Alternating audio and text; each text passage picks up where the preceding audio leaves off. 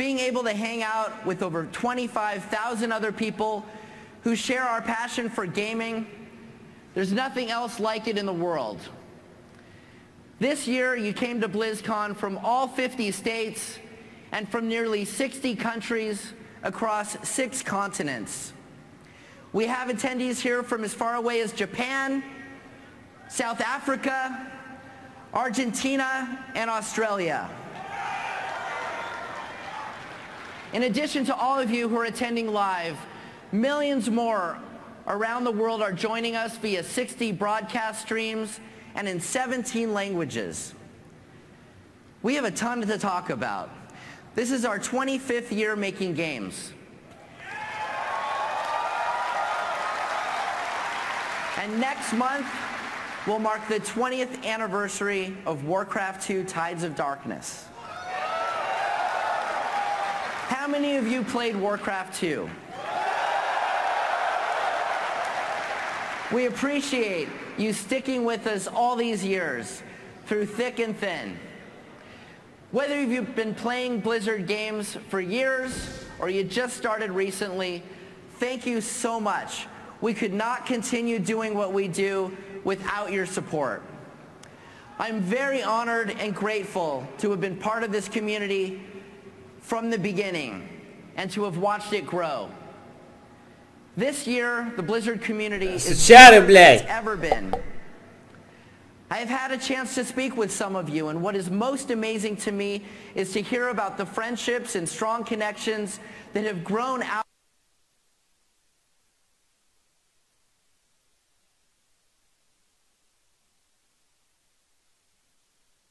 of your love for gaming. Whether it's through getting to know your guildmates, Никита, охуярим, блядь, нахуй. Through fireside gatherings, or just making friends online. How many of you have met some of your closest friends or your significant other through Blizzard games? I certainly have. I met my wife through Blizzard, and our daughter is getting an early start, already attending multiple esports events. And she's not even 1.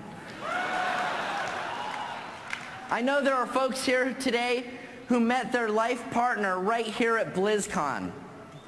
To those folks, and you know who you are, happy anniversary. Another great thing about this community is how you have come together in support of our past charitable efforts. You have helped raise over $9 million for very good causes over the past few years. That's amazing. Thank you so much. We're excited to do another charity pet this year in World of Warcraft. On December 2nd, Brightpaw, the Mana Kitty, will go on sale. And once again, all proceeds through December 31st will go to Make-A-Wish.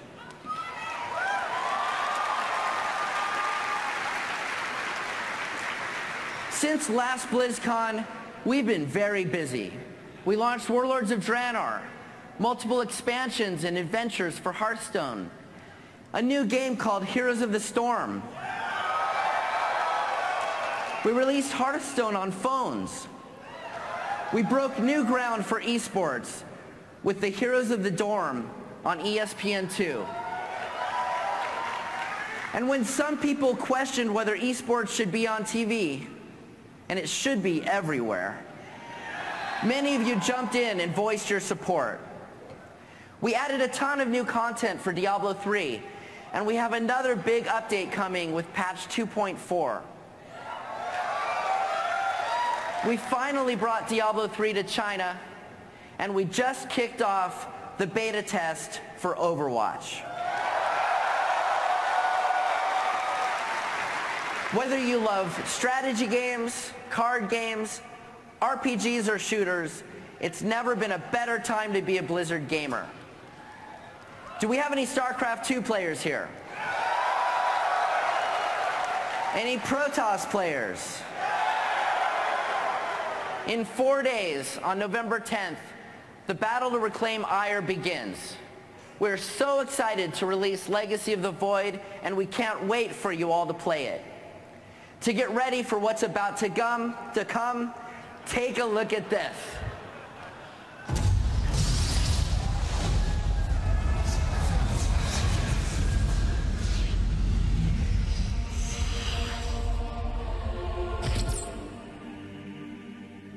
After everything we've been through,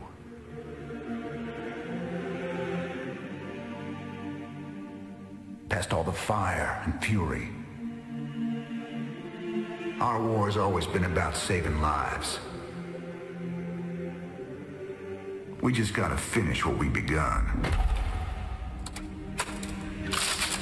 Because some...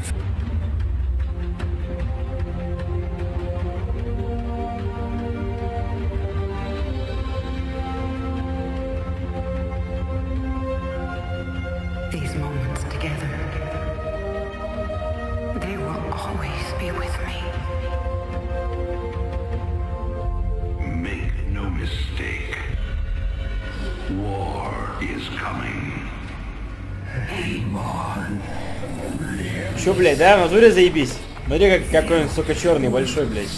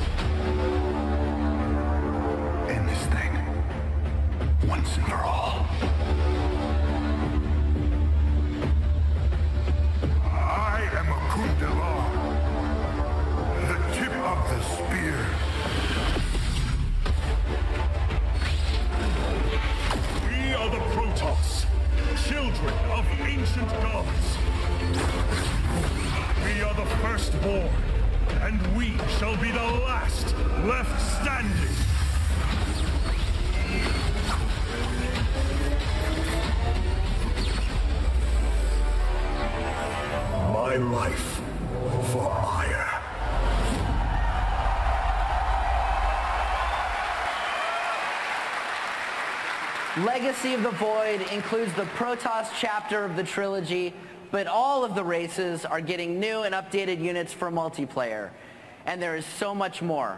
I'm particularly excited about the 2 new cooperative modes in the game. Archon mode and co-op missions will let you team up with friends, and they make StarCraft even easier to pick up and play than ever before. These modes are a fun way to play StarCraft regardless of your skill level. And for those of us who may get stressed out in the typical 1v1 game, now we can partner up and share the blame for losing. We poured our hearts into creating the most epic, definitive StarCraft experience, and we hope you love it. And remember, Legacy of the Void will be a standalone product, so you don't need any previous version of StarCraft to play.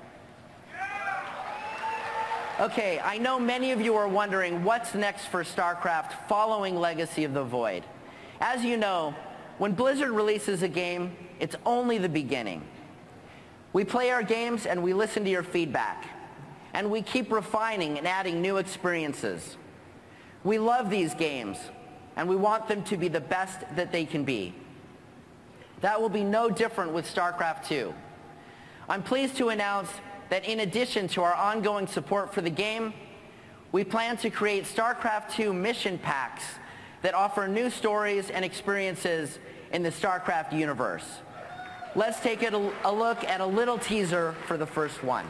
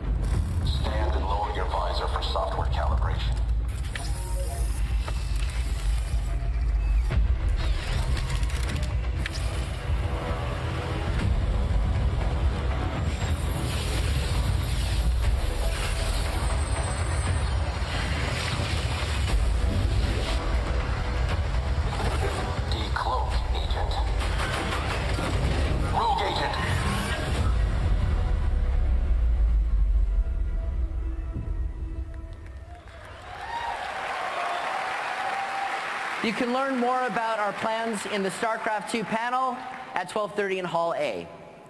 StarCraft 2 is also known for its competitive scene, and it's a core part of the world-class esports competitions taking place here at BlizzCon.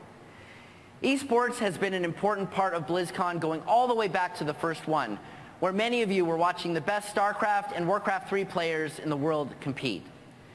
This weekend, we will crown world champions for StarCraft 2, World of Warcraft, Hearthstone, and Heroes of the Storm, including the $1.25 million up for grabs at BlizzCon. This year, the most skilled Blizzard gamers in the world will have earned a total of almost $5 million. Let's take a look back at this year's major events and highlights on the road to BlizzCon. We've had a lot of amazing games and amazing matches. Some people definitely got nervous, and it was very interesting to see how it all went down. This is what esports is all about. High-level competition by world-class players. And this is a massive move, but he's not content. And Slowbow enters the main with just a Nexus kill. This has been the perfect tournament. GG!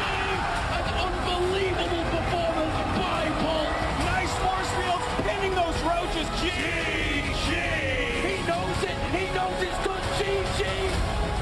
Over the course of several incredible matches, we have the finest Hearthstone players. And that's going to do it. Life Coach is going to BlizzCon. Really exciting to see the conclusion of all these events. It's been a long journey. Purple is your America's champion for 2015. So you're going to see a ton of new cards that are going to affect players' hero power. You're back to it. Welcome to the World of Warcraft Road to BlizzCon. They pop the Shadow Dance. Wealthy Man is down to 30. He gets deeped on his Nature Swiftness. I don't even think they need the polymorph.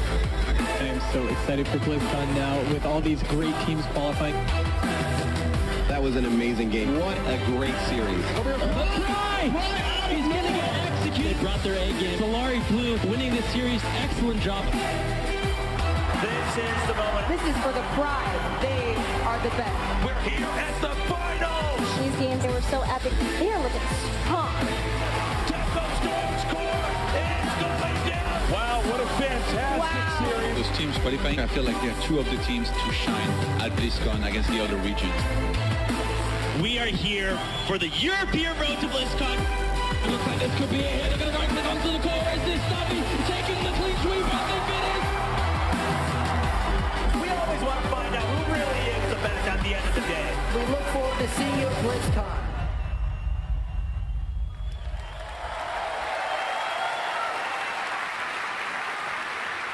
There were tons of epic moments throughout the year, as well as some major surprises. I can't wait to see how things play out here at the show. In addition to all the top-level competition, we're also fortunate to have some incredibly fun show matches here at BlizzCon. One of the world's best poker players, Daniel Negreanu, is here. And he'll be dueling former top StarCraft and Warcraft 3 pro gamer and poker Triple Crown winner, Elky. That happens today at 2:45 on the Hearthstone stage in Hall C. And starting at 6:30 tonight in the StarCraft 2 arena, you'll be able to watch StarCraft legends Ness T and Yellow battle MVP and Boxer in a once-in-a-lifetime Archon mode exhibition match. On the same stage, two of the top Archon mode teams in the world, MC and Huck, and Snoot and TLO, will battle to become the 2015 Archon mode champions. We have a lot of other cool things for you at the show. One of my favorite parts of BlizzCon is the community contests. The costume, talent, art, and movie contests are taking place right here at 6 p.m. in this hall, main hall. And this year they're being hosted by Will Wheaton. Up on the second floor, we have a Hearthstone tavern with a maxed out fireside gathering experience. For those of you who brought your mobile devices and who didn't, it's the perfect spot to do some friendly card battling against Blizzard developers and other attendees. And to close things out, Saturday night we have Linkin Park. I hope you all have a great time this weekend. Be good to each other and have fun. One more thing. I know some of you are wondering if you're going to hear anything about the Warcraft movie today. We have been talking about this project for a long time and dreaming about it for even longer. It took years for us to find the right partner, which we found in Legendary Pictures. It was super important to us and to Legendary to be true to Warcraft and create something that will make you proud. And today, we're excited to share with you a huge BlizzCon exclusive world premiere. To help set that up, I'd like to bring out a very special guest. Please help me welcome the director of the Warcraft movie, Duncan Jones.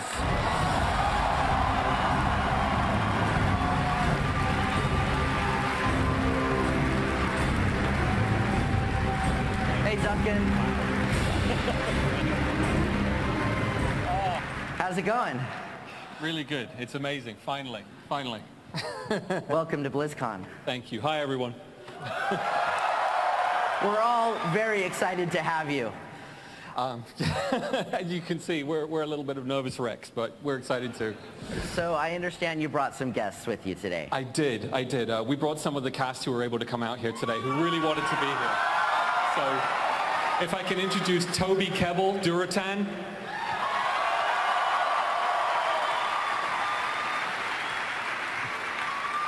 Ben Foster, Medivh. Dominic Cooper, King Lane. Yeah. Clancy Brown, Blackhand. Daniel Wu, Gul'dan. And Paula Patton, Garona.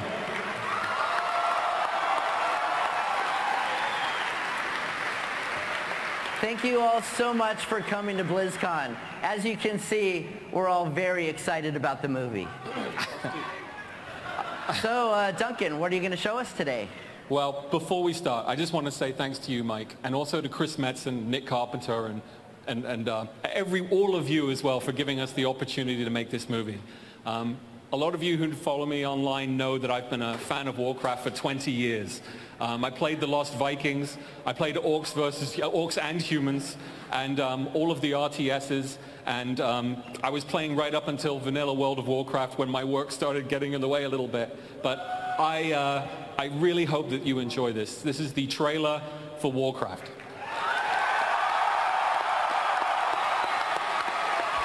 Cool. Thanks, Mike. Thank you. That's it.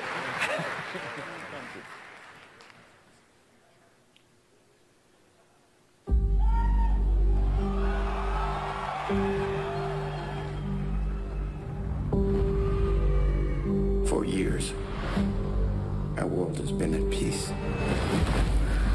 But something is coming. I can feel it. Dark forces are upon us.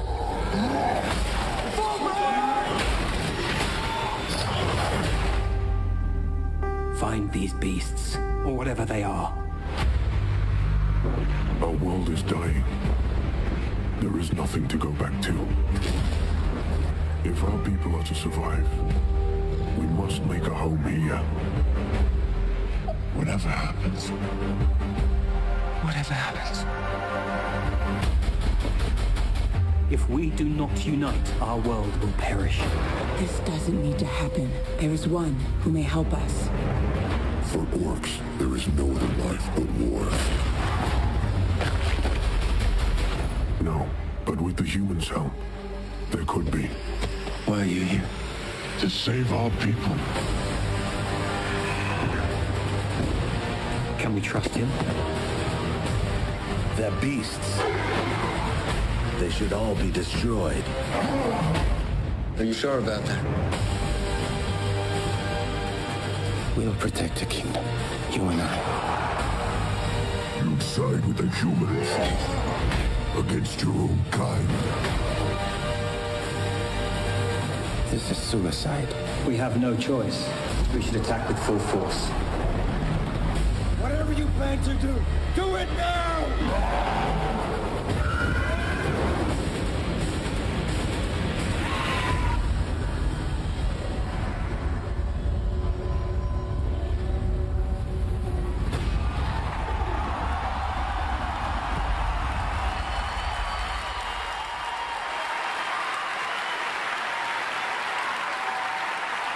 That was pretty cool, right? I can't wait. Okay, everyone, we have a ton more to share with you. And we're just getting started. Now, please give a warm welcome to our game director on Heroes of the Storm, my good friend, Dustin Browder.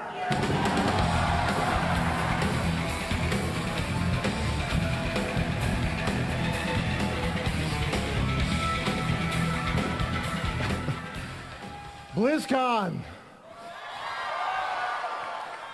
Heroes of the Storm is a game you can lose alone, but you always win as a team. It's a game based around a quote from one of my favorite movies, "Never give up, never surrender." Heroes is a game where you will see Diablo, the Lord of Terror, riding into battle on a beautiful rainbow unicorn right before he's killed by a murloc. We have had an incredible first year of Heroes. We started this year in technical alpha. We went on to beta, and during our beta, we had a one-of-a-kind esports event, a collegiate tournament called Heroes of the Dorm, that showed the world what an incredible esports experience Heroes could be. And it was on ESPN2 while we were still in beta. We launched the game in June to millions of players and incredible reviews. And since then, we have built 2 new battlegrounds and 6 new heroes in the Nexus.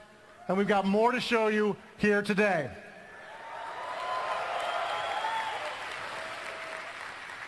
Up first, we've got a brand new game mode that will come sometime later next year. Now, we have a lot of things in the pipe that we want to bring before we get to this, but we wanted to bring it to you guys here today to show you and get your feedback. BlizzCon, the Heroes of the Storm team presents to you the arena.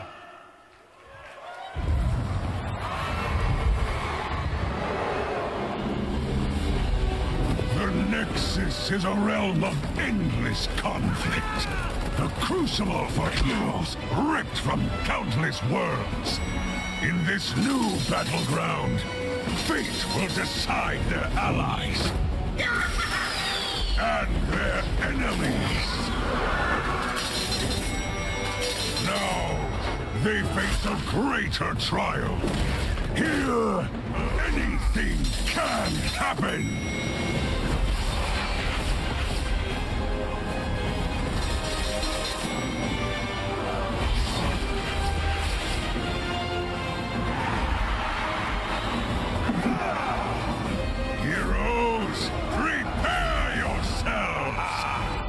The ultimate challenge is upon you. For soon, you will enter the arena.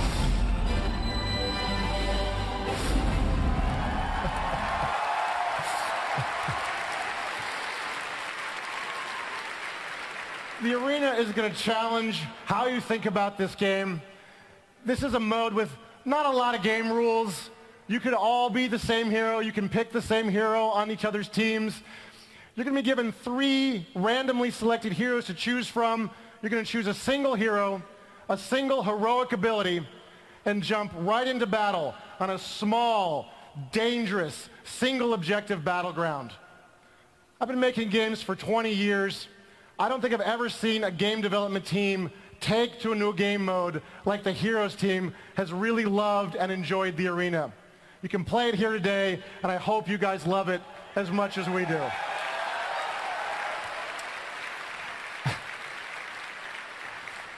Now you guys know that the heroes of the Storm team, well, we love to play with the rules. We love to challenge what's allowed in this genre. We've been doing it for years with our battlegrounds and with our heroes. And this next video is going to show you guys everything you can play here today at BlizzCon.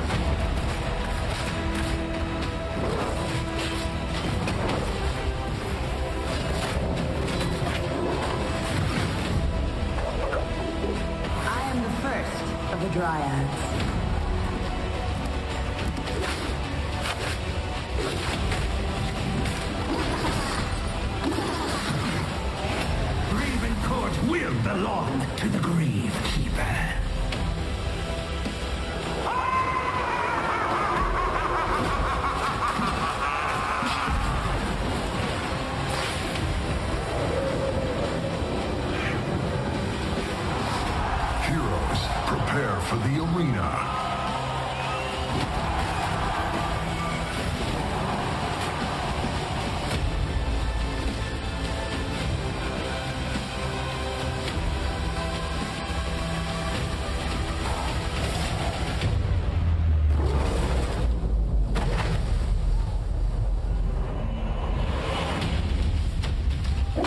Prepare for trouble.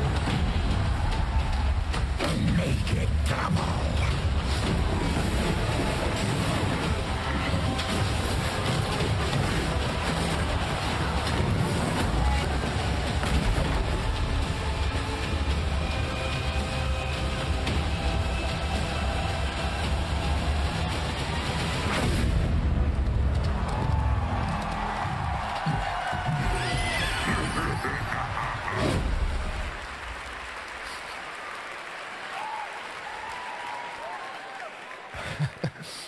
Towers of Doom is a map. You've never played anything like this before. You can't attack the enemy's core directly. When you destroy enemy towns, they become your towns. It'll make you think very differently about your heroes, your talents, your team compositions. And Cho'Gall, well, Cho'Gall is a one-of-a-kind experience. You saw that right. 2 players controlling 1 hero. You're going to have to work with an ally to control 1,000 pounds of muscle and magic in this giant, insane 2-headed ogre. And that's not the only thing that's unique about Cho'Gall. How you get him is also a little bit different. Cho'Gall is not for sale in the shop, and you cannot buy him with gold. Instead, everyone here at BlizzCon, everyone with a virtual ticket, and a few lucky players on Battle.net will get Cho'Gall added to their account automatically for free this month.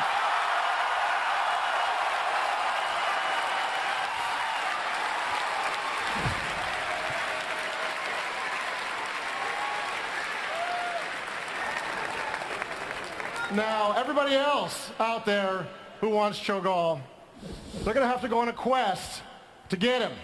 And that's where you guys can help us. If you party up with someone who doesn't have Cho'Gall, they can play Cho'Gall with you. And if you party with these people and you play 2 games, then they will get Cho'Gall as well. If you play 4 games with people who don't own Cho'Gall, we'll give you a big sack of Heroes of the Storm gold to thank you for spreading the Cho'Gall virus throughout the Nexus.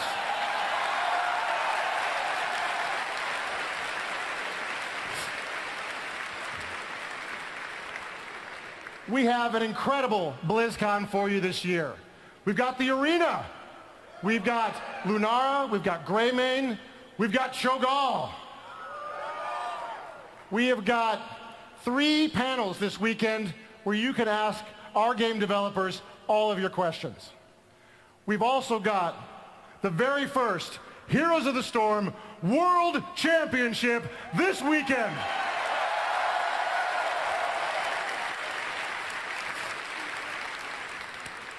Thank you, BlizzCon, for supporting Heroes of the Storm. We would not be here without all of your support over the last many years. Up next, I'd like to bring out a guy who's put a lot of hard work into one of my all-time favorite games. This is a very popular game in my house. I play it, my wife plays it, my two sons play it, my mother-in-law plays it. Please welcome the game director for Hearthstone, Eric Dodds.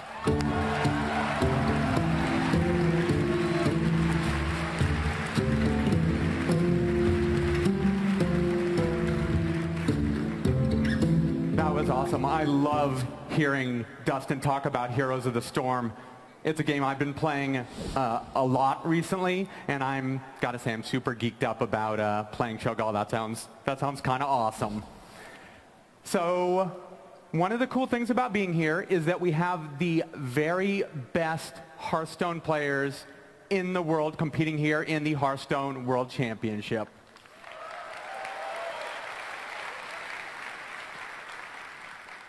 And I know that BlizzCon is crazy full of awesome things to do, but just one hall over is the World Championship, and if you guys have the time, I would guarantee there will be some amazing games of Hearthstone over there, so it's absolutely worth your time to check out. So I figure maybe now we could talk about some of the new stuff. I was thinking maybe we could talk about a brand new Hearthstone adventure.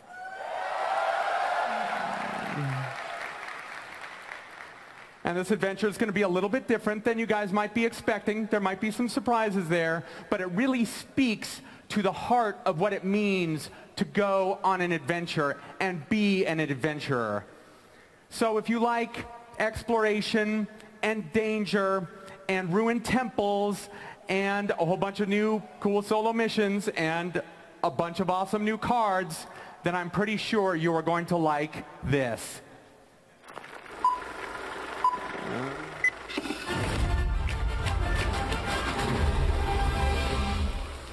We've traversed the tombs of Naxxramas. We've climbed every cliff on Black Rock. Now the world cries out for heroes. As a new evil rises, there will be danger. There will be doom. There will be ancient temples filled with relics, treasures, and traps. Who will answer the call? Explorers lead, and we are in need of explorers. Adventure we seek, cross land and sea. Yes!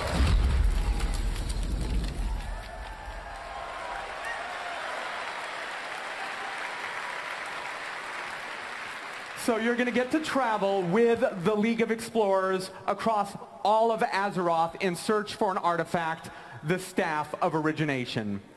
And now I think it's time to meet the League of Explorers.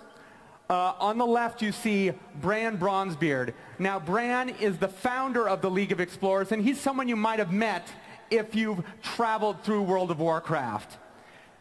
Next to him is Elise Starseeker. She has traveled to and mapped many of the ancient locations across all of Azeroth, and she is pretty much the brains of the League of Explorers. Of course, next to her is Reno Jackson. He's a fortune hunter, he's got a love of treasure, and he's got a moral compass that doesn't entirely point north all of the time. And lastly, Sir Finley Murgleton. He's a proper gentleman, Murloc. He brings a real sense of dignity and gravitas to the League of Explorers. So that's the League, and now it's time to check out some of the new cards.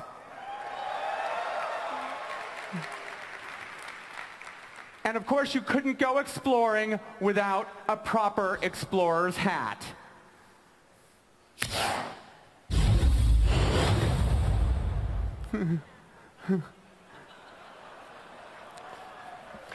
It's an awesome hat because once you've got it, you never lose it again. Of course, we have a new mechanic for you as well. We have a mechanic called Discover, appropriately enough, and you'll see it on a new minion from League of Explorers called the Jeweled Scarab here.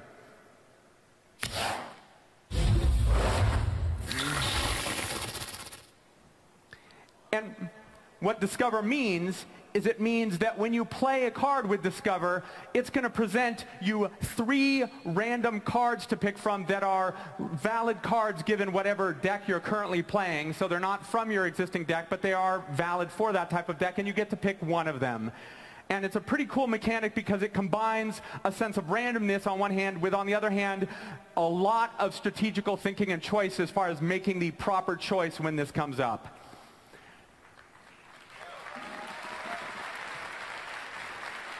And actually, let me show you what it looks like when you play a Discover card. So this is playing the Jeweled Scarab here.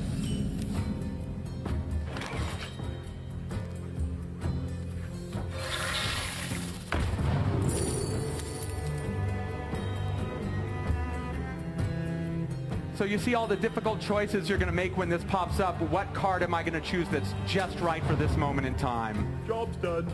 But of course, an adventure like this would not be right without being able to travel with and put the members of the League of Explorers in your deck. So for instance, you might travel with Elise Starseeker.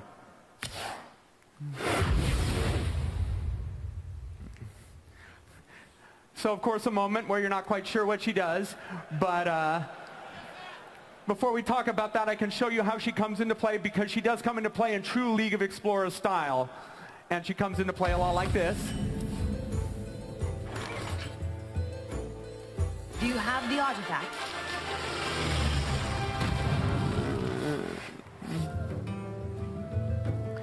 So the question you have, of course, is what exactly is the map to the Golden Monkey? And it seems pretty straightforward and pretty obvious to me what a map to the Golden Monkey is, but of course I've seen the card, so I've got a certain edge, but I'm going to show you right now what the map looks like, and here's the map to the Golden Monkey that goes into your deck.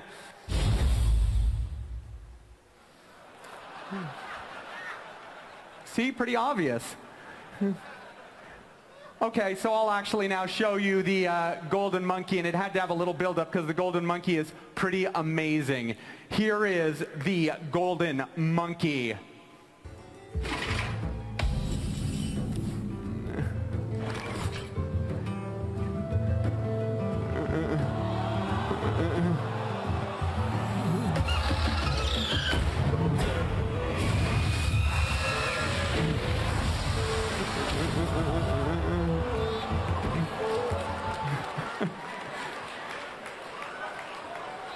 So replacing your deck with and hand with legendary minions really turns the game on its head at that moment. So it's totally a card worth waiting for.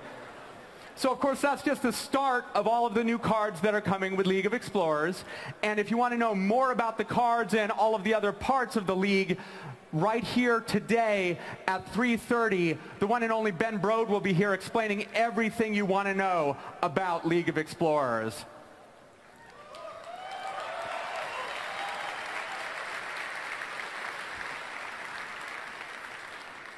So of course, if you want to actually play League of Explorers today, you can do that as well. It's playable on the show floor today. You're going to be able to play one of the missions of the First Wing, where you help Reno Jackson escape from a collapsing temple. He's gotten in trouble again, which is somewhat common. And I'm also happy to announce that we're going to be releasing League of Explorers later this year.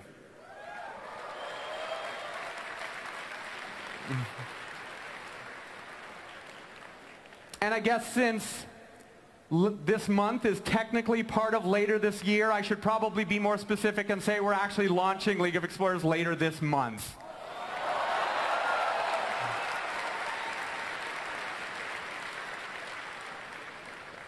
Actually, I should probably be a little bit more specific than that and tell you that League of Explorers is going live, the First Wing starting this coming Thursday.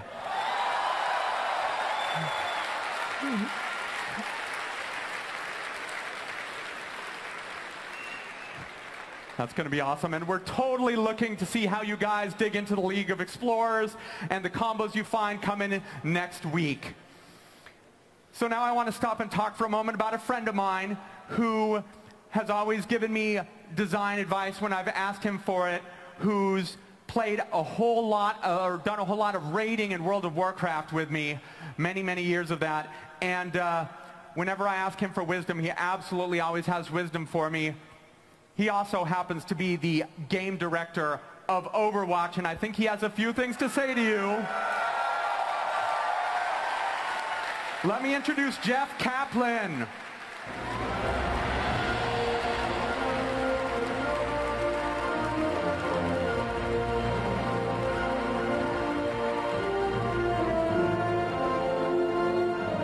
What is up, Blizzard Nation? How are you guys doing?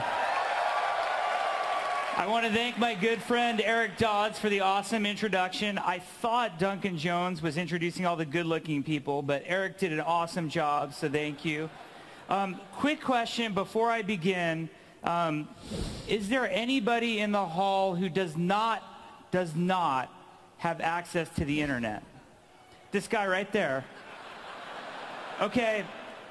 I have some amazing announcements for you right here on the stage right now. Everybody else, talk amongst yourselves. We'll be back. No, I'm just kidding. So obviously right here on the stage, it was a year ago at BlizzCon that we unveiled Overwatch to you guys. And we gave you 12 heroes to play with on the show floor, and it was absolutely inspiring seeing how you guys fell in love with these heroes the same way we did, the people who made the game. And then the year itself was pretty fantastic. We traveled to PAX East. It was 14 degrees in the snow out in Boston. Props to all of you guys who made it out there with us. And we introduced 2 new heroes. We had McCree and Zarya. So that was pretty awesome. Then we had a lot of fun on social media, and we ran a campaign where Soldier 76 came to light in the Overwatch universe, and you got to know him. And then it was off to Europe, where we went to Cologne, Germany. We brought Overwatch to be playable for the first time ever in Europe by European players, and we introduced Lucio to the lineup.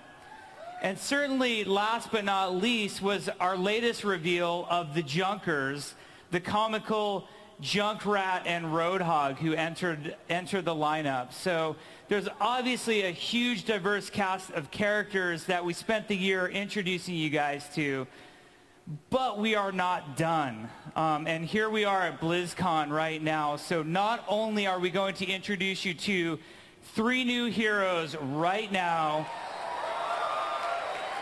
but we have a new map for you as well. So rather than have me talk about it, I want you guys to watch this video that recaps the past year, see if you can spot the new heroes and the new map. Enjoy.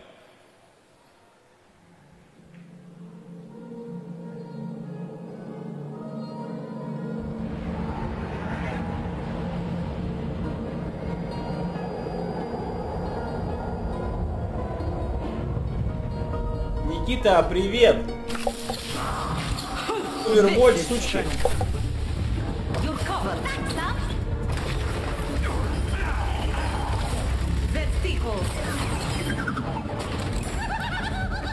Fire in the hole! So everyone's coming. Sniper! The hunter lays a trap for his prey.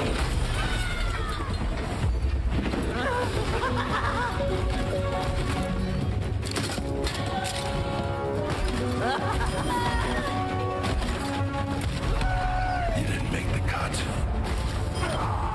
I've got you in my sights. Target-rich environment. Get the payload moving.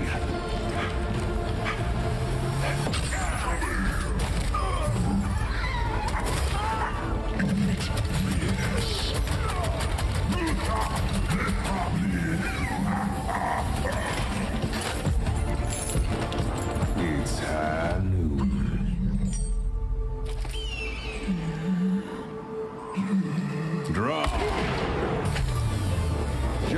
This ain't gonna dispense itself.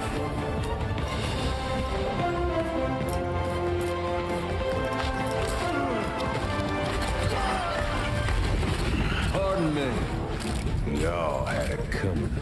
Yeah, let's pick it up.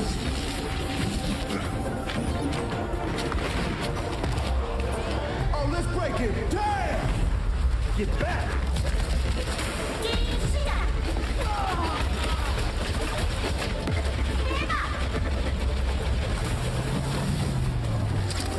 I play to win. One for my highlight reel. Suiting up.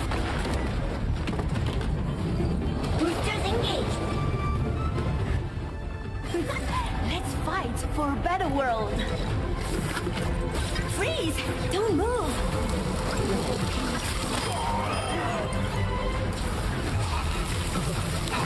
Oh, 对不起了。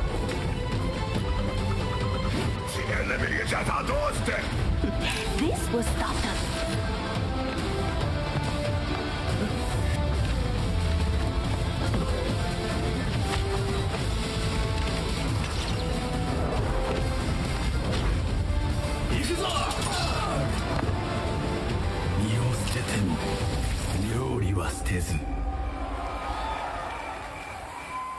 You are nothing.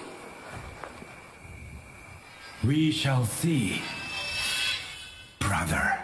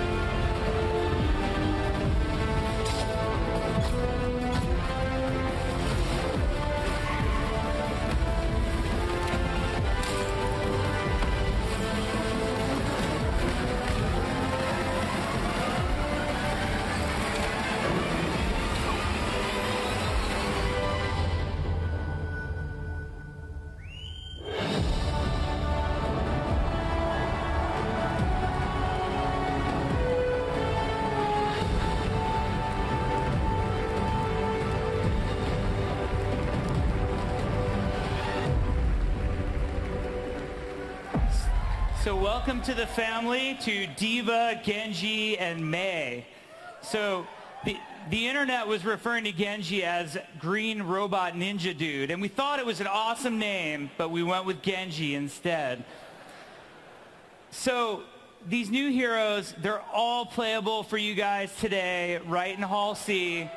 You're gonna have a blast. They're here all weekend. We also have the new map, Hollywood, which you guys got to see. It's a really fun fantasy.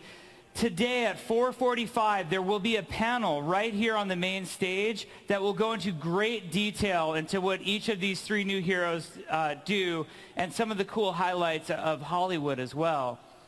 So all in all, Overwatch is a game about switching heroes. We feel like the dynamic gameplay and the core systems of the game are all tuned around this fact of team play and counterplay.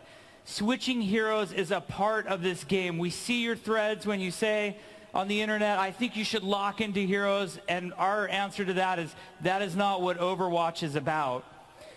With that in mind, when you buy Overwatch, you will get all 21 of the heroes that we've announced to you so far. They all come with the game. You'll also get all of the maps, the content, and the features that we've been discussing so far.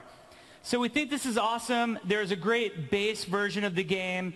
We're really proud of it, and we're really excited for you guys to get your hands on it. But we also wanted to make an extra special edition of the game, and we call it the Overwatch Origins Edition. So last year at BlizzCon, Chris Metzen and I did a panel on this stage where one of the top questions that you guys asked was, can I get skins in this game? Are you guys going to make skins? Show us some skins. And we thought show us some skins. That's awesome. It's the family show. Come on, everyone relax. Costume contest is tonight. So So we put together the special edition of the game. It's called the Origins Edition. It comes with 5 Origins Edition skins. And what these mean are, there's a backstory to all of our heroes, and we're going to tell you a lot more about that. But each of these skins harkens to the backstory of all of the individual heroes that got one. So not only is that special, but our brothers and sisters on the other Blizzard development teams were very generous, and they gave us a bunch of awesome digital goodies that come in the other Blizzard games that also make up the Origins Edition. Rather than have me describe it all in detail, we put together a video. I'm very pleased to announce it to you right now. Please check out the Origins Edition.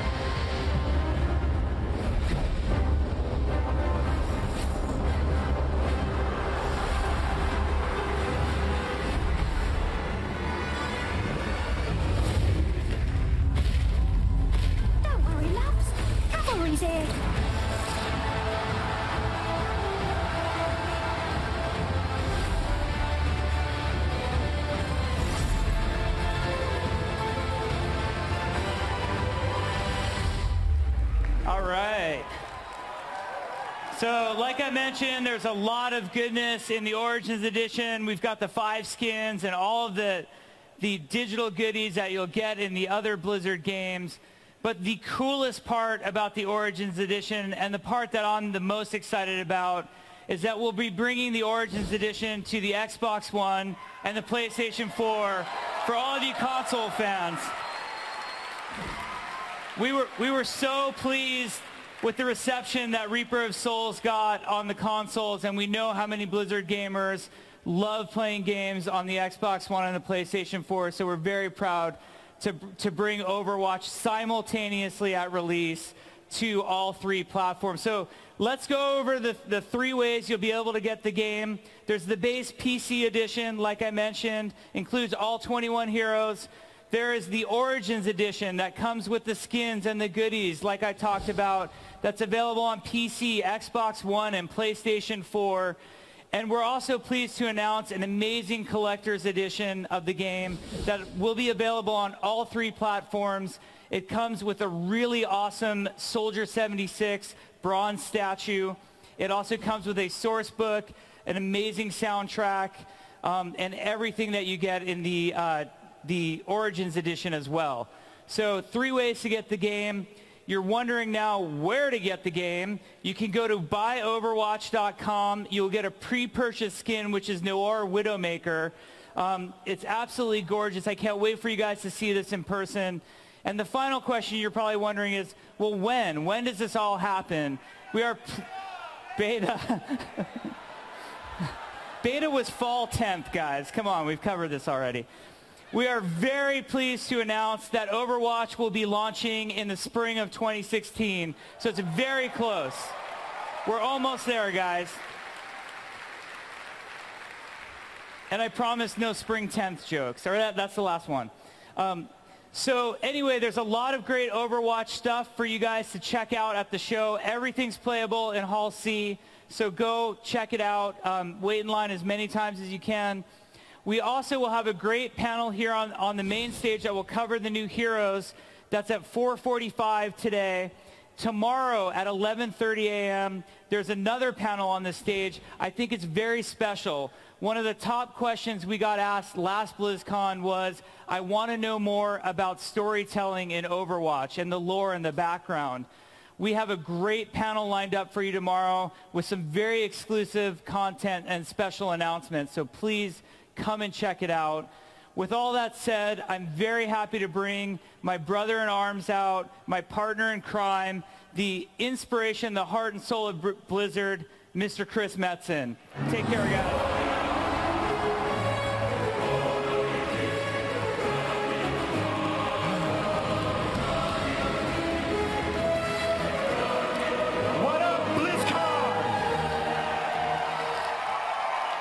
What's happening, everybody?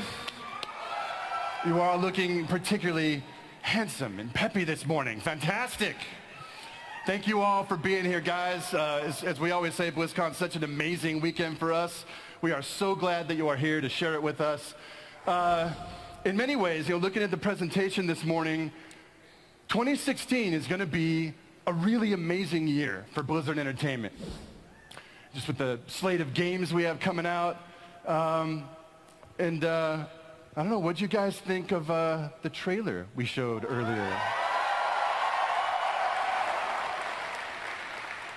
We're pretty excited about that. Let me ask it another way, just to kind of engage a little bit.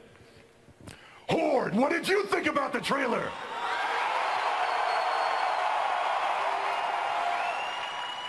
Excellent. Alliance, roar! It's your movie, guys. What's really fun about this film is that it really focuses on the origins of the Alliance and Horde. It takes a look at the first great conflict that sets the stage for the whole modern age of Warcraft, which is your age. To contrast that, our new expansion set, World of Warcraft Legion, takes a look at the present day, the Alliance and Horde, kind of at the height of their conflict, engaged against a foe that neither can defeat alone. This is a big one, guys. The Burning Legion returns. What's kind of cool, many of you will remember, the Burning Legion has invaded Azeroth twice before. Can anyone tell me the first time they invaded? War of the Ancients is correct. Something like 10,000 years ago, the Legion invaded Azeroth and was only driven off by the Night Elves and the demigods that they conjured and that they rallied to drive the demons away. Does anyone remember the second invasion? Teacher's pet. You are exactly correct, sir. Reign of Chaos, Warcraft 3, much closer to the now in the timeline, where the Legion invaded once again. Only this time, it was the Alliance and Horde that banded together to drive the demons back and save the world for another generation. So you can imagine, if you're the lords of the Burning Legion, kind of failed twice, pretty pissed off. The Legion is back, and they are playing for keeps. And this time, to assure their victory, they have conscripted one of the most diabolical villains in Warcraft history, the Orc Warlock Gul'dan. Gul'dan fans in the back, there's something wrong with you guys. He's loco. I lost my train of thought. Damn you, Gul'dan fans. It'll come back. What was I just talking about? Gul'dan, got it. Getting a little old. If you guys have been following us through the events of Warlords of Draenor, Gul'dan was ripped from Draenor and flung into Azeroth. to make good on the pact that he made with his demon masters. They gave him one big job, essentially to tear a hole in the side of reality. And that is what Gul'dan did. Churning in the sky above the Broken Isles is the Fellstorm, this impossible nexus of horrific magics that Gul'dan has conjured, leveraging the powers of the old tomb of Sargeras. And from this Fellstorm, the Burning Legion has birthed into the world once again. It's a dark day. And like I said, they're pissed. But never fear. The call has gone out. The call to arms has been sounded. The Alliance and Horde have rallied their greatest heroes, their most epic generals, and the sheer might of their combined armed forces. They have launched in fleets to the sea in an attempt to invade the Broken Isles, smash Gul'dan's stronghold, and stem the tide of this invasion before it could really get going. What could go wrong? It's mostly going to be fine. This time around, the cost of victory could be very high. And this time around, the Alliance and Horde, they're going to need all the help they can get. Luckily, there's another soul stirring within the void. A soul fueled by vengeance who hates the Burning Legion more than anyone. Illidan's storm rage is returning. And you know what? Illidan's pissed too. And he's bringing with him his Illidari to dispense what is likely indiscriminate justice upon those who would threaten his homeworld. You guys ready to play Demon Hunters? Going to be pretty epic. This is an expansion set that has been building for a very long time. So we thought it'd be fun this morning to give you guys a look at what? What do you think? Yes, yes, young ones. We are very proud to debut this morning the introductory cinematic for World of Warcraft Legion.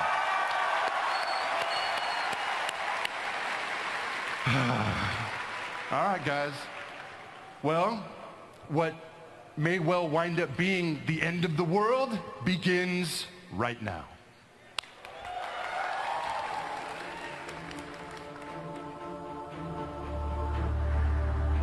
My son, a terrible darkness has returned to our world.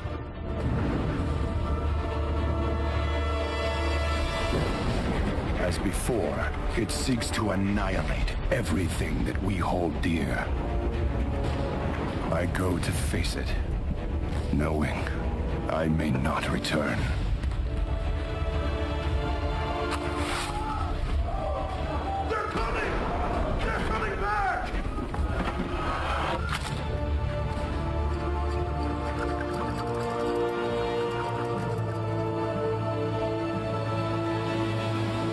All my life I have lived by the sword. I've seen kingdoms burn and watched brave heroes die in vain.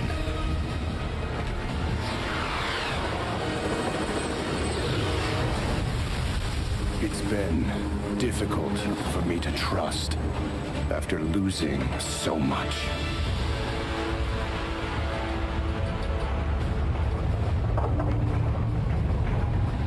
But from you, I have learned patience, tolerance, and faith.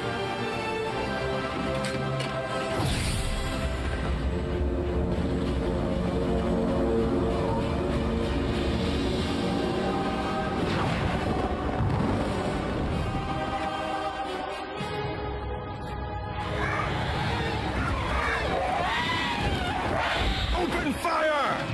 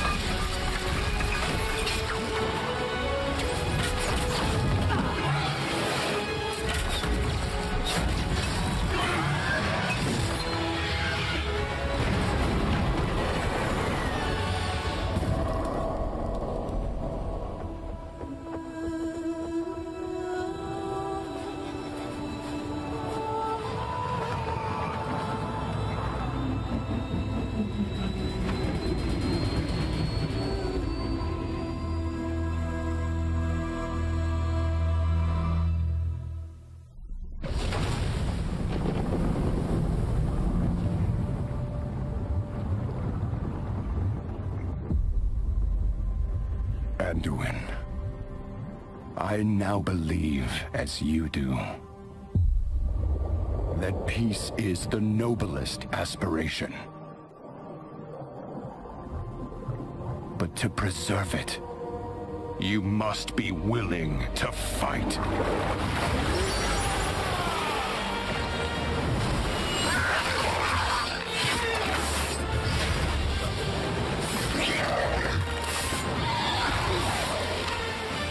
For Azeroth!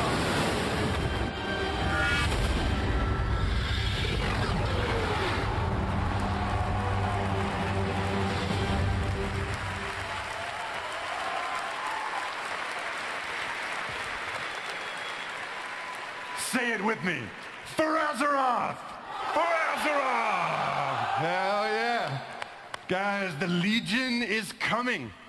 The Legion is invading this summer. You can pre-order Legion now at wowlegion.com. If you pre-order now, you can get early access to the Demon Hunter. The team wants me to say when it's ready and all dialed in. And if you don't want to wait that long, the Demon Hunter and the rest of the aspects of the expansion are playable here on the show floor all weekend long. How about a hand for Sylvanas? Finally. You Sylvanas fans, she is going to be a factor moving forward. It's really exciting times. Guys, if you want to hear more about Legion, more of its features, and just here for the dev team, the panel you can come to is here in this hall at 12:30 today. And they will answer all the questions they possibly can and give you guys an even deeper look at the game. And ultimately, I think that's about everything. How'd you guys feel about today? You excited? Guys, once again, thank you for being here. We love you. We are so honored to be here with you. Take care of each other this weekend. Have fun. Have a great BlizzCon. Welcome to BlizzCon!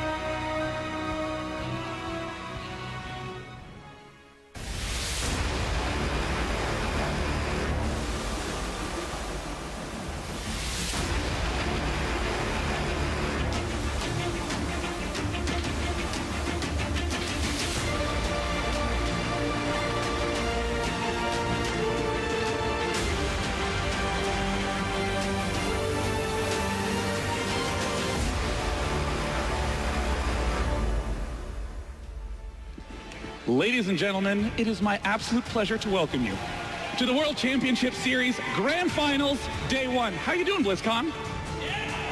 Oh, yeah. An extraordinary scream from the crowd lets us know that we're all in good shape.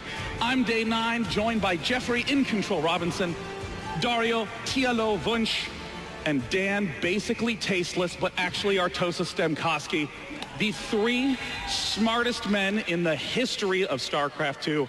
How excited are you to take? I'm surprised you got all of that in one take. That is absolutely correct. Yeah. He is basically tasteless, and we are the smartest people in all of StarCraft. Yeah, I'm happy to be here. It's going to be absolutely amazing. I cannot wait to get started. We've been preparing for this moment for what feels like a millennium, but it's actually just been a week.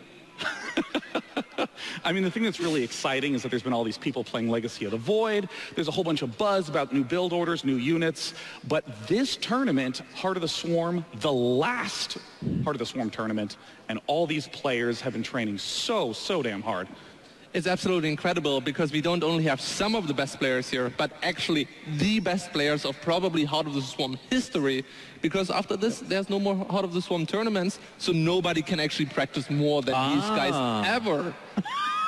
Wow. Think about that logically. Dario is an expert on this sort of thing. So yeah, and I mean, to back that up, we have last year's world champion, the world champion from the year before that, the one from the year before that, he got eliminated the round before that. So, I mean, this is actually like all the champions, GSL, SSL, WCS. Yeah. We have the absolute best players all here, and the matches are so stupid good.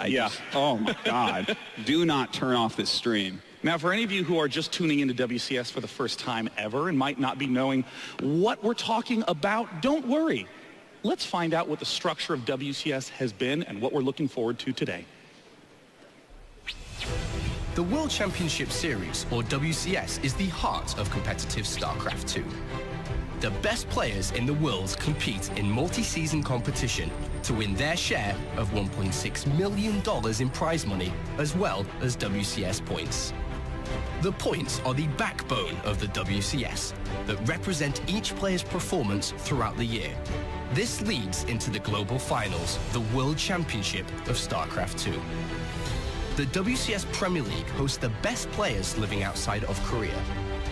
The first step to becoming a Premier League player is competing in a regional qualifier. There are 6 regions through which players can compete for the opportunity to play. The very best from each region will then qualify for Challenger, the next stage of competition. Once in Challenger, players must compete in a single match against players who represented their region in the previous season. The best 32 players from those 6 regions will then travel to compete in the Premier League, fighting to be a WCS champion and increasing their chance to play at the Global Finals. Korea also offers opportunities to all players to compete in the WCS system through 2 open individual leagues, the GSL and Star League. Players may simultaneously compete in both leagues, offering opportunities to display their skills in the most competitive region. In combination with the official leagues, the WCS, GSL and Star League, players can also travel and compete in global events. Independent StarCraft 2 tournaments hosted by partnered organizations. Each global event in the circuit awards additional points, making them an important milestone in achieving a spot at the Global Finals. The Global Finals will take place at BlizzCon in Anaheim, California. The top 16 players with the most points will compete to find out who is the world champion of StarCraft 2. And now with only 8 players remaining, it's a single elimination bracket, which honestly adds a whole new dimension of tension. You don't get to mess up. It's all down to that single best of 5. Yeah, there's nowhere else to go, and there's nowhere else to go in even all of Heart of the Swarm. This is you sending off the game, but I really like the format in the sense that coming into the round of 16, the players had a long time to prepare for their opponent. We played the round of 16 last weekend, so they've now had 5 days to prepare for this match as well, and these players thrive in that environment. Most of these guys come from that Korean scene. Actually, all of them come from that Korean scene where that's a lot of their matches. They don't play a 32-man tournament in one day. They prepare for each match. And the entire tournament has been that way too. Yeah. And you can be sure that it's not just a single player preparing for it, but the structure of teams in Korea is so advanced that they're going to have a bunch of coaches just going over every replay, over every VOD of their opponents, and gonna try to just find out the best strategy possible to beat their opponents. Yeah, every single player that's left here has a coach that's here with them as well. I'm sure that they have teammates back at home in Korea actually practicing these matches out, watching the VODs of their opponents. We are going to see the most prepared matches that you can ever find in StarCraft 2. And kind of on that note, I want to give a special nod to SKT1 in particular, because it feels like of the prepared players and of the prepared teams, they are even markedly ahead of the rest. Like, they seem like a juggernaut of talent, and Innovation is kind of the player that everyone's expecting to win even. Yeah, and I mean, the whole goal behind so much preparation is to eliminate all the distractions that can possibly creep into your head when you're at this, well, really the largest event, period, for StarCraft 2, especially with this much weight. We've said the last Heart of the Swarm tournament a million times. The prize pool, another major distraction in this event. The fact that there are $250,000 on the line, and in every single game, if you get that loss, that little word sneaks into your head. Ooh, how much am I going to lose if I keep messing up? No, maybe I should do something more conservative. Maybe let me not do the build order I was practicing. Let me try to be safe. Like, what do you guys think? Well, I mean, I like the word distractions. I think that's a really good one because it describes everything you said. But even just like maybe you're not down 0-1, but your opponent kind of spooks you out a little bit. I mean, we were talking about Hero versus Classic, where Classic is kind of on the totem pole, one of the, I don't know, lesser players is what you would say, but he has individually beaten Hero several times, including at last year's BlizzCon. And all of a sudden, that narrative starts to creep in your head a little bit where it's like, does this guy got my number? But something like this actually forges like the best champion that you could possibly get, right? Because we see people like Life last year, SOS the year before, that just have nerves of steel. I think if it was for $10 million for first place, these guys would still play at their absolute best. And in fact, I think they even become better under that pressure. Yeah, I mean, that's something that Life always impresses me with, the fact that he's so easy to count out. Or even last year, MMA, so easy to count out. Those are the two people that we see wind up in the fight. Are you counting Life out against Innovation? No, actually, I'm doing really poorly in the caster predictions, so I'm going to vote for Life. All right. A lot of people are voting for Innovation. I have to root for Life because I really need to catch up there. Yeah, no, we aren't. We're all voting for Innovation there. It's like, you go, Sean. I believe in myself. Even the creative guys picking Innovation. Now, coming up today, we're going to be doing every single round of 8 match. Quarterfinals back to back to back. And opening week last week gave a lot of time to prepare.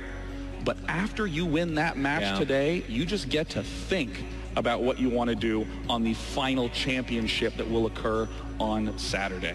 I really like that. Like the most time to prepare for round of 16, round of 8, you have 5 days. If you get past the round of 8, you have 1 day. And then if you get past the round of 4, you have no time at all, actually. It's like a couple hours. And that's what makes it such a beautiful culmination, that in that final match, we have all 3 races represented here at the tournament. You're not really sure who you're going to be up against or what race you're going to be up against, but you know you have to give it your all. It's the last tournament. I mean, and $100,000 sitting there on the line, the fact that you become the world champion, that's really a way to make a name. And we have several players left in this tournament that just aren't as big a names. People like Hydra, people like Rogue, even Classic keeps getting undercounted despite his multiple championships. So whoever wins this, they become that same type of status that we look at with Life and SOS. And the crazy thing is you're only 3 games away from actually taking that title. Yeah. So it's incredibly close because everybody here is grasping on that title and on the money as well. And they have to not think about it. They have to not think about all this stuff. They have to not think about the fact that there's this massive audience here. Hello, guys. Woo! They have to just try to block you out and just play the game. The best part about this final 8, as we've said before, it couldn't be a better lineup. It's all the most storied players. We got a few underdogs in there, and honestly, some of the most surprising results from opening weekend, the round of 16. Let's take a look at what happened last weekend.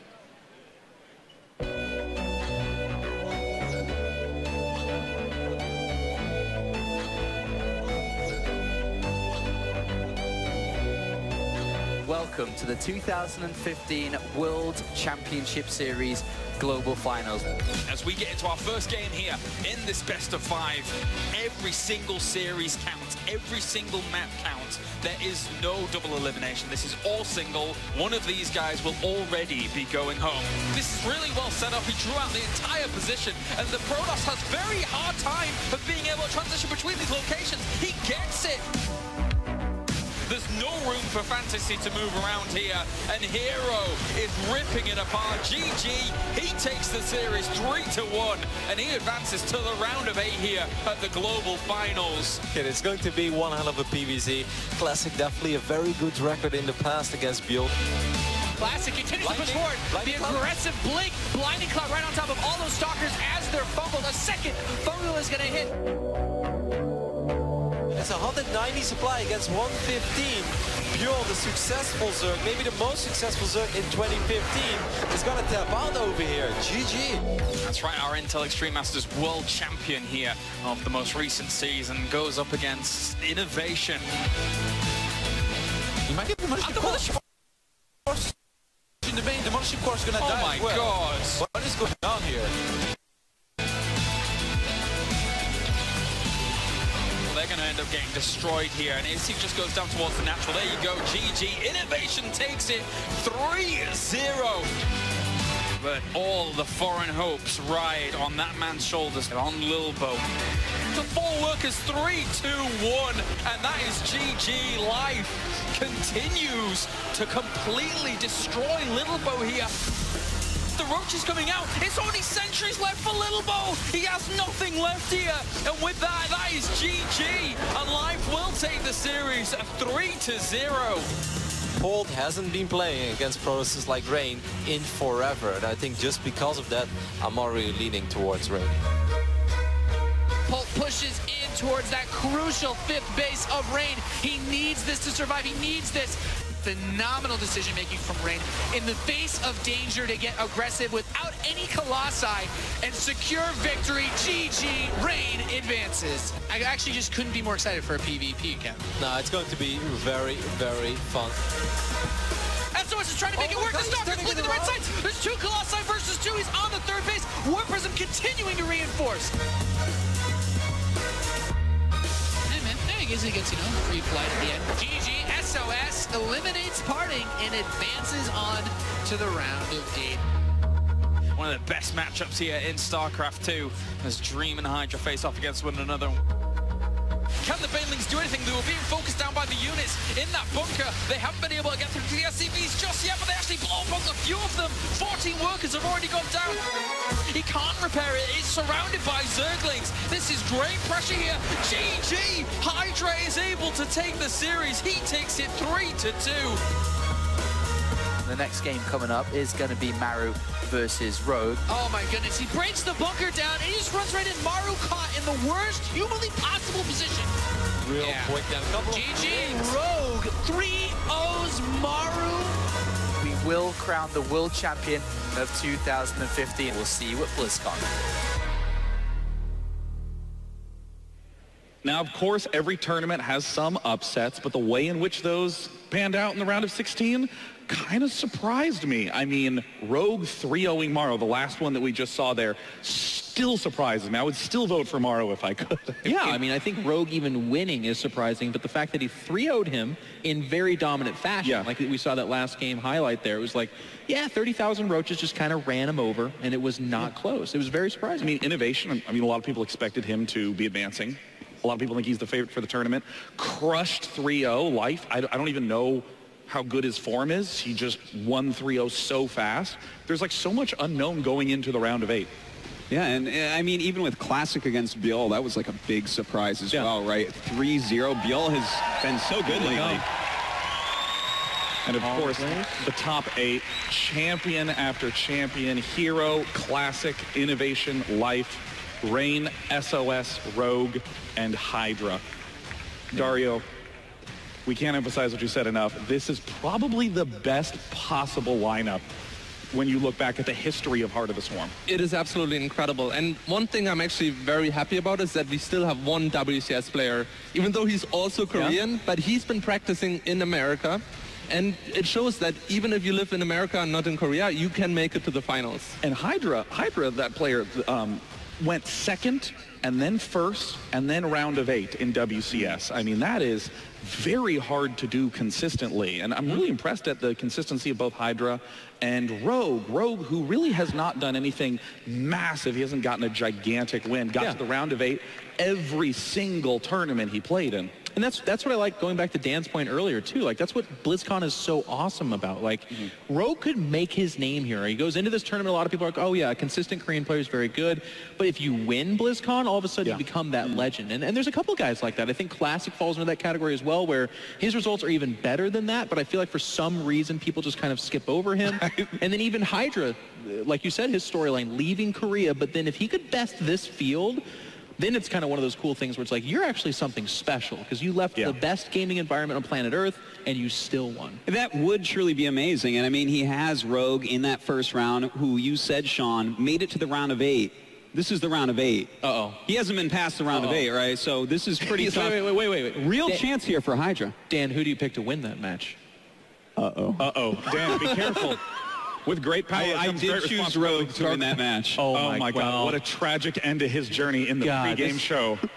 Cutting news, breaking news even, Rogue is out. We talked about some of these stories. Let's go ahead and look directly at the brackets that we have here today. These are insane matchups, starting right off with a huge rivalry. Classic versus Hero. Innovation versus Life, two of probably the most famous players in the history of Heart of the Swarm. Rain versus SOS. Of course, SOS, a former champion. Rain getting second in BWC. We have Hydra versus Rogue, the two underdog stories at the far bottom of the bracket. What's your favorite matchup looking like? I mean, these are all incredible, but I got to be honest, I'm going to be very curious if Dario could disagree with this one. I feel like Innovation Life is the showstopper. I feel like that is the matchup that people look at and go, I hope those are awesome games, because that on paper is one of the coolest things I've ever seen. And I've seen a lot of cool stuff. You've looked at a lot of cool paper. I've seen some cool paper. Well, I'd be a fool to have to disagree with you with that. I mean, this is basically Zerg versus Terran in its purest form. And it reminds me a little bit actually of Flash versus Jaedong in Brood War. I like that. That's actually a really good analogy for it. And I mean, the thing is, Innovation's been so hot recently. Life got most of his points at the beginning of the year. So I'm not sure exactly how that's going to go, but Moonglade was talking to Life earlier, and he said, oh, yeah, I've got this. I'm going to beat him for sure. He always does the same thing. No problem. I love Life's confidence. He's a little spark plug, that one. I feel like 5 minutes before every tournament, he goes, wait a minute, they still have banelings in this game, right?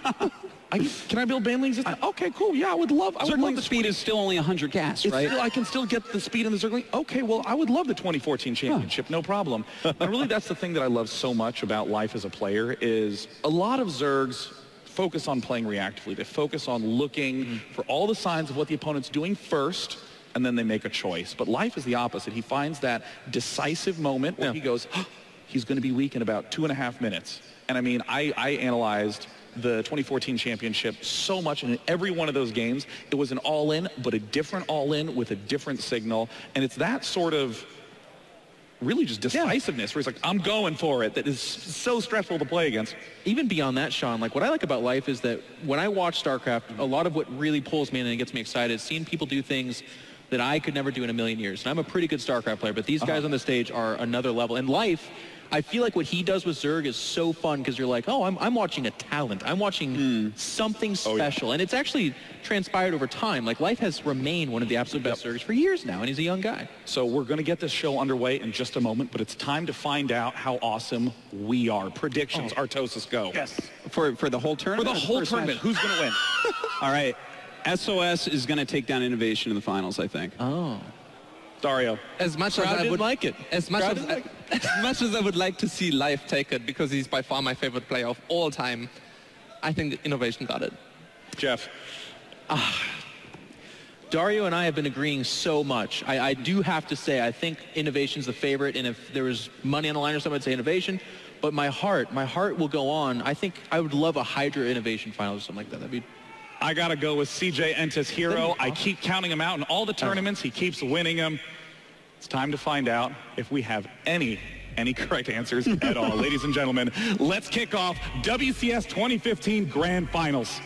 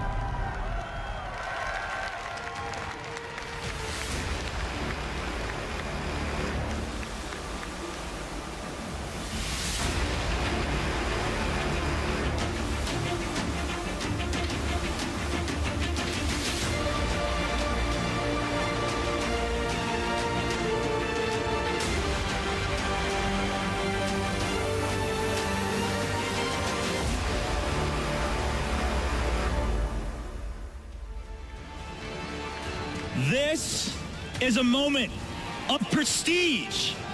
We will have moments of glory and defeat as we find out who is the best StarCraft 2 player of 2015. Ladies and gentlemen, this is the WCS Global Finals!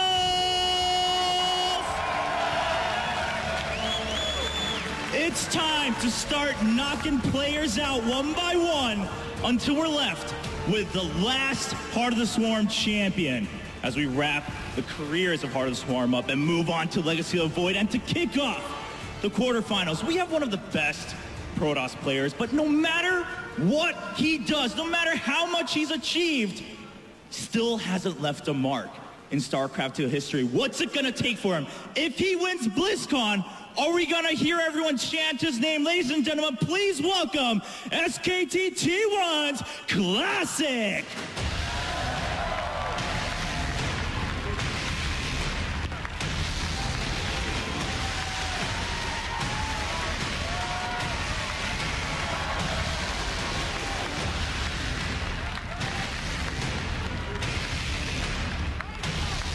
And on the other side, don't let his smile fool you.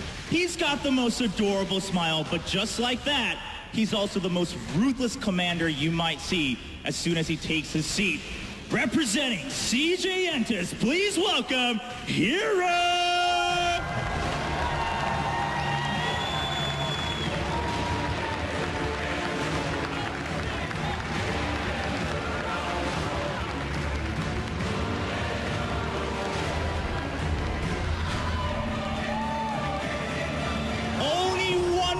Gonna come back on the stage. BlizzCon, welcome to the WCS.16강부터 좀 강한 상대여서 혹시 떨어지면 어떡하지라는 생각을 하면서 이제 준비를 열심히 했어요. 그런 걱정들이 있었는데 이번에 16강전 3대0으로 이겨서 걱정이 말끔하게 해결된 것 같아서 너무 좋고. 오늘 경기장 오기 전에 전날 밤에 시차 적응을 잘 못하는 바람에 1시간밖에 잘 못 잤어요. 그래서 좀 많이 졸린 상태에서 와가지고 되게 많이 불안했는데 1경기 지고 오히려 더 자신감이 생겼던 것 같아요. 다른 선수들은 이제 준호를 무서워하는 선수도 많더라고요. 저는 준호를 만났을 때 제가 거의 다 이겨서 좋은 기억밖에 없기 때문에 이번에도 준호 8강에서 만나게 돼서 속으로는 되게 좋고 작년에 이겨봤기 때문에 이번에도 제가 이기지 않을까라는 생각이 들어서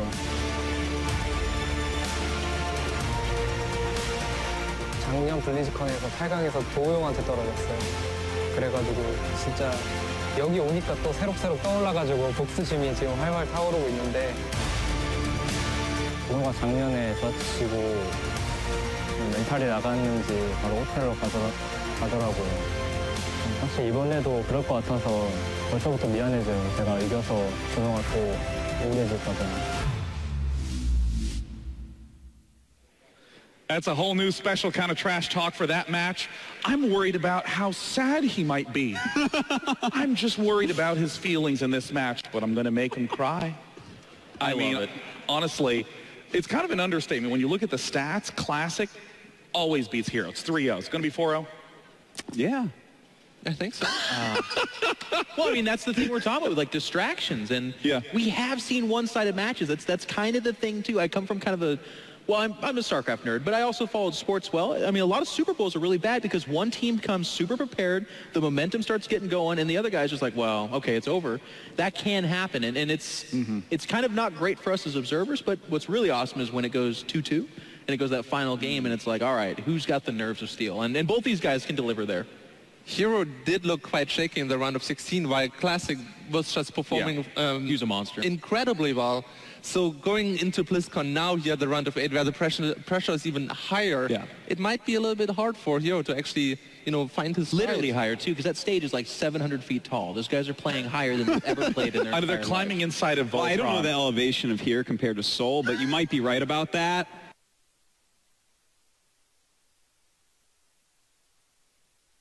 But what I do know is that if I ask anyone in the world, who are the best Protoss players, instantly Hero comes to mind, right? Parting is probably right up there. They're probably going to mention SOS, you know. Classic is pretty far down that list, but this guy, he's an SSL champion, a GSL champion. He won I Am Shenzhen, which, by the way, had Rain and Parting in it, and he beat them both.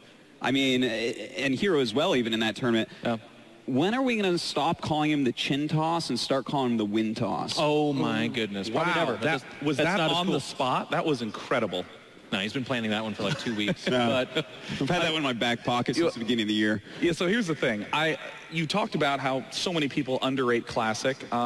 That's me. I voted BL was going to be Classic. Classic, me too. Murdered BL. It did not look close. Here, I'm still kind of rooting for Hero. I mean, we've been talking so much about Classic, but what I love so much about Hero is the fact that when you look at his gameplay, it doesn't immediately stand out. Oh, that's the composition that everyone else goes for. Oh, I've seen that build order before. But when you actually look and study the timings, which is really what matters, that's the essence of strategy in StarCraft, you see that he's getting things 30 seconds earlier, a minute earlier. He has 3 Colossus when other people have 2. He never misses chrono boosts on his forge. It's those sort of things that make him, in a very sort of subtle, hidden way, keep winning again and again and again and again. I mean, this is what I like about StarCraft so much. It's like, it's art in motion. I don't disagree with you, but I definitely do see superb micro coming out of him, and I think that does set him apart, and I think in the PvP matchup in particular, it makes him super dangerous. But here we have Classic, and as you can see, 83-61. To a lot of people, that's like, oh, that's not super impressive. It's almost a 500 record, but keep in mind, this is him playing against Koreans almost exclusively, the best Koreans, too, by the way, where he's distinguished himself with multiple championships like you guys have both talked about, and several of those victories over Hero himself. Well, the beauty of StarCraft is there are different styles, right? So if Hero and Classic would have to play the same build order against each other, I would always bet my money on Hero. But Classic can always try to find that edge, trying to go for an all-in, try to find a cheese, or just get a small advantage by taking small risks. You know, really, in Gil's interview before he played against Classic, he said Classic is a dishonorable Protoss. I'm sure every Terran and Zerg out there knows what Gil was trying to say with that. They say that about all of us, though. Well, they do, but when you look at you build a Dark Templar, you're immediately dishonorable. Stop it. When you look at Hero and Classic, Hero is the Protoss that you wish you could be, and Classic is actually kind of what you are, right? Like, he's going to take all the abusive strategies, he's going to hit all the timings, and that makes him especially dangerous in Protoss versus Protoss. Wow. I have to agree. Okay, this is a very interesting first map pick from Classic, Bridgehead, inspired by the Brood War map Katrina.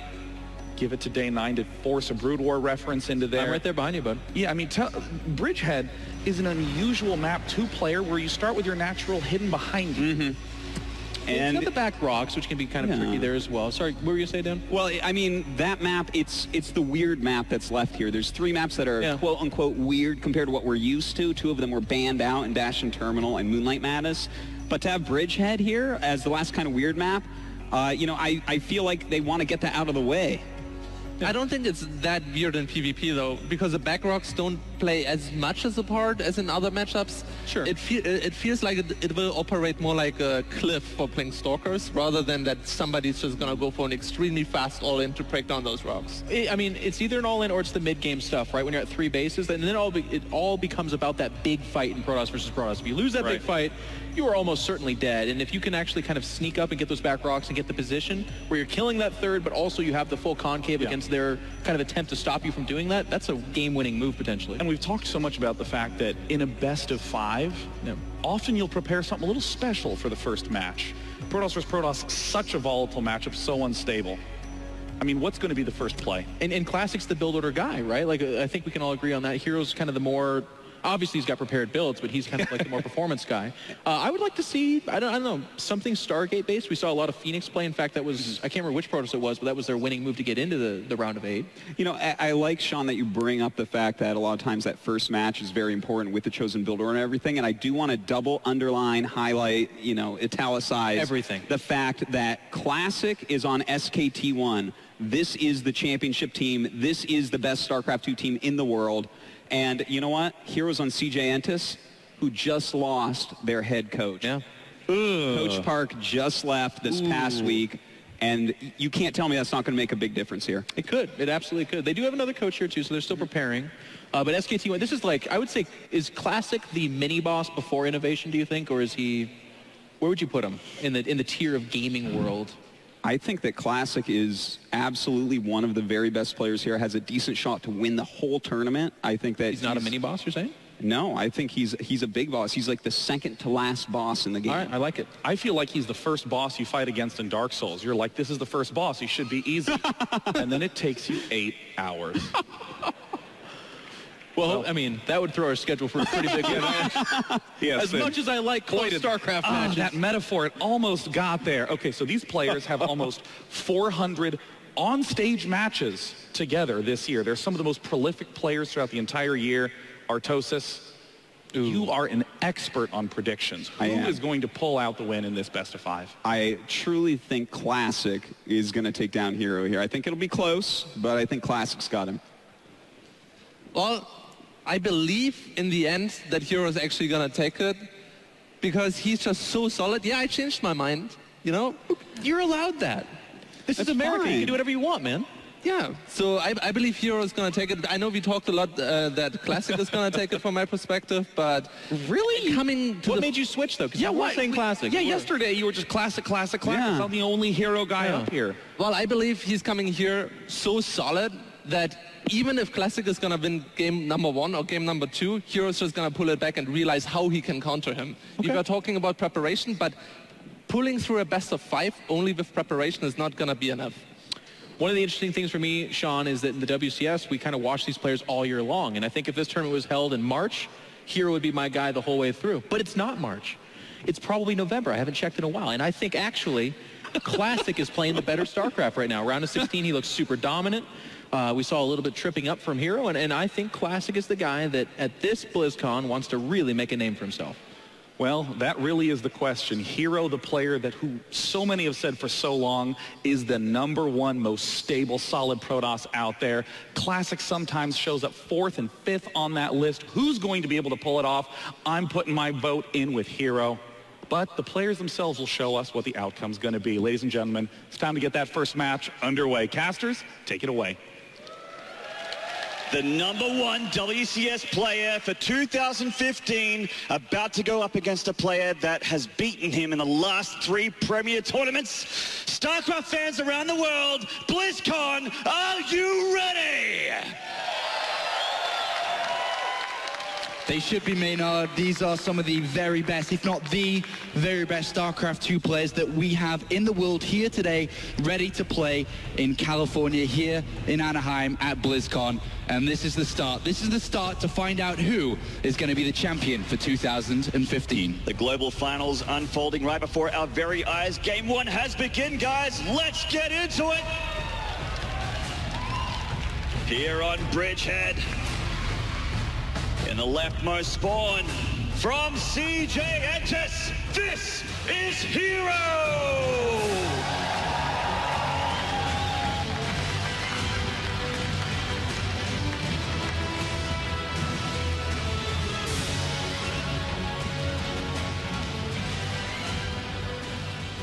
And in the far right spawn, make some noise for SKT1's Classic!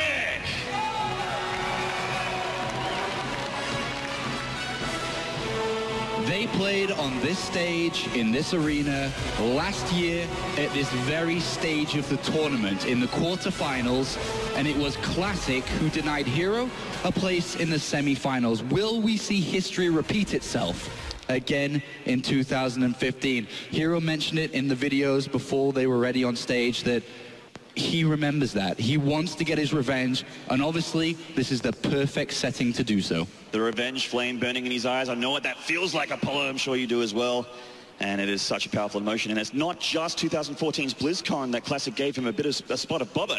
It was in the IM Shansan round of 4, and Correct. also recently in the the SSL round of 16. And it's GSL round of 16, beat him 2-1.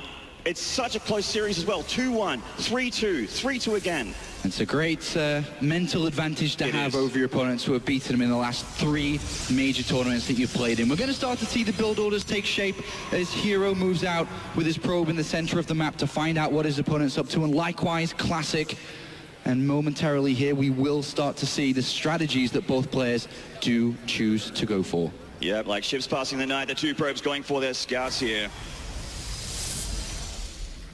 And we see pretty standard stuff happening in both mains for both players. Nothing really crazy to report here, except One thing, though. Yes, hello. Hero has already sent his probe to the north side of the map. We'll come to that in a second, as Classic is inside his opponent's base, having a quick look around. He didn't get a full pylon count there. But there is a pylon on the other side of the map, and Hero looking to start this one aggressive. He's on the other side of the map, and this is looking like it could be a Stargate over the other side to try and get that Oracle into his opponent's base. And now Classic, where is that probe? Another pylon has been built inside Hero's base, which is normal in the visions of Classic. Yeah, exactly. He sees those three pylons and he's like, oh, everything's correct. And remember, he never saw the probe in the middle of the map, so it's not like he's like, where is that probe? Where is it? No, he doesn't even know there's one out there currently. So at this moment, what defense would Classic have back at home, and will he be prepared to have an Oracle inside his main base? He's chosen his own strategy now. Yeah, and Hero, that cheeky bug, cancels that pylon. Getting those extra minerals back as a refund for that Stargate play. And now Classic sending his first gateway unit across the map. It is a Stalker. So it's going to be 3-gate aggression coming out from Classic against a Stargate across the other side of the map from Hero.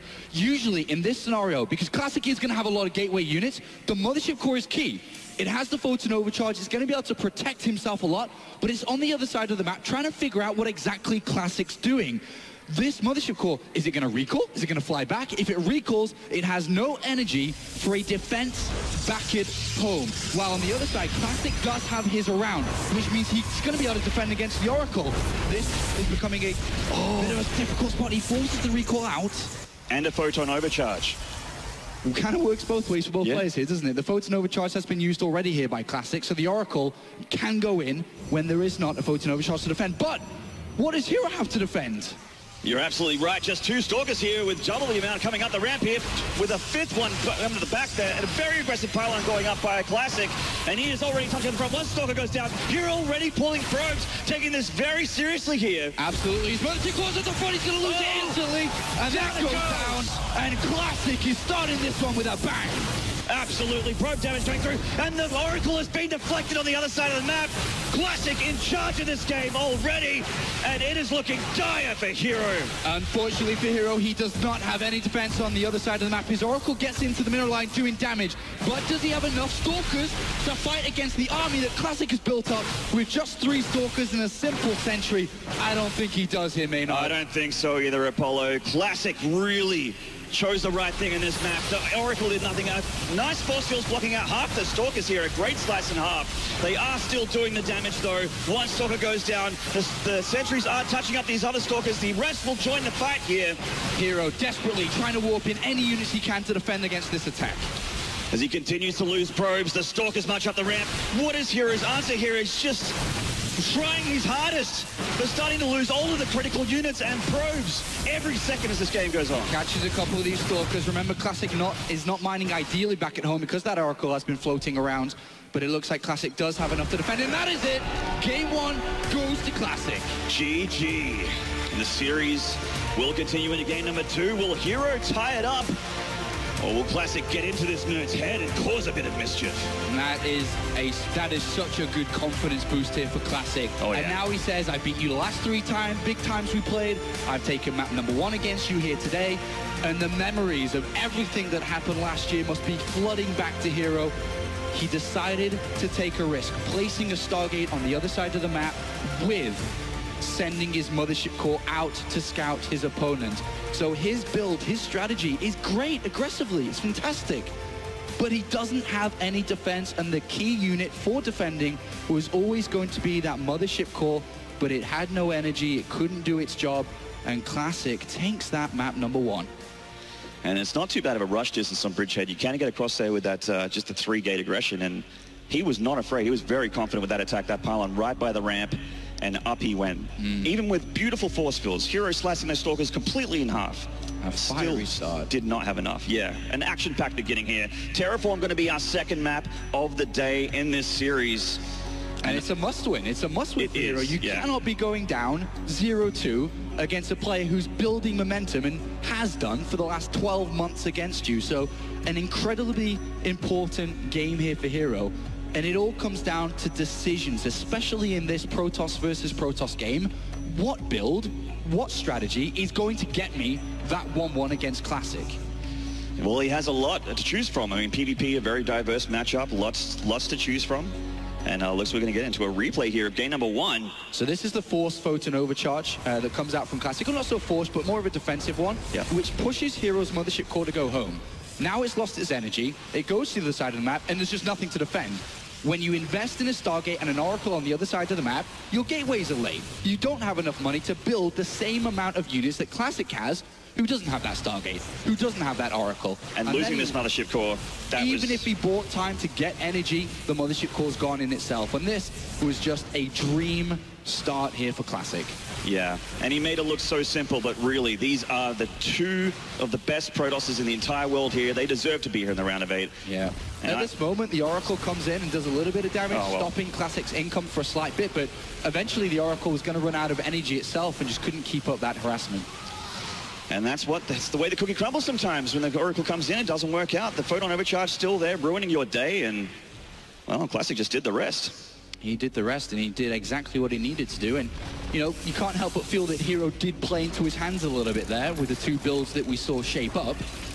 But now moving forward to Terraform as our beautiful stage takes shape, ready for our next map. I was just about to say how beautiful that stage is. I watched it from home last year, my virtual ticket, and it's such an honor to be here in person and seeing in person. Everyone in the crowd, you really don't know how amazing this stage and this arena is until you're here in person, and I'm sure everyone here agrees. Terraform here, our next map. Checking out the stats here a little bit before we get into game number 2. Jeez, this is a hard one to call. I'm not surprised there were a lot of different choices there in that prediction from all the talent here. You know, when you have the best players in the world going up against each other, it is very, very difficult to predict. Yeah, and in this matchup as well. There's a waterfall under Hero there. Hopefully it's not his tears in a couple games. And we are getting into game number 2, guys. In the top left, from SKT1, currently up 1 map in the series, this is Classic!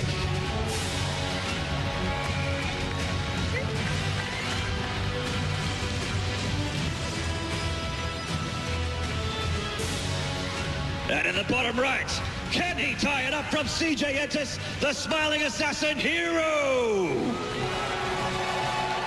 Got a lot of love here in this crowd in Anaheim.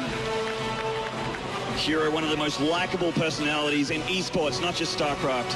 Loves his fans, loves the game, and he always just seems like he's got the perfect attitude for StarCraft. Hero's had such a fantastic career. When you look back over the years, he started, of course, and always has been on CJ Entis, started in Pro League, picking up a couple of wins here and there, and then the next thing he's found a tournament called the Intel Extreme Masters. He's like, all right, let's have a quick look at that and try to qualify for it.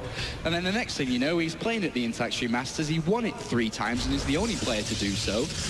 And then there was a little bit of criticism from Korean fans that, yeah, you can win the Intel Extreme Masters, but can you win a tournament in Korea? And then coming into 2015, he said, yes, I can, actually. And then he took Casper Cup #1 earlier on this year. And then towards the second half, of course, he was able to pick up the victory in Star League Season 3. So 2 Korean titles to his name this year. Likewise, Classic's had a lot of wins himself in Korea. He's been able to win the GSL. He's also won Star League as well. But here comes Hero with a bit of an earlier scout, and it's not a scout here that you'd be looking to see a pylon inside your opponent's base.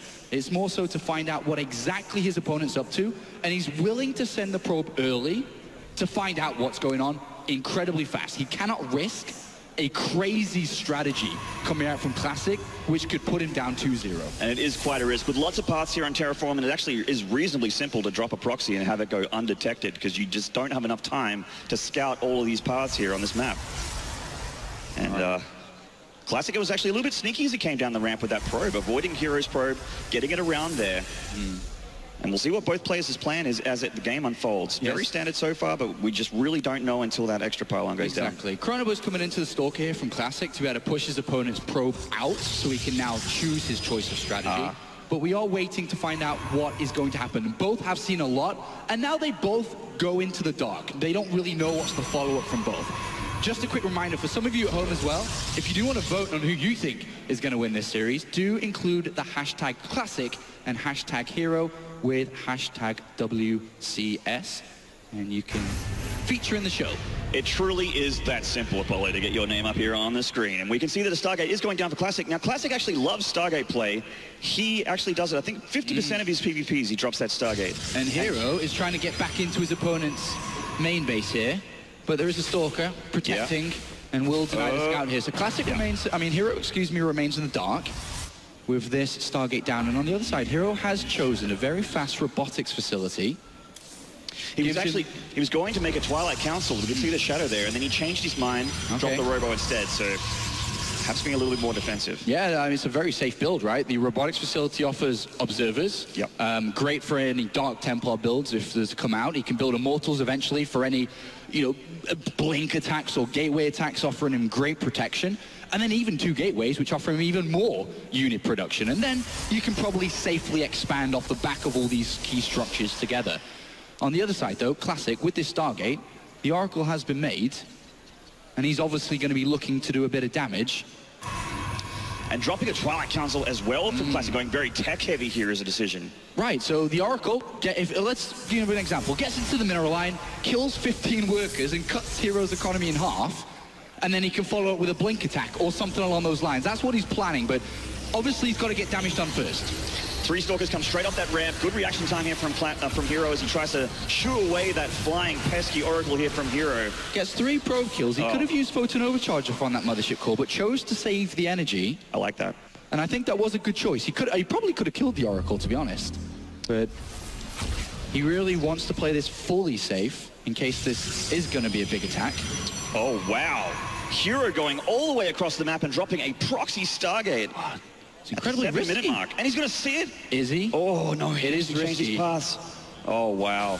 Ooh. Oh, my God. And there's 3 Stalkers catching the Oracle in the middle map. They won't get it. It is quite zippy, but the real story is this huge, risky decision here from Hero. I mean, he's building an army. He's got an Immortal charging to the other side of the map. He's got 3 additional Stalkers. He just walked in, and then he has that Stargate to build an Oracle. And he's noticing here that Classic has expanded. So Hero's going to put the pressure on. There are 2 force fields available here, which one does get used just in time. Yeah, 2 Stalkers stuck up here on the top. One looks like he's going to go down to a Zealot. And the other's just going to touch up that natural here as the Immortal comes up. The Immortal's taking so much damage from the Oracle, the whole walk over. They've just taken it out with an Oracle. 2 Oracles have done enough damage to take down a key unit there in the Immortal. And this attack has fallen a little bit flat on its face here with the Nexus finishing up. Yeah. There is a Mothership core, obviously, so he's going to be able to use the Photon Overcharge. He has quite a few Stalkers. Nexus about to finish here. One goes down the retreat. He's made a Phoenix as well. Hero, is it nerves getting to him? He's falling apart here. There's going to be a Photon Overcharge soon to protect this Nexus. Yeah, any second now. Both Oracles still alive as well on the other side of the map. Hero has to do damage. He has no second base. Classic has one there, and he's going to start to bring in a lot of money very fast. He even has a blink upgrade on the way. Hero's got to get some stuff done. Absolutely. It's actually going to be game if he doesn't do quite a bit of damage here. Critical damage even. 1 Oracle coming here from the proxy Stargates. And let's see how much he can get done. There is a warp in here. Classic has spotted it. Losing 1 probe and just engaging it with Stalkers. Hero concentrating on this attack in the natural. Classic is all over this though. He pushed back here. 2 Stalkers to remain inside the main base to defend against that Oracle. And Hero up against it now, warps in another set of units, but Classic is chasing him down when it's meant to be Hero who has to be the aggressor here. And Classic comes back. Nice reaction there. Going to shoo away 1 Oracle. The Phoenix coming in and take it out. Finally, that Oracle goes down, but I mean, is it going to be enough? Well, Photon Overcharge is going to go down very soon here for Classic. He warps in another set of units, and it looks like he's going to sacrifice this second base. Okay. He feels if he tries to protect it, he may lose the entire game if he was to lose his army. He has a blink upgrade on the way. So he's saying, okay, you don't have blink. I'll let you kill my Nexus, but can you combat an army with blink very shortly? Well, with enough Stalkers, maybe, but it doesn't have that much more than Classic. The rest of the Stalkers are off camera in the main here, waiting for this battle. 7 in total. So does Classic now flip the switch, go aggressive himself to use his blink upgrade? Hero's going to retreat, and you can imagine him falling back to an expansion. He's killed his opponents. Yeah, it actually doesn't quite have enough for a Nexus, so he's just pulling back. Blink is done now for Classic, and he takes his Nexus very comfortably. And now that blink has been 100% revealed. If Hero did not know about it already, he does now. And here comes Hero to settle down and try to slow the pace of the game down. He doesn't have blink. He cannot be out on the map anymore. He does have the powerful units that we do see with the Immortals now building up one by one. And this game, though, as high level and aggressive as it's been, it is going to slow down a lot.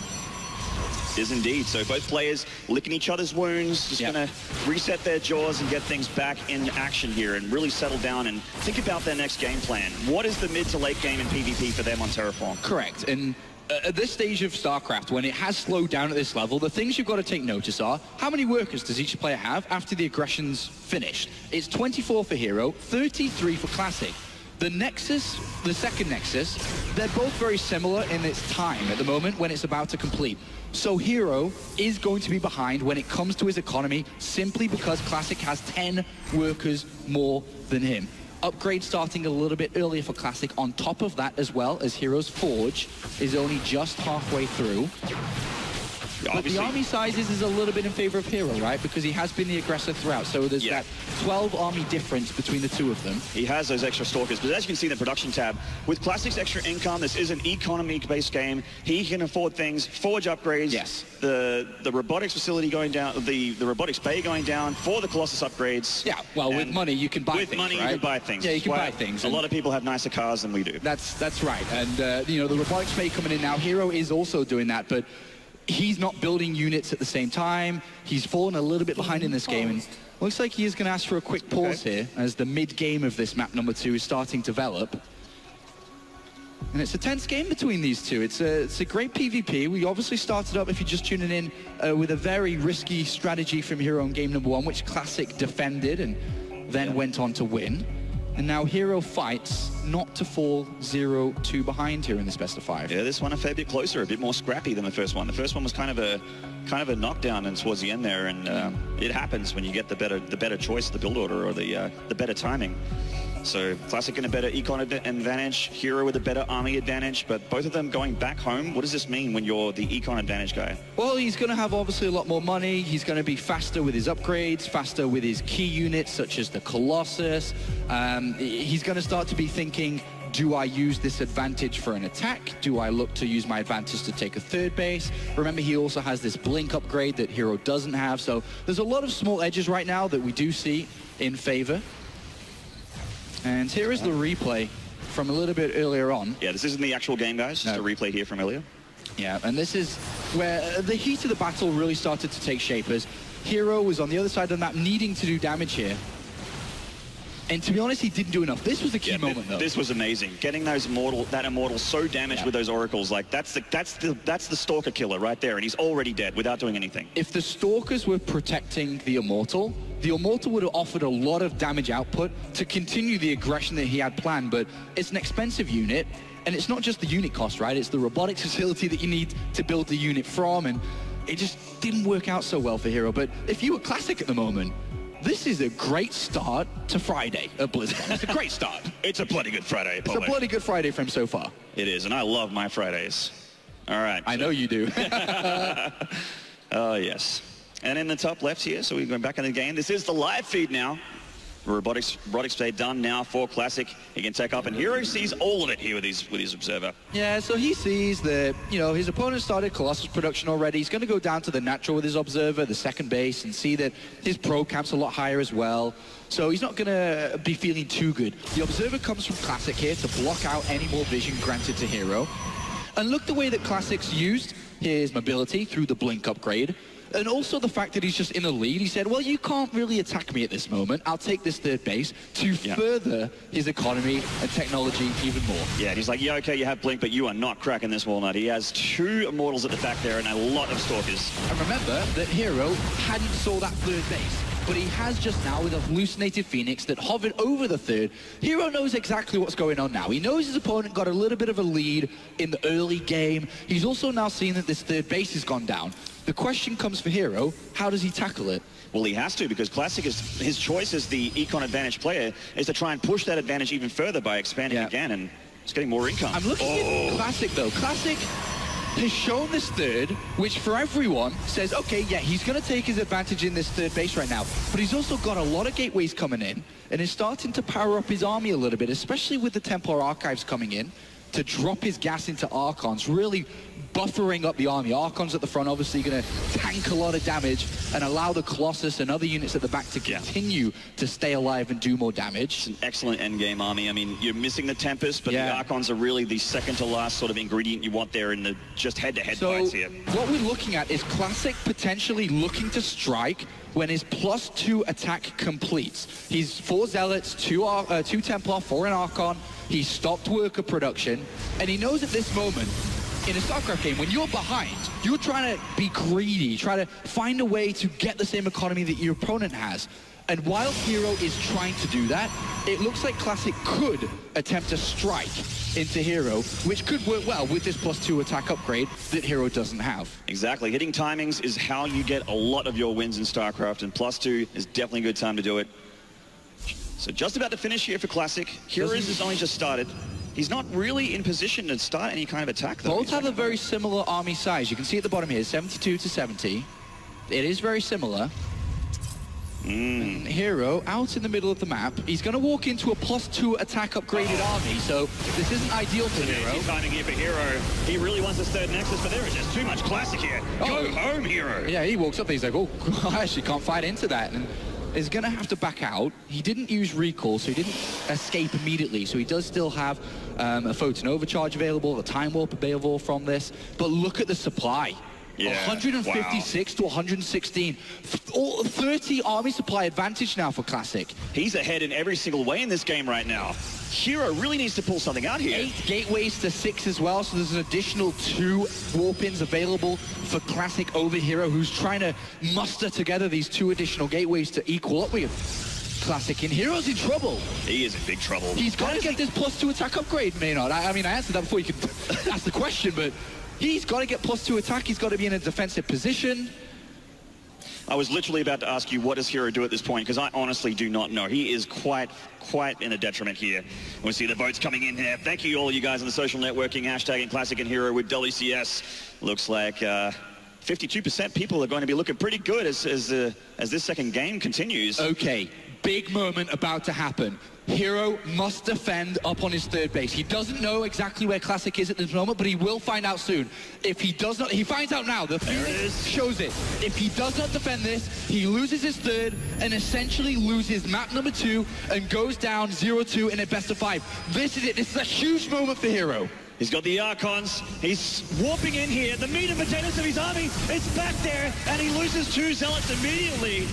The Archon's going to make a difference here as well. Classic going to pull back here, waiting for that extra Colossus. Yeah, waiting for an extra Colossus, an additional set of warp-ins. Hero has some small squad here looking to do damage, but there's a Warp Prism that comes in. Oh my god. He drops the Zealots on top of the Immortals, doing some damage there. The Stalkers are going to get tussled up here. They blink over the Immortals. Hero splitting up his force here, not too sure what he was maybe trying to force a distraction or to get the focus away from Classic. Got his third! Oh my god, the third is taking heal damage, the second hull damage now. Hero is coming up, he does have quite a few units. Can he push him back though? The Nexus is gone and recalls away. Classic is in an amazing position. He has an additional base now, an additional set of income, a Warp Prism to threaten at all times, to warp in, to keep Hero at home. Classic is absolutely nailing this quarterfinal. He's 3-0 Bjorn in the round of 16, and he's looking absolutely world-class come today. Absolutely. This game number 2 is looking all his. Will the series be his?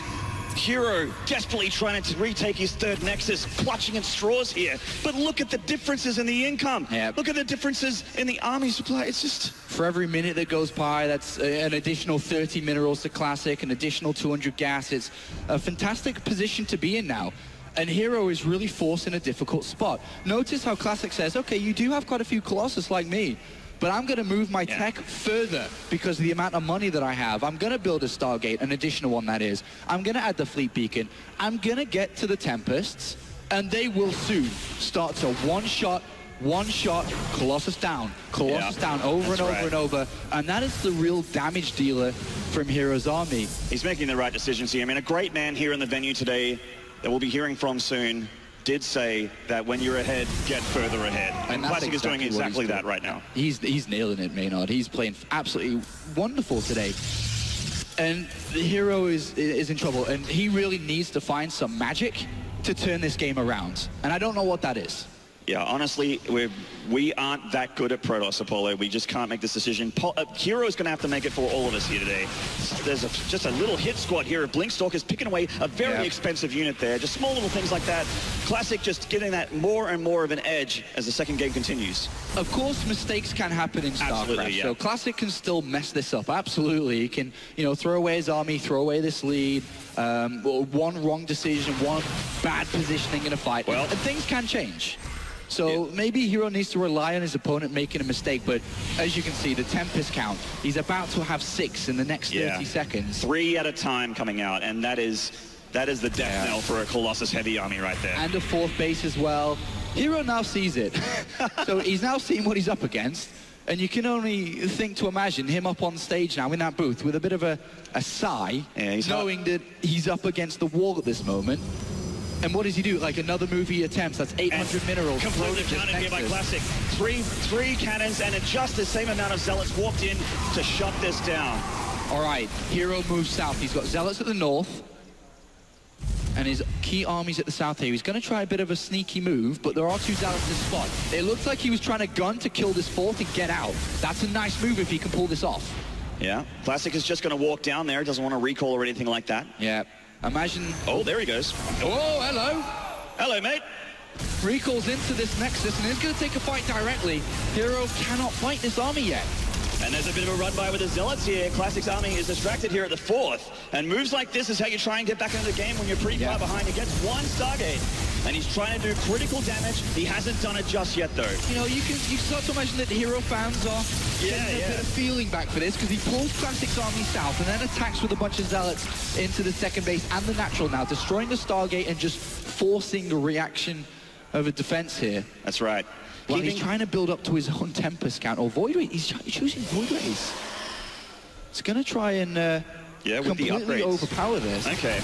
But he needs time to pull this off. That's right. He needs, at least 6 Void Rays, you'd imagine, if he is going to stick on Void Rays. So right now, it's a game of buying time to surprise his opponent with a bunch of Void Rays. And that decision from Hero is what he believes the way to pull this game around. Yeah, I was about to say exactly that. You need to make Classic not kill you right now so that you can get up that incredible tech to try and counter or even match that he's even trying to get his 4th up. Yeah. They're at the gold, just trying to pull ahead with anything he can claw. It's a risky game, though, what Hero's playing. With buying time, he's got to run around with his army. Imagine if a single Templar popped the mothership core with its feedback ability and destroying it. The army is stuck on the other side of the map. That's what Hero's relying on. If I get in a sticky position, I'll recall out. And this army from Classic is so scary.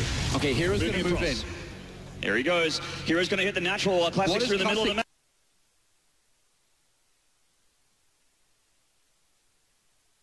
What does Classic do? Does he recall back to come defend, or does he move forward and try to attack? He actually looks like he's going to lose a Nexus here, possibly more as Hero goes up the front door. Drove's going down here, and it looks like he's pulling the Tempest to go for the attack here on the 4th, and using the rest of the army to walk home. He's not recalling. He has now... there he is. And Hero's going to sacrifice his gold base. It's undefendable at this point. Some harassment units to pick off this 4th. And Hero does not want to engage before the Void Rays are ready, and that's okay for him. I think he'd be happy with that if he can buy some more time. He's forced to recall. You do a little bit of free damage there, but as soon as the unit's there, look at that firepower of Classic explode. Yeah. You can't help but feel, and maybe some Classic fans are like, why have you not sent a hallucinated Phoenix or some form of scout into the main base of Hero to try to figure out what he's doing behind all of this? The Void Rays have still not been revealed. He's about to see them, I think, with these 3 Zealots. There's the Void Rays. Does Hero feel confident to take a fight? Does he think that he has enough now? He's got 6-ish. I think it was 6. 6-ish. And now he's trying to hide them away from the pylon. There goes that Warp Prism. He can't reinforce his army. Hero's actually losing very expensive units here for free at the back. And here comes the rest of Classic's army. Does he have enough to engage here? Classic is actually decimating Hero right now. Oh, boy. A lot of his army is going down to pieces, and GG Classic goes 2-0 in the series. He's 1 game away from the semifinals. And Hero needs to reset his mentality and just reset the series in his mind. Forget those first 2 games. Yep. The next 3 games is what he needs to think about here. I'm sure when Classic saw those void rings, he's like, hold on a second, but it wasn't good enough from Hero. He tried something, but Classic, 2 games up.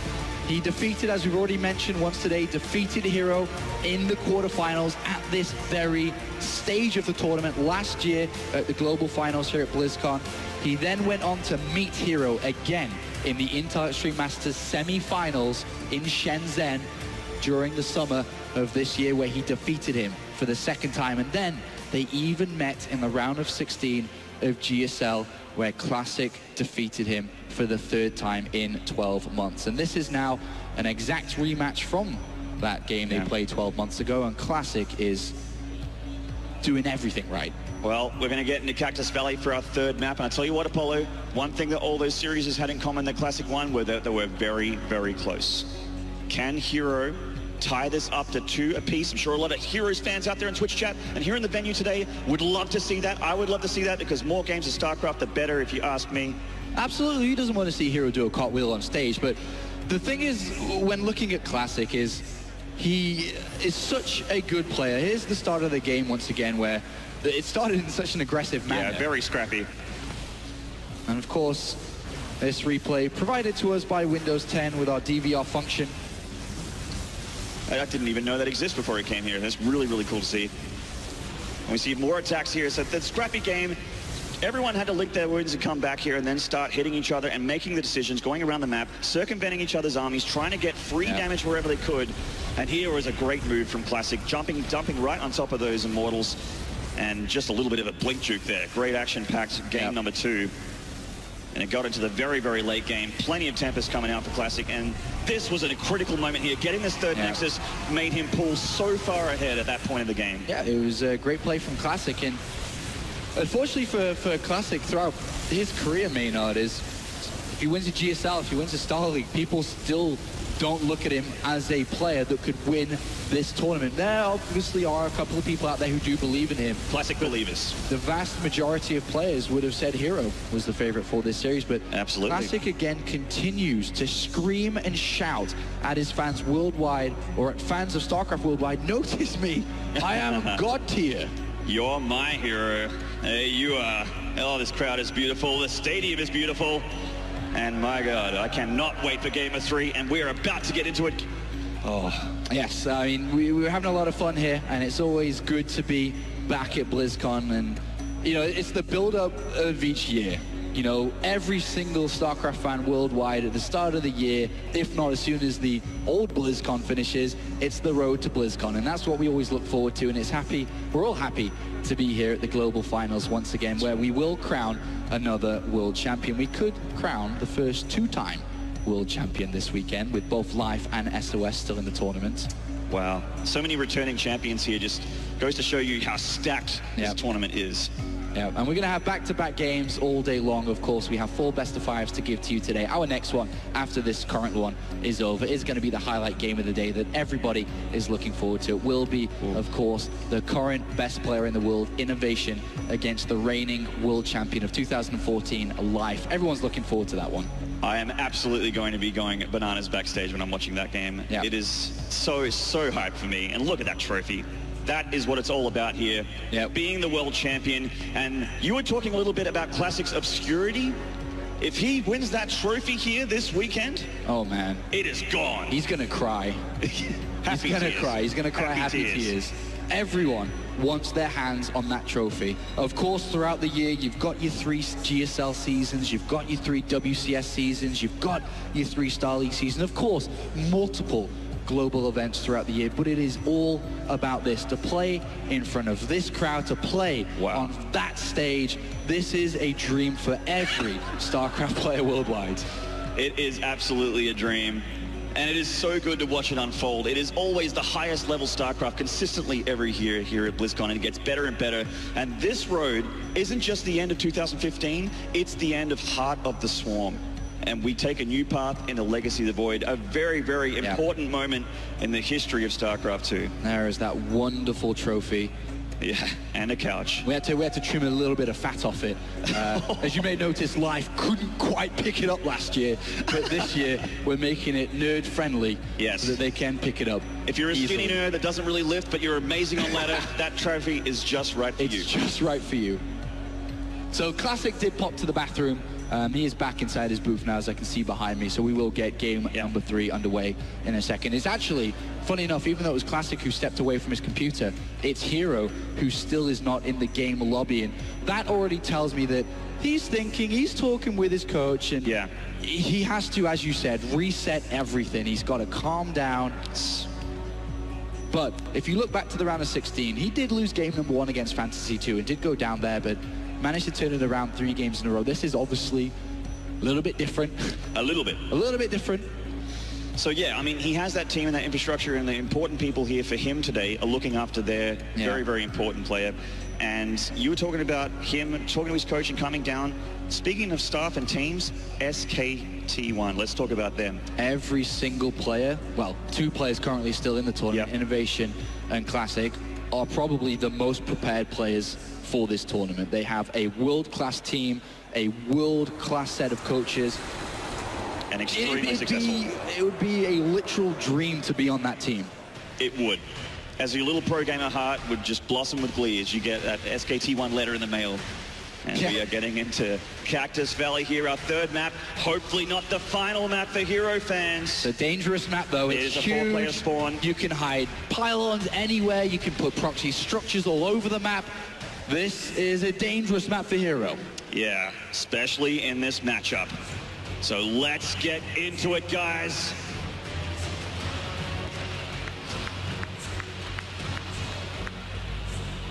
Game number 3 on this amazing stage that changes with every single map. That is so sick. And the bottom left here from SKT1, 1 game away. This is Classic.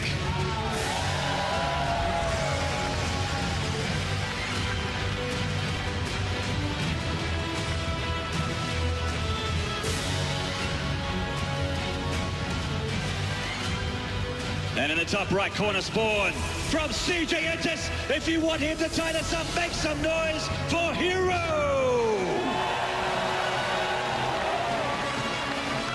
There is an easy ask, and that is to get those Hero fans excited about this player, even when he's this far down. Yep. He has come back before. Will he again?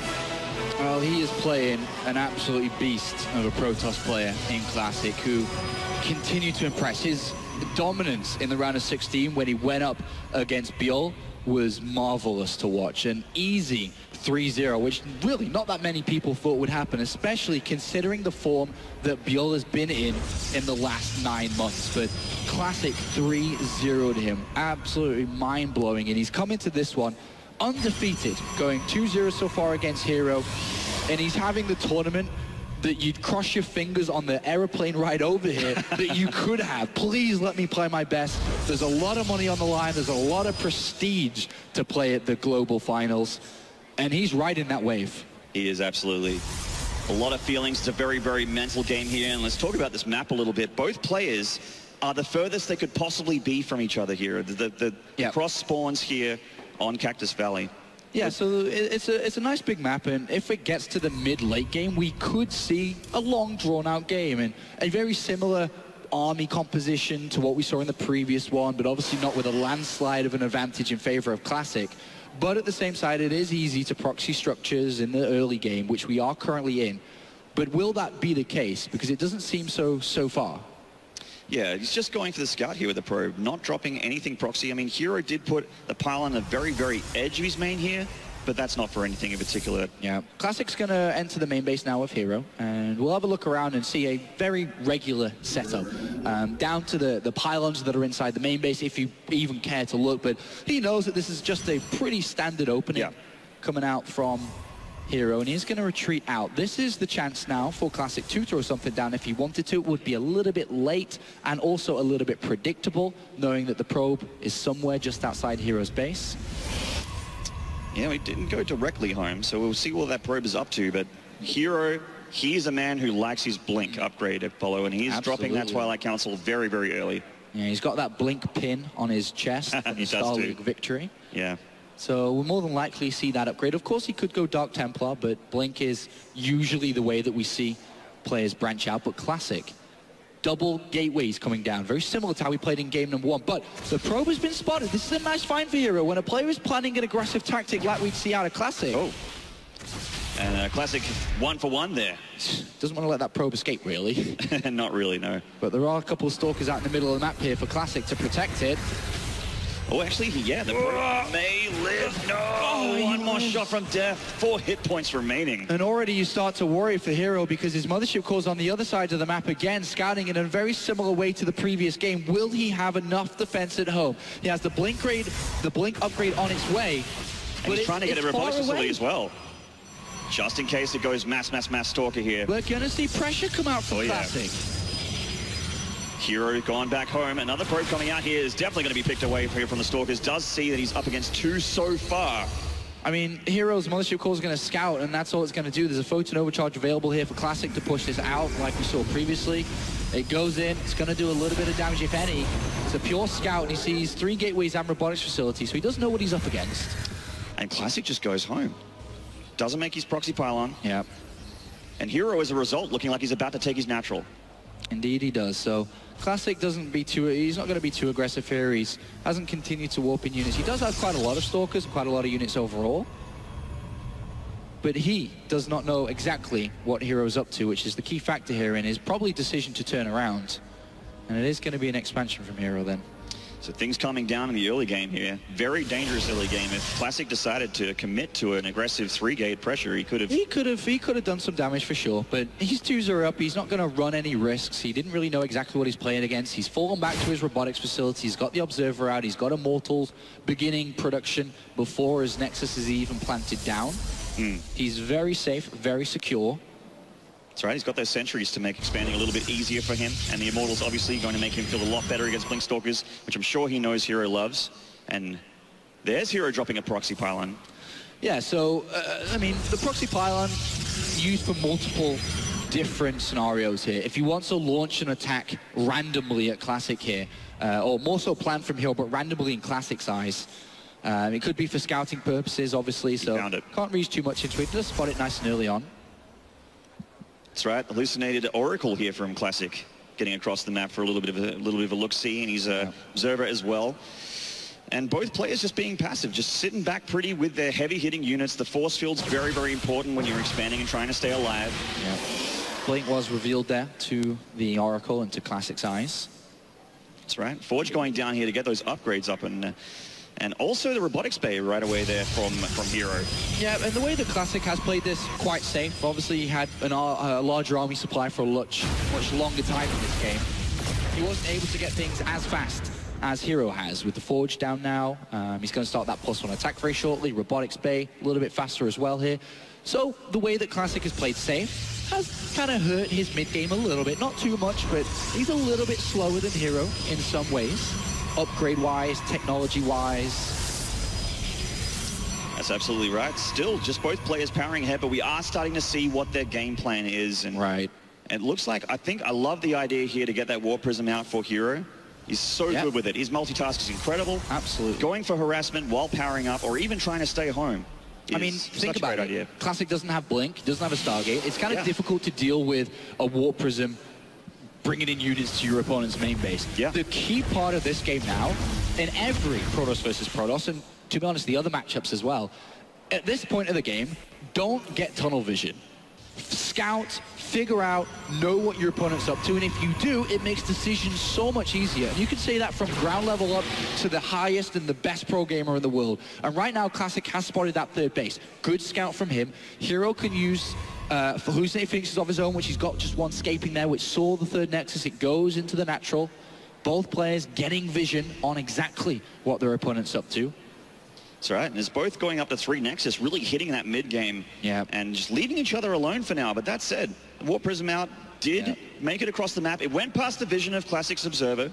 Yes. But, I mean, sometimes, even when you're the best player in the world, you miss that critical second in the minimap and it just swings past there.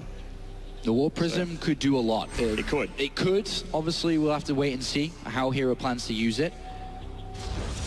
It's just sitting pretty here. Hero also taking the vision tower here in the middle of the Xel'Naga watchtower.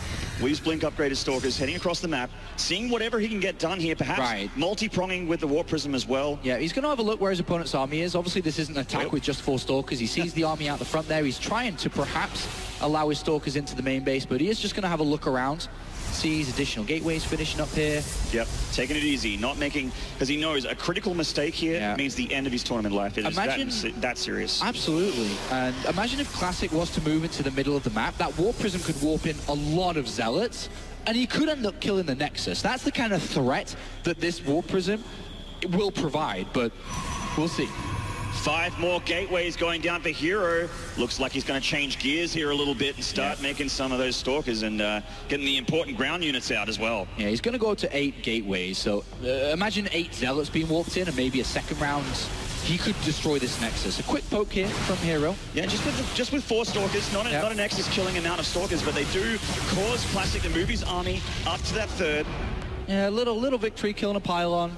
Seeing exactly where your opponent is with a 3rd. Damage is damage. Yep, damage is damage. Classic does poke into the main base, has a quick look. Likewise does Hero, still keeping tabs on where they both are in this game. But it is very equal at this moment. You can look at how equal it is by the supply at the bottom, by the worker supply, by the army supply. The one big difference is that warp prism, though, and you're going to have to keep repeating it. It could kill an entire Nexus. Absolutely. And there is a slight upgrade difference. Charge coming a little bit earlier here for Classic. Yeah. For their Zealots, which is a critical unit for the big engagements towards the end. And Hero, another structure he loves. The Dark Shrine going down there at the natural. Yeah, imagine a Zealot Dark Templar attack to this 3rd base, which does not have detection. Panic. So, and he's setting up ready for it now. The warp is very close to being in range of Classic's Observer. Which is not very far away from that 3rd as well if he does get attacked. Look at that. Ah, there you go. Just, that's a mark of a very good player, knowing that at this stage of the game, when my opponent's on 3 bases, he has a lot of money. And with a lot of money, clearly one pathway he could go with having Blink and the Twilight Council already is Dark Templar. So he's looking to cover his bases from that threat. But Hero, right now, Maynard, by the looks of it, if he can drag and get the focus of Classic's attention and army somewhere else, it looks like he may strike with that warp prism. It's going to be a very technical move.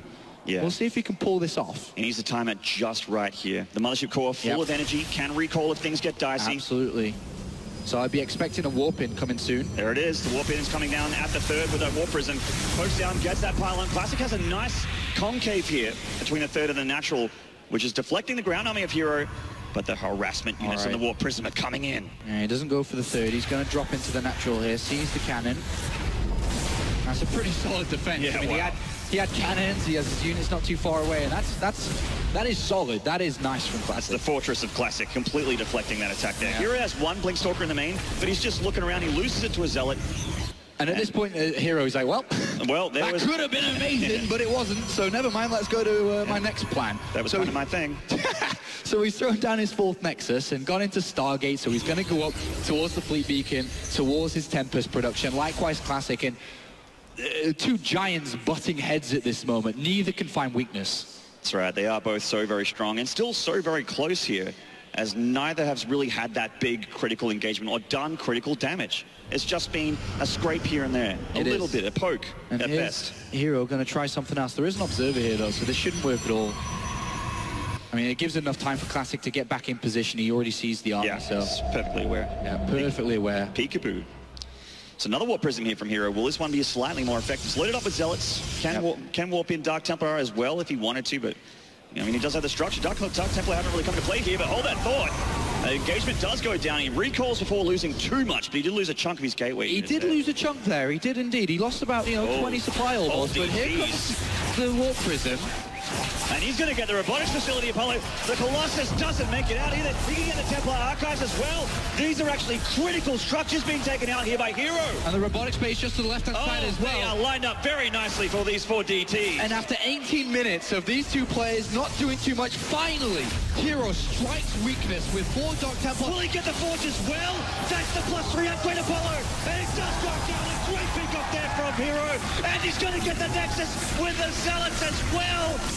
It's going to be so close, and it's going to go down. Picked up that Incredible damage from Hero. When it matters the most, Hero turns up the heat, and that was a perfect attack. The Warp Prism, the Dark Temple, he got 3 key structures, and on top of that, his opponent's 4th Nexus. That slows Classic down a lot. That hurts, that stings, and Hero has now got an advantage in this game. He's got his Tempest on the way, and that is exactly what he needed as confidence to say, yes, you can compete with Classic here today.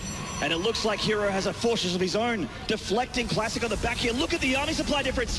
133 for Classic and 94 for Hero. Classic still can do amazing damage here. Absolutely. As good as a move that was, it wasn't cheap. He's tried multiple times to get some damage done. He has to be careful here. He's got to get his Tempest ready. He does have a slightly weaker army as this current point stands. Is he going to be able to defend this position? That is a lot of zealots. Absolutely. More armies coming in for Classic. They're actually close to taking a lot of damage here from Hero, and he's taken 1 down, nearly 2, and he's caused Classic for a full retreat. And can he defend this, though? He has Dark Templar defensively. Yeah. 2 Dark Templar, a couple of cannons, his army not far away. It looks like this should be fine, and that's a great defense from Hero.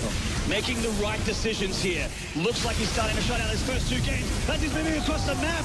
Classic losing more important units here. There was a 40 army supply advantage for Classic. Look at it now. It's completely flipped its head. Absolutely. And now the army supply is completely even, 100 apiece. With no robotics facility, with no robotics bay, remember, with no Templar archives, remember. 3 key structures which Classic cannot help his army to keep up with what we see from Hero. Hero smells weakness. Can he finish his opponent off and see us go to game 4?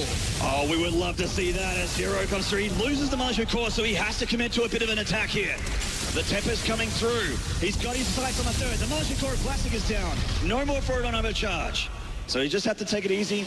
He's just taking it. He doesn't want to overextend and lose all of his important units. He has +3. Classic losing that Forge as well as those other important structures means he has 1 upgrade down here. Oh, 1 Colossus takes a bit of hurt on the Tempest. Not quite down yet. Down it goes, and this is a big concave from Classic, but Hero has some very powerful units here on the ground. A very close engagement. Looks like the Tempest advantage definitely for Classic, and they are doing work in the sky. And just like the Legacy of the Void cinematic, here come the Zealots to really reinforce this position, and they need to charge in, and Hero has a commanding advantage and a commanding lead in game 3.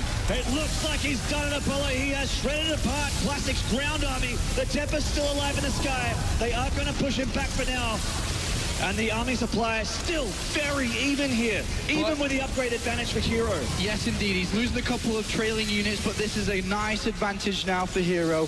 He's got 7 Dark Templars still around the map, and if they find weakness again, this is important for him to continue to push forward, to find his victory. It's so close. It is still a little bit far, but it is in touching distance. That's right, pylons going down, the proxy pylons of Hero going down, and it looks like he wanted to go for a touch up there with the DTs, but cannons, 2 cannons and a warp in from the Zealots. Doesn't want to throw away these important, expensive units. And very well done for Classic to hold on against that attack there. That was so close. 6 Tempest to 3, big difference there. Quite expensive units. And the game stabilizing at this moment. You look at a lot of the numbers here. Very similar between the both. Yeah, Hero's going to try and make things a little bit easier for him by getting those air upgrades up for his Tempest. So he does now have the same amount here of Classic. Well, he's lost the same amount of Tempest here as Classic. Well, look at those unit losses. Wow, Hero has lost a lot of important units in this game. Quite expensive. All right, so they're very similar. To the dust settles. Yeah, look at that. Back to each other's side of the map, and a couple of explosive moves, obviously starting up by Hero. He looked to finish the deal there, but he couldn't destroy Classic to take this map at that point. He's going to move his tech a little bit further. He's going to move his Mothership Core now to the full Mothership, of course, granting Cloak to all his units underneath it. Likewise, we are going to see the same from Classic. It's like both players have a clock in their brain. They played tens of thousands, or should I say thousands, probably tens of thousands. Probably 10, you're probably right. Protoss versus Protoss games. They know the timings, they know at this point I should be getting this, with this amount of income I should be building this, and likewise we can see it with the 5th bases as well. But this game is now starting to take, or continuing to take, should I say, to the skies as more and more Tempests are being added on, and further upgrades too. Hero with that +2 attack is going to be nice, a little advantage for his air army. That's right, and here we're going to try and get up at this extra Nexus here at the top. Classic has his going down as well. It's just both players doing pretty much the same thing at the same time. Whew.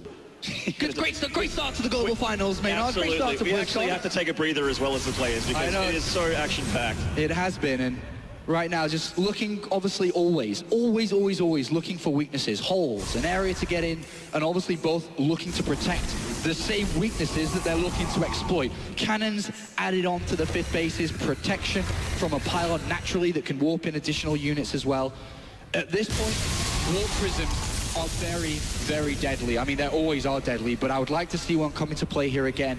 Imagine when you, because obviously the more you expand, the further out into the map you go, the more vulnerable your original base is. Yeah. And that's where all the key structures are. So a warp prism is super deadly at this point. If it's able to squeeze out into the main base, a warp in of Zealots and Dark Templars, at the same time, as cool as that is, you should also know it's also expensive to be able to warp in Dark Templar, to warp in a bunch of Zealots. And at this stage of the game, money isn't as high as it was, let's say, 5-10 minutes ago. Well, actually, at this current point, it is actually not that bad. But you've got to use it wisely, especially because these units at this stage of the game, naturally, a lot more expensive. So one small thing to look at here is that Classic has quite a nice bank going for him in the bottom there. So he can actually reinforce a little bit easier than Hero at this point. But you're right, the incoms, not too bad, quite similar. And that's something which is going to really assist Classic when they do fight, whether it is simple reinforcements into the army, whether it's how fast he can rebuild the same army that he's got currently and how fast that can take. That is a great benefit. Hero's not too far behind. It will pretty much decide based on how the army goes, right? And how the fight goes, excuse me. And how convincing it is for Hero or Classic. Throwing away those Stalkers there, they're a little bit useless in this point of the game as the higher tech units really decimate them. Zealots, a nice big warp in here from Classic, but Hero all over it with his own warp in. Cannon's helping out a lot. Both players just can't seem to crack each other at this point. At this stage of game as well, in StarCraft 2, you're almost crafting the ideal army, I guess is the best way to say it when you're at this stage of the game. I've got all my tech unlocked. I've got quite a bit of money at this stage. What is the best possible army combination or unit combination to build that army I can have? Currently, I'm looking at the unit tabs, and Hero, while harassment is going on, as you can see on screen, has 21 Tempest to 11. Hero is really in the sky here. And is that going to be the advantage? Is that going to be what it takes to win the fight? Because that's what, ultimately, it comes down to. They will fight soon, but who comes out on top? Yeah, Classic has the Stalk, he has the Colossus there. 8 Colossus, but Tempests. That's so just many they're going to make them evaporate, Apollo. And you start to think, okay, so why does Classic have more money? Well, Hero spent a lot on this army. And he's got an Oracle. He's going to look to get range on. No, he goes down. He looked to try to get his spell Revelation on this army. We can see from a distance. And those incredible range Tempests, look at that. In synergy with the Oracle, can really put the hurt on it. But yeah, Classic just getting that Oracle in time. Taking up his... Wow, that's a 6 Nexus going down there for Classic at the top. Observer goes down for Classic. That is a nice little move. Yeah, both players with a... Oh, he gets the other one. Oh, nice. That means the Observer can move forward. Of course, cannons can also reveal, so he's got to be careful not to move too far forward. But look at this pincer position that Hero has due to the long-range units that he holds. I feel like if he right-clicks on this Nexus from that range, it just disappears with that many Tempests in the sky. Oh, yeah. Oh, loses his own observer there. May. An extra couple of observers for Hero on the back end, though. 13 probes going down for Classic, but it's all about army supply. Yeah, there's 2 fights you're going to see continue to happen. Is the core fight, which is down at the south, between the army of Hero and Classic, but also the harassment game up to the north here, which both will be looking to spend additional extra resources in harassing each other's expansion, because at the north there really isn't that much defense. Of course, cannons and pylons, but ultimately a bunch of Zealots and Dark Templar will destroy this. So that's an important secondary fight, almost as important as the main one that's going on down here. That's right. Battles on both sides of Cactus Valley going down here in the 3rd game of our first series. Even Probes wanted to join in. The Hero Probe's getting damage done. And that's actually speed upgraded observers there for Classic. So they're getting forward into that engagement for Hero. Both players... Oh, look at this. Hero's broken through. He destroyed all the pylons and cannons there. And the secondary fight is an easy victory for Hero. He's going to destroy this Nexus. And now when you're going to be looking at the income, an additional base in favor of Hero. And on top of that, he's still pressuring the North Nexus with his Tempest. The North Nexus goes down. Another victory by Hero. And he continues the pressure. And he's won one fight. He's doing damage in the middle as well through Dark Temple. Wow. He's finding holes. He's finding weaknesses. And this is what you need to see if he is going to turn this around. The harassment game has definitely been won by Hero here. The ground army, though, is, or should I say the air army here, is what's going to matter. As the robotics facility is gone, Classic is concentrating on Tempest. He's making his gateways at the bottom. I mean, at this point, Maynard, even though the Nexus is killed and harassment is great, if he still loses the overall fight, he still loses the overall game. Absolutely, yes. As we saw that Hero nearly took this game early, but because he didn't convincingly win the fight, he couldn't seal the deal. Is he going to try to snipe the mothership there? He got the fleet beacon. Obviously, that's a key target. He really wants that mothership. She's just outside of range. Yeah, look how much damage they do on that Nexus. It is one more volley away. Yeah, one more volley and it is see you later. And the Stargate's going down here for a harassment here from Hero. He's actually gotten quite a few of these Dark Templar, continuing to warp in at a pylon that's very aggressive here. And he will get it. And just to note, there's only 4 Tempest difference between the both of them now. Classic has caught up, but he's not there yet. There's still 4 difference. Yeah, there is still a difference. And small differences make all the difference when you're this high level in StarCraft. You're right. Look at how many units we've got killed here throughout this game. Jeez. A beautiful It is a bloodbath. map. Indeed, indeed. There is an Oracle here for Hero. An observer army. Gotta be careful. One mistake is a loss at this stage of the game. It is, and with this much damage, they are actually one-shotting a lot of important things here. The harassment game of Hero continues to hold strong. Classic can't divert resources to deal with this. He just, I mean, he has a lot of money, but he's concentrating on building up his army at that 4th Nexus that's being high-hunted by Hero like for the last 5 minutes. Yeah, this is wonderful harassment by Hero. He's really has won that game of resources and harassment. And looking at the other side of that, the mothership core, or mothership, should I sorry, now it has moved up to the mothership, was sniped. No longer are these units under cloak from that. It's a nice little volley from these Tempests. Obviously, you can't still charge in because there are still observers, but look, more harassment for Hero. Continuing to do damage, which is just minerals. He is spending minerals to do insane damage to Classic's infrastructure. The harassment virus that we're seeing from Hero is spreading down this left-hand side. Well said. That's very nice. It took up the north, and now it's coming down to the west here, and it continues to spread, and this is a problem. Classic needs to deal with this. Another fleet beacon's about to go down. That's the second one I've seen already. This is very difficult for Classic, who started so well in this series, but he is being outplayed. Crossing the mid-game into the late game, into the super late game, he is being outplayed. And Hero feels like he wants to do a bit more damage here. Poking forward, losing one Tempest on the back there. Colossus evaporating to that huge army in the sky. And more continues to happen back at home for Classic. If you were only watching the armies poke each other, you would think this is very, very close. But look at this. It's incredible how much damage Hero's done. He's going to take this 3rd base now. He can move into the natural in the main. And Classic now, if he goes back to defend, obviously Hero moves forward and snipes the Nexus. 1 volley perhaps, and this is gone.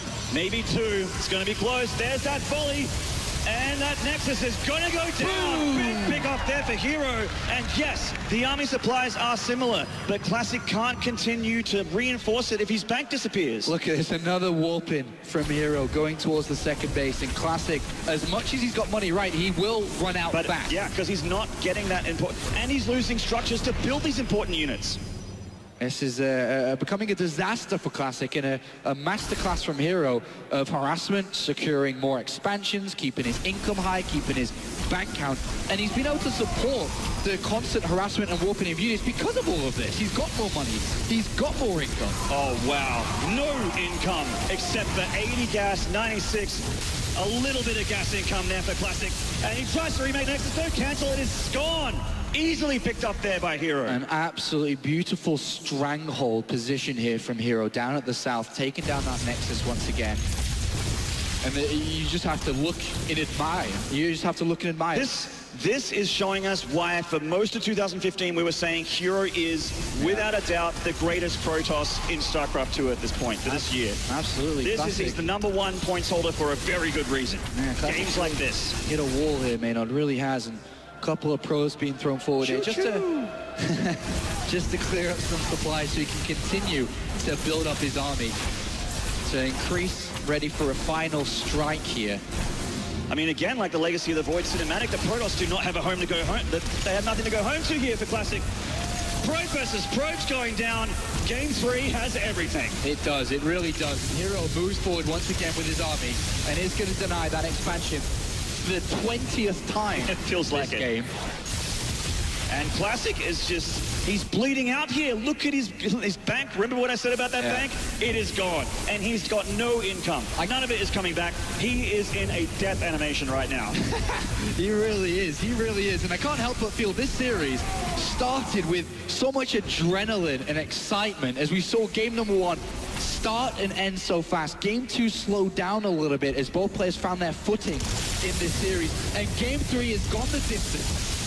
Now, one thing that may happen here is that Classic has almost a 70 supply advantage here in Army, so he is going to pick a fight. The Mothership is gone, though, and Hero has all these cannons to fall back to, giving him that advantage in this battle. He does, and he's got a lot of money to rebuild as well. Remember, Classic has no money in the bank. Everything he loses here Colossus are almost useless. Will not be replenished. That's right, it's all about the battle in the sky here. Taking out those of the observers, taking out the Tempests. So even though in the army supply at the south here, you see the numbers 99 to 146, we will see Hero climb up. All that money is going to be built with more units, and he will start to catch up to that number, as you see now, 4 additional Tempests. And Classic, who has no income, he's long-distance mining from the south position now, is looking to see if he can win the game with the army that he has, and that is all he has. And a unit like that going down is expensive, and like I said, cannot be replaced. And he's dropped the Revelation on the Tempest as well. If he gets to a better position, he can actually engage this from a slight range advantage. It's just, he's taking it easy here. Hero doesn't want to throw it away. He's got time, he's got money. Exactly. Just to wear it down, wear the army down, build up, overtake. 4 more Tempests, 12 more High Templar, 5 more Archons into the mix. Take your time, breathe. It's an easy game to win. You don't want to mess this up. Classic is on the ropes, and Hero just has to finish him off at this point. It is. And slowly as we see those supplies trickle down for the SKT1 player, the CJ crowning jewel is moving across the map here to try and seal the deal. Now we can see that Classic is doing damage back at home in Hero's base. Yeah. But he really cannot engage this. So this is a little bit risky from Hero because he's going to lose all his key structures inside the main base. So he's obviously going to be looking out to get as many units as he can, but he will lose these structures eventually if Classic continues to push forward, which means Hero also will not be able to continue to rebuild, but Classic has chosen to go a little bit south here, which is allowing the additional expansions and income around the map to continue to power up the Stargate. So 4 more Tempests will complete. Another 4 will complete. More fleet beacons going down. He's actually, just wasted structures here for Classic. And look at the army supply now. And there it is. 153 for Hero, 139 for Classic. He's bought the time necessary, and all he needs to do now is join forces together to strike. Likewise, Hero joining forces together. Imagine if Classic found the reinforcements and found the weakest side of this army. Yeah. This could flip on its head still. Absolutely. I've seen crazier things in my time in StarCraft. If he comes up into the main and just picks off 6 Tempests, all of a sudden he's got a fighting chance and a head-on engagement. As it stands, though, Hero is beefing things up, and he is in an incredible advantage. 50 supply up. So perhaps Hero destroys a lot in the main base here and then recalls back to his original main base himself to join forces together. This lowers the risk of trying to join the 2 armies together that Classic could find in the middle. You could almost even spring a sandwich here with that many Tempests from his main swinging in. There is no Mothership core or anything like even going to be a Nexus to recall to here. Classic is gone. He's lost everything. I mean, at this point, as you can see on screen, he doesn't have any buildings left. He could just get eliminated from this, and we may not even see the epic conclusion to the map. We won't even see the fight break. We want to see this fight break out. And Classic does too, because he has actually got a Pretty similar army supply, but it does still have the advantage to Hero. Every single advantage is to Hero right now.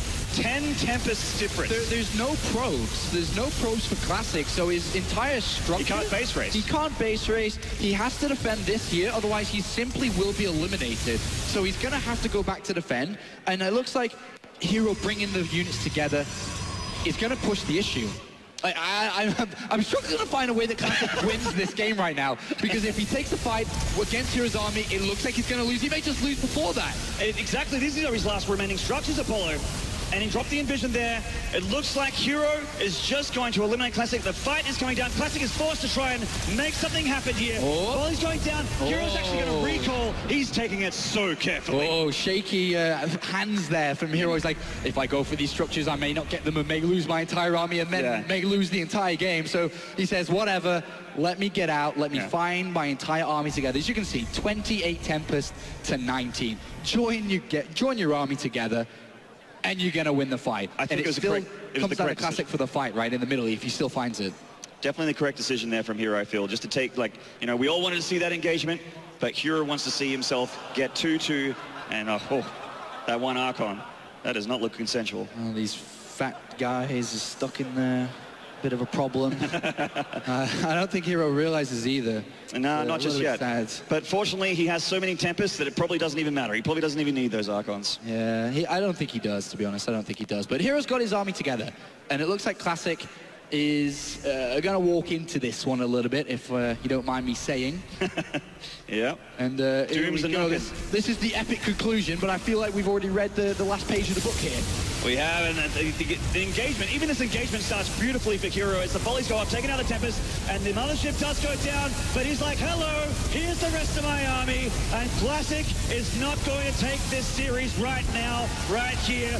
Hero with a fighting chance. An absolutely wonderful game from both players here, but at the end of the day, Hero is going to win this fight and win this game. GG! Beautiful game from CJ Entis' ace player, Hero. Fantastic game of StarCraft there. Really, really enjoyed that one, and I hope you guys did at home, and of course in the arena here. Hero on the ropes, on the back foot, when all the pressure of being eliminated by the same player at the same stage as last year was on his shoulders. He shrugged it off. He shrugged it off, and he performed better than he has done, obviously, in this series. And to be honest, better than we've seen him during the global finals, and that was wonderful to see. That was actually, yeah, we see that the SKT1 coach coming in here, having a bit of a chat, and just trying to calm Classic down. He knows he's got a map advantage still in the series. Yeah, it's very, very mental at this point. You can see that. He's very shaken. He's shaken. That was a big loss there. Fantastic performance, but currently here at the halftime, it is 2-1 for Classic. Hero crawling back, though. He is. And I got to say, that's the best game of StarCraft I've seen from Hero in recent memory.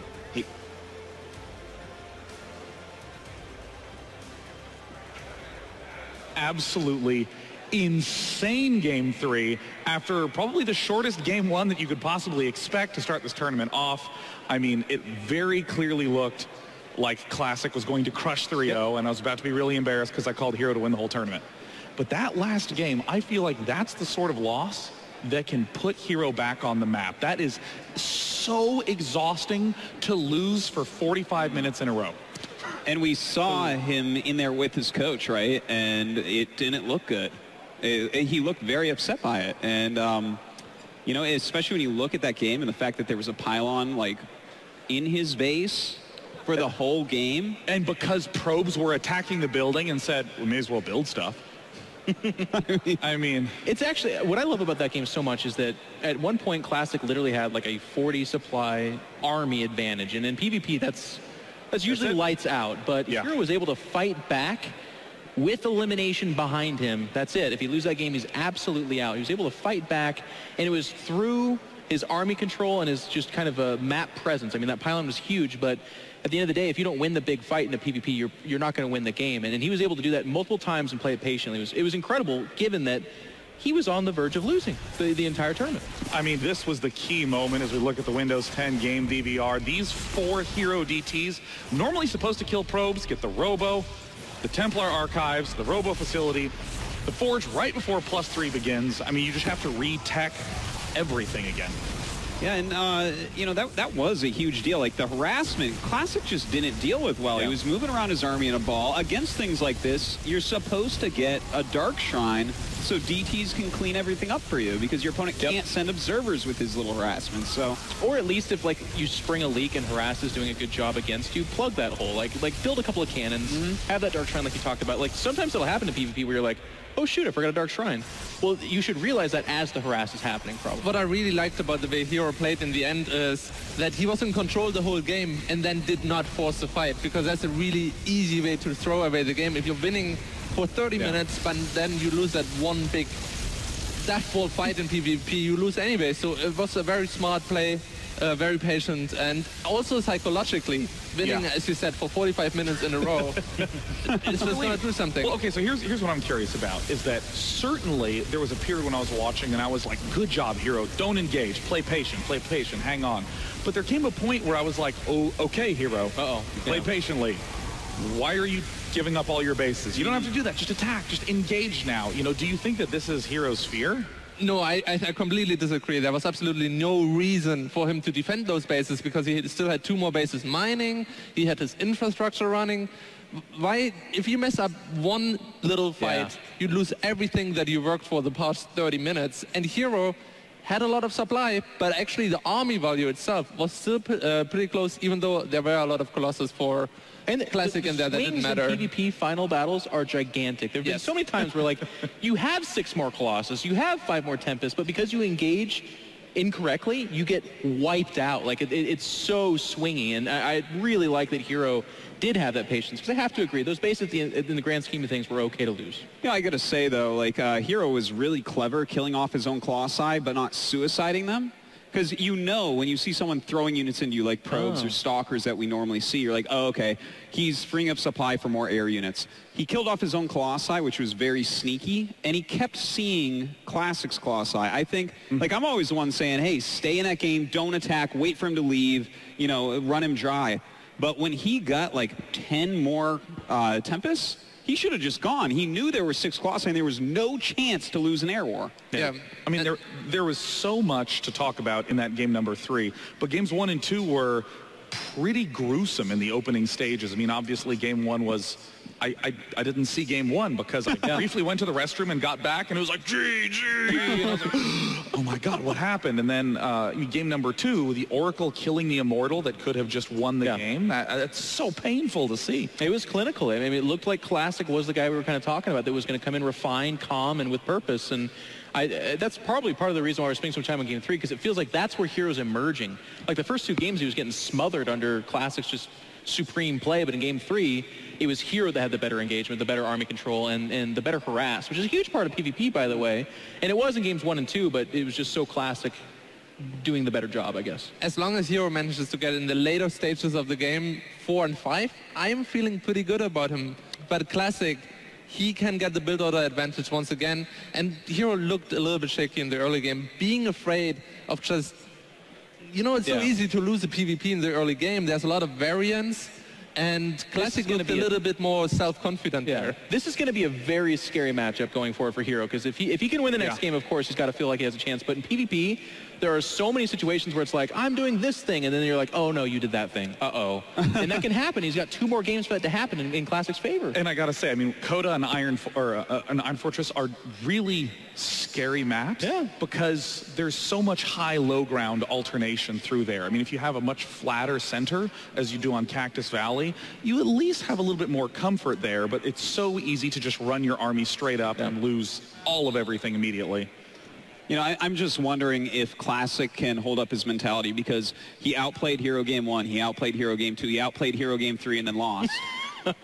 And he looks shaken, and at the end of the game, like, it was like watching a robot with his circuits, you know, malfunctioning. It just, StarCraft.exe was not working well in his head at that moment. He just fell apart at the end. He looked crushed with his coach talking to him, and I mean, Hero may have just won the series with that game. That is a possibility. Good time to call a timeout, too, though, and kind of collect yourself. That's why we're here. When players request timeouts, breaks away from the game, especially after a long game like that, we're here to make sure that you're not just looking at them, burying their face in their hands. But Classic still is not back in his booth.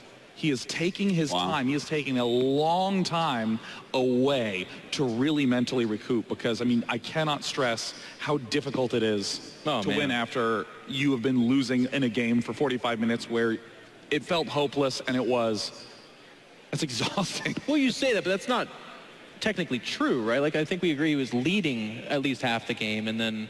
Yeah, definitely in the end, it was like a boa constrictor. Like, we all saw Hero with the army advantage from the majority of that, and the harass was very clearly killing Classic, so it did go on for like 15 minutes. But I think what makes this so hard for Classic is he probably at some point had that distraction that we were talking about, where he was like, yo, bro, you just did it.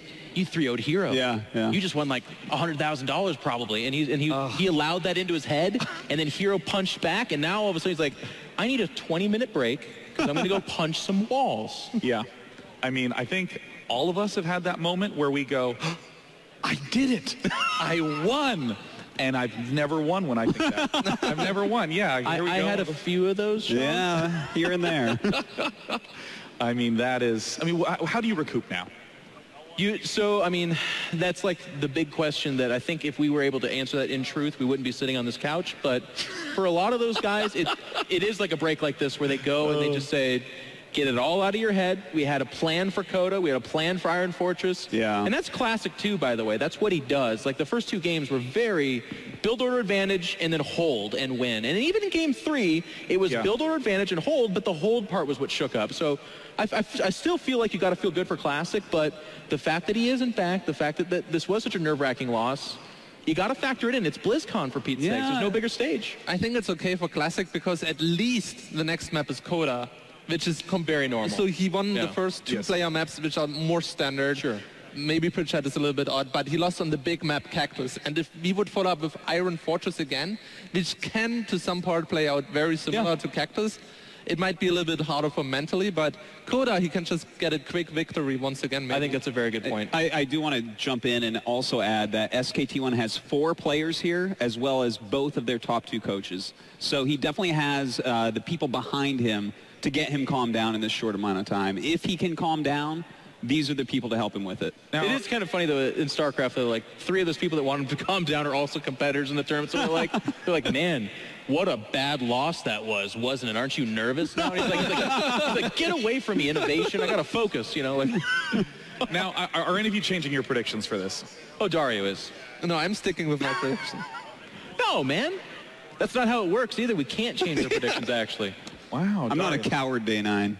I will stay with Classic here. He's Artosis is many things, but a coward he is not. You're saying you're not a coward when you're sticking with the guy who's leading and is on match point. You're so brave. Really inspiring. He's like, look up to me, guys. Someone's got to do it. Someone's got to do it, you know? So I know Classic. I hear you. I'm bravely choosing to stay with Classic as well. That's right. Like I said, I need to get a lot of points back in the caster prediction game. I'm sticking with Hero.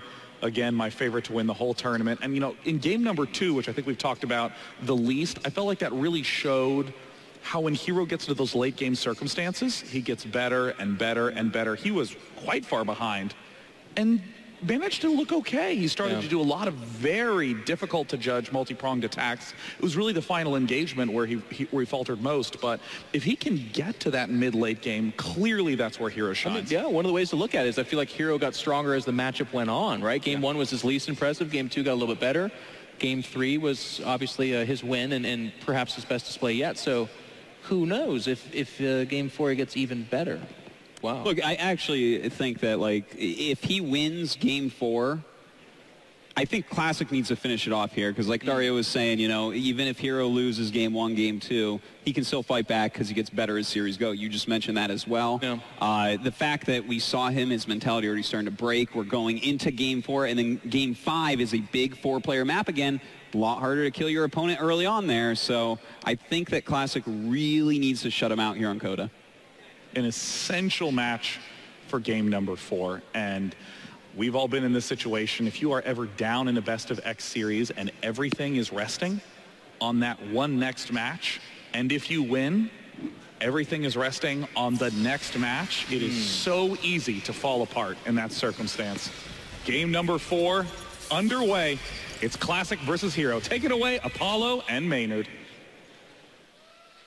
And we are resetting the stage here. We just got that we got that little bit of hype there with that Hero win, so a lot of the fans are feeling like the momentum maybe with him, but we can't ignore the fact that Classic is still one map away from victory. Hero needs to win the next 2. Yeah, looking forward to this one.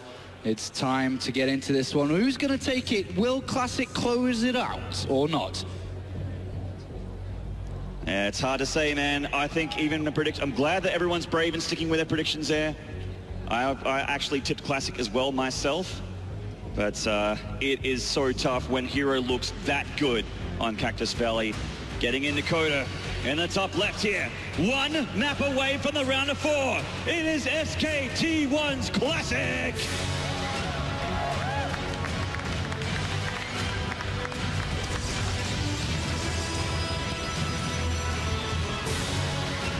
There he is. There he is. We found him. And in the bottom right here, we also found this guy. It is CJ Actis Hero.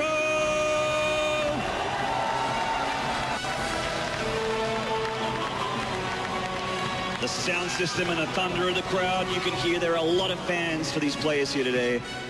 Beautiful crowd here in Anaheim. On the world's biggest stage, can you bring the world's best play? Is a question now that we need to see from both sides. As both mentioned, or all mentioned on the couch, is that Classic's best chance to win this series is this map. He does not want to lose 2 games in a row where obviously he's going to be shaken up. Going into game number 5 when Hero's going to have 2-game momentum in his favor, a 4-player map where it is more risky and can be more dangerous, especially against a player with the momentum. This is the map that Classic needs to finish this. It does seem like with these 2 players, if you look at them, Classic likes that earlier to mid game. Hero, however, loves that late game. We can see that even when you look at these percentages, when he plays those later games, he does tend to win in this matchup. And so, Artosis is very correct. He is, sometimes. He is. Sometimes. Well, in his case, he is absolutely correct in my eyes. And to continue on with what Artosis said, I popped to get some more water back there, and I ran past Classic, who was having a one-on-one with his coaches. It was great to see. I Love Oath, obviously one of them. Yeah, a legend of the StarCraft era. Legend from StarCraft, now a coach on SK Telecom. Was talking to him, was calming him down. I've no idea what he exactly said, obviously. But it's always good to have that type of manpower behind you. And we'll see if it shines through. Classic is going to scout his opponent much earlier, much faster than Hero. Yeah, opting for that extra scout, it's just a slight income difference, but really nothing to write home about. He does get to see what's going on in Heroville. Not much in Heroville. With a Sentry coming out for Hero, looking like he wants to go for that quicker expand. Yeah, quicker expand. It could be for hallucinated energy, or energy for hallucinated phoenixes. He does throw down a Twilight Council straight off the back of it. So perhaps not. He cancelled it. Yeah, so we'll see. The probe is now left for Classic, but no scouting whatsoever coming out from Hero. He's just going to rely on the energy from the Sentry. But of course, when you get a Sentry this early on, and then a Stalker and Twilight Council and Blink upgrade, you'd imagine, he's not having a Mothership core. So he is slightly vulnerable to aggressive plays, which at the moment, Classic still could go for, depending on how aggressive he lines up with. But that's pretty aggressive. He's chosen the Dark Shrine, indeed. And that is good against a player who has no detection, obviously. So let's see, do we get detection as the Hero? I feel like it looks like Hero wants to drop that Nexus still. And, I mean, if he does, it's going to be very, very, very tough for him if that DT comes a knocking, obviously. Yep, indeed. So getting across the map. Just the one Stalker getting a little bit of map control for Hero. Seeing what's up, getting that vision. Classic.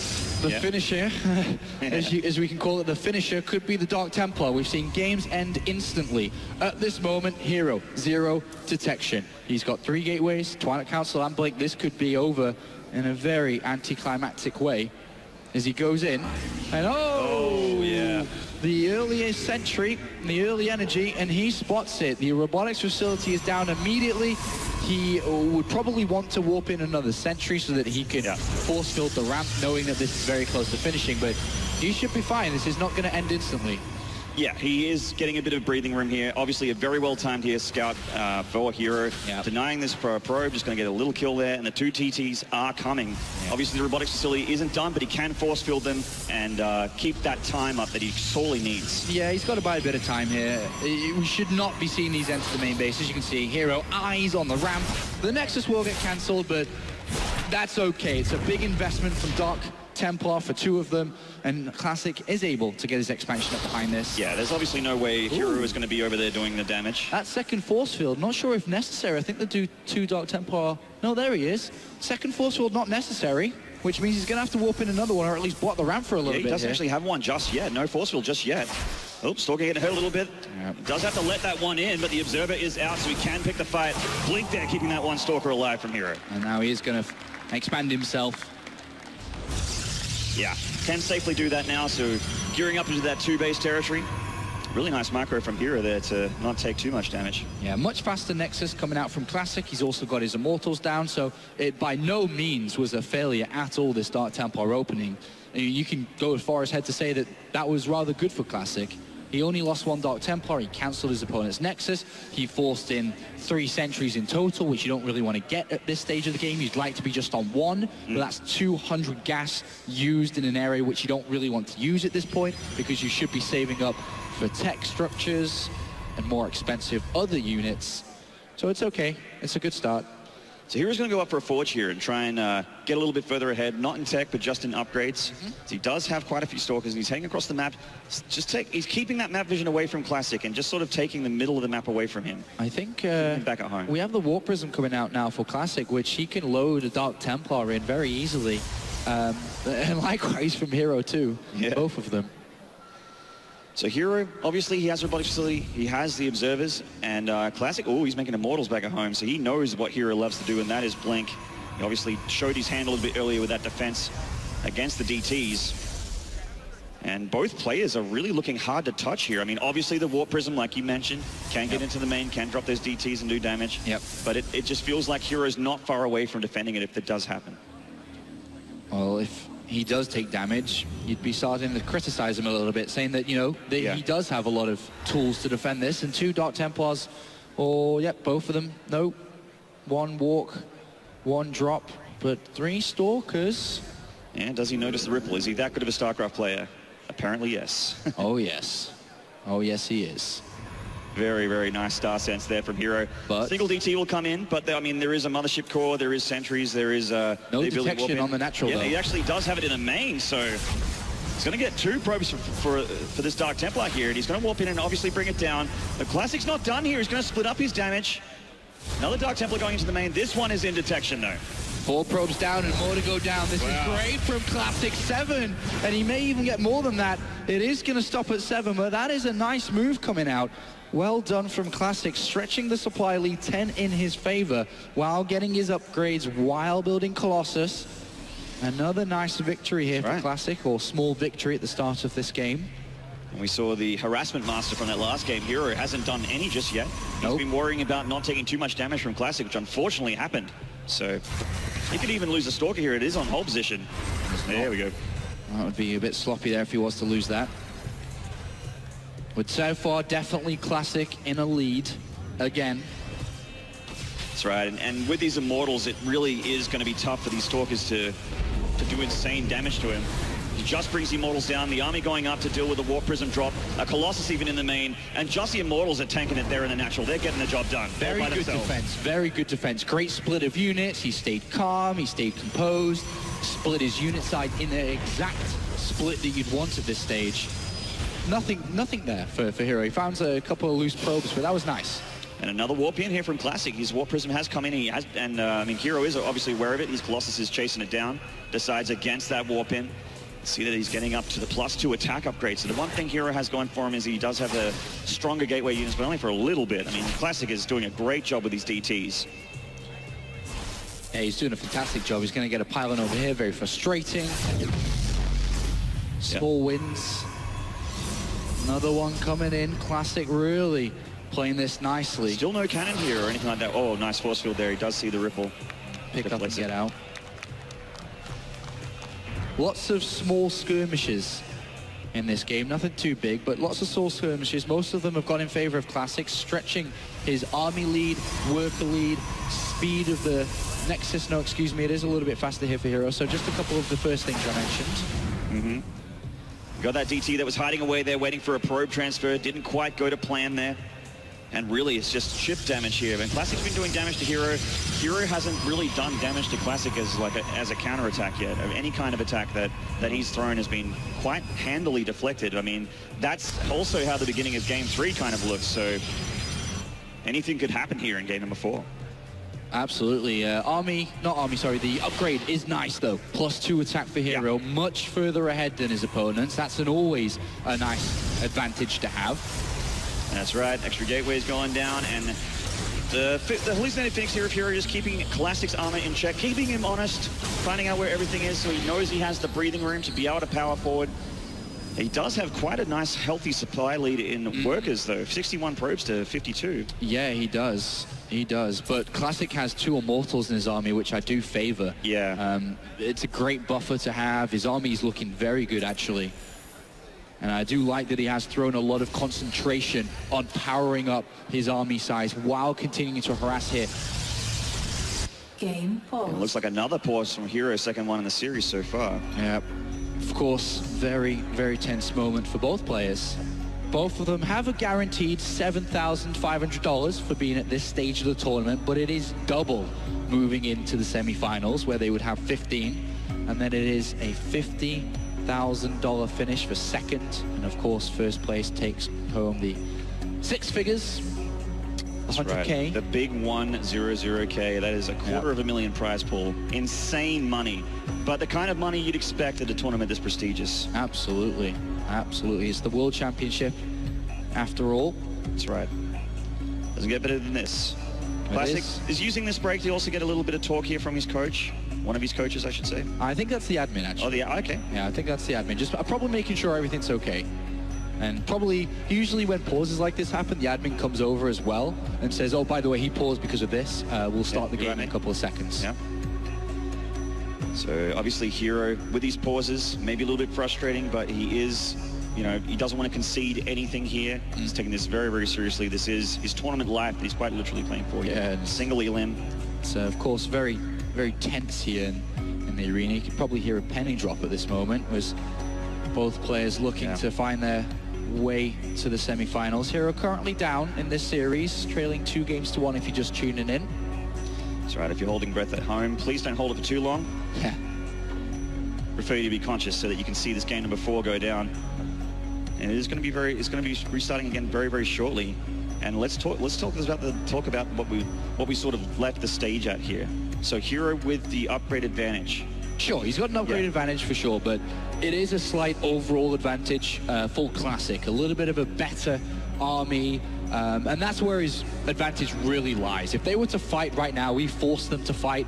I guess you could call it the Heroes of the Storm arena type game. If they were to fight in the middle of the map because they're forced to, then it would go in favor of Classic. He's got the better army currently. But, of course, the longer the game goes, there are ways to come back, and Hero does have that Warp Prism out, which he can use. But right now, he's consistently defending, always. Warp Prism here, Dark Templar over there, move my army over here. While all that's going on, of course, Classic deploying the aggression is furthering his army and spending money that Hero has to spend on defending into his army size. And that's kind of where we are at this moment. Yeah, Hero lost like, what, was it 7 probes to that DT harassment in the early game there for Classic? And he's 10 probes ahead at this point, which means he's put a lot of his money back into his economy. Yeah, back into his economy. Which he does have, but when it comes down to it, you're right. If the armies clash, he's going to be in a spot above it. Yep. All right, so it seems that we are going to have to reboot up the replays, or at least resume from replay, should I say. Yeah. As there was an issue which will get fixed in a second. But a tense moment here for CJ Hero. Of course, a 5-time StarCraft 2 champion. But right now, none of that matters. He's going up against a rival in essence. Yeah, they're absolutely rivals. When we talked about at the beginning of the series, if you guys are just tuning in, these guys have, I mean, Classic has the winning record against Hero, but it has been such close series, and they are both very closely matched. Absolutely. I mean, the thing is, you know, we do have the best players in the world here. Every single one of them against each other, no matter which way you look at it. On a good day, we can see upsets easily at the World Championship here. So it really is about bringing the best possible game on the day when it matters the most. And unfortunately, in the round of 16 that happened just last week at opening week, there were favorites eliminated. They didn't bring the best. There's a handful of 3-0s there. Does tend to happen. I mean, StarCraft is that kind of game. Even if you're closely matched, even if the games look close, the scoreboard doesn't always tell the story. Well, the winner of this will be going up in the semi-finals tomorrow against either, of course, the winner of our next series coming up straight away, Innovation versus Life. The reigning world champion will take to the stage and see if he can deliver the X factor against Innovation, of course, who is the reigning GSL champion and is looked upon by many StarCraft fans around the world as the current best player in StarCraft 2. His form is incredible. He demolished one of his rivals in the round of 16 in Zest. So, of course, that is going to be a highlight game of ours that's just around the corner. And he also recently won the final season of GOM's GSL as they move into Africa TV. So he is a very recent GSL champion, which is a great indicator of who is the most powerful in the Korean scene. Absolutely, absolutely.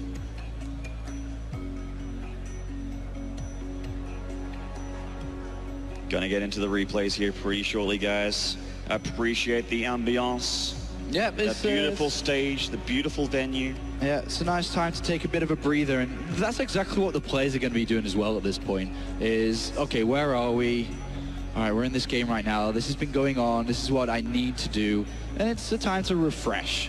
Yeah. It's a time to refresh. It's time to reflect a little bit on what's happened so far. That's right. Not wearing his Blink pin today, not wearing his Star League and Kesper Cup pin. He did wear it at the opening week, but just decided not to wear it today. Hero, of course, a two-time champion of this year in Korean tournaments. Yeah, and Classic he's a tournament winner as well, a Premier Korean tournament winner as well. He's got a handful of those big victories in his back pocket. All right, so from what I've been told is they do need a couple of extra minutes, so thank you for sticking with us. But we are going to head over to the couch with Day 9 and the boys to see their thoughts on how this is unfolding. Hope you're enjoying our new band, Day 9 and the Boys, over here on the sofa. Now, the question I have is that we've talked a lot about preparing for a best of 5. We've talked a lot about the mentality of, that's changing throughout a matchup. But what happens when there's some sort of unexpected delay? Oh, yeah. I think that there's this idealization that a lot of people have that everything is perfect when you go to a tournament environment, when in fact it's the exact opposite. Playing at home, that's when everything is under control. How do you recover in a spot like right now? And that is what's so remarkable about these guys is because they've been on the GSL, the Pro League, excuse me, those big stages, they've had these technical difficulties and they can overcome them. But for a lot of guys, like in my career, I saw so many players, they're at that mass MLG tournament or whatever, and like someone bumps the back of their chair or their mouse comes disconnected, and that just unravels them. They're like, I can't handle it. Additional factors, and then all of a sudden, the entire match is almost gone, and we've seen people freak out about that. So these guys right now, they have to be the champions that they are, and they have to just block it out. They're like, if we need to take 3 hours, we'll take 3 hours, but I'm going to have the perfect setup. Yeah, and, I think that it can actually benefit one player over the other sometimes as well. Like, let's say that your opponent is a little bit ahead of you. You can get behind and they get a tempo advantage. They start, like, harassing you everywhere, and basically everything's happening a little bit too fast for you. But during a big pause like this, while you're just sitting in there alone, you are literally going to think over every second of the game. Like, okay, I'm going to do this click and then that click, and then I'm going to move these units here, and you're going to be able to, the next few seconds when this game unpauses are going to be so fast. I have a throwback. I want to ask you, because you've been in this situation many a time, but one time I remember, Idra WCG 2007 was Dark Templar dropping you, and the disconnect screen came up. Did it help you that there was a pause in the game, or did it make it worse that your arch enemy was dropping Dark Templar at that moment in time? Well, I thought he was my friend. As soon as he dropped those Dark Templars, I knew otherwise.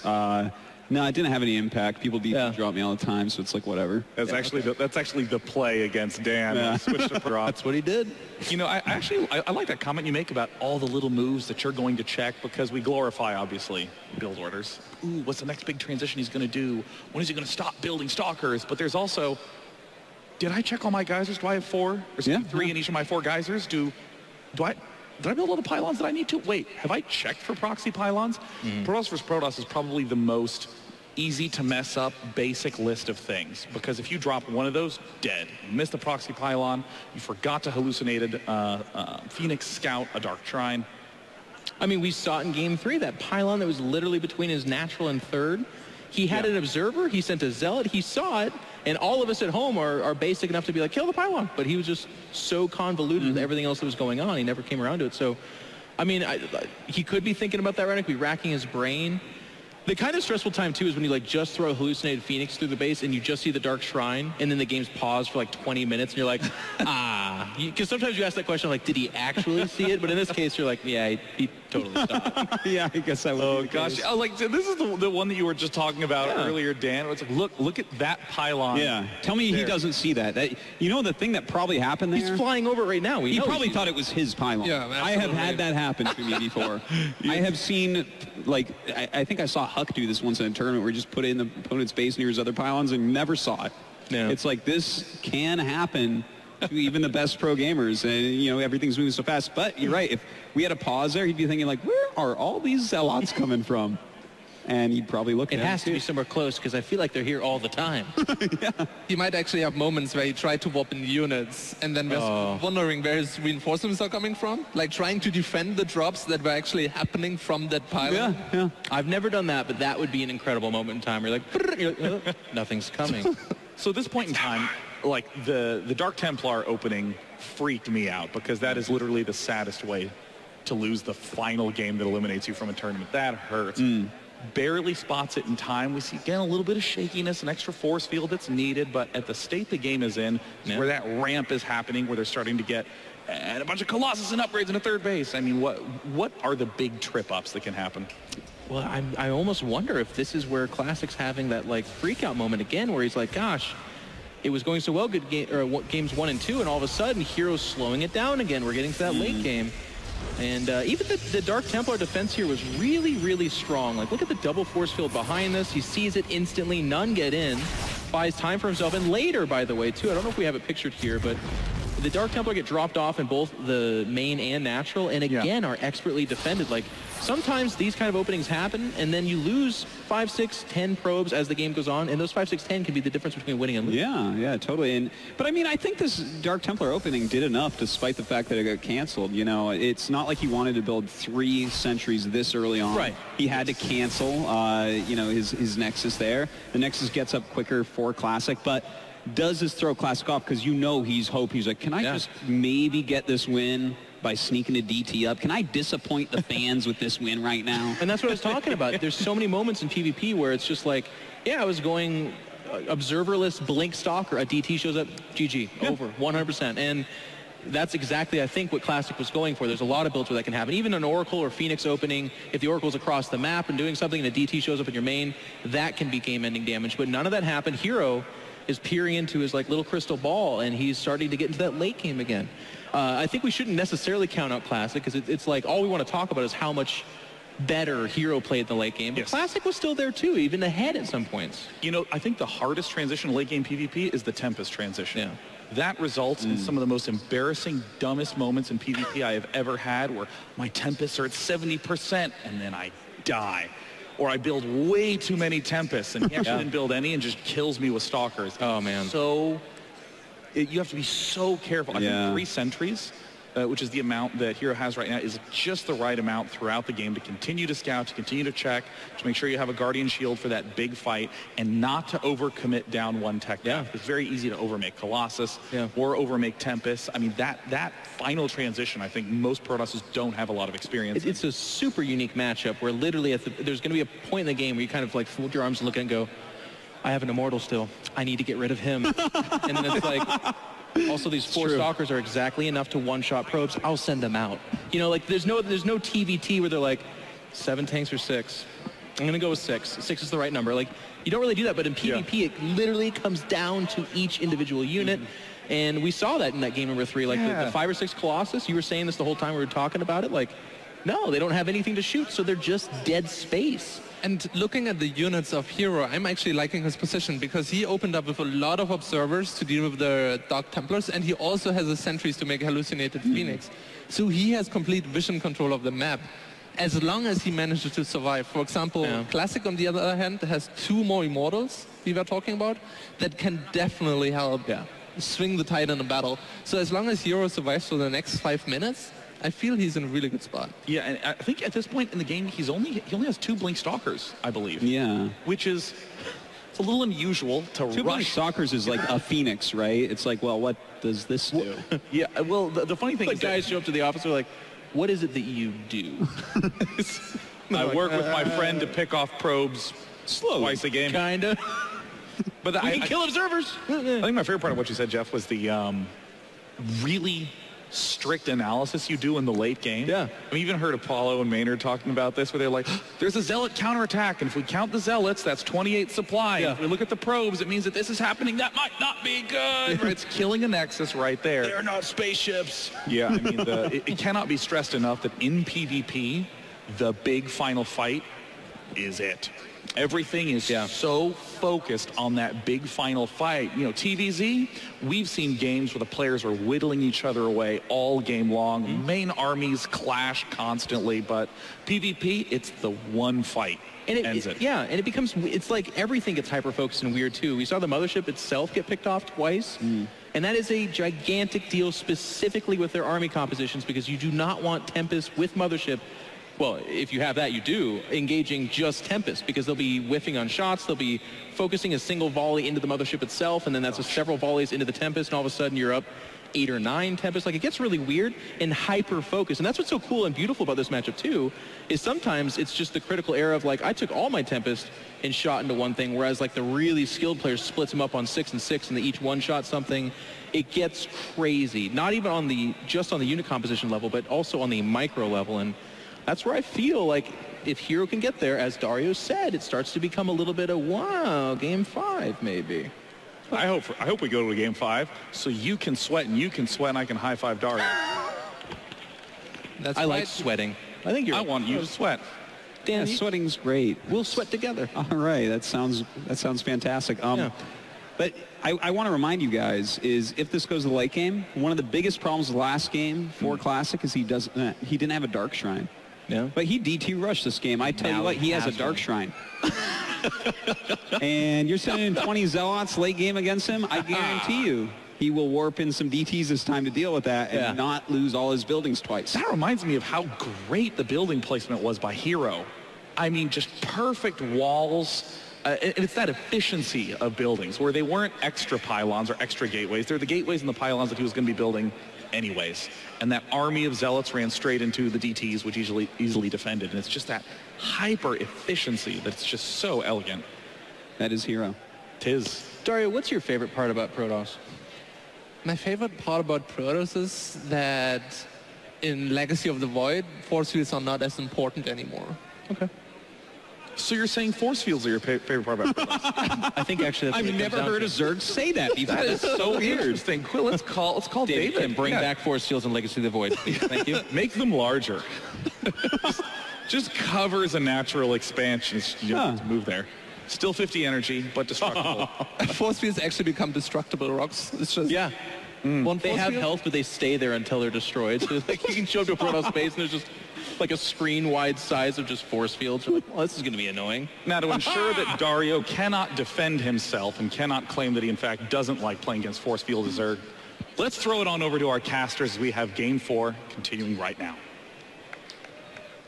Hello again, all you StarCraft fans at home, and hello BlizzCon. Wakey, wakey, everybody. It is time, almost, to get back into the game. We have figured things out backstage, and both players are ready to see, well, we're all ready to see, including the players, who ties the series, if you can tie the series, or if it's all over for Hero. Yeah, Classic could move into the semi-finals with a victory here on Coda. The game is almost loaded back up. The players are ready. As you can see on the screen right now, and of course, on the stage, Hero praying for the last 5 seconds before we jump into this one. It is all or nothing for Hero. That's right, a Classic rolling up his sleeves. I've got some work to do, says the SKT1 player. And the CJ Entis ace is going to try and show everyone why he was always talked about and hyped to be the best Protoss player in StarCraft 2. Let's get into it, guys. The game has resumed.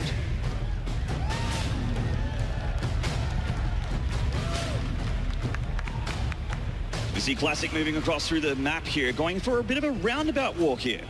Trying to avoid the middle map vision that Hero has for himself. Yeah, Hero's got vision on the middle and the right, but he doesn't have anything south here. So if Hero gets surprised by this, this is huge. This is absolutely massive. If Classic moves forward, snipes the Nexus, and gets out, that's what he's looking for. Where's Hero's army? To the natural. Oh, there it is. And Hero, anticipating something like this, does start to move. Classic waiting, though. And Classic has a fair bit of a bigger army as well, and it just got even bigger, almost doubled the army supply of Hero, 107 to the 50, and Hero resupplies there. Is the target, the Nexus at this moment. It could be straight for Hero's army. Oh, there's Hero's dancing a little bit. What goes down, there's Colossus there in trouble for these Zealots. They're charging in, and they make it a couple here. He gets one in the back, and Classic is pushing through. Hero has to give it up and pull back into his natural. He's already in touch with these Zealots, are tearing his Colossus apart. Is this it already for Hero? He's warping in, and Classic, the army supply for Hero is dwindling. Classic is pushing through, and it is starting to look like this rivalry will continue as Classic is going to continue his streak against the CJ Entis Hero. Gonna take this series 3-1, and he is remaxing his army, taking apart this natural. Hero is just in shock right now. He has lost all of his economy, all of his army. The Nexus is falling apart. He probably can't even imagine what just happened. He was like, all right, we're paused, and I'm going to do all these things. And then all of a sudden, out of nowhere, Classic strikes. And Classic strikes hard, and it is a game-winning move. This is it for Hero. He is trying to fight, but there is just too much from Classic. And this is going to be the end of the CJ Entis players' run here for the World Championship at BlizzCon 2015. Classic, top 4 last year, top 4 this year. GG performance, GG indeed. And Classic moves on. A well-deserved victory there in the SKT1 Classic. That team is looking so good. Will one of their players reach it all the way to the end? A magnificent victory from Classic. It really was hard-earned. This was not an easy series, and he comes out on top. As said before, double top 4. Excellent performance from Classic. Well, Classic does it. You guys are cheering loud. And 3-1, of course, a little bit of a slip up in Game 3, but taking down Hero once again. I mean, Classic, do you even see this as a rivalry anymore? You've pretty much denied Hero a dream several times, including last year, right here. 이번에도 이제 3대1로 이기셨는데 뭐 지금쯤 되면 더 이상 라이벌이라고 생각을 안 하셔도 될 것 같은데 기분이 어떠세요? 제가 하도 이겨서 일단 준호랑 하는 건 자신감이 있었는데 2세트까지 이기고 이제 3대0으로 이길 줄 알았는데 3세트 때쯤 제가 못해가지고 다시 집중해서 4세트에서 무조건 이기자라는 생각으로 했는데 잘 이겨가지고 이제 라이벌보다 제가 좀 더 위이지 않을까 싶어요. Well, you know, I came in really confident. I've beaten him countless times before, so, you know, I was feeling comfortable. When I was up 2-0, I went into Cactus Valley and I was like, I can beat him 3-0. I did make a mistake, went down, gave him a map, of course, still up 2-1, and I said, well, I gotta finish it in map number 4. I won 3-1, and now, yeah, I think you're right. I don't think we're really rivals anymore. I think, you know, I'm at least a little bit ahead on top of Hero. I'm definitely going on. This guy's moving on to the semifinals, ladies and gentlemen. Now I want to ask you this too. Now you're moving on to the semifinals here. I mean, you were here, of course, last year too. But if you win BlizzCon, I mean, I would assume people here are going to be chanting your name. How much would it mean to you to be able to hear Classic fill this arena? 올해 이제 다시 이제 준우승 준결승까지 이제 가셨는데 만약에 여기서 우승을 하신다면 정말 NIM 캘리포니아에서 클래식 그걸 계속 들으실 수도 있어요. 만약 그걸 들을 수 있다는 게 얼만큼 큰 의미가 있을까요? 그냥 그게 이제 프로게이머로서 최종 목표일 수도 있을 만큼 그 승리하고 환호성이 정말 많은 힘이 되거든요. 그래서 저도 그걸 꼭 느껴보고 싶어서 이제 4강에서 떨어지지 않고 결승 가서 꼭 우승하고 싶어요. 4강에서 무조건 결승까지 갈 자신 있으세요? 솔직히 4강이 제일 고비인 것 같아요. 제가 작년에도 4강에서 떨어졌고 대신 4강만 이기면 우승할 수 있을 것 같아요. Well, hearing your name fill a stadium is every pro gamer's dream, and that's what's motivating me this year too. I think, you know, if I can go to the finals and hear that, that'd be such a dream come true. And if I can just get over the semifinals, I think that's always going to be my hardest obstacle. But if I can beat my opponent in the semifinals, I think I'm going to be picking up that trophy. Ladies and gentlemen, Classic moves on to the round of 4 here at the WCS Global Finals.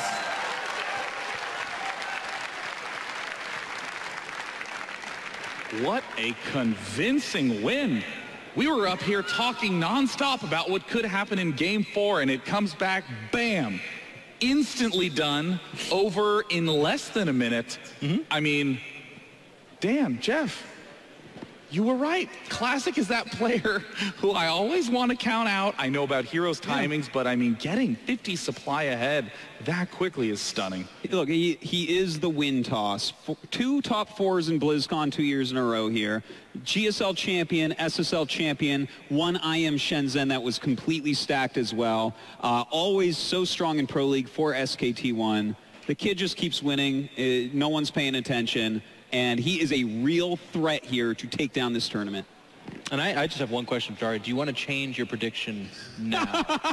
Yeah, I think I'm going to go with... I feel like I'm going to go with Classic. Okay. All right. What about you, Sean? Well, I think Hero could... No, I'm sorry. I mean, at the end of the day, I think that really does show how much of an incredible feat it was for Classic to pull off this win. Sure, he's won countless games against Hero, but Hero is the #1 ranked player going into this tournament, and he is out. Coming up next, though, we have 2 of the most important, famous StarCraft players in the history of Heart of the Swarm. It's going to be innovation versus life. We'll be back soon.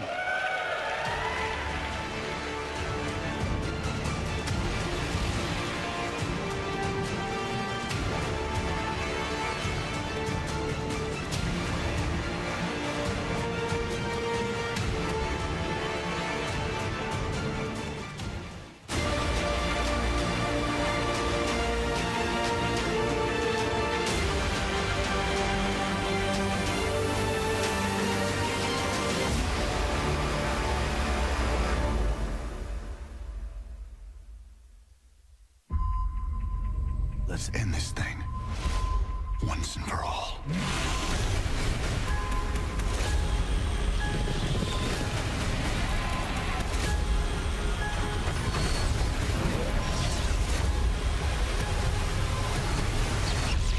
My life for ire. StarCraft 2, Legacy of the Void. Pre-purchase now at StarCraft.com.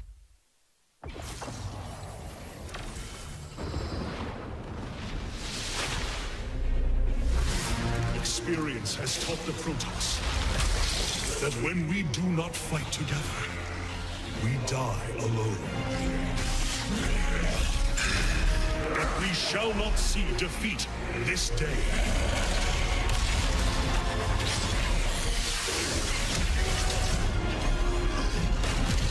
For we stand as one.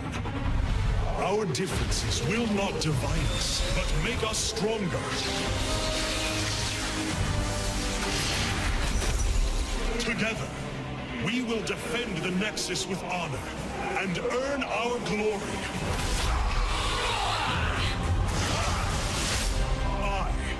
Hierarch Artanis, leader of all Protoss. And in unity, there is strength.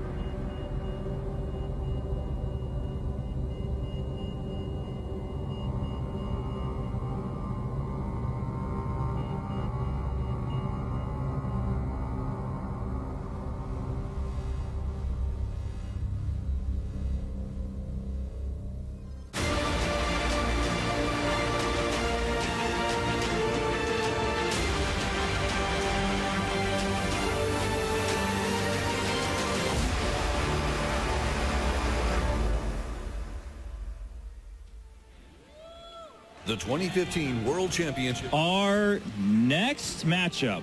Some would say this could easily be the final of any tournament, but especially, of course, the WCS Global Finals. The first player we're going to meet, the last Terran standing, but if it's going to be him, he could count as 10 Terrans. And he really is just on a spree coming in to BlizzCon 2015. Ladies and gentlemen, please give it up for Innovation!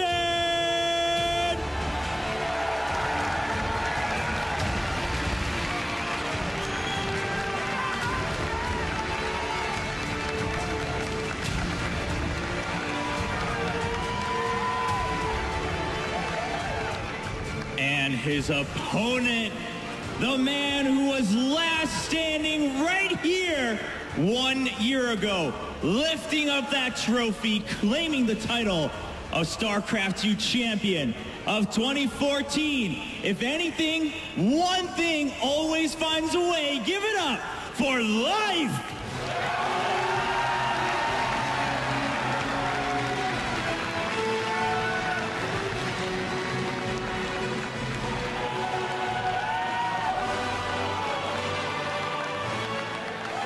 Will Life keep his hopes up to become a two-time WCS Global Champion, or will Innovation finally go towards that final and claim that throne of his? Let's find out in quarterfinal number 2.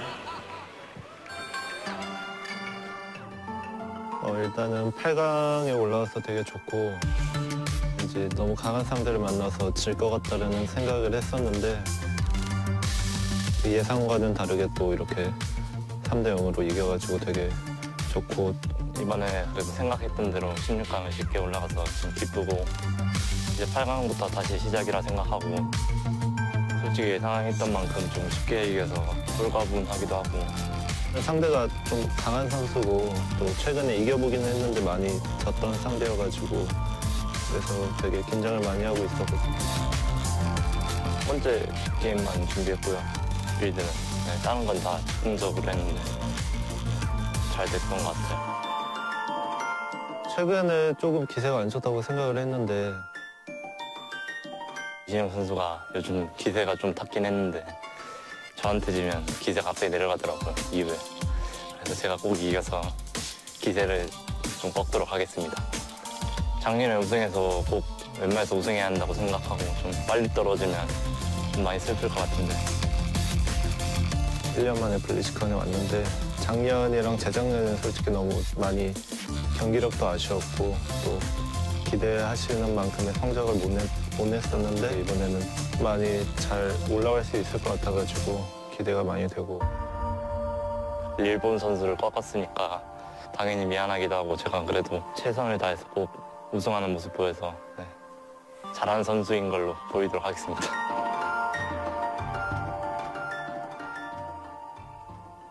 This is the match that so many of us have been waiting for all weekend long. It is Innovation versus Life. I mean, these players have such an insane history behind them. Life won this World Championship last year. Innovation is considered by many to be the current best. Boom. I mean, really, like, there's just, like, too many accomplishments to consider. Yeah. And the fact that they both went 3-0 in their first round, it's even hard to tell what their form is because those games looked so easy. Yeah. This is the match that you order the pizza for. You know what I mean? Like if there's several matches to go, you got to time that pizza order just right. And you don't want to be answering the door for this. You don't want to be not eating pizza for this. And this is it. You got to eat that pizza. That is a thorough analysis of the matchup. Sean, everyone eats pizza and they know. You save it for the absolute, the best moment. The key moment of the matchup. And of course, we have the resident Terran expert, Nathanius, joining us on the sofa. Nathanius, what a pleasure it is to have you here today in festive pink. And of course, Nathanius, I have to know. Where's it well? What do you think about Innovation going into this match? He is on fire lately. You know, Innovation's games last week just looked so good. It's like it came straight out of one of Apollo's tutorial videos, right? You're okay. Oh, those, I remember. Open up, get your expansion, macro up, and just shove units down the other guy's throat until he dies. That's pretty much exactly what Innovation did. There was no fooling around. There was no, oh, he hit me, I have to try to recover. It was just, no, this is how you play StarCraft. I'm better than you at it. GG. And that was it. It was phenomenal play. And Life's the sort of player that we like to count out. I mean, I even remember the very first Heart of the Swarm event, people were like, this Life guy, I'm not sure he's going to make it, even last year's championship. I was going to say, last BlizzCon. I mean, we talked endlessly about how we were pretty darn sure Life wasn't going to do that well. And then he won everything. He is, I would call him the most clutch player in the history of Heart of the Swarm. And that's the interesting thing, because we have the clash of styles here. Innovation is that perfect robot that's just going to execute his build like he's an AI, and then Life just comes up with those spontaneous, spur-of-the-moment, clutch, micro decisions, and then anything can happen, you know? If anybody's gonna interrupt Innovation's perfect form, it's gonna be Life. And there he is right there. And we, you know, a lot of people got kind of carried away calling him the robot, but part of that is because he looks so calm. It was almost kind of comical in the interview where he's like, man, I was super nervous right before I absolutely demolished Zest. Like, it wasn't close. When I'm nervous, it never looks like that. I'm never like, gosh, I don't know. And then I just, this is like a half-court Shaquille O'Neal dunk where you tear down the entire hoop, and he's like, I didn't know if I was going to land that. God, I was so scared as I was soaring through the sky. Oh, it was weird. And of course, I mean, that win rate was insane. Yeah. Oh, yeah. I mean, insane. Life, of course, 78 and 52. This looks like a lot more of a normal win rate for a top pro gamer. I mean, getting 65% is incredible. But once you start to break 70, that's when your opponents start to just get into their own heads, or even if they make a little mistake because they're slightly distracted, boom, done. And that's one of the coolest things about Life is you really have to throw the statistics out when you have him in an important match like this against someone that a lot of people want to say, oh yeah, Innovation should be able to beat him, because he is the guy that will get in your head. He's the guy that will make those big plays happen. He has probably, in my opinion, the most X factor out of anybody in this top 8. Speaking of X factor, this first map is going to be Moonlight Madness, and you know, Sean, as the Sofa King, we've talked a lot about this, actually, where it's like a few of these maps have those back rocks that in particular, and Dario's been really hammering this up all tournament long, it's big in the ZVT matchup. It's so hard for Terrans to deal with that. It's hard to deal with the back rocks, but at the same time, you have that weird cliff between the natural and the main. But Mutas can hit that and sever off the third, too, if we get to the 3-base situation, right? Yes, absolutely. But I feel this is definitely the kind of map Life really likes, because he can actually do some crazy early things on this map. Yeah, he can do crazy early things at the rocks, early things with Mutalisks. Even if you get to mid and late game, there are significant attack paths. It's really not that clear what the correct way to go assault the opponent is, and Life excels in that with all that split moment decision making, and of course the fact that he is so Zergling heavy. However, you have to take into account that it's still a quite small map, and once the innovation train starts on this map, it's really hard to deal with as Zerg as well, because you can't really just go around the army if it's at your front. Yeah, I think an important thing to note is when you compare this match to something like Dream playing last week against Hydra, where he tried the cheeky build on this map and it didn't work. Innovation is not that creative player. He is going to try to get his train going. It comes down to whether Life wants to use those rocks, because I don't think something like a tank drop is something that we would worry about on a map like this, or in any map, really. Not from Innovation. We saw Maru try that against Rogue, and Rogue made it look pretty silly. Like, there was definitely a hot week where that stuff was really messing with Zerg's brains, but they seem to have calibrated. I mean, I feel like that's sort of a history that a lot of Terran players falter on. They try to exploit some really cute weakness, but oftentimes do a very normal thing and see how that normal thing can take advantage of certain opportunities. Like you're talking about, Daro. If you do a normal build and then you're on this small map, you can get one position and Zerg cannot respond in time. Yeah, kind of on that note, like I don't know Innovation probably nearly as well as you do, Nathaniel. Does he change things up, or is he like, are we going to see a Firebat or a Hellbat timing, excuse me, or is he just going to... I mean, if he does it, it'll be the most standard one that you would probably expect. I would assume that he'll most likely stick with his macro play, because he's just so good at it. And I was kind of surprised by some of the aggression that we saw out of Dream and Maru last week with their because I see them both as strong mechanical players, and when you put yourself in a position where your opponent properly responding to your weird build gives them an advantage, like, why would you do that if you can beat them straight up? Yeah. Well, I got to ask the most important question before we hop in. Predictions. Nathanius, let's start with you. As if he had any other. I mean, come on, man. I got it. Someone's got to rep the Terran Bros out there. You know, statistically speaking, he did have Hero last match. At least 33% of you guys should probably be Terran. I'm on your side. I'm with Innovation on this. Well, I'm starting. This might make all of us look really silly, but I'm gonna go with Innovation as well. But I do actually hope that Life is gonna prove us all wrong, because I love Life as a player. Sure. He definitely deserves to be in the final, and he's going to give us some crazy games. I want that. I want to believe. We just had a great PvP series, and hopefully the whole round of 8 is chock full of great matchups. This is the one that I'm the most nervous about, because I really feel like Innovation could just steamroll 3-0. That is my prediction, but I'm hoping to be wrong. Life upsets, or Life gives us a great series, because the potential for this is so good. Well, I'm literally only going to say the same thing if I start talking. So let's do it again. I think Innovation's going to win, but I kind of want Life to win. It's really all down to what builds Life has brought. Actually, you know what? I want a really bad series. I want a 3-0 real quick. I'm going to break the monotony real quick. I want Innovation to give us some material for new tutorial builds right as Heart of the Swarm ends. Well, Innovation versus Life, the match that many of you called the #1 match of this entire tournament, is about to get underway. Casters, take it away. What's up, guys? I'm Tasteless. And I am Artosis. And what a fantastic match we have coming up here. Life against Innovation. We were talking earlier, both you and I were saying, we think Innovation's going to take this. It looks like the rest of our casters here, I think the same thing. But, you know, we could very well be wrong here. Well, look, I was talking to Moonglade earlier, and he was talking to Life. So through a game of very short telephone, Life said he's going to take this match. So when Life is showing, like, a lot of confidence like that, you gotta watch out. Definitely has a shot here. Our game is loaded up, so let's get hype. Let's make some noise. Innovation versus Life. Game #1. In the bottom left, in the blue. Many regard him as the best player in the world. He is Innovation!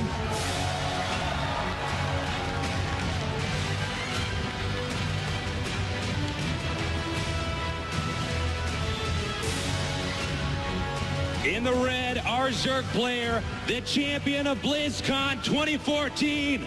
He is Live!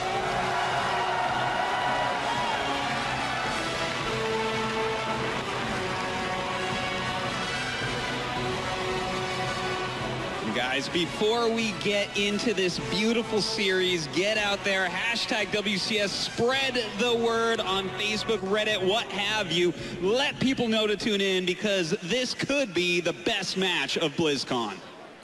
Yeah, a lot of people are really excited about this match.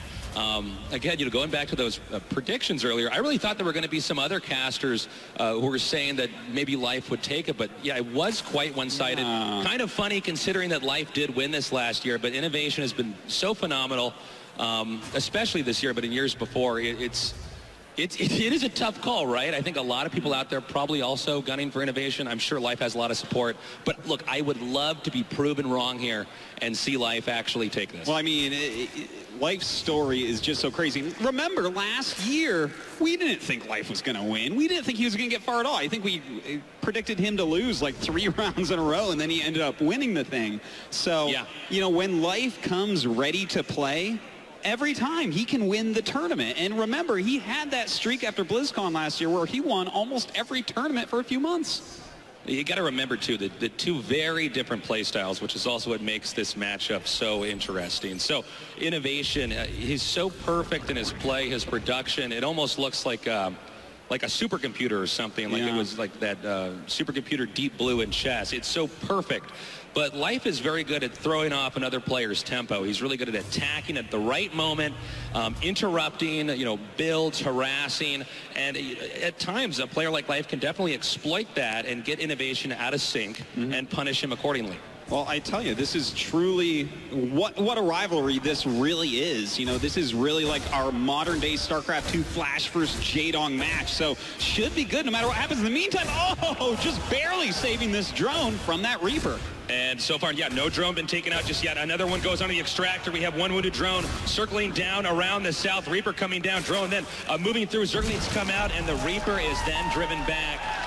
Wow, that was the calmest I have seen a Zerg deal with a Reaper like that in a long time, letting everything get down to the final hit, losing nothing so far, just the first Zergling going down now. And Life now splitting these Zerglings up. The drone does go back and make another extractor. Can't afford to lose a worker this early, but so far Innovation's control very good, and the numbers here dwindling. Oh, man, and look at that. Like, so many drones have almost died off here. Finally, the Queen is out, and we'll be able to push that back for the time being, but another Reaper is out on the map, so Innovation can continue to harass. And Reapers are continuing to come forward now. Now that production has stopped. He's getting add-ons for his structures and actually making a third command center. Pretty gutsy move here. I guess you can push this out with the 3 Reapers on the map. They can deny Lings from coming up here and punishing that exposed SCV. We'll see if Life becomes aware of that expansion down there in the bottom center. But if Life doesn't catch on quick enough, that's going to be a huge economic boost there for Innovation that can really cause Life to lose in the mid-game or late game. Oh, certainly. And that is a really big deal here because that's exactly what Innovation wants. He wants to get to that late game and have that economical advantage. But Life, he does have speed on the way. We're going to have to see if he wants to get aggressive in any way. But as of right now, it doesn't look like that. And we actually see 2 Reapers that taken out now. The last one backing up. And this is, it's so far a great play here by Life. Life, with that third base now starting to play a little bit of catch-up here. It's very important for Innovation to not lose any more of his attacking units, or again, he can't defend that third base. Yes, he can lift it up and relocate it, but obviously, if it's floating in the air and moving, it's not making workers, you're not dropping mules, and that's a problem. Well, I'm not sure where Life's going to be able to attack quite yet. Going to go ahead and start working on those rocks so that eventually he can get to that back third base. But Innovation going to scout that immediately, completely on top of what he thinks Life will do and predicting correctly. Seeing now Hellions coming out in pairs, continuing to control the center of the map. Life right now just trying to get as many drones as possible and get that economic boost. I like the Roach Warren there, placed quite well to make it a little bit more difficult for Hellions to come up there. But first and foremost, these Queens have to drive back the ground control from Innovation so Creep can be pushed out. Otherwise, Life's not going to have a lot of mobility here in the mid-game. Now, we do see the fact that roaches are being made here by Life, and I wonder if he's planning anything crazy with this. Of course, he could go ahead and do some sort of roach zergling attack, but he's making a few more drones as well, so these could just be for defense. We do have the Reaper popping up, and it looks like he's going to see those roaches pop out immediately. Of course, Innovation has to double check on this. Is this something he needs to be afraid of? Does he need additional bunkers? By the way, guys, get out there, tweet at us, tweet hashtag BlizzCon, and let us know if you think either hashtag Life or hashtag Innovation will be taking this best of 5. We do see a Viking now coming out. This is going to be very important. You want to drive out any stray overlords out here. It does look like Life has actually moved. Oh, a taste lope and a toast lope. That's pretty cool. Yeah, that toast lope is very handsome. We're going to see this Viking come out here and actually try to drive out any spare overlords. Now, there are, or at least there don't seem to be, as far as I can see on the minimap, any overlords too spread out to be punished with this. So Life is reacting very well. Certainly is. In the meantime, going to go ahead, hit these front depots with those roaches, just picking off any Hellions he can at the moment. But as that Banshee comes out, these roaches are going to go down very, very quickly. Yeah, this is a bit of a problem. The roaches are not the fastest units, so they can be picked up as they're retreating. We also saw Life setting up for what he is best at, actually tearing down those rocks there in the bottom center, which will allow him to do that harass. But Innovation's been quite vigilant, actually having a depot set up over there by the rocks to see if that was being attacked. He was able to drive those Zerglings away. Certainly some fantastic defense so far, which is exactly what Innovation needs to win this series, since Life is known for his aggression, for his early and mid-game. But right now we have Innovation going for mech, and that is a super strong unit composition, guys. Yeah, when you get mech, a couple important factors to keep in mind. First of all, it takes a lot longer to develop a mech army.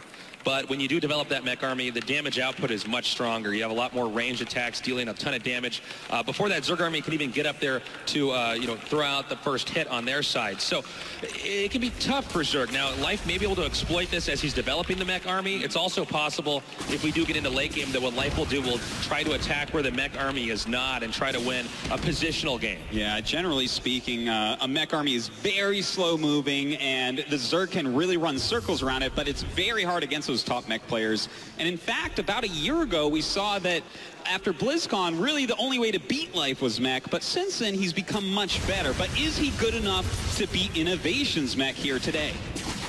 That's the big question, and Innovation may be the best mech player in the world right now. He may be the best at everything that you can do with Terran at this point in time, but especially with mech, he's really made it work, whether it's against Terran or Zerg. We see that Zerg. Look at that creep spread, Tasteless. I was about to mention that. It's looking really good. He's already about at the halfway point here on the map. And if you could just spread that a little bit to the upper left side of the map and to the bottom right, it's going to be tough for Terran. Going back to that mech issue for a second, another thing that we have to bear in mind is that mech can't take expansions too far out on the map. So sometimes a mech player will just lose the game because their resources dry up on that quadrant of the map. If you look at it and cut it just into 4 pieces, that's where it really looks like he's going to be able to expand to throughout the rest of this game, and that's it. Well, meanwhile, though, Life coming down here and attacking in. That is a lot of roaches. 1-1 just finishing right now, starting to push in. We do have siege tanks, though, and he is going to have to back up. Far too powerful an amount of siege tanks here from Innovation. Yeah, it's a problem. And speaking of those siege tanks, we really want to keep an eye on Innovation and whether or not he keeps the siege tanks alive, because it's not just the mech army overall, but actually the siege tanks that if you lose them, you are essentially reset in the game. You don't have much mobility. There are circumstances where this isn't always true, but a general rule of thumb, keep your eyes on the siege tanks. Yeah. If Innovation, or excuse me, Life can come in there and exploit any bad positioning, take out those siege tanks, then Life is going to be able to run amok on this map. Certainly the case, and we see now Life, he's like, okay, you have a lot of mech, you're turtling very hard, I'm not going to be able to get you with these roaches. So what does he do? He starts adding on tech to his infrastructure. He's getting that infestation pit so he can go up into the hive, get some Vipers, get those high-end upgrades as well, grabbing that Hydralisk den, and again, expansions all over the place. Life realizes that this game is going long whether he wants it to or not. And with supplies like this, it's 176 to 182, so we're getting to the point, oh, hold up. Ooh. He's actually burrowing. He's moving right. This is a trap. Oh, this man. could be bad. His army's moving right under it. And Innovation is surrounded. But this mech army pretty strong. It still can be a pretty strong fight here for Innovation. So Life instead decides to go around. He's making Innovation chase this army in order to buy time to keep Life's main safe. That's right. These roaches aren't necessarily needed. He's trying to buy as much time as possible, picking off some siege tanks, picking off a Thor there as well. I wouldn't call that highly successful, but at least it slowed Innovation down a little bit. Yeah, he made it work when it really wasn't going his way. I saw the burrowed roaches coming in there, and I thought, I don't know if that's enough, but he did get good positioning in the attack. But you're totally right. He did what he could, given the circumstances that he was in at that time. Well, right now we do have Innovation continuing to pop forward here on the map. Life did counterattack at the front, going after the siege tank right now, hitting that natural as well, but Innovation continuing to push forward. Innovation now landing the Vikings. A smaller attack down here in Life's main, but it's not clear this is going to be enough. Innovation should be able to clean this up with one more scan. Meanwhile, the center of the map is under Innovation's control, and he is pushing into the upper right.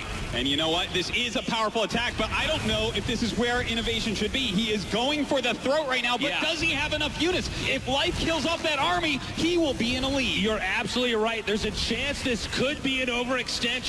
There are burrowed units, and I don't believe Innovation's aware this. A scan comes down to the last second. Innovation cleaning up before the unburrow occurs. And he doesn't even unburrow anyway. Waiting till the end here now, trying to burrow out only a handful of roaches. Another scan. Innovation kills every single roach on this side of the map. And I think that may be the killing blow there. Now, let's see how Innovation handles this. He's the best in the world. Is he going to go straight to the main, or does he go to expansions? It looks like he's going to go up into the main. Now, if he completes this attack, it should be the back-breaking move here that will make the Zerg force a GG.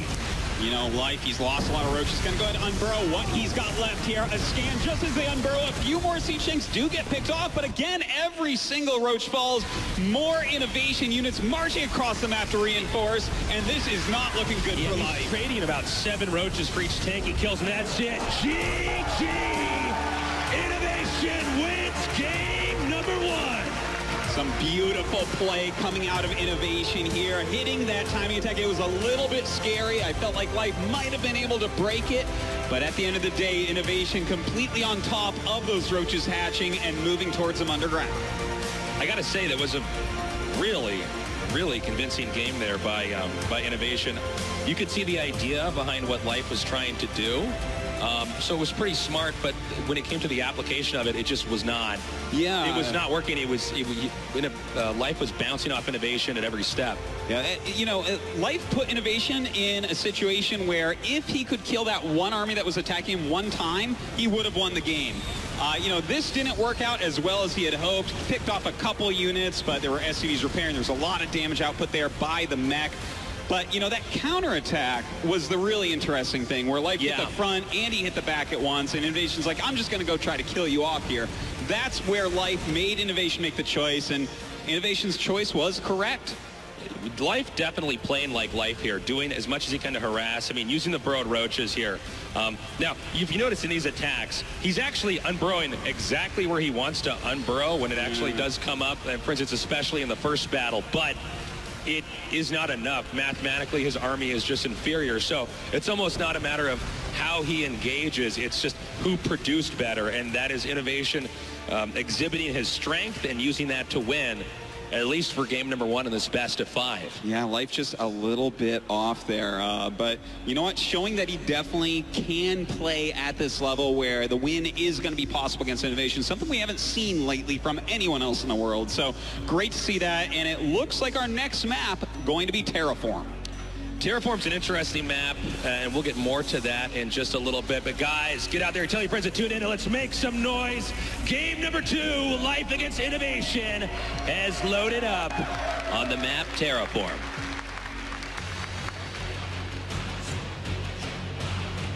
In the upper left, in the blue, our Terran player, he is Innovation!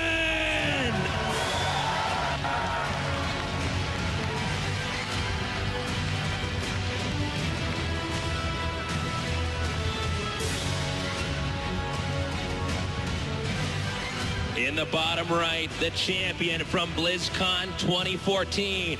He is Life!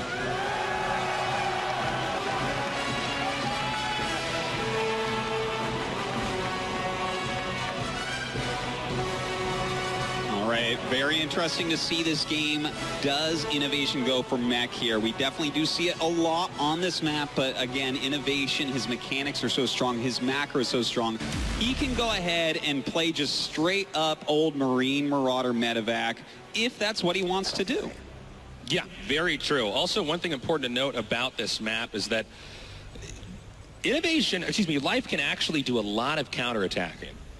The way it's shaped in this sort of swirly shape out here, if Terran attacks out one way, Zerg being inherently faster than Terran, can actually counterattack on the opposite side of the map. So that's one burden that Terran has to face on this map. Now, some Terrans have dealt with this by not actually playing into an attack into the mid game, but instead hunkering down, turtling up, and going into the late game, and actually oftentimes, especially in the past about 6 months, cutting the map in half. Yeah. With just siege tanks, turrets, dragging this out, and eventually even going to battle cruisers, you know, as the ultimate unit. Yeah. Absolutely, and I would not be surprised if we see Innovation go for a strategy like that here today. But Life, you know, he definitely is going to have chances to get something done, because this map, you know, as you expand downwards as Innovation, if you're with that mech composition, it's hard to start holding on to 4 bases, then 5 bases. There's a lot of areas where Life may be able to counterattack you. So it should be an interesting one, and it's going to be cool to see how Life wants to approach this being down 1 game. Yeah, that's true, because if he does lose this one, and it's completely possible, then that's 2-0. And coming back, if you're down 2 games in a best of 5, that's really difficult. I mean, no mistakes in 3 games straight against who is currently regarded as the best player in the world. That's about the tallest order you can have in esports. So we'll see. We do see a Roach Warren being made, and quite immediately at that. And this could be an indicator of some aggression, Artosis. I would be very surprised if it were not. That is a very early Roach Warren here, and this is against a command center first, so Innovation has even less units than you would normally expect. We see no drones being made right now.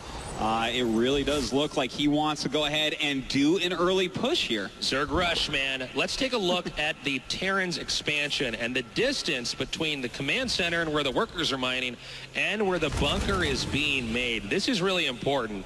If you had it just a few pixels over to the left, that can make a big difference, because obviously the SCVs repair pretty fast. But if these roaches barrel up to the front and start hitting the bunker, and Terran is not aware or not ready, then that repair doesn't start as quickly, and when the bunker goes down, that almost always means that the expansion at the bare minimum is lifted up and removed. At the most, at the maximum, Terran will end up losing. And those roaches, they are headed over there right now. So we're going to see in a few seconds if Innovation is going to be ready for this rush. Well, I don't know if he's going to be ready per se. He does not know that this is coming right now. He has no scouts out on the map, and those roaches are closing in on his wall. Outside of vision, he's waiting for all the roaches to regroup, and it looks like they are almost ready. 3 more en route. and only one Marine inside the bunker. And here we go, barely towards the bunker he goes. Nothing here to repair just yet. SCV is getting there, now being targeted down. Oh man, he's going to be able to take out so many SCVs here. The bunker probably to go down as well. Some Hellions do come out. Those SCVs being targeted, 4 already falling. Innovation really feeling the heat here as those roaches pick off so much. Oh, it's getting lower and lower and lower. Looks like just barely enough SCVs, but he's still losing workers behind us. More roaches regrouping up here. Almost no more SCVs here to repair. Only one more now coming up. The bunker is too low. The bunker will go down. And on top of that, 16 SCVs already falling. Now he is making a marauder. He does have Hellions on top of this ramp. Closes one half of his wall, but the other half does not exist, so the roach is going to slide right in. By the way, he's making more roaches and zerglings with this. Interested in finishing this and not droning up, at least just yet. Well, it looks like he's going to go ahead and pick off even more SCVs. 24, 25 falling down. Even if Innovation ends up living, he has barely any economy behind this. Nice targeting here with the remaining roaches. He's now going to, looks like just take these lings and try to interrupt anything else that he can down here. There's also the chance of a counterattack here, by the way, from Terran. We do see that there are 4 drones being made. Is he actually pulling SCVs to just repair this, or he might even try to push across a little bit further here? You know, I think he's just got to try to kill these roaches off and maybe go and harass with his Hellion. See, maybe he can get in there. Maybe Life makes too many drones and he can pick some off, because as of right now, Innovation has a mere 10 workers against the 30 of Life, and that is a gigantic difference in StarCraft. Really, Innovation was forced into this position. This is really difficult right now. This is not the game Innovation wanted to play, and it is on Life's turf. However, this counterattack could do something. If Life is just a little bit too greedy here, there's definitely a chance here for Innovation to punish it. Well, you know, I don't think he was too greedy. We see these Hellions running in here. Some nice maker there by Life, pulling some drones immediately, trying to surround all these Hellions. Looks like 4 do end up going down, but that is it. With speed almost done for these Zerglings and some roaches added on as well, that attack is over. Yeah, a shockingly low number of worker kills here. And unfortunately, with these Marauders, they will not be able to get back home. So Innovation not only essentially failing in the counterattack, but also overextending in the process. Yeah, this is not good for Innovation, guys. He's down at 30 supply against 54. Complete map control, complete dominance this game going to Life. He's teching up. He can expand if he wants. He can just continue to make units right now and put more pressure on Innovation. Look at this. We have a couple Marines with a bunker that's not even finished. Yeah, the bunker, you're absolutely right, not done just yet, but then the Marines do get in. That will push Life back. And as this game begins to slow down a little bit, let's take a look at the worker count. It's 30 workers for Life to 21 for Innovation. So definitely a slight worker lead, but of course Innovation does have mules. Yeah, that's right. That does help out quite a bit with his economy. And he starts that 3rd command center realizing that if he's going to win this game, it's going to be a pretty long one. He's going to have to... he's in trouble, man. A Baneling nest is on the way. There's a lot of Zerglings over here as well. Okay, guys, what this is telling us is that he wants to follow this up with a very unusual plan B here. And he actually is going to try to go for a trap here. And what the hell is he get around? It looks like a few of them may end up getting away, but no, the Zergling's coming forward for Life, knocking out a bunch of these Hellions, and that is it. He's going to get every single Hellion here. And he needs, he's got a snap tone turn these into potential Banes. He's also getting a Mutalisk, getting a Spire here, so he may be switching gears yet again here after some of these successful attacks. Well, I think he's ready to just go into a longer game. Innovation just doesn't have scouting on the map due to the build order he chose, that early command center first. This Viking is really the only way he's seen what's out there at all. And this is Life playing up to his strengths. I love that ambush. We saw back there with the Lings actually getting in front of the Hellions so that they couldn't get back in time. Ideally, Innovation would want to use those Hellions to go around the map and start taking out drones and forcing the Zerg to maybe make more defense than he would actually want to make. But because Life did manage to punish that, map control is basically going to Life. And for the time being, we're going to have to wait and see exactly what direction Life wants to take this game. Well, he's making some Mutalisks. He's taking a 3rd base. He's slowing down a little bit on that aggression. So, you know, if I have to go ahead and say, how does innovation come back in this game? I think it is on the back of these double engineering bays and this third command center that's out. Rebuild your economy, get your upgrades going, because that's the one thing you can get ahead on right now. Another beautiful surround here by Life. Pretty cost-efficient attack right there. And I think you are right, Artos, is what you were saying a second ago about, you know, really upgrading his infantry, staying back and defending. That's going to be important, but Life is already entering into another phase of harass here. We see these Mutalisks coming up, and this might be pretty difficult here for Innovation to deal with. He was not very Marine heavy for the early part of this game, so there's really not a lot of defense. Well, look at that. The turrets aren't ready. The Mutalisks go into the main base, starting to take out so many SCVs right now, and Innovation is in a terrible spot here. He can't lose any more SCVs. No, there's no way he's allowed to lose more SCVs, and it looks like a rotation down here could be another problem. Also, we just saw there in first person double evolutionary chamber going down now to get upgrades on the ground to compete then with Innovation's upgrades. So far, Life doing a fantastic job this game. That's right. He is really keeping Innovation on the back foot non-stop here. Whoa. But Innovation, you know, he does have quite a few Marines now. If Life missed Micros here, he could get in trouble as well. Yeah, I got to say, some pretty gutsy play here by Life, the way he's diving in some of these situations. You know, a misclick with Mutalisks against stimmed Marines. The Mutalisks disappear instantly. Oh, and we actually now have a counterattack. Oh, wow. And this could get a little bit weird because he's going to walk into the Banelings, possibly. Oh, no, he can actually see some of them outside of the bushes there. This is the dream right now if he got to kill all those up, but he doesn't know how close they are to hatching. He has to turn around and run away. He has to play this part safe. But that was almost very lucky for Innovation. All right, he blocks off that avenue. Life then rotates around here to the top. This is a pretty scary army. I don't believe Innovation should be out on the map at all. Probably not. Yeah, probably not. I don't think it's a good idea. I mean, he's always on the back foot. He never knows how many units Life actually has. And with this many speed Banelings, that is a real issue for Innovation to deal with. And it looks like Life is getting ready. He might go to try to crack this front here. The Banelings rolling in. Beautiful hits there. A real big whip there on that Widow Mine. And it looks like he will break through with ease. Is this an overextension? It looks like right now Innovation having a hard time holding this off right now. So many Banelings are possibly going to connect to these SCVs. Oh, they are chasing them right back up into the mineral line. This could be huge. They're so close. Oh, my God. So many SCVs. Life evens it out, making this series 1-1 out of the best of 5. Oh, man, just an awesome game from Life. Really coming through with his style, doing it his way. This kid definitely has shots to take down this series, Tasteless. You know, he absolutely does. Really nicely played there. I think that was not only a control win there by Life, but I think he chose the right strategy against the right player. Yeah, he abused him very well with this attack. And this attack, it wasn't about killing the bunker. If no SCVs come, yeah, you kill the bunker and you walk in. But he knew that Innovation would have to repair it to have any chance. And he targeted down so many SCVs that Innovation just had no money. Yeah, this is what's funny about the situation. We were talking about the risk of the bunker being taken down, but when the SCVs are picked off behind it, you're basically doing the job anyways, right? And losing this many workers, it not only puts Zerg in a lead, but it gives Zerg a ton of different ways to take the game to the win. You continue to try to harass. You can do an unusual tech switch. You can try to mass up and control the map, and that makes it very tough for Innovation. He did this counterattack up here.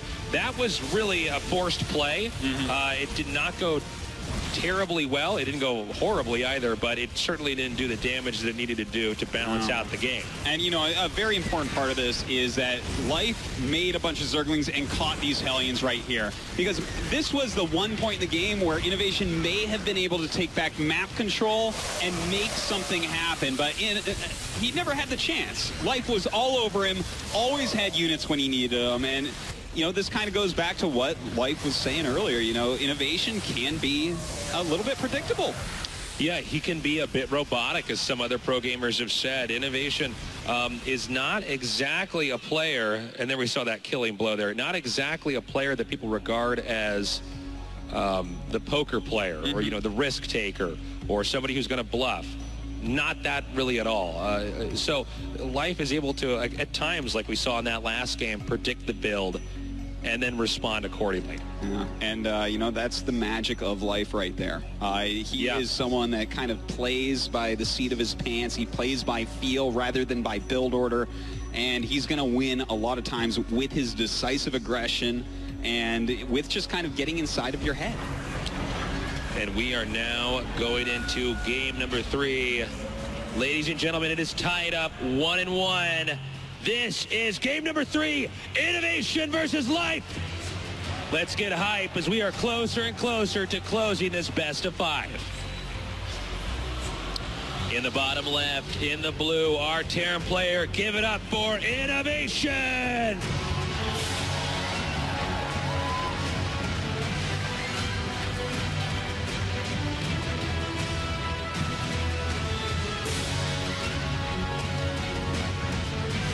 In the upper left, in the red, our Zerg player, he is Life!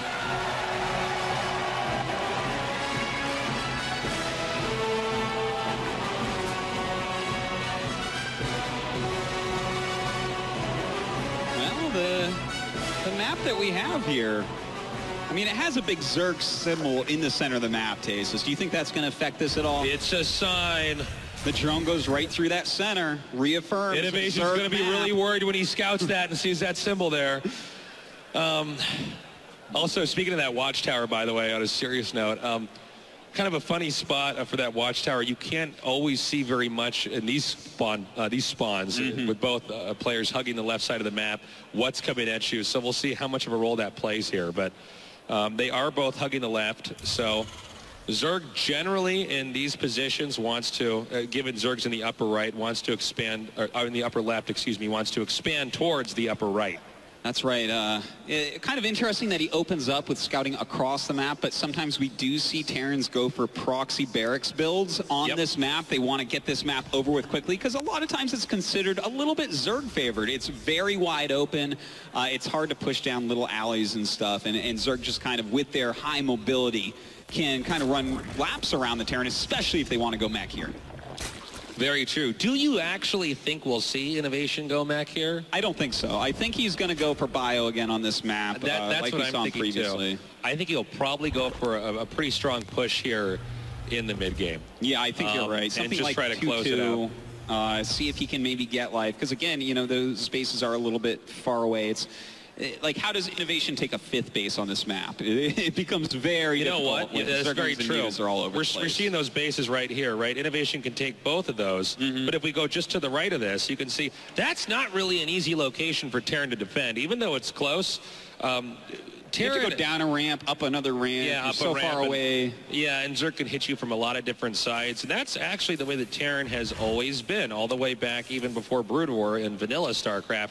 Terran couldn't expand like Zergs and Protoss could in some matchups. So they had to, that's, you know, one of the, where we got a lot of the gaming terms from with turtling was oftentimes referencing Terrans who just stayed back and built up and defended. And played honorably. And played honorably, as Artosis would say. So we'll see if that does become a factor in late game if we actually do go into late game. Yeah, it definitely could become that case. We do have speed on the way here for Life, so just getting that Zergling speed out to be able to kill off any Hellions or any little pushes that come over to his side of the map. In the meantime, Innovation getting his factory, quick command center once again. Definitely a build that he likes quite a bit, but where does he go with it from here? Do we see the starport immediately? It looks like we do, but will we see an armory come up quite quickly, or is he just going to stay on Hellions? Well, man, that's the big question, right? Because if we see an armory, then we definitely know the direction that the game is going to be going. It's going to be a mech game, but if not, we can expect to see kind of your peanut butter and jelly TVZ, you know, making infantry pushing out, spreading out, Zerg spreading out, and then trying to engage in either the reinforcements or just when the Terran army is a bit out of position.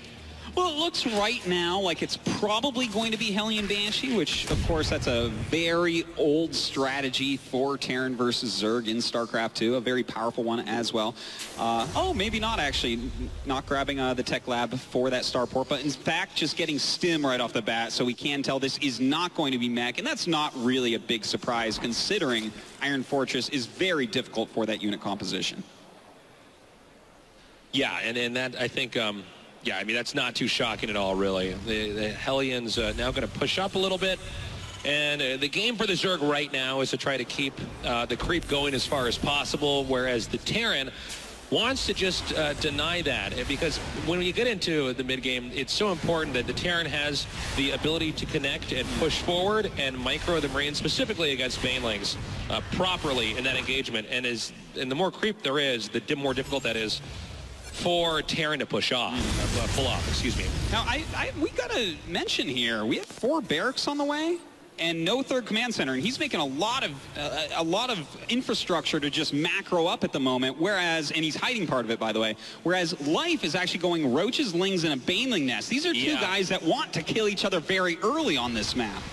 And if he actually sees us coming up here right now, these masses of Roaches, I guess it'll depend also if Innovation actually opts to push out. I think it would be unwise for him to do anything of the sort. And he won't do that now that he sees these Roaches and Lings now coming down. Yeah, that Viking did a fantastic job scouting, even seeing the Baneling Nest morphing there. So Innovation, he's going to need to turtle up a little bit. He only has 1 bunker, though. He really should be making more than that, seeing this many units come in. Banelings are morphing, and Zerg does not care that Terran sees this. It's going to have to take perfect control here for Innovation to actually hold this. Very nicely placed Roaches zoning out the Hellions so that they can't actually engage. Stim is 10 seconds away. Now note how careful Innovation's playing here. Already pulling away SCVs. Banelings coming in, and right now Innovation on the defense. Oh man, this attack is hitting just before Stim. Stim just finishes now. Baneling getting a good connection there, but the rest of them getting picked off pretty darn well. These medevacs and Marines with Stim doing a great job here, and Life's attack looks like it's not going to do anything. And we see the Marines and the Hellions actually pushing Life out. The attack was fairly well done. However, it didn't do the damage you needed to do. And we know that because there weren't a ton of SCVs killed there. If you don't get the workers, you're not doing anything but trading an army into an army, where if you kill the workers, they can't be producing any more army. Yeah, no, that went poorly for Life for sure. Yeah. He put a lot of money into that. He killed a few buildings and a few Marines, but right now Innovation has 5 barracks Marines. He has a reactor on that starport for his medevacs. Hold up, Artosis. This is exactly the kind of play Life likes to do. A sick counterattack coming over here, but that doesn't seem to be stopping Innovation. He's going to continue to push forward. Maybe Life can get the kills he needed to do earlier to maybe punish Innovation. Well, right now there is a counterattack here by Innovation. He doesn't have a lot of units there, and the Lings are in his base. Look at that. It's like 5 units over here trying to counterattack Life, who's starting to kill off some of these SCVs at least. But actually, Innovation could just fall apart here. We have Banelings being morphed in over here. Yep. And the expansion in the natural expansion for Innovation, you can't mine from that right now. No, this is actually a huge problem. This Ling counterattack was a bigger deal than the initial attack itself. The reason he got all of these early buildings is to continually make units out of him. He can't even afford that at the moment. So Life has now thrown him way on the back foot, despite the fact that Innovation defended the first attack perfectly. Artosis, we got 18 more Lings being produced right now. There is the possibility of another attack, and it's actually going up even more as he's continuing to hatch them out. And he may try to do a killing blow here with just Ling Baneling, because there's not actually a lot of room for Innovation to really stim and spread out and run around against the Banelings. He'll eventually just run into the edges of the plateau there in which the base is set up on. So there's not much he can do. He may just bludgeon him to death in this next assault. It's a possibility, definitely, but we do see Life starting to add some more drones. He's getting an upgrade here, realizing, okay, if I don't kill him right now, this game is going to go a lot longer, so he's got to get ready for that. But Innovation, he's got his economy coming back online a little bit. He's light on SCVs, but of course has those mules, producing a lot of Marines and medevacs right now. And without that Baneling speed ready yet, this is going to be tough for Life to hold on. You're absolutely right, Artosis. Coming up here, this could be a problem, but it'll also depend on the angles at which they actually engage in. Now, note there were some links back there. We don't see it right now, but below this, Innovation just looking for anywhere that he can possibly drop and try to set up the next attack. But it looks like Life is ready at every turn there underneath those medevacs, so there's really not much that Innovation can do. A great unit split, keeping some of his Banelings and Roaches back at that third base. Innovation couldn't jump back very quickly and snipe it off. It looks like Innovation will poke it right now, but with that many units there, he can't really do any damage. And And, the Banelings, again, is a little bit slow here, not connecting as well, but still, the job that Life is doing is pretty impressive here. We have the Hellbats now coming up, but all the rest of the Lings are coming up here as well. And it looks like Innovation just going to get decimated in this attack. Just annihilating all those Hellbats in a matter of seconds. Innovation not able to really find too much damage. Only 6 drones going down. More and more Lings on the way. Baneling speed and +1 carapace coming up, and that's going to really swing things into Life's favor in the attacks. Really nicely done here by Life. He's really got some fantastic control. Making it work. I wonder if maybe Innovation overextended a little bit here, especially at the rate that Life is growing right now. If this is maybe somewhat of an overextension here by Innovation. Innovation, though, going to loop around and try to regroup, but actually Life coming down here before they can actually drop out of the medevac. Oh, man, and it looks like he's going to go ahead and strong quite a few units here. That +1 carapace doing a great job there for Life Zerglings. Going to pull back for the time being. Pick off even more units. Oh, man, Innovation spread too thin. Yeah, he's just attacking wherever the Marine numbers are the smallest, and at the very end of that, Innovation has to pick up and retreat. All right, well, that's a lot of Lings and Speedbangs making their way down the map. Innovation coming back. He has a lot of medevacs, but not a lot of Marines to actually kill these off with. We do have those Banelings coming in. A nice split here by Innovation. Oh, a pretty good connection there, but nice pickup. Yeah, very nicely done. Good control with the medevacs. We did see those Banelings get canceled. Now, knowing Life, he's probably just going to go use those to counterattack again when Terran pushes out. And that's what makes Life such a good player. Innovation, though, not stopping with the pushes. And speaking of which, there are Banelings being made, and he will be counterattacking with that. However, at the same time, we really have to keep our eyes peeled on this attack from Innovation and whether or not Life still has enough to stop it. Yeah, I mean, Life is winning in the upgrade department. And, of course, he does have these Speedbanes, very importantly, actually coming in right now. And Innovation catching them, stimming there. That's a very good job. But Innovation continuing to push. He's got to get more damage done. Nicely done there, taking out some workers. Meanwhile, Life coming down here, and looks like just barely clean up some of those Marines, but then retreats. Notice how he keeps splitting his army up. He's always got a flank here. Well, right now we do have just more and more scuffles. All these Lings and Banelings coming down, trying to clean this up once again. You know, Life just always has enough Banelings here because the one big advantage Innovation has is he has 9 medevacs. That's a huge amount for this low amount of supply. So if he can just keep a higher army size, he's going to start to roll Life. But Life just continually picks off these important units. Yeah, he's doing a fantastic job. Each infantry unit basically has its own healer. But Life has got the perfect balance, whether it be Ling Roach or Ling Bane. He just has that right unit comp every time they fight each other. And that's one of the reasons why Innovation they're trading blows, right? But it's not like Innovation's actually necessarily coming out on top. If Innovation's going to come out on top, it has to be in one big fight that Life loses horribly. Yeah, and he needs to do it very, very soon. In the next, couple minutes, he only has 23 SCVs. He's standing his ground here, not able to do it quite yet, has to pick up and run away once again. This is really rough. Life's balance of making his units here is fantastic. It's phenomenal. And with twice as many miners as Innovation, he can't keep it up much longer. Continuing to stem forward here is Innovation, but he's not really able to get this kind of lead here. Once again, in the middle of the transition, there is so fast, so quick. GG, beautiful game by Life. Innovation hitting a wall over and over and over again. It was not enough, and Innovation, the player you and I and the rest of the casters, we declared the favorite, probably going to move on.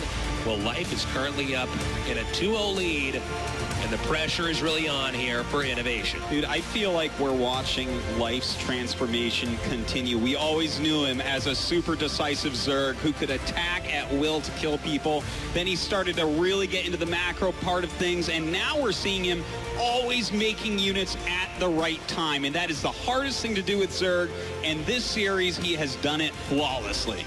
You know, man, it's such a tightrope walk. When you have those Lings, and at times for that, slow Banelings like that, if you overmake one or the other, you lose automatically.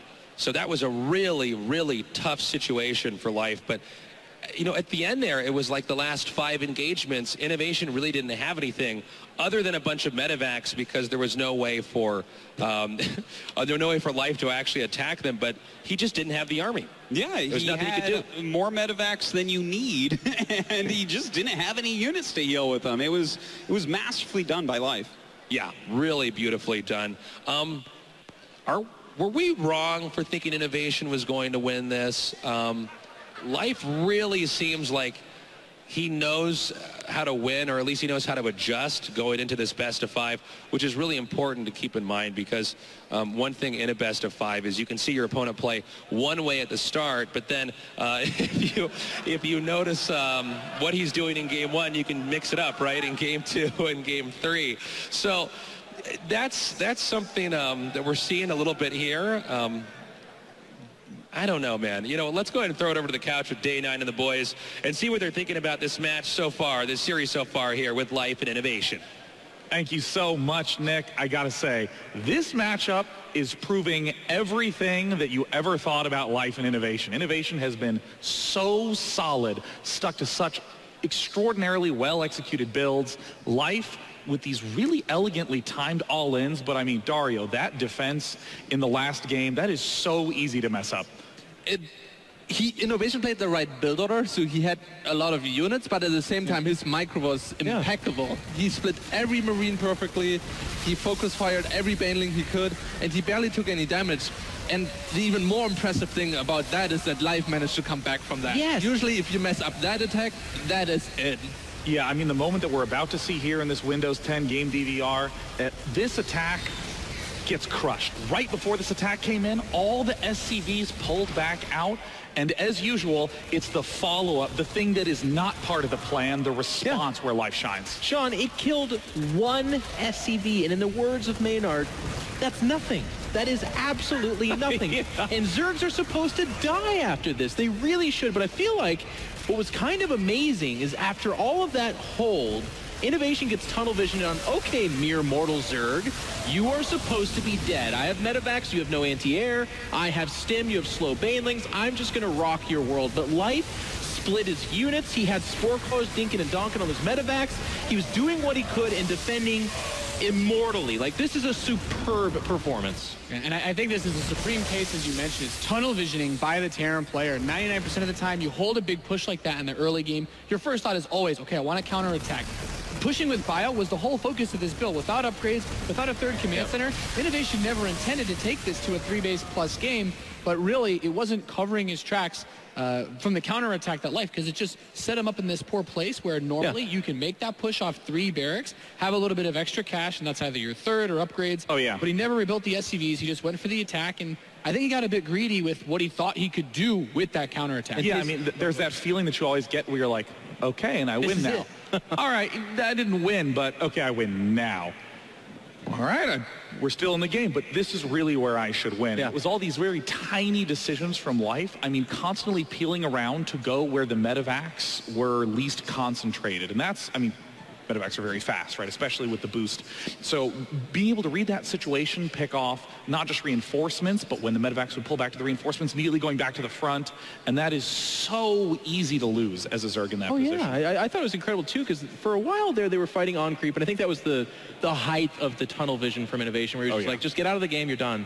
But then later, it was even off creep, but because Life was so dedicated to never just coming from one direction, where Innovation could very easily stim and kite backwards and trade way more cost effectively with as many as 9 medevacs. Instead, they were coming in from multiple angles and assuring that at least 1 and 2 Banelings were getting their AoE damage in, getting the multiple hits, and constantly trading out. And I feel like we all had the same moment where we're like, okay, Life's holding on, this is really cool. And then Innovation and the rest of the world kind of looked back at his natural and went, huh. I kind of mined this thing out, and there's no third. I guess I'm dead, actually. And he was. Yeah, and it was just a giving up, right? It was it was not the huge catastrophic breakthrough that so many Zergs are known for ending games with. It was just solid defense. And I mean, Life is really impressing me in this series. But, I mean, Nate, in game number 1, that was one of the most one-sided TVZs I think I've seen Life participate in. That just looked so easy. I mean, is this how Innovation's going to win, is doing a more stable build order? I think that's always been Innovation's strength, right? One of the best things about mech is that you're usually not spreading your forces around the map like crazy. You're in a position where you're always looking at your base, microing up, and your army is also there. So moving in with those run-bys, much more difficult to do. You could say to an extent that the Burrow Roach play is a way to deal with that, but he was still very aware with his scans when he was making his attacks. And I do believe that that's the way you have to play versus Life. You know, one of the things that Innovation used to do that a lot of people thought was funny was he'd put a supply depot in front of his base and he would rally everything to it just so that if something happened, if that depot was destroyed or whatever, his units would rally back, they would stay inside. He would have a way so that he could defend himself without having to constantly juggle his army that's out on the map and his infrastructure at home. Are you concerned that we're about to see the last Terran in this tournament and probably the favorite be eliminated? I mean, Life is looking really powerful here. Is it going to happen? I'm getting pretty scared, man. Yeah. You know, Innovation, that's a... You know, I can say from experience it's like that sloppy play where you defend that attack, and most players in any matchup, you hold a big push like that. You're like, oh, he just Roach Bane pushed me. This should pretty much be GG for me if I can just counterattack and win. So I can understand why he would make that overextension, but he had a similar issue on Terraform, and it's pretty interesting because most of the time, and I see a lot of Terran VODs or any pro players, you say don't like the two-base play versus Zerg because you don't have a follow-up if they get that third hatchery. So I think Innovation needs to try to slow the series down, not get into these hectic two-base versus two-base, because when the game gets crazy, that's where a player like Life shines. And even if he were to get out of this series, that's where some of these other guys like SOS really shine as well in those very crazy scenarios. Well, right now, Life is leading the series 2-1. Innovation has to stick to his guns and make sure that there are no weak spots that Life can exploit. It's time for game number 4. Tasteless Artosis, take it away. Guys, this is pretty sick. I can't believe Life's up 2-1. He's playing absolutely brilliantly, and we're going to have to see if Innovation can actually turn this around. Innovation's identified that now, especially, well, obviously in game 2 and 3, that Life is doing these aggressive builds. He's doing what we talked about earlier, interrupting the tempo for the Terran player so he can't get into that proper mid-game or late game. We're going to have to see how Innovation, opens up here in game number 4. Indeed, it's going to be a tough one for him for sure. Oh my God, there's a lot of people in here for what might be the best match of the day. Thank you so much for making WCS a part of your BlizzCon experience. Yeah, guys, great to have you down here. Let's get crazy. This is game number 4. Innovation versus Life.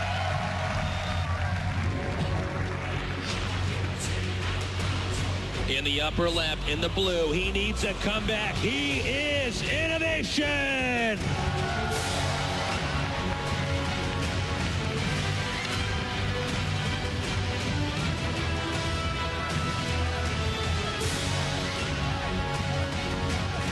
In the bottom right, in the red, the champion from BlizzCon 2014, he is Life!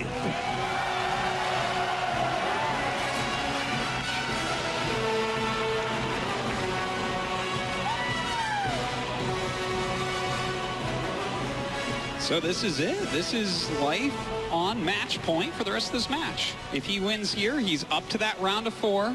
He might be able to defend his world championship despite the fact that basically every expert in the industry is saying, well, you know. Yeah, we're all got this. Well, sometimes we're quite good at being wrong about this. A lot of us counted out Life last year, and going into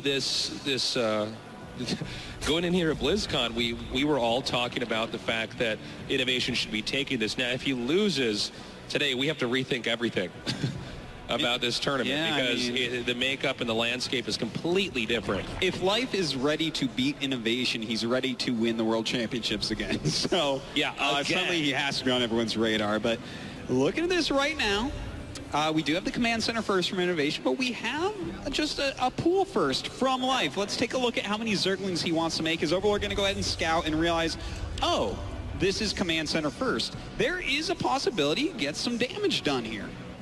Yeah, one thing to note, we saw Innovation getting the quick command center a lot in this series. He's quite into that, and that makes sense because Innovation does not win the game in the first 5 minutes. So this may be something that Life could do a little bit of damage with here. It looks like he's going to just keep these Lings back to catch the SCV, but snap reflexes there by Innovation, instantly turns around. Yeah, he really wants to kill off this SCV because he made 4 more Zerglings, which, you know, if you're making 4 more, that's quite a commitment. Here's the thing, too, right? Like, even if he doesn't get inside of Zerg's base, sometimes you have to look at that. Let's say that he lost the SCV and say, that's quite a commitment to trying to kill my SCV. What exactly are you trying to hide from me? Oh, yeah. If someone really goes after your SCV and takes it out, you definitely have to be wary that they may be following that up with some sort of attack. And, I mean, the Zerglings are going across the map, but what damage are they really going to get done? Yeah. A good StarCraft player can go a little bit Sherlock on that and start taking these very, very subtle bits of information and maybe piece together a greater puzzle. So, right now, an interruption, and look at that. He hit Sumlings there and then brought out the next because the Marine thought that he could come down and punish.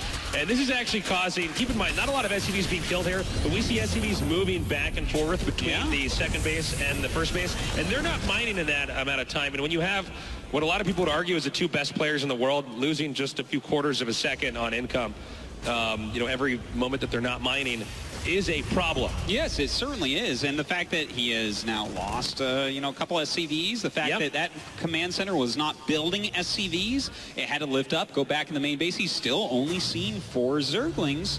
You never know. Maybe he goes down the ramp and commits wrongly with some amount of units. Life is doing every little thing that he can think of, which, by the way, is a lot of little things, to try to get ahead of Innovation here. Man, I got to tell you, this is looking a little bit like game 2 and 3, which Life won. He's interrupting the pattern that Innovation wanted to follow, the build Innovation wanted to execute to get into the stage of the game, where Innovation can actually win. So we'll see exactly how Innovation responds. I mean, Innovation, it's sort of like we've said before, facing off against a supercomputer. But if you can just get the right amount of data out there to throw it off or make it follow the wrong algorithm, then you can overcome it.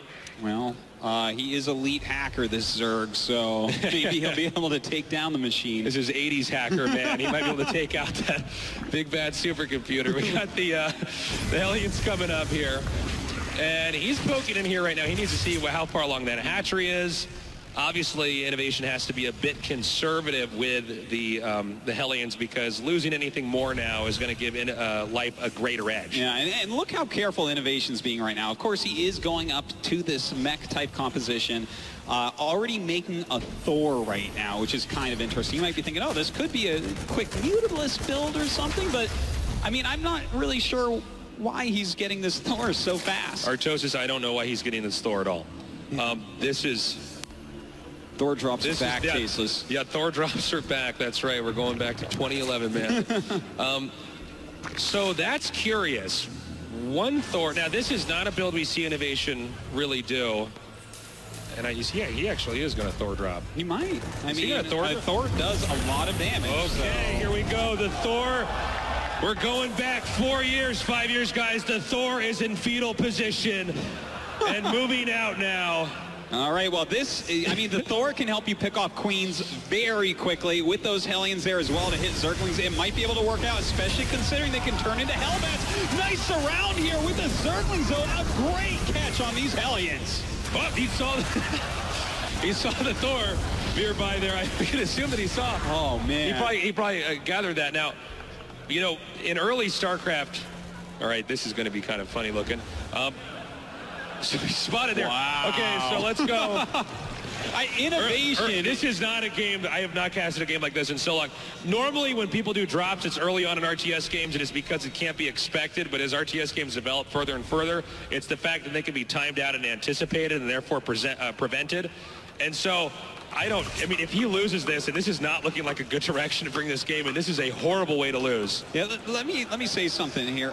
Innovation, mentally, I don't think is in the greatest spot right now. He flew way out with this Thor. And, guys. I mean, he could have turned those Hellions into Hellbats if he had gotten down with that attack, so it was a cool idea, and it may have done a lot of damage, but Life caught that. He flew all the way back with the Thor. Then he flew back towards Life's base with Thor. Now he's flown back towards his base with Thor, and now he's flying back towards Life with the Thor. Well, this is just a really bad anything. feeling. You're flying around with a Thor, and it's being seen all over the place. The strategy was quite cool, though, right? If you get the connection there as it engages, but man, This Thor, man. I mean, at this point in time, he probably already knows it can't do anything, but it's that's an expensive unit to be carrying around out there, trying to find a hole. But well, that is a liability, man. If you lose that, that's a lot you invested early on. One thing we should mention is that it kind of looks like it's actually like a mech build in certain ways. We do have Roach speed on the way here, but Baneling speed as well. And Innovation isn't actually going mech. Like, he's mixing in plenty of Hellions. Yeah, he has that Thor, but he's actually backed up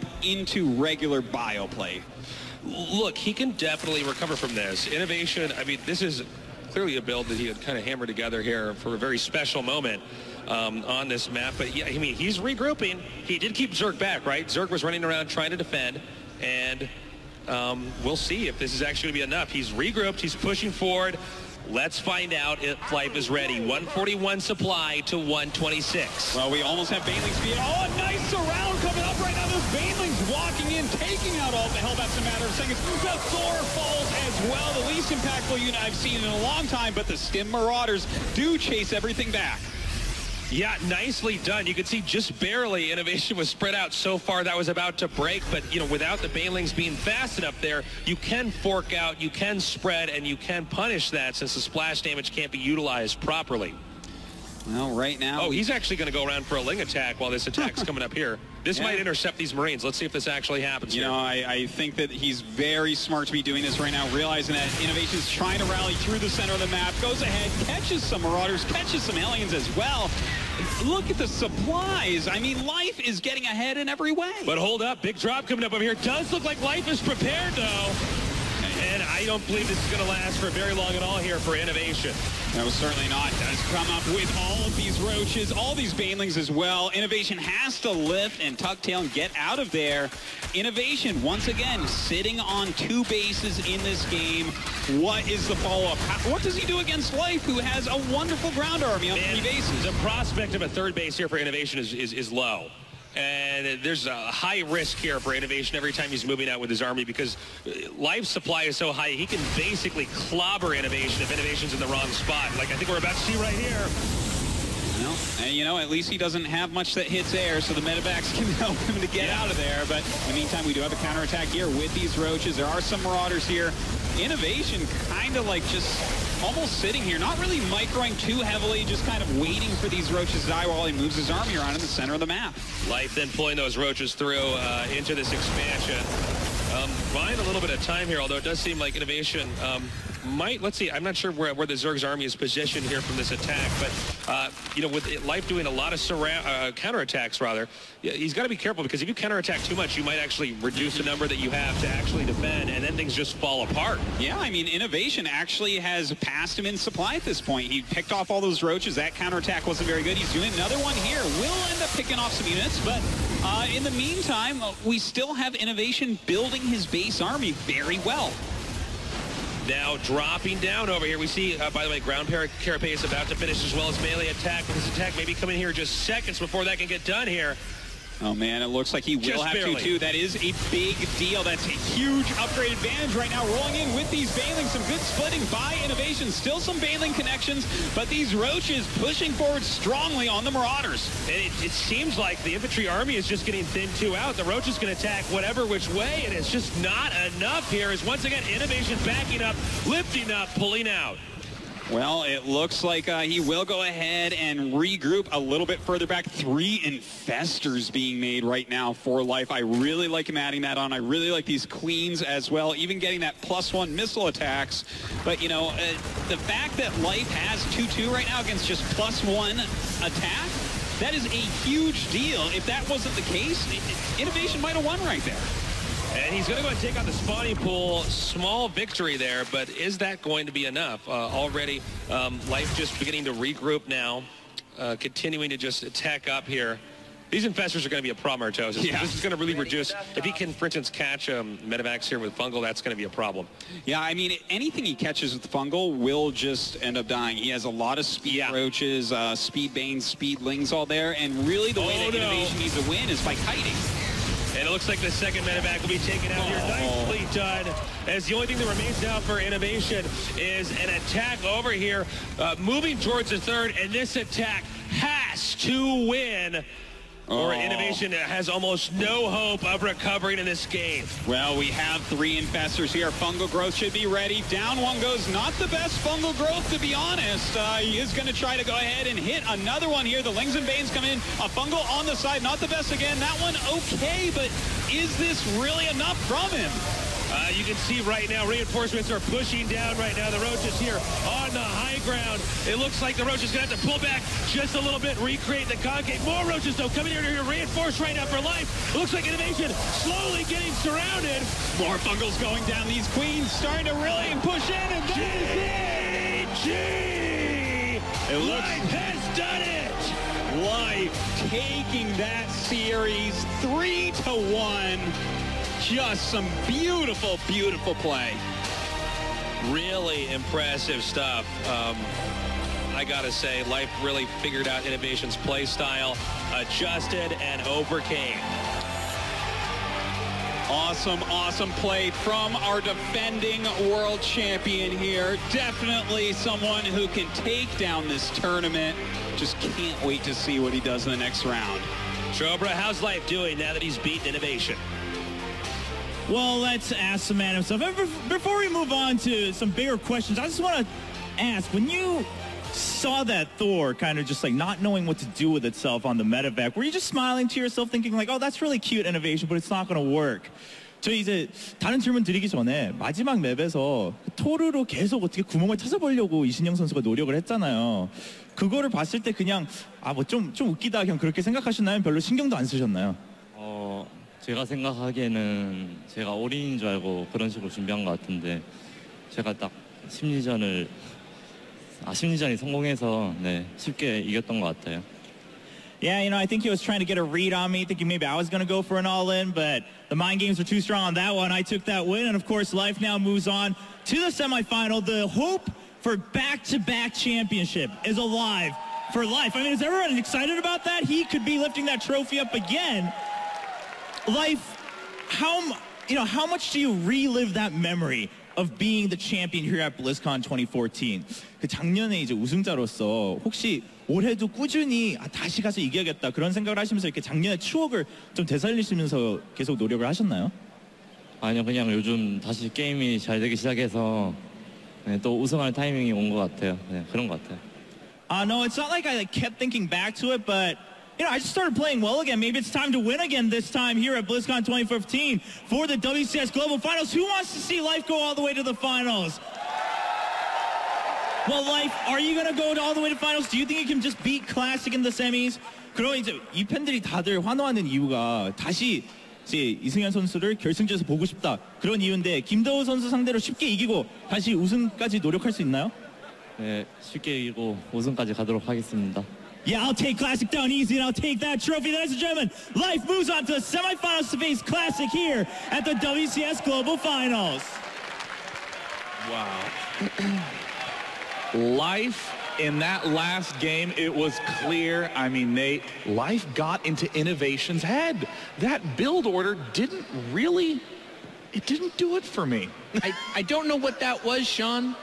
Of all the games that I've watched this year, GSL, SSL, Pro League, even WCS, even the WCS qualifiers, I have not seen. Yeah, even in the 3v3s like I play casually on a Thursday night. Does it kill a Roach all in? Is that what that build is trying to do? No, that's what I don't. I mean, a tank would, and a tank would make sense, but a lot of things in this game. I mean, even you're having your Hellions caught off guard like this, like no, that's just no bueno. I mean, there's so many moments in this Windows 10 game DVR that just show again and again a little conundrum that Innovation found himself in. I'd call it a blunder, Sean. I would call it pure pain. I mean, right here, he's going up the ramp at an angle advantageous to the Zerg. I mean, it was a perfect surround. Yeah. Well, Innovation gets stuck in a two-base all-in again. Exactly. This is him trying to polish a turret. Like, he opened up with something that was invested for the rest of the game. He's like, I'm going to do this Thor thing with 5 Hellions, and it's going to kill Life. And then they get countered and killed, and he's like, well, I'm dead. For the rest of the entire game, I'm dead. I'm doing a 2-base all-in in a worse setting than just one game prior where he had a dream opening, and Life still won. So I just... This happens in championship settings. One player kind of comes in with the mental strength that Life showed, and Innovation, unfortunately, did not show us his best stuff, but, like, he's just such a macro monster, and I felt like we almost got robbed of seeing the actual classic clash that you were talking about style-wise. As an expert on creativity, I'm quite confused about the build too, because Innovation doesn't strike me as a player to just make up a build on the spot. So I'm really wondering if this was a prepared build that he went into, or as you were saying, that life just got into his head and Innovation, the script broke and just started doing things he was not supposed to do. It might have made more sense if he was expecting fast Mutalisks and then trying to trick his opponent into thinking that he was meching, and then he wasn't meching, and then he went for it. But I mean, life just said, I guess I'll build Ling, Bane, Ling, Roach, and there you go. The thing is, life is so good at handling whatever scenario the game reaches. Like, he's just a bad player to try mind gaming. Like, if Innovation sits back at that 2-1 and says to himself, well, you know what, the mech push works really well. Maybe that's something you think about going back towards, but continuing to make things even weirder against a guy who just doesn't, you know, he's already going to have Roaches, Lings, and Banelings. He beat you with them the last game. He would use them against your mech, and he can still use them against your bio as effectively as he did without Mutalisks. Like, there's just no point in trying to get in his head. You have to give yourself an advantage economically and use your strength, which for Innovation is macro. I gotta say though, I love this about this. Like the idea that Innovation comes into this, the GSL champion, everyone's like, he's the #1 guy, and he gets just twisted into the mind game of life, the guy that's defending the championship and has been beating people not necessarily by smothering them with his raw mechanics, but just outthinking them, outplaying them in the best of series.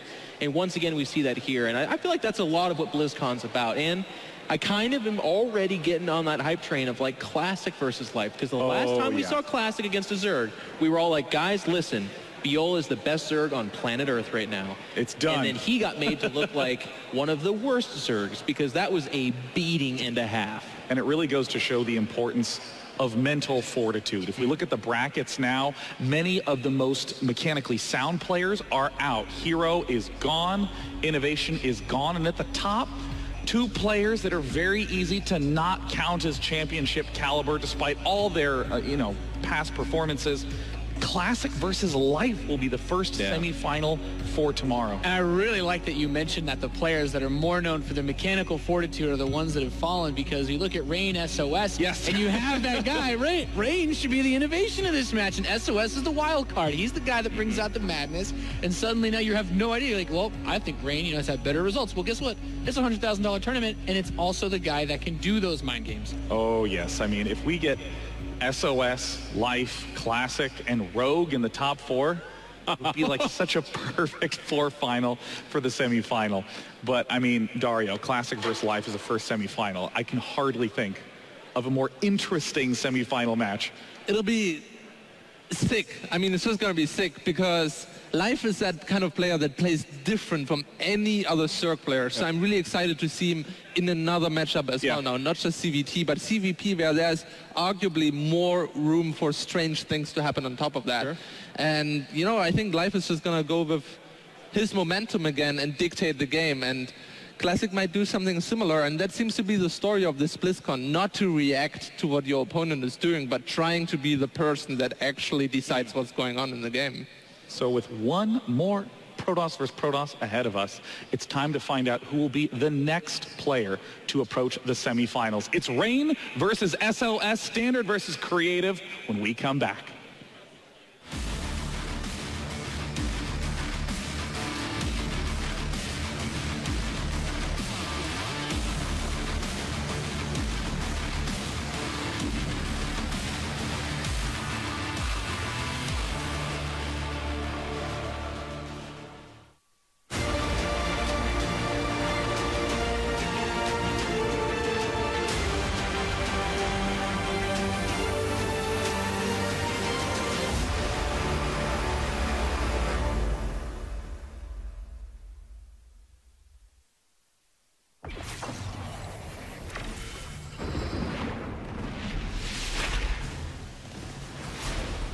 Marines are the toughest frag magnets in the galaxy.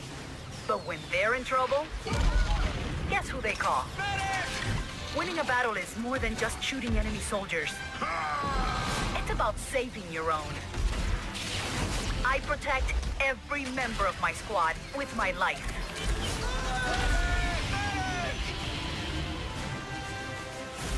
So Sometimes I think I'm the only thing holding them together.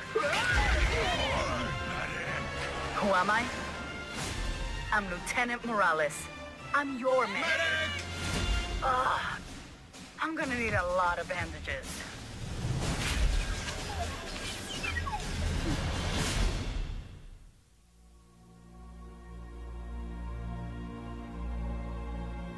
On Draenor, old rivals sought to bring Azeroth to its knees.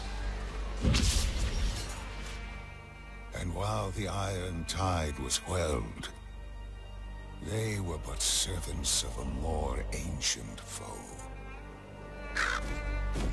that has not forgotten our defiance. The vengeance of the Burning Shadow has come.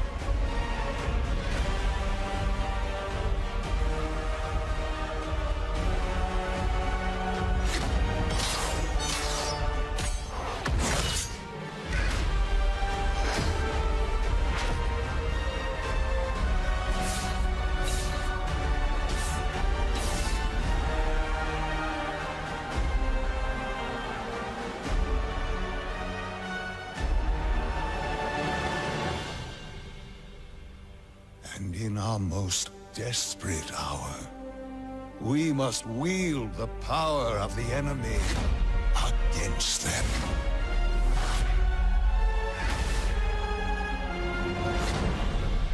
For we stand once more upon the brink of destruction.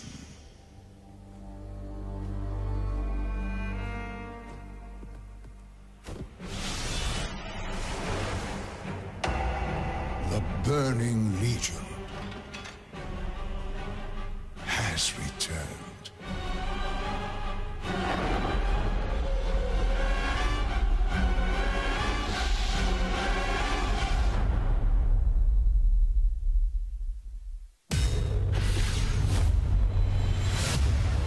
Today, we retake our homeworld, and with it, our legacy.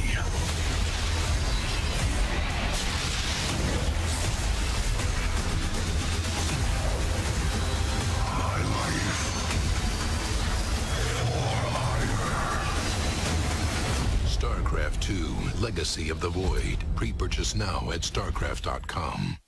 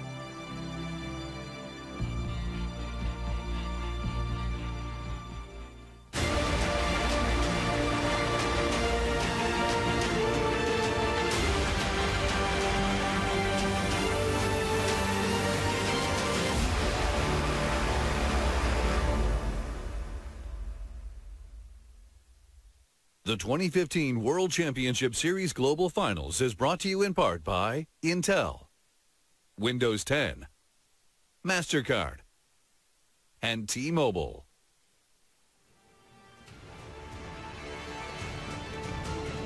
One half of the quarterfinals down now. We're waiting for the other side of the bracket. Who will get another shot to go to the finals here at the WCS Global Finals?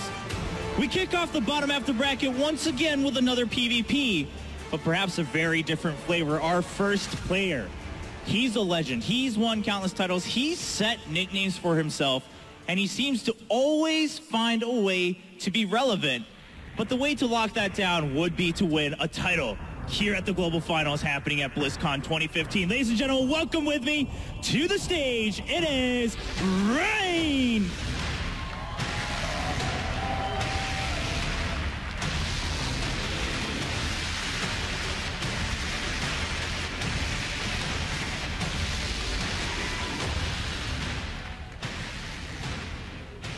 And his opponent, his name is just filled with dollar signs at this point, and he wants to have that shot too to get that second WCS Global Champion title. You all know who it is. Hear it right now. It is SOS.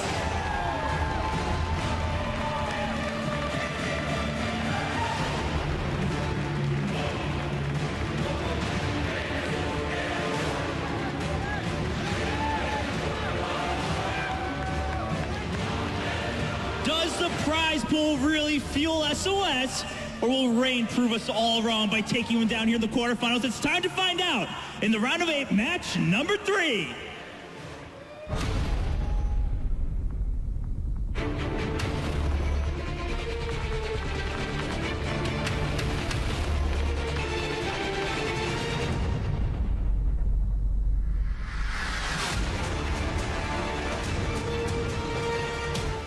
풋풋한 자신이 있었지만 원희삭 선수도 잘하기 때문에 좀 저는 개인적으로 힘든 경기 예상했었는데 다행히 세트까지 가서 이겨서 좀 마음이 홀가분한 것 같아요. 멘탈이 좀 약간 흔들려가지고 좀 어려운 경기가 나왔던 것 같아요. 원래는 좀 쉽게 이길 수 있지 않았을까 생각했는데 예상하긴 했어요.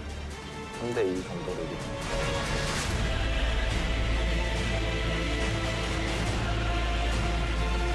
유진이는 좀 다른 프로토스랑 좀 달라가지고 좀 약간 애매하긴 한데 그래도 같은 동족전이니까 뭐 편한 것 같아요. 정인정 선수도 잘하기 때문에 쉬운 경기는 안 나올 것 같아요. 그리고 정인정 선수랑 많은 게임을 했었는데 했을 때마다 명경기가 많이 나왔기 때문에 이번에도 기대해 주셨으면 좋겠어요. 유진아 나한테 지고 관광 잘하고 가렴. 게임으로 관광 보내줄게.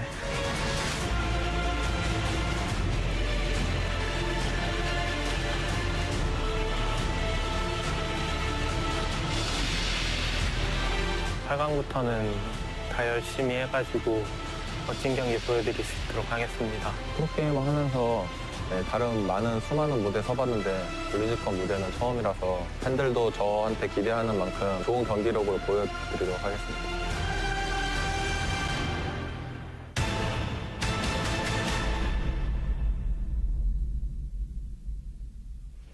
Once again, two players face where one is known for solid mechanics and the other is known for creativity. It's Rain versus SOS. Rain, he's a player I like to look to learn build orders, try to become better at Protoss, and SOS is someone I look to just feel jealous that I'll never be able to win that way. I mean, Dario, what is it that makes SOS such a consistently sick player? Well, the fact is that he just has gut, it seems. Taking initiative of the game for those big tournaments where there's so much prize pool on the line seems to be the way to go. Because nerves play a big factor, and if you just want to try to play standard but are slightly off your game, you're not going to achieve anything. However, if you are dictating the game and going for that quick kill, you don't mind, you're not nervous, you're just executing your build. I think they mind and are a little bit nervous. I mean, it's like, I'm just playing my game of StarCraft over here and why everyone's watching. But, I mean, there's more to... Yeah, I agree in essence, though. Like, SOS seems to be the guy that in these situations is more unfazed and is okay. And it's worth noting, too, he's done really well in the PvP matchup specifically to win some big championships. He's got a lot of self-belief and self-confidence, I guess is the best way to look at it, when he chooses the strategies. He never second-guesses. By the way, hi, Apollo. Hello. Ladies and gentlemen, it's Apollo! You're not Nathanius. No. I changed out for Nathanius. Yeah. He's wearing a pink shirt. Otherwise, you guys are basically indistinguishable. No, that's not true at all. I wish I did have his pink shirt, though. He has darker hair and a mustache. Now, I'm curious. What's Rain got to do to break this streak that SOS has of, like, constantly winning the big prize money style tournaments? I mean, it's kind of funny because prior to this tournament, I would tell you that playing super solid and rock steady is actually probably the winning strategy. But so far, it's been like, no, you fools. Like, play super chaotic and weird. Rain is, he's just got to stick to I think sticking to the game plan is something we could probably agree upon. Like, I think that was Innovation's downfall. He got a little bit rattled by the 2 Roach All-Ins, then it was all of a sudden like, I'm going to bust out the Thor build, like Tasteless said, from literally 2011, I think it was, when last time we saw that kind of thing. So, Rain, just stick to what you're going to do. You're going to need to deflect some of these builds that are going to come at you from SOS. We haven't seen proxy gates in almost forever, but this would be the time for that kind of thing to happen. I think that SOS is going to want to make this series very scrappy, and if Rain falls into that trap, that's where it's going to fall apart. So I pretty much agree with Jeff. Yeah. Pretty Just have a post-it note on your monitor. Don't remember the time go off the path. Just keep playing your build. I remember the time I went to Dario's place in it was Sweden, perhaps. He had post-it stickers everywhere. It's a good thing to do. Doors. Oh, okay, now it's getting weird. Now, everywhere. Even as he was leaving, he was like, remember to smile as you leave your apartment. Like, did it actually really? say that? Yes, something like that. Did it say that? Were all the other post-it StarCraft related? Like, right by his toothbrush is a post-it that's like, never 9 pool. No, there was one like, do 5 pull-ups before going to bed above his bedroom door where there was a pull-up bar. Don't trust the man with the tattoos, he lies. Well, you gotta do what you gotta do in StarCraft to get that tiny little bit of edge. But here's SOS too, and we were talking about this even going into the round of 16, like, he actually just kind of barely made it into BlizzCon. Like, he needed the last half of this year, well, not even half, last quarter, to launch himself up there. But here's some of these maps. I mean, very expected, Moonlight Madness, Dash and Terminal, the standard downvotes. But the thing I think that is most interesting about this matchup compared to the previous matches we've seen is that both of these players barely won their round of 16 match. I mean, Life 3-0'd cleanly, Innovation 3-0'd cleanly. There's many players that we got to the round of 8, not exactly sure what the full breadth of their play would be, but I mean, especially SOS just barely edging out Parting in that series. I mean, do you think that sort of nail-bitingly close series leaves you with less momentum going to this match or more? I think it gives him a lot, especially because he had to practice for PvP compared to Rain, who didn't, and had to play against Terran. It just carries through naturally. But at the same time, that means that SOS... You disagree? Yeah, I disagree, because SOS can actually look at a PvP that was played out here. So that helps him a little bit. A little bit. And even to Sean's point, too, I actually think having your nerves tested in the round of 16 does help you. It kind of gets you eased into the situation. I think Cactus Valley is a very interesting first map because 4-player maps always make for an interesting dynamic in PvP, but especially because it is, in fact, such a huge map, feels way larger than it even winds up being. So that's going to be what kicks it off. I'm very curious to see if SOS has a special build plan, but I got to hear your predictions. Apollo, let's start with you. SOS for sure. I think the way that he's going to approach this series, despite showing a lot of his tricks already last week, is going to be superior to what Rain can deal with. Just going with the logic of this tournament, I have to go with SOS as well, because it seems that guts and taking risks is what is going to get you to the finals. Jeff? Yeah, I mean, we were never wrong, right? Last time we all agreed on something and it ended pretty bad. But yeah, I'm going with SOS. I feel like, especially in a best-of-5 PvP, with Rain, it feels like the guy that kind of dictates the pace. Something Dario said earlier is going to be the stronger guy, and I feel like that's SOS. In the matchup, SOS leads 8-6 historically. Rain is Rotterdam's favorite player, period. So what do you know? Everyone else is in SOS camp, as am I. The lobby is ready. Casters, take it away. Thank you very much, guys. I'm super excited to be here at BlizzCon again with you, Rotterdam, to cast your favorite player against the guy that we all think is going to crush him. Well, I didn't vote for him just because he's my favorite player. I mean, that may have something to do with it, but not everything. I truly believe in Rain. It's been a long time since he has been on this stage, Nate. He's had a good year. He's won a GSL, but he has actually never been on this stage. Rain has never made it to actual BlizzCon. He was there in 2012 for BWC and made it to the semifinals. And I think sometimes, Nate, if he has a really bad night, he still has nightmares about that semifinals. But now he has a chance to forget about that for once and forever. Yeah, I'm very excited to see if he can push back that trend we've seen so far today of the crazier, the more conniving players being the ones to move on and advance. We just saw Innovation get shreked by life. Will Rain's prowess hold strong in his standard safe game, or will he fall to the wit, to the skill, the crazy build orders that come from the man who only wins $100,000 tournaments? It's time to begin this PvP. In the bottom right position of Cactus Valley, we have the red Protoss player from Jin Air Green Wings. Give it up for SOS!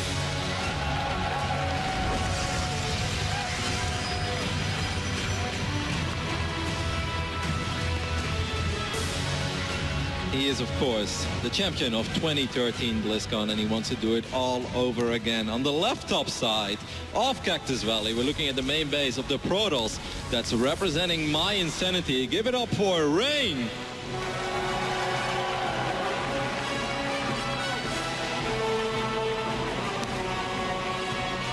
I'm not the only Rain fan in the building, Nate. Yeah, quite a few cheers, you know. It's not like I have anything against Rain, Roddy. It's just, if I know my Protoss, I'd say that the cheekier ones are the ones that have a bit more danger to them, and SOS is probably the cheekiest player here if we're not looking at life. That is true, but you can't possibly have something against Rain. If you have something against Rain, you just hate StarCraft. Guy, Kev, I would never, even though he plays Protoss, I'll let it slide. And he plays beautiful Protoss as well. Now, our first map is going to be Cactus Valley, as we all can see, and that's an interesting map immediately. We saw the vetoes, both players getting rid of the kind of crazier maps out there. You know, vetoed Dash and Terminal, and also vetoed Moonlight Madness. So that means we have a very standard 5 map pool over here. Kind of gives me the idea that both of these guys are very confident in this matchup and in this series in particular, saying let's get rid of the crazy maps, let's keep it as standard as possible. All right, so this gets to be the really fun part, Kev, where I ask you, what does Rain like to do? I'm sure you've seen every game he's played on all of these maps pretty much ever. Talk to me. Yeah, but you still have to switch it up. You can't be too predictable. Now, Cactus Valley is one of the larger maps out there, so it's very likely we see at least one Stargate opening. I wouldn't mind seeing it from Rain, but I think SOS is capable of doing it as well. Sometimes players like to go up to DTs very quickly. Some people go one gate fast expand Robo, but I think it's a little bit risky because Stargate is so popular. And then you have the Protosses who are like, well, this is a large map. People like to tack up very quickly. So let me just 3-gate, and especially SOS, he's had a lot of success over the last few months by just 3-gating with aggression and having a late Robo behind it. So the Robo keeps you safe, you know, against Blink Stalkers, against Dark Templars, but at the same time your 3-gate pressure can catch opponents off guard and sometimes straight up win games.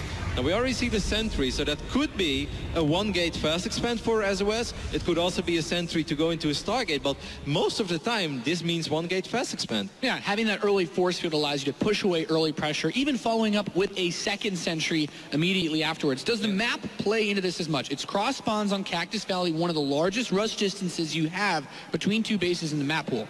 For sure, but I don't think SOS knows that yet because he hasn't scouted at all. I think he's in the dark. Now, his build is actually good against what Rain is doing so far. And it doesn't even matter whether or not Rain goes for Blink or if he goes for Dark Templars, because you follow this up with a Robo, unless you're very crazy and you go Stargate. But there we do see the robotics facility going down. Now, if Rain opens up with Blink Stalkers, Cactus Valley is not a map where there is a whole lot of surface area to blink into the main base. So in general, you want to make a couple of Blink Stalkers, but then you're going to just accept the fact that, okay, my opponent is going to pump out Immortals. I can't break him. I'm going to have to expand, but your expand will be later. So I kind of like the opening stages over here for SOS, but that's purely the build order. You're still going to have to execute things properly.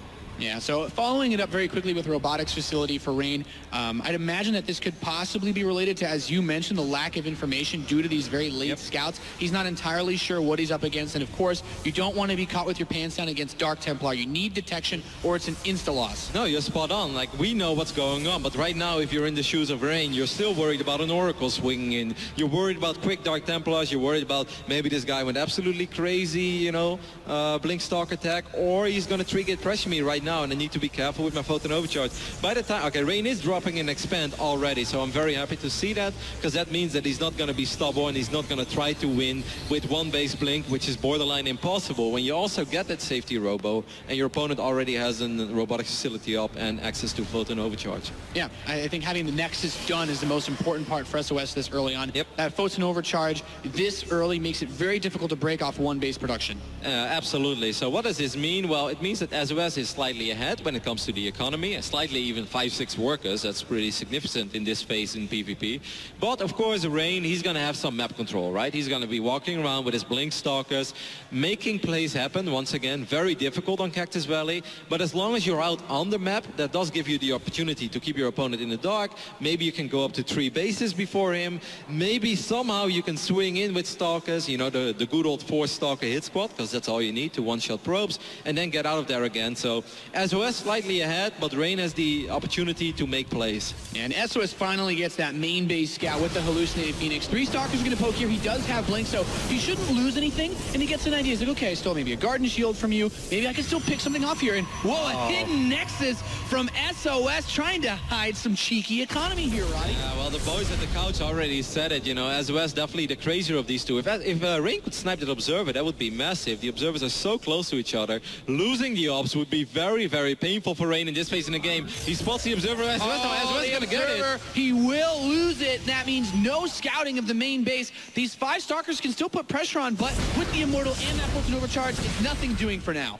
No, once again, this is already what I mentioned, right? It's very hard to make plays happen with blink stalkers on Cactus Valley. So far, SOS choose an excellent build. And, well, Rain is actually going up to 3 bases very quick. This is 9 minutes, you know, going up to 3 bases in 9 minutes. That's normally very uncommon. Rain probably thinks, hey, I'm going up to 3 bases really quick, having no idea that SOS is actually doing what he's doing. I mean, in a weird sort of way, because SOS is investing into this northeast base, I mean, correct me if I'm wrong, but shouldn't it be more difficult for him to use that ninja base now compared to the third, since he can't rally probes there from his main or natural? Yeah, this is actually not all that bad for Rain, especially because I don't think SOS knows about that base yet. It's one of those accidental brilliant calls that you made if you're Rain. Like right now, Rain is worried about SOS marching across the map and putting on a lot of pressure, because when it comes to army supply, SOS is ahead, but above all, he's ahead with stronger units, right? He has Immortals, he has Zoom Gate as well. So this is what you're worried about. You're not worried about your opponent having a hidden base. Yeah, and other interesting things to note. We have a Warp Prism on the way, blink for SOS, but that charge setup with Rain with very late gases on his natural. So many gateways, Roddy. Is this going to be a big Zealot push? That could be brilliant, because SOS has no idea that this is happening. And if there is one thing that, you know, Immortals with charge are extremely good against, it's Immortals, especially when those Immortals are exposed. And it seems like SOS, he wants to be aggressive as well. Well, he does drop the RoboBay now, Nate, but he's getting 5 more gates. And he's getting blink, so that still gives me the idea that he wants to make something happen with blink stalkers. And if he goes too aggressive, then maybe Rain, his Zealots, can catch SOS off guard. Like, the main reason why Rain is doing this is because he went up to 3 bases quicker, and he's expecting SOS to push out, right? Because that's normally what a 2-base Protoss does with a stronger army against a 3-base Protoss. So the Zealots, you know, they're awesome in defending against Immortals and Stalkers. But Rain, he needs to find out about that hidden base real soon, because that will completely change the way that he thinks about this game. Yeah, he is going to go into that Templar Archive. Zealot's very mineral heavy, so he can dump all of his gas into Archons by getting this tech up. He hasn't taken the gases on the third yet, still just saturating it with probes, but the upgrades are close. Kev, whose position do you like more right now?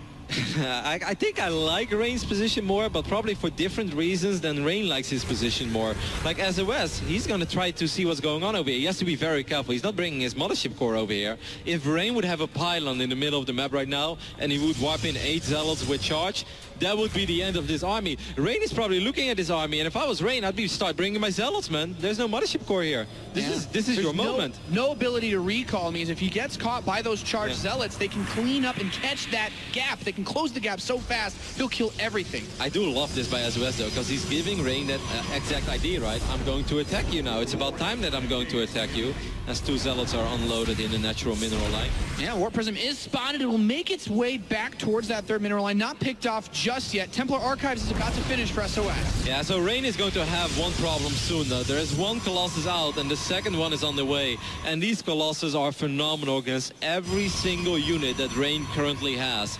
So Rain is probably wondering, like, what on earth is going on in this game? I really don't get it. And that is, of course, because he still doesn't know about this hidden base. Yeah, not having that information makes it very difficult for him to continue to push his tech and economy forward, because, as you said, he wasn't sure whether he'd be hit with a big 2-base committed push or not. Yep, Rain is robotics base very late, so if I was Rain, I would start getting my second robotics facility as soon as possible. Now, normally that's something you don't do, right? You don't go double robo against the guy that's supposed to attack you any moment now, because you feel like you won't get the value out of it before the big fight happens.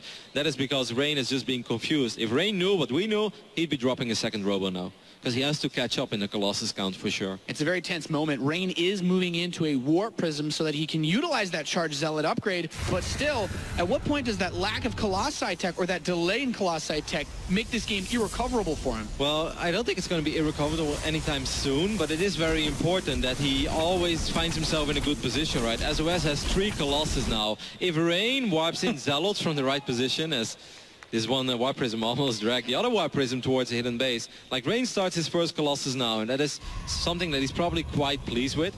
It's all going to come down to where Rain will warp in his reinforcements from. He has 4 Zealots in that Prism already. So if you drop 4 Zealots and you warp in 8 Zealots, flanking with 12 Zealots can make up for the fact that you don't have any Colossus. But his engagement is going to be perfect, because this army of SOS is stronger, quite a bit stronger. Yeah, those Colossi would love to fight by this choke. There's the Warp Prism reinforcing from the back. The Archons will also help kill. There's the first time Warp picks out the Mothership Core. Zealots are going to be dropped from behind on this army by Rain, but the Colossi are focus firing on the larger meteor part of this. The Warp in from the behind is going to come in as well. The Archons are pushing forward. SOS is being pushed back into the corner, but it looks like his Warp-in will be enough to take this fight. Brilliant positioning there by SOS, having a couple of Archons behind his army. GG, SOS takes game number 1. Kev, you said it perfectly. He didn't know about the third. He made some safer choices because of it.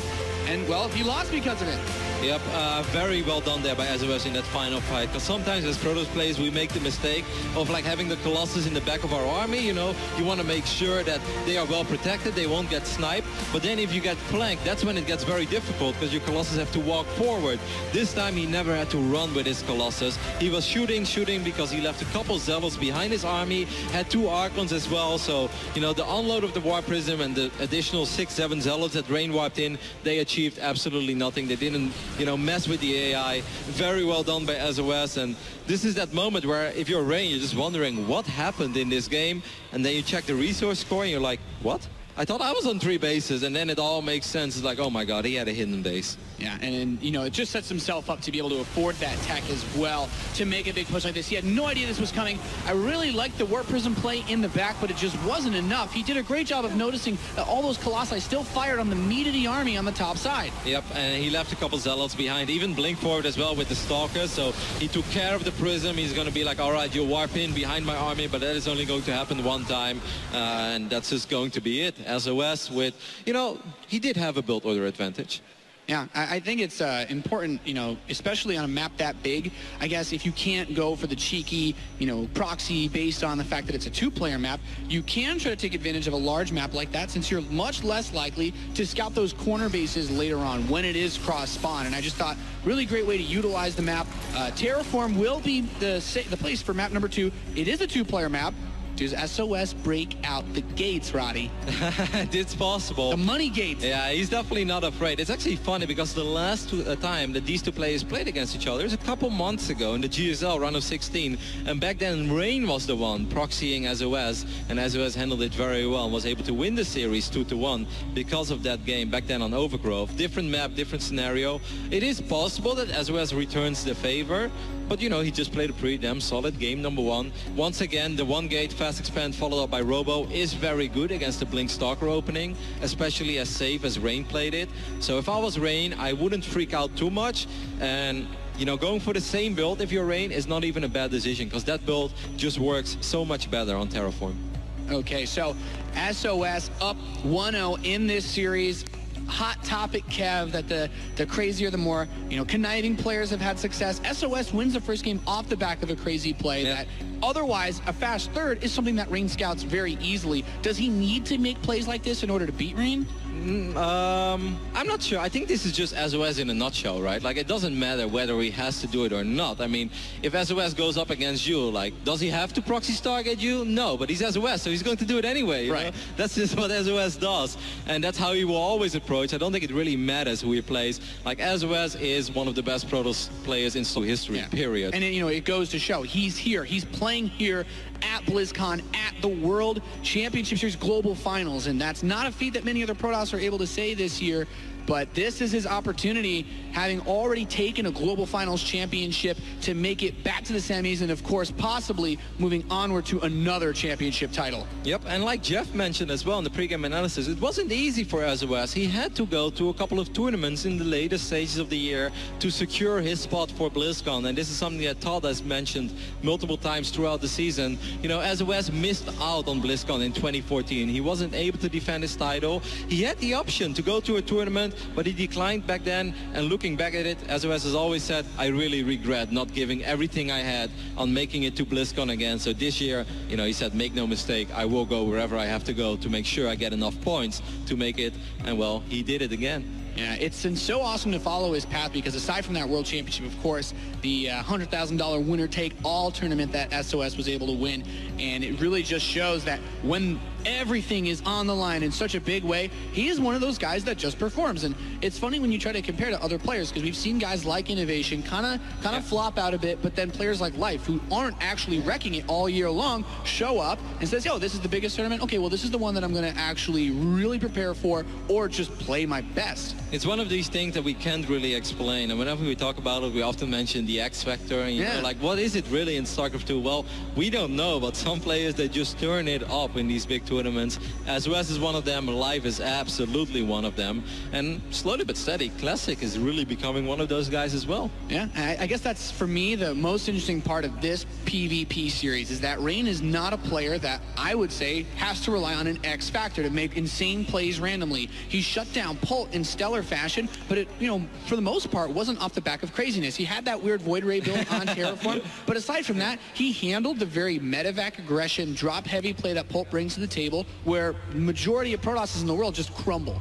True, but I mean, I do think it's fair to say that Rain is not the same Protoss as he was in 2013. Yeah. Back then, he was absolutely rock solid, would never cheese, would only defend, and he would just try to straight up outplay everybody. 2014, that was already a little different, and 2015, I would even say that has become very different. Doesn't mean that Rain forgot who he is and that he forgot how to play defensive. He can still do it, but he's more cheesy than he has been in the past, way more even. And would you be happy if he proxy gated in this series, Roddy? Maybe if it's game 5 or something, you know, just to make it really crazy. But I don't think that Rain has to panic too much. Okay, he lost game 1, Cactus Valley, but every Protoss player will tell you, if you open up, you know, with Blink Stalkers and a robotics facility, and by the time that you scout your opponent, you see that his Nexus is done, you see that the first Immortal's out, that's a difficult position to play from. Put on top the fact that we were playing on Cactus Valley, where it's borderline impossible to blink into the main base, then you can be like, well, that was going to be a hard game to win regardless. You know, you just picked the wrong build, you got a little unfortunate, tried to switch it around. Of course, looking back at it, a lot of people will say, well, you know, you should have really scouted the hidden base. That is partly true, but it doesn't change the fact that he was already behind when it just came to the build orders. Yeah, I think that's a fair assessment. Looking at these two players and the other, you know, the last match that we'll have after this, who do you like more against either Hydra or Rogue? Who do you think has the best chance to actually take out one of those Zergs and move on to the Grand Finals? That's interesting, because we saw SOS not too long ago at DreamHack Stockholm, where he did lose against the Zerg in the semifinals. Who was it again? The guy who won, Nate? You know? The guy who won? Yes, DreamHack Stockholm not too long ago. Anyways, doesn't matter. I do not think that SOS is invincible in PvZ. When it comes to Rain, I am not 100% sure about his PvZ right now. I'm sure it's still good, but I don't think either of these two guys is as solid against Zerg as Classic is, for instance. All right, we'll have to see which one of these guys will have that honor to play in the semifinals. We're loaded into Terraform. In the top left position, our blue Protoss player from My Insanity, he's Rain.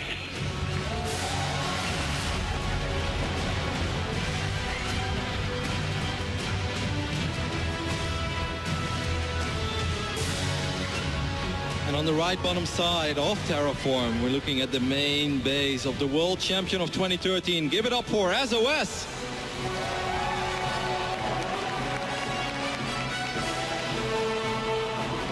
It was Solar, Nate. Solar. Right. Against Hyun. I remember a lot of roaches now. Yes. I mean, come to think of it. So SOS definitely not invincible in PvZ, but I don't think that's something we have to worry about yet. I don't think that's something that SOS is worried about right now. You know, when you go up against Rain in the quarterfinals, you only think about one thing, and that is PvP and which build orders am I going for. And so far, I mean, the immediate thing to notice, Kev, because this is something that always crosses my mind. I think a lot of players think about this and think of SOS and two-player maps.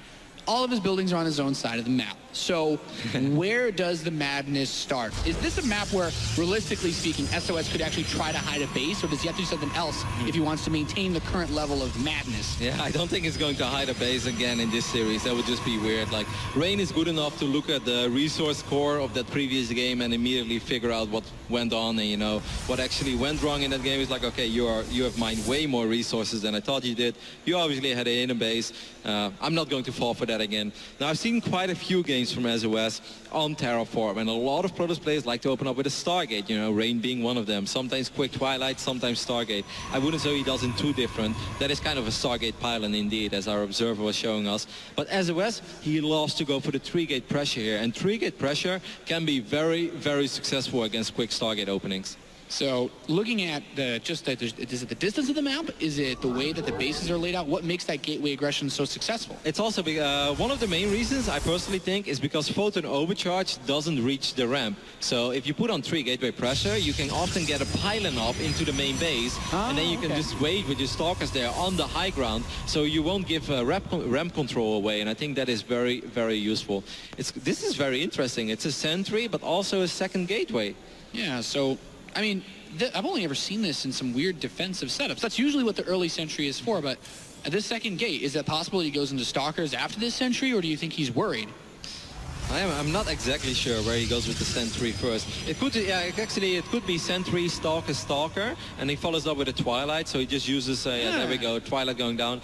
So the benefit of going for this very quick sentry is A, like Nate mentioned, you can force field your ramp, and you know you'll be safe. And B, it's such a quick sentry that you will get a hallucinated Phoenix out very early on. You can send it to the other side of the map, and then you will immediately know if you have to worry about an Oracle, Dark Templars, or you know maybe robotic facility or an expand. So it's an interesting opening, and it's an opening that a couple of Protoss players definitely enjoy quite a bit. Yeah, so 2 more gateways and a sentry are coming up here for Rain. Wow. Is he the one that's going to be bringing this aggression in the start? Yep, he is. So it's very important that Rain keeps his probe alive that is on the other side of the map right now. I think it's on the right top side. There we go. This one probe is very, very important. He's going to follow it up with a Stargate even. This is kind of an SOS build. Rain is doing a build that SOS will do, and I feel that SOS is kind of playing a style that normally fits to Rain. So the world is upside down right now. SOS has to be very careful. Losing his Stalker is deadly. Baited into the bushes, and this Stalker will die trying to run home. Keep in mind, SOS has that sentry to force field his ramp. He can buy himself some time, but with the pylon complete behind the natural mineral line, he can reinforce his position very quickly. Actually tries to force ramp, gets his probe up, starts the pylon. If he can finish this pylon, this could be the Pandora's box to open up a wormhole into SOS's base. I'm not sure if he's going to be able to finish it, though. I actually think this is good enough for SOS. No, he's going to focus on the Stalkers instead, but more Stalkers show up. You need to take care of that pylon. Oh, no, I don't like that force field. That's too many Stalkers, I think, for Rain. The pylon finishes. Stalkers are attacking, but the probes are being pulled off the line. Defensive warpins are going. No warpins inside of SOS's base just yet. There's the first few Stalkers being added into the mix. He's got Stalkers spread all over the place, fighting against those probes. They have the surround on the Stalker on the ramp. Wow, SOS is actually doing this so well so far. He's putting up a masterclass of how to defend against 3-gate pressure. Cleans up the pylon, cleans up the Stalkers, and of course his blink is going to finish up soon as well. There is an Oracle on the way, though, and this is something that SOS has no idea about because he used the energy of his sentries. Oh, he finds his second pylon as well. Wow, beautiful defense by SOS. Oh, what an intense moment there. Rain barely getting that pylon up. You know, some people looking at that, is it the Legacy of the Void cinematic? Just 40 zealots come in? No, he shuts it down without breaking a sweat. Now this Oracle Cave, this has to be everything right now for Rain. Yep, I'm gonna take a look at that photon, that mothership core one more time of SOS. It's gathering energy, but I don't think it has a whole lot of energy just yet. Where is it?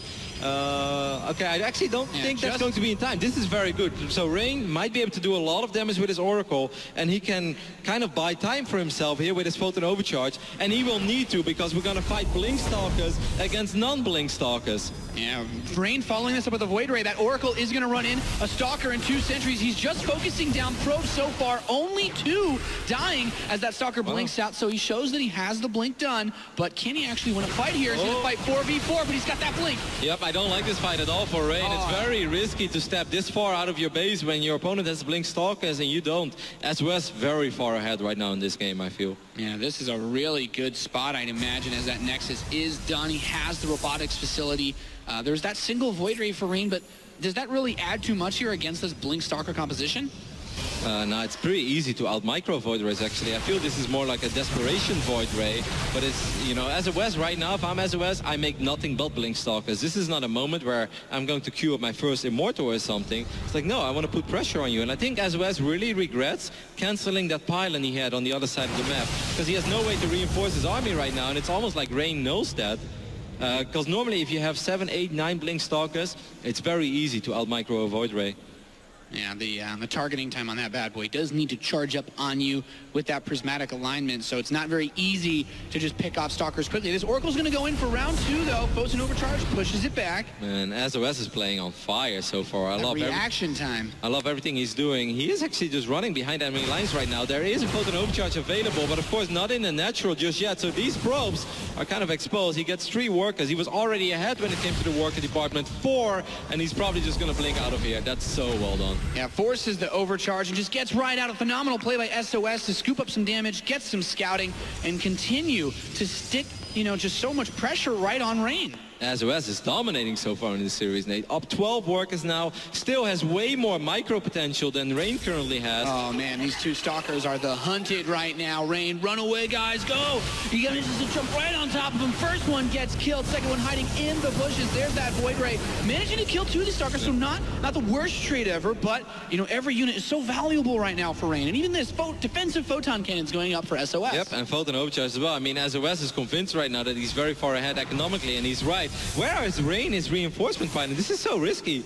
He just made it to the other side of the map without a reinforcement pylon. He's going to try to swing in with the Oracle one more time, but just doesn't do anything. It's a very unsuccessful life, that Oracle, as it gets picked off, and Rain just being pushed. He's being poked and prodded. Those cannons are done in the natural expansion. He's got these Stalkers poking him from the west side, and at this point, the setup is just so much better for SOS. I'm honestly not sure what Rain's supposed to do in this position. Yeah, he has done a good job in chrono boosting out probes though, so despite the fact that he lost a couple, he's actually only 4 behind. I guess this was kind of his goal, right? By running across the map. He's like, I'm gonna give SOS the idea that I'm about to all-in him. This is it. And SOS is like, oh no, he's attacking me. You know, I need cannons. I need to focus on defense. And Rain was actually playing with fire there. He was just chrono boosting out workers without having any way to actually commit to that attack. So if SOS would have had a whole bunch of Blink Stalkers, I think the game would have just ended there. But SOS read into it as an all-in. He didn't expect it would be that easy. Focused on defense, and Rain slowly but steady crawls his way back into this game when it comes to the economy. Yeah, and he's trying to catch up as much as possible. Still down 6 workers. That false warp prism going in there, trying to do a little baiting action on some warpins. Actually, baits the Photon Overcharge, so not bad. The free space is free. I mean, here you can see. Bank, Kev. Yeah, here you can see that even world-class players like Rain get a little nervous every now and then. Wow, so cheeky. Immediately sends another one. It's like, oh well, that worked pretty well. It's you know, it's BlizzCon. Rain is going to. With this crowd, how could you not be a little nervous playing in this stage, Kev? First hallucinated Phoenix makes his way across the map, so Rain will be able to identify that SOS. That's 3 bases. No, it's going to deny the scout man. SOS is playing sick right now. He's everywhere. His awareness level is through the roof, man. Nothing's getting by him in this series. Charge is coming up. He's continuing to pump out those Colossi. +2 attack, charge, you name it, he's got it. Yep. Rain just now is going to have Blink finish up. That almost gives me the idea that maybe he wants to make an attack happen with Immortals and Blink Stalkers and still that single Void Ray that he has, but it's very hard to make an attack like this work. He stopped on 45 probes as well, Nate. There is a small chance that he cancels that Nexus and he just goes all out. He just made 3 pylons. You don't make 3 pylons when you have 20 free supply, 4 pylons if you don't want to attack. So I think Rain is going to try to go for a very crazy attack. Maybe blink forward, hope to snipe that Colossus. You know, there's only 1 Immortal for SOS, is that correct? Yeah, doesn't seem that there's too much of a backbone here to this army. There is just 1 Immortal with that army. Sometimes if your opponents go up to Colossus too greedy, you can try to make big plays happen with all your Blink Stalkers, but Charge is very good. If he cuts him off here, he could actually cut him off here by the rocks. His choke point is so tight. Here comes the engagement. He's going to step forward. There's the Guardian Shield fighting in a very tight choke. War Prism actually going to put the Time Warp on top of those 2 Immortals. First one that's going to piss off the Void Ray is going to try to focus on the Colossus, but the Stalkers do destroy it. The 2 Colossi in the back still firing, and GG is called.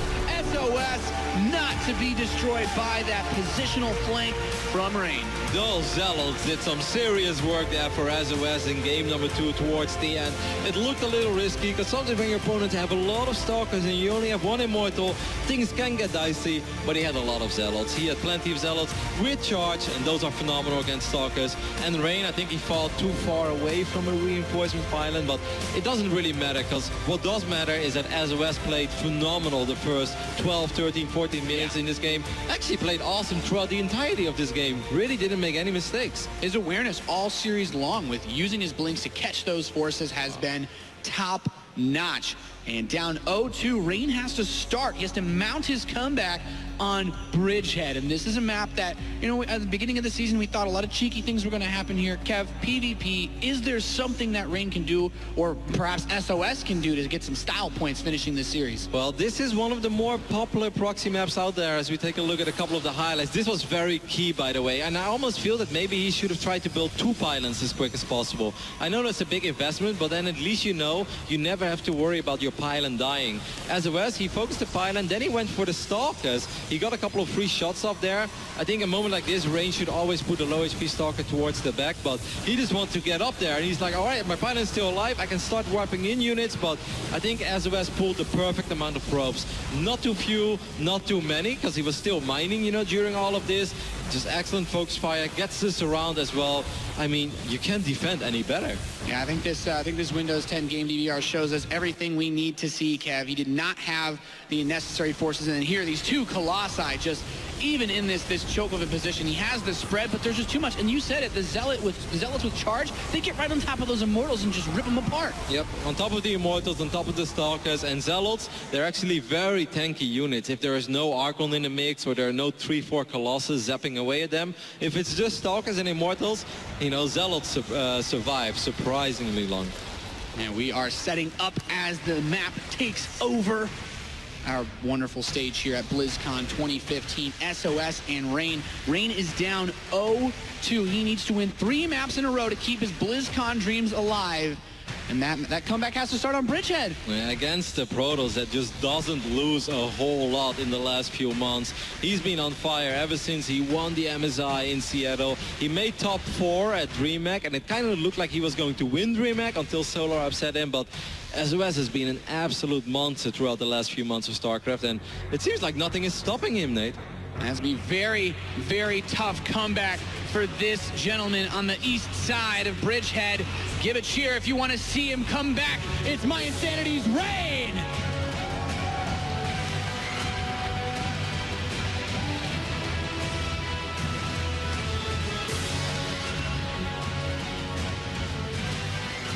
And on the left side of Bridgehead, we're looking at the main base of our Protoss that's up 2-0 in this series. He's representing Jin-Air. Give it up for SOS.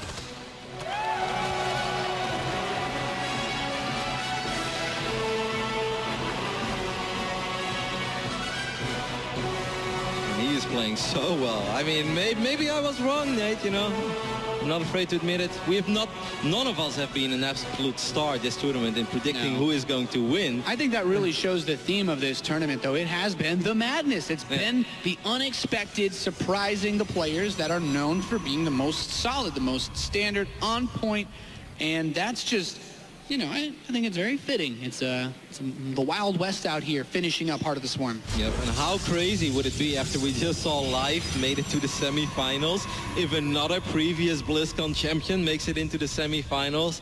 I mean, imagine a rematch in a potential final between SOS and Live. The true champion of champions would be decided there, man. That would actually be, I think that might actually be a dream final for so many people out there. And it's looking pretty possible now. Live just showed such phenomenal play so far, especially in the round of 16, and coming up here today already against Innovation. But SOS, he does have to close things out here. Rain is the kind of player that can do this. This is not something that he looks at and he says, well, it's all over, you know? If you're down 0-2 in a PvP series, obviously that's a very, very uncomfortable spot to be in, because PvP can be a vulnerable matchup. You get caught off guard by Dark Templars, the game can end right there. You lose a Mothership Core, you have no photon overcharge, the game can end right there against the 3-gate. So it is a very shaky position to be in, but if you're Rain right now, you just gotta forget about that, Nate. You know, just drop everything and just consider this a best of one. This is an interesting build order by SOS. Will most likely be a Stargate, but it could be a Twilight opening as well. You know, oh, actually, maybe it's a 1-gate fast expand. He's done it before on maps like this. Okay. Wow, both are doing that? Core. Okay, so quick expands by both players. Wow. We've already seen a little bit of madness on this map in PvP. We saw a little bit of that already with the Stargate play, and then, well, the untimely demise actually between Parting and SOS in the round of 16. Now, on almost every other map, if you go 1-gate fast expand, you follow up with the Robo, but Bridgehead is an exception because of the way that the ramps work and the rocks work. There is a good chance that we actually see one of the two, you know, follow this up by a Stargate, and that is a very uncommon and normally very risky play in PvP, but on this map, I've seen it multiple times, and it can be very strong. Yeah, also important to note, of course, as the series has been progressing, you know, if you disagree with the experts, of course, you've been able to tweet hashtag WCS, who you think will win, hashtag SOS or hashtag Rain. Not too many Rain fans left there, Roddy. Nah, bandwagoners. All right, 2 extra gates are going down for this Protoss that we were just mentioning. Of course, still representing my insanity.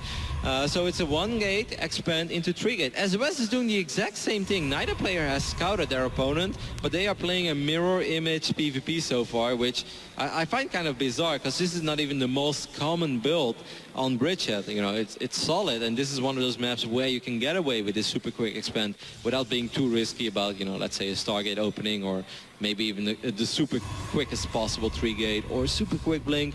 And they both go straight into Robo afterwards, Kev. Just very, very standard, put together, expand, 3-gateway, Robo. Are they just both going to tech up Rush to Colossus too? It's dead even so far. I mean, you definitely want to get at least an Observer, or maybe it's Immortal Observer or Observer Immortal. Because, you know, if you check the vision of both players, they have seen so little. These are the first scouts that are heading out right now for both of them. Rain is going to send his first Phoenix out, and SOS is sending his first Phoenix out. And I mean, if I was playing this game, I would get a small smile on my face. I'd be like, lol, we're doing the exact same thing. Well, you know, at least we agreed upon this, you know, that this is a good build. Yeah, it's one of those interesting moments where you get to think back to what those guys in the analysis desk say, of course, which player's going to do each step a couple of seconds faster than the other, where you have to edge out those advantages. And if any of the build order choices will give those advantages, already we see the first diversion, right? We have the Forge opening up now for SOS, and we have Rain, likewise, moving into the Twilight Council. I love how you say already. It's 7 minutes and 10 seconds into the game, and they just like, they're doing something different, guys, you know? Yeah, it's happening.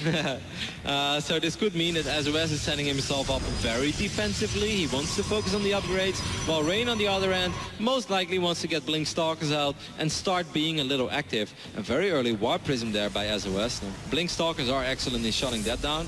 So Rain is going to find this Forge, and he's really like, all right, so what is going to be, you know, the addition to that? And the third base is now on the way for Rain. Actually, only 2 probes on gas for SOS there. I hope he notices that soon. Oh yeah, there we go. Fix it. All right. He's got that +1 attack coming in. Rain does have Blink on the way, as you mentioned, Kev. Warp Prism is about to finish up.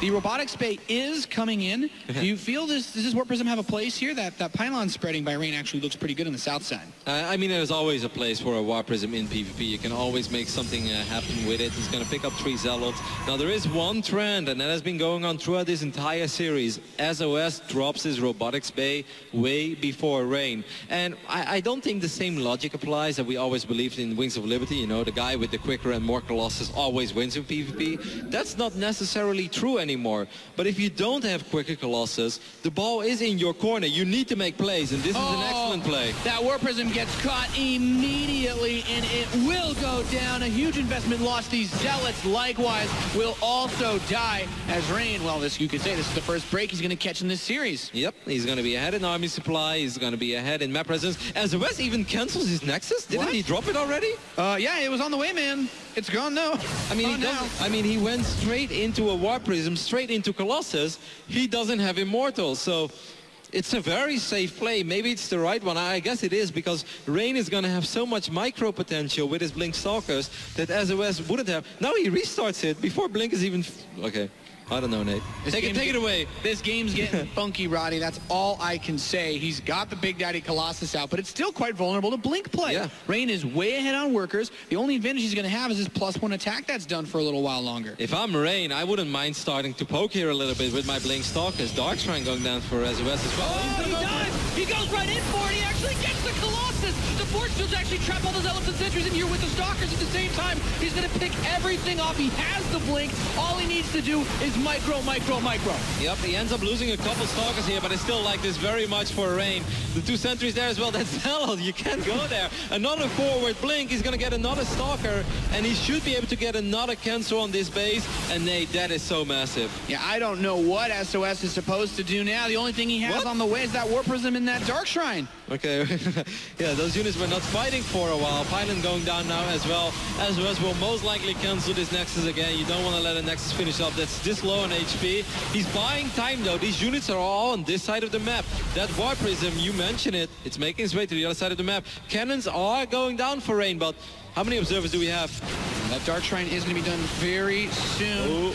Barely any observers on the map, though. Like you asked, Kev, that Colossus is here. He loses the cybernetic score, though, so no more Sentries, no more Stalkers either. I really think Rain should just back off right now. Like, you're on 3 bases. You're super far ahead. You know that you're not going to lose this. If anything crazy happens, like, why keep all your Stalkers here?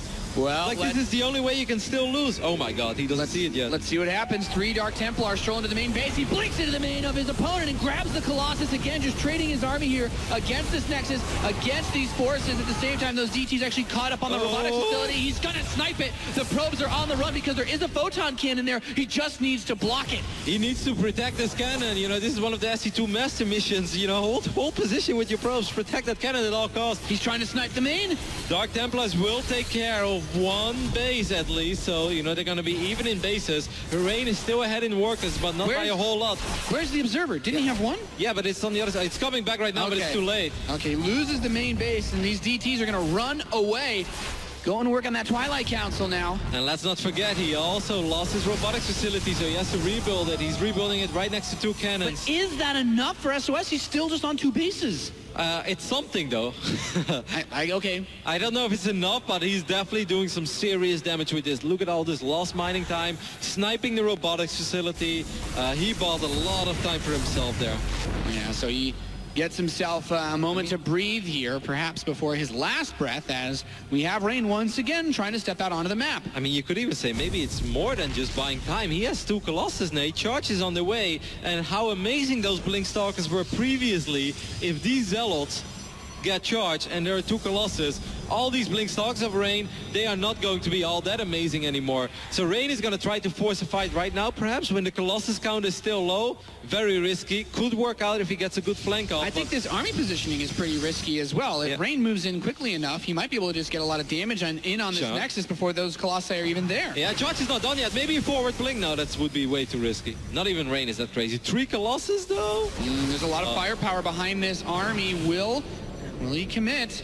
This is very risky what Rain is doing here. He's down 7 army supply, ends up losing a couple Stalkers.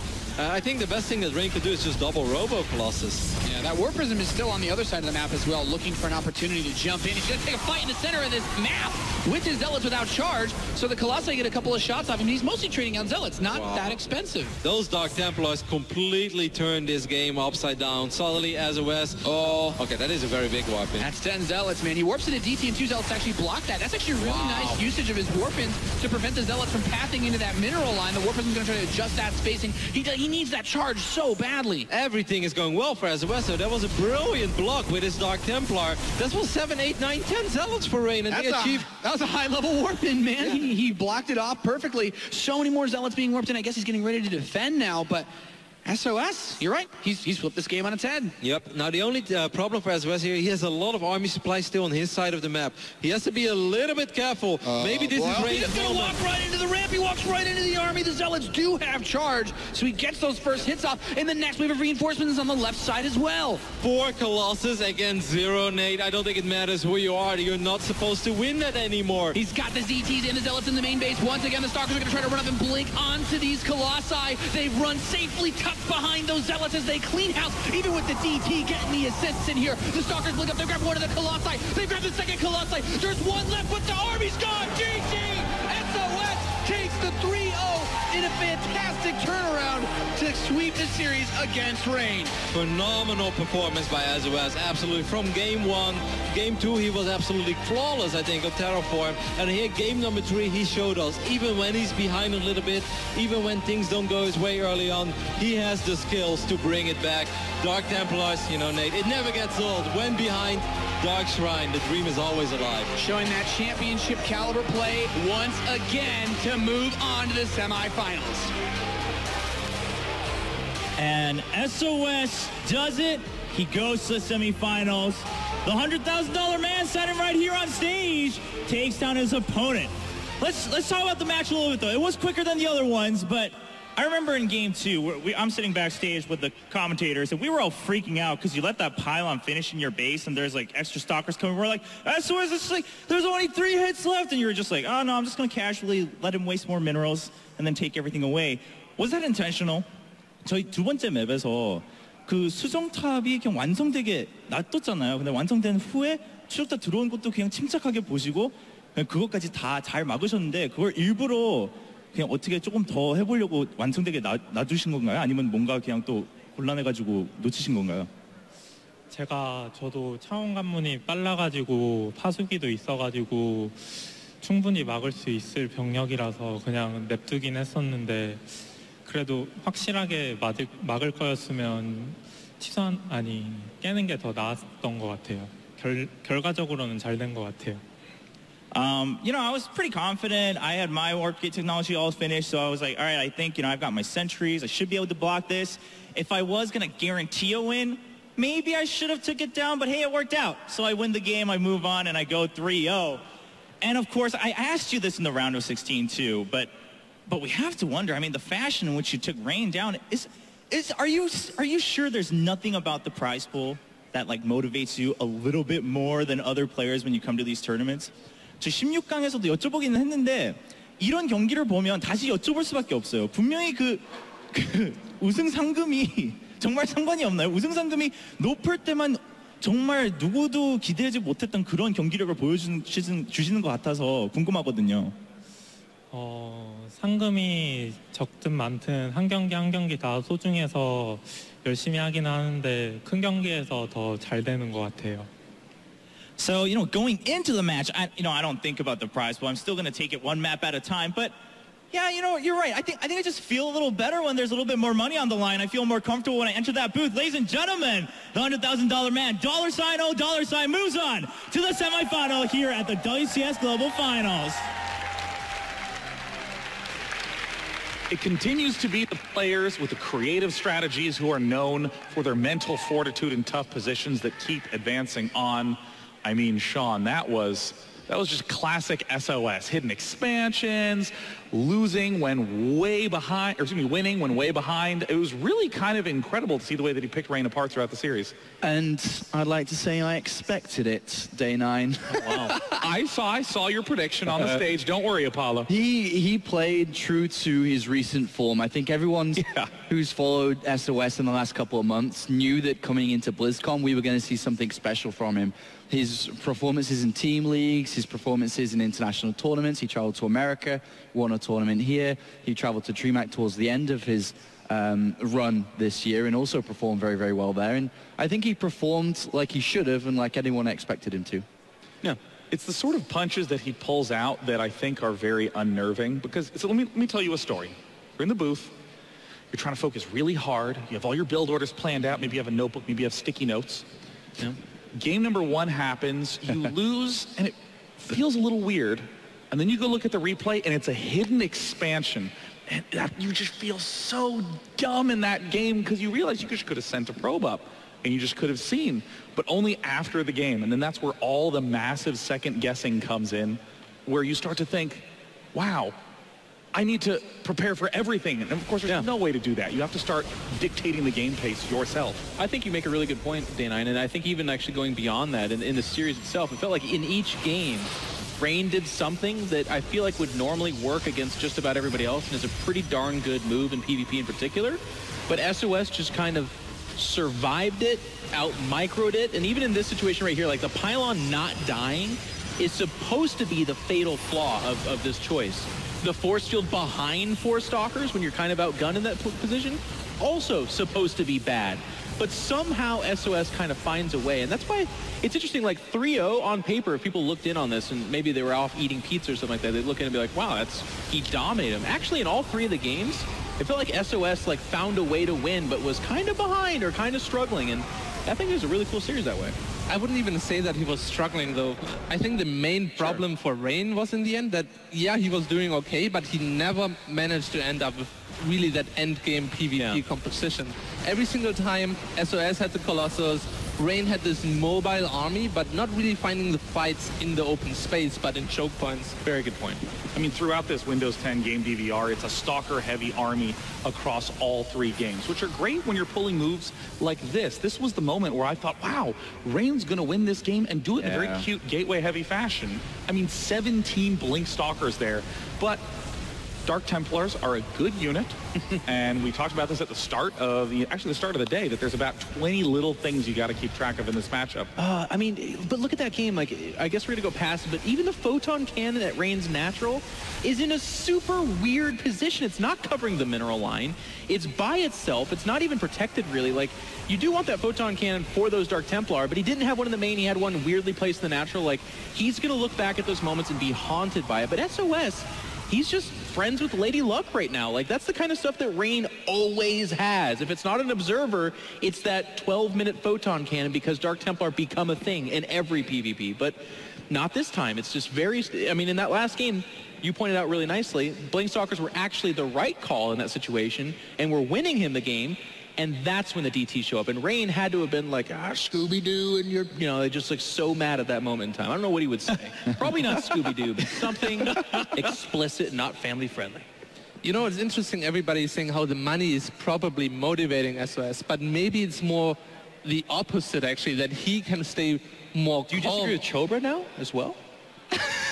That's a creative way to be a host. I think nobody's safe in this whole room. I think the truth is it's harder for everybody else to play for that big of a title and that kind of money, because in StarCraft you don't necessarily want to be too emotional in the game. If you're over-motivated, you can also make mistakes. Yes. So SOS actually seems to be that kind of guy who's just not intimidated by that kind of prize money and manages just to play as good as always, while everybody else might drop off a little bit.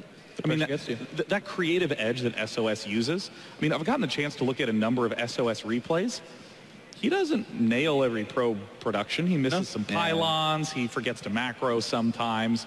And those are the sort of things that for any other player, and you hear players talk about this all the time, I missed those depots. Oh, my mechanics are falling apart. And they focus so much on that, but SOS consistently talks about the decisions that he needs to make and does very creative, on-the-fly, strong judgments. So it's like he's unalarmed when his mechanics mess up. He's unalarmed by the prize pool, and then winds up being one of the most interesting and innovative Protosses. I think that's very stylistically healthy for the game, too. Instead of having a lot of innovations in a row that are playing that same way, it's always good to see a player like SOS come onto the stage and you don't know what to expect, and it's entertaining. Sean, that's such a good point. Like, it goes all the way back to Brood War, and it's so cool because we actually have, in my example, the guy Boxer here himself. We're going to see him later play an amazing match on that stage, but it was always like Boxer is the micro guy. He'll have his money will spike, his base will be a little bit disorganized, but his army control was flawless. And then there was other Terrans like I Love Ooh, who was always the guy that,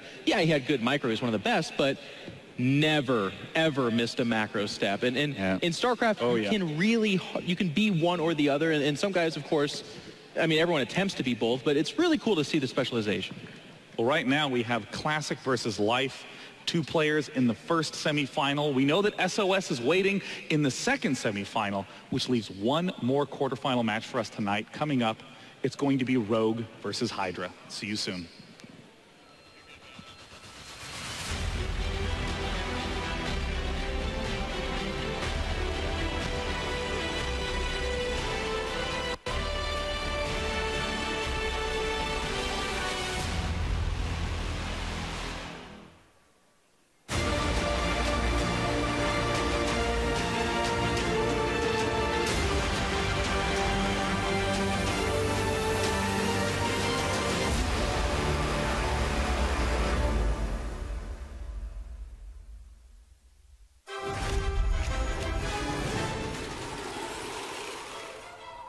From east to west, heroes are sent, seeking glory in the greatest of events.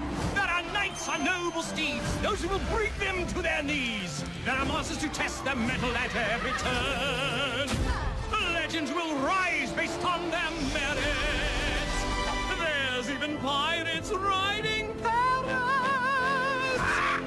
It's the grand tournament.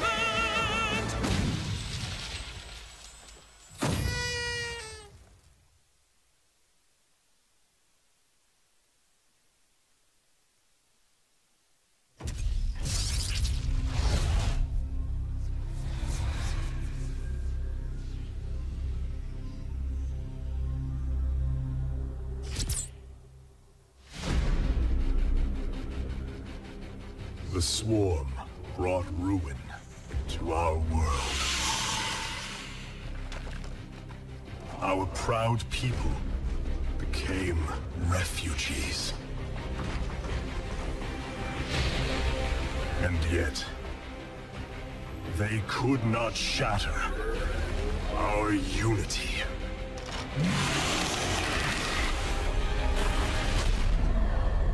For we are bound by the Kala, the sacred union of our every thought and emotion.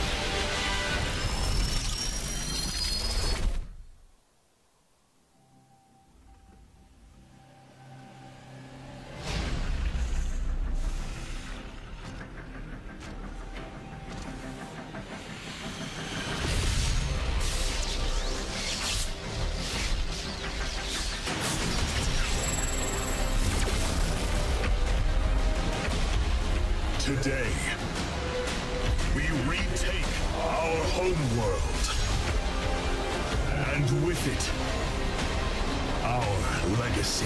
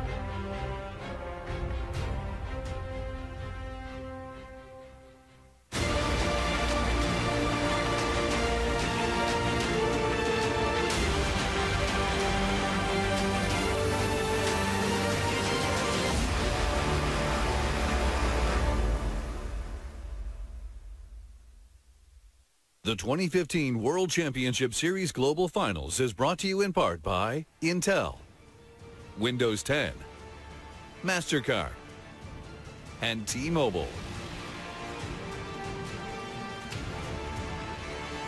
One last quarterfinal left here on the first day of BlizzCon 2015. We're about to find out the last member in the semifinals of the WCS Global Final. Ladies and gentlemen, first it is my pleasure to introduce to you the only player left representing the WCS Premier League. Of course, he was our champion in Toronto back in Season 2. Representing Root Gaming, it is Hydra!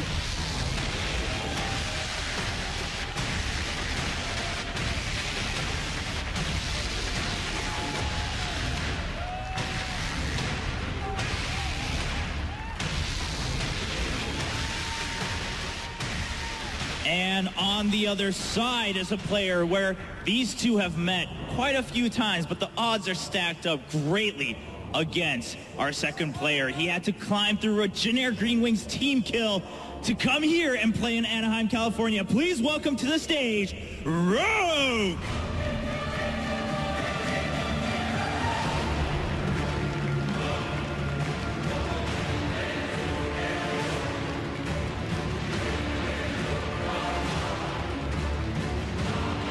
One last player to enter the round of 4. Who will it be? It's time to find out between Hydra versus Rogue.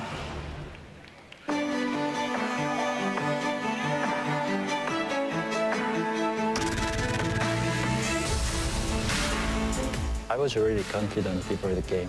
My teammate and I thought I was gonna win 100% because we prepared our build, and I feel really good now. 너무 이기고 싶어서 긴장도 너무 많이 돼서 잠도 잘 못 잤는데 이기게 되니까 너무 기쁘고 성주도 잠을 많이 못 자고 마지막 경기라서 컨디션이 좀 안 좋았던 것 같고 근데 기분이 너무 좋아요.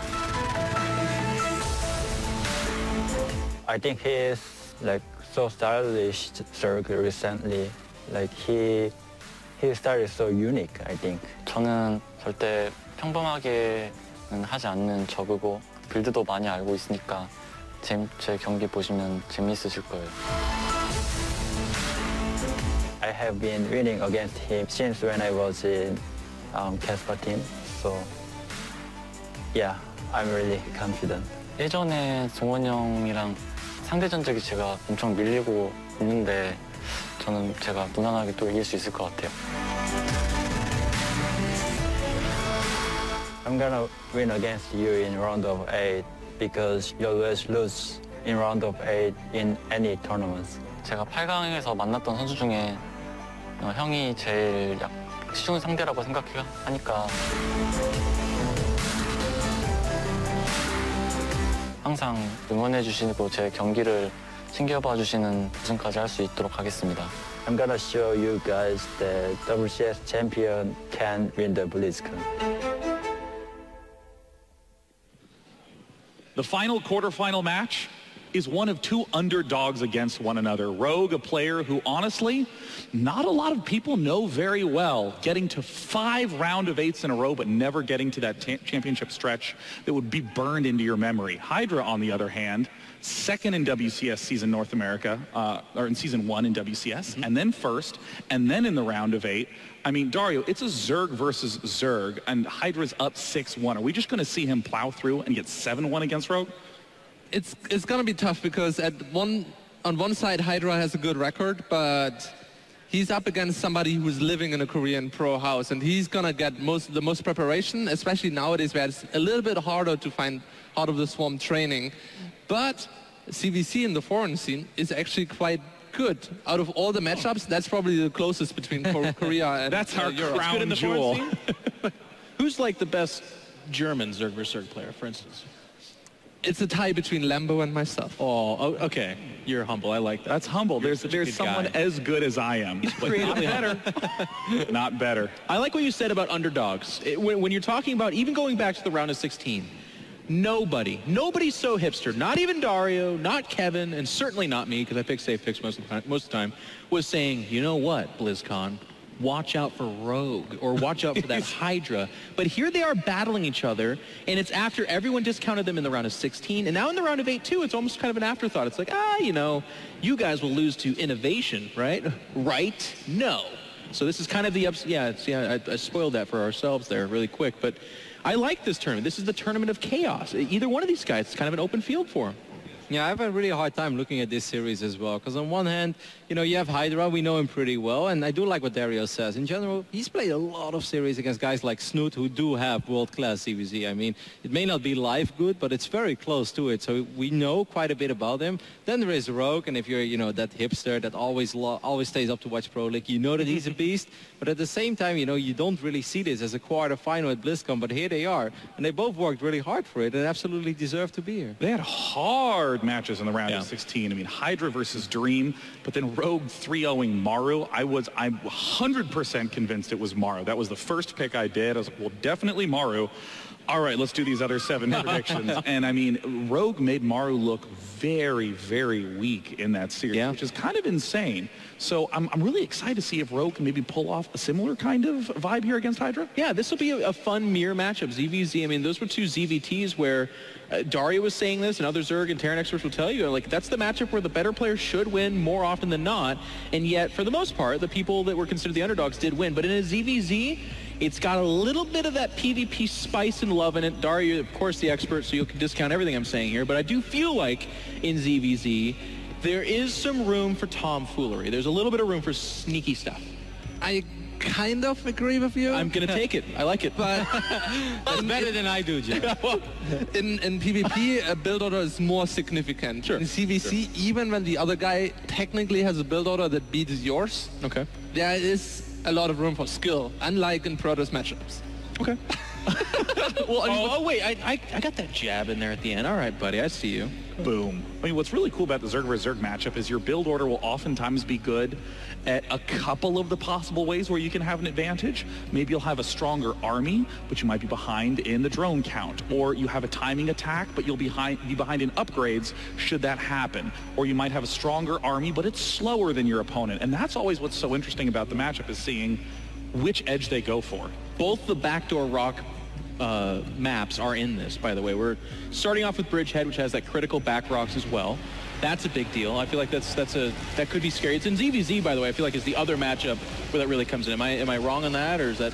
No, definitely. The back rocks in CVC, it's a factor, especially on Bridgehead and later stages for burrowed roaches. The back rocks are actually insanely important. There's 3 paths that lead into the basis of the defensive players, so I think we're going to see a lot of burrowed roaches here if we get to that stage. I also think that kind of favors Hydra a little bit. If there's one thing I take away from most of Hydra's ZVZs, is that he's very decisive, he's very committed to most of his attacks. He doesn't often have a hive plan or a 3-3 plan. He's going to look at the game, he's going to be like, all right, if I put all my resources into this one attack, I think I can do it. And on maps like that, you know, where you have the opportunity to create more space for yourself, to get better engagements, that might be something that favors him a little. And looking at the vetoes, it always tells you a little bit about the mindset of a CVC, because Rogue vetoed the 4-player map, which is a little bit more random, and there's a little bit more weird things that can happen, while Hydra actually vetoed Terraform, which in CVC is a little bit more of a stable map.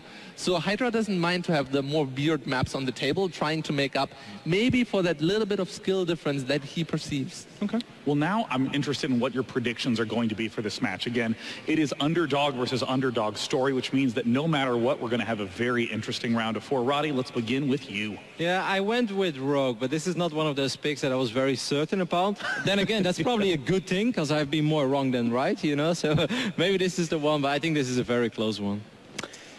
Yeah, go ahead. I'm just looking. Yeah, go ahead. Yeah, I think Rogue has it, because just of the nature of the tournament once more. I do also believe it's a very close matchup. I'd love to see a 3-2, because I love CVC. I know not a lot of people might agree with me there, but I think it's a beautiful matchup. But you know that they're mistaken. Yeah, they're wrong, of course. Yeah, of course. Well, I mean, of course. Yeah. You're an expert. I feel a little bit like that person who was invited to the costume party, and then no one wore a costume except for me. Like I'm the only person here that picked Hydra, and I feel like that's not that cheeky of a guess. This prediction lineup cracks me up, because, I mean, I know what my prediction was, but, I mean, we don't know what the global caster predictions are until we go into this. And to see everyone go for Rogue, because just as it was so easy to say that Mara would beat Rogue, on this one, it was so hard to pick anyone. In the end, I just said, well, I know how wrong I was about Rogue, so let's go with Rogue here. I do want to say, we've got a couple of themes going. This is why I picked my pick. I feel there is the Chaos pick. It seems like right now the chaotic players are kind of winning supreme, and they're upsetting those mechanical gods. But also, there's a little bit of history going on here. Classic was that roadblock for Hero, and he stomped. And all of a sudden here, 6-1 in favor of Hydra. It seems that he, too, classically, could be the favorite. And let's not forget that Rogue did have a lot of troubles in the past by making it past that round of 8. You know, that is where he was always stopped, and that's one of the reasons why we don't know that much about him. Well, the game is loading up. It's time for our last quarterfinal match. It's going to be Rogue versus Hydra.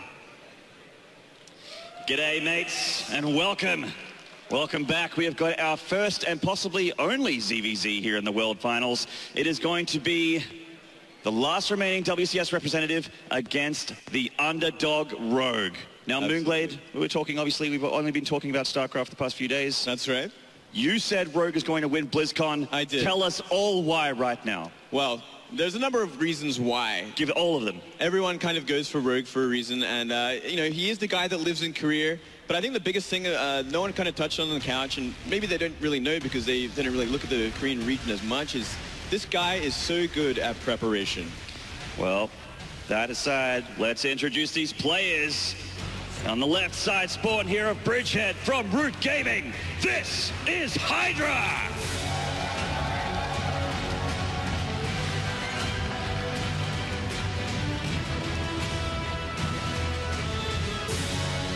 There he is. We found him in the booth right there. And in the far right spawn from Jin Green Wings, this is Rogue! Now, as I was saying about Rogue, he is this guy. He doesn't do well in these tournaments usually because they are weekend events, but there is a reason behind that. He's really good at sitting back, thinking about a player for a week, like he would in Korea in a Pro League or GSL, where he does have time to prepare, but he never gets that sort of time normally in this kind of tournament. But as this round of 16 was done, you know, like 5-6 days earlier, he's managed to sit back down and think about this player, which is why I kind of gave him that favor. That's right. So, I mean, Rogue hasn't really been on the radar for a lot of people. It's a little bit tough to do that when you're in like a round of 16 that features players like Innovation, like SOS, like, you know, previous champions like Life, and it's a little bit tough to sort of stand out against all those players when you make the round of 16. But he is here for a reason. Absolutely. And he got a lot of points during the year in that, you know, in the Premier system. He did. You know, he didn't win these big tournaments, but he was certainly consistent enough to get here.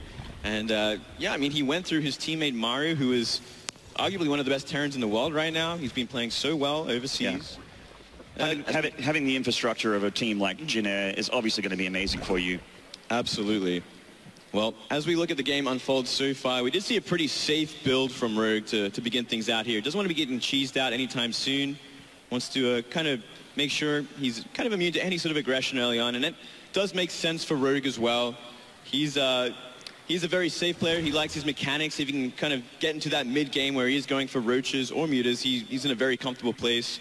And I wouldn't be surprised in this kind of map as well if he was going for the more of the roach style.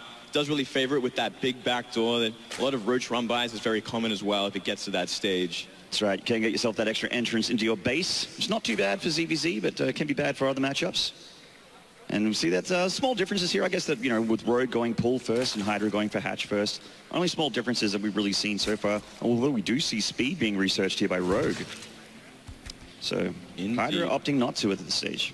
Yeah, one thing I noticed about Rogue's recent play is that, Hydra's recent play is he does tend to go for that Gaster style if he can, or try and, you know, tech up a little bit quicker, avoid investing in speedlings early if he can, and go for that much quicker roach style.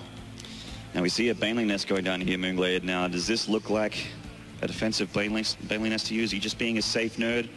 It could very well be. I mean, he is investing in the speedlings as well. He's only got 2 on the map so far, kind of to scout things out. It's really going to depend on how many more he makes after this. It could be like a light pressure, maybe look for a way in with a couple of banelings and do some small economic damage. Put on the pressure as well, force Hydra to make some defensive units and really start to panic. Yeah, it does certainly look like it's just like a, you know, maybe a safety bending nest. He is mainly droning here with all of his lava. I mean, Hydra is droning very heavily right now, but Rogue not too far behind. Yeah, that's right. And we are seeing that SimCity kind of go up to blocking. Great queen blocking, denying the scout. Didn't really get to see too much, just a couple of queens at the front there and that evolution chamber, which can kind of give it away. It kind of is safe to assume that there's a Roach Warren as well helping that block. Yeah, generally when you get those upgrades for the Roaches, and Hydra is in fact getting that Roach Warren, as we can see, as well as the lair halfway done already. And yeah, Rogue's getting all of his gases. Yep, all 3 gases at once. This could very well be the Mutalisk style. And I wouldn't be surprised, you know, you do have a lot of space in this map to do so. You can defend your main base pretty easily on that high ramp. And I mean, if you bust open that backdoor, Mutaling going to do a lot of work. And well, for now, just we're seeing like 5 Roaches come up for Hydra as well. You know, just some defensive style. You know, you don't exactly know what's coming your way. And you can also put on the pressure with this. Once that Roach speed is finished, you can go for a pretty big counterattack, especially if it's going to be that Muta style from Rogue. So I like that, considering he's going for that Muta play, he's getting a lot of Zerglings, which means he can travel around the map pretty quickly. So he's feeling like, it's looking like Rogue really wants to get that third before Hydra does, and there it goes down. Actually, they drop it at the exact same time. That's right. So obviously, creep spread's going to be important to Hydra. He's got that ground army, a lot of Roaches, or he's looking to just gear into just straight Roaches for now. And not as important for Rogue at this point. No, certainly not. It really depends where these Roaches go. Perhaps when Hydra has identified exactly what is going on. Because once that Roach speed's finished, he might want to try and rush for that main base or the third base, try to do some economic damage or even cancel the third to kind of reset where Rogue is at. Because the name of the game right now for Rogue, he's got to do the damage on his side of the map, keep the Roaches away, keep him on the defensive while he takes the third base, and try and get that economic advantage before he has to switch back into Roaches as well. Looks like Hydra's going to possibly hit a timing here. He's making 8 more Roaches, plus one's just about done, as well as Roach speed, and that's going to be a pretty good time to put some hurt on. Yeah, this is actually a very scary moment for Rogue. He might have identified this a little too late. He's building some Spine Crawlers now. The Spire is still on the way. He needs to get these Mutas out to defend against his attack. Yeah, absolutely. I mean, we know that Mutas don't do too much damage to Roaches from the top. Roaches are pretty heavily armored. They have a lot of hit points. And you need more than just 2 or 3 Mutas if you really want to take them apart. You see he's already working on the back rocks here, forcing a static defense out of Rogue. Rogue looked like he wanted to engage with the Lings there, but thought better of it in the end. It's such a hard engagement at this point because he's pulling the queens as well, making the creep highway. Oh man, this is a great timing. And this is the kind of cheeky play you expect from Hydra, a very creative player. Very, very smart. It's really a perfect build for this sort of situation. Oh! He might get the queens here. That'd be a huge pickup. He has some transfuses, so he could keep them alive, and the Roaches are helping out a lot. I mean, even this kind of damage is huge because they're using all their energy right now. No more transfuses, and now the Mutalisk can engage. So long as the queens are in small enough number, it's going to be a huge advantage in this fight. It's kind of, yeah, Hydra basically has to go for it at this point. He's going all the way across the map with his queens here. He does still look like he has maybe 3 transfuses there, with more obviously coming as the seconds pass. And it gave Rogue all this time to put it. Look at all that static defense there. That's a beautiful thing. A little Spine Forest already, and he's building more and more Mutalisks right now. So if he gets a critical amount of Mutas, they can maybe even one-shot these queens. He's going to start working on them now. Yeah, he's doing a little bit of a touch-up here. A Ling run by, getting some Roaches on the rally path there, just near the third of Hydra.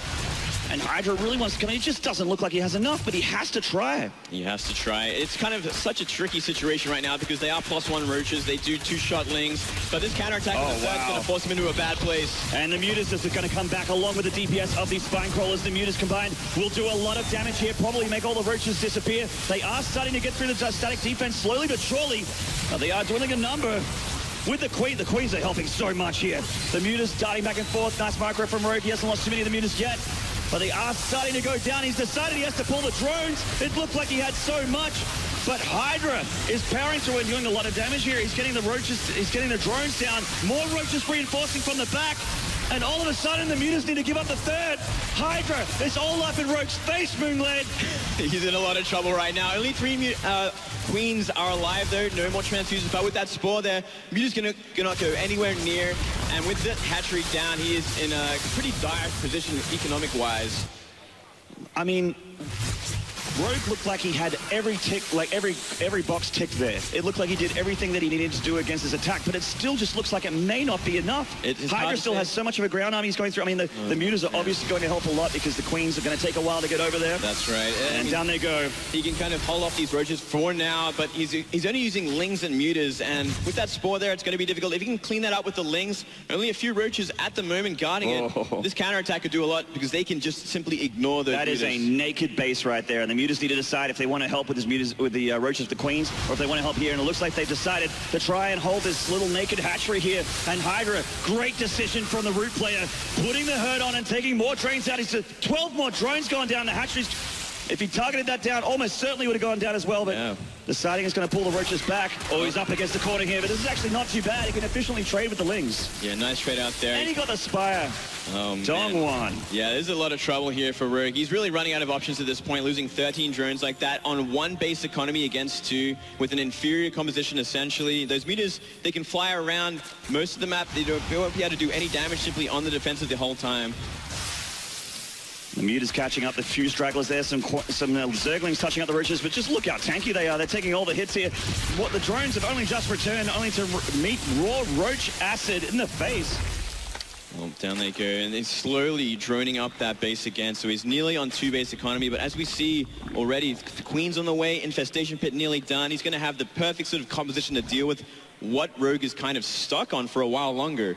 Yeah, obviously the better economy as well. Hasn't taken the drone hits that Rogue has, obviously, but yeah, he's going to try and find an opening with his mutas, but Hydra's on lockdown here. He's got Spore Crawlers, lots and lots of Queens, forcing Rogue to remake his Spire. He's committed to this. And I'm actually kind of surprised he's remaking that Spire me too, at actually. this point, but I guess he really doesn't have any other option. He's going to be up against roaches with far greater upgrades if he chose down that path, so I guess sticking to mutas, maybe there's some hope there, but it doesn't really look like it at this point. He would definitely be playing catch-up, but obviously the mutas are going to outlive their usefulness as the game goes on. When you got that Spore, the Spore Crawler is so powerful against them. Generally, you want to transition in a Hydralisk as well as the Infestors as well for Hydra if he wants to go in the super late game. Yeah, and we're looking at a Nidus network as well, so that's going to be the attack from Hydra when he's ready to do so. He could do it even at the back of that empty natural that just got destroyed. That's right. He does have some space there. He's got his own creep tumors down there, so he does have vision. That's actually the perfect place for the Nidus. Almost certainly going to drop it down there. Yeah, it's a beautiful place. Well, it looks like he found the Queens at the bottom there, so he can deal with them hidden away, maybe waiting for that Nidus to come up. Oh, yeah, actually, keep it alive. With the Overseer, he could actually probably get rid of these creep tumors. Yeah, kind of essential. I think he's realized at this point what he had to do, and he's making 8 more Mutalisks, so he's certainly sticking to that style, maybe going for the perfect, magic box, trying to deny these perfect fungals from going down, but I think that will simply be too many Queens with too much upgrades. Mutas are flying back here. Looks like their spider senses are tingling and they get the Nidus. That is an important move. That's a big pickoff. Keeps him alive for a little while longer. It does. Looks like Hydra's going to abandon that plan for now and just unload. Send everything back with a down. He actually has an incredibly scary army. He's almost 20 supply up in army. Obviously, it's upgrade as well. It's plus to attack, the most important upgrade in ZVZ for the ground army, and he could actually take the fight to the ground if he wanted. Look at all the anti-muta tools he has here. Yeah, he's got the perfect force to deal with these mutas. It's just about getting to them, and I mean, they're off creep right now, marching across the map. That's going to be a long march, a long walk to that to that third base of Rogues. 15 more roaches coming up for Hydra as well. He did just spend a ton of lava to make a bunch of overlords and get that supply cap up there so he can start creating his Doom army to try and roll over Rogue here. And Rogue just trying to find an opening with his mutas. Well, looks like he might have found it. He's going to work on those Spore Crawlers. Nothing else much here except a bunch of roaches who's going to help against the Lings. Ling's running into the main here, and he's actually forcing Hydra to retreat all the way home. Oh, man. He's got to watch out for these fungals. If he gets a big fungal, he's done. Oh, yeah, and he's picking one up. He's actually doing pretty well. He's picking off an Infestor for free there. Now, unfortunately, a Spore Crawler getting a couple of mutas, which is kind of sucks for Rogue, but this run by doing pretty well.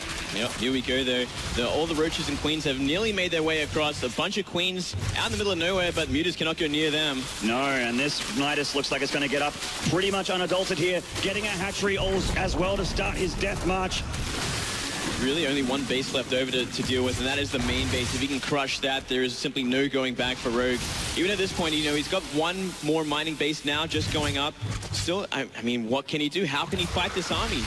It is so tough. He could maybe get the Nidus Canal as the Queens move down to transfuse the roaches. They get deeper into enemy territory. Looks like he will get it, but does Hydra even care? He has a lot of his army here already. slowly making his way up to the main base now. Roaches are up there. He could even leave some up there. There's simply nothing really to defend against them and do enough damage. Oh my. Hydra is everywhere, killing drones at the top here. He's already taken out the third base, and he's moving into the main as well.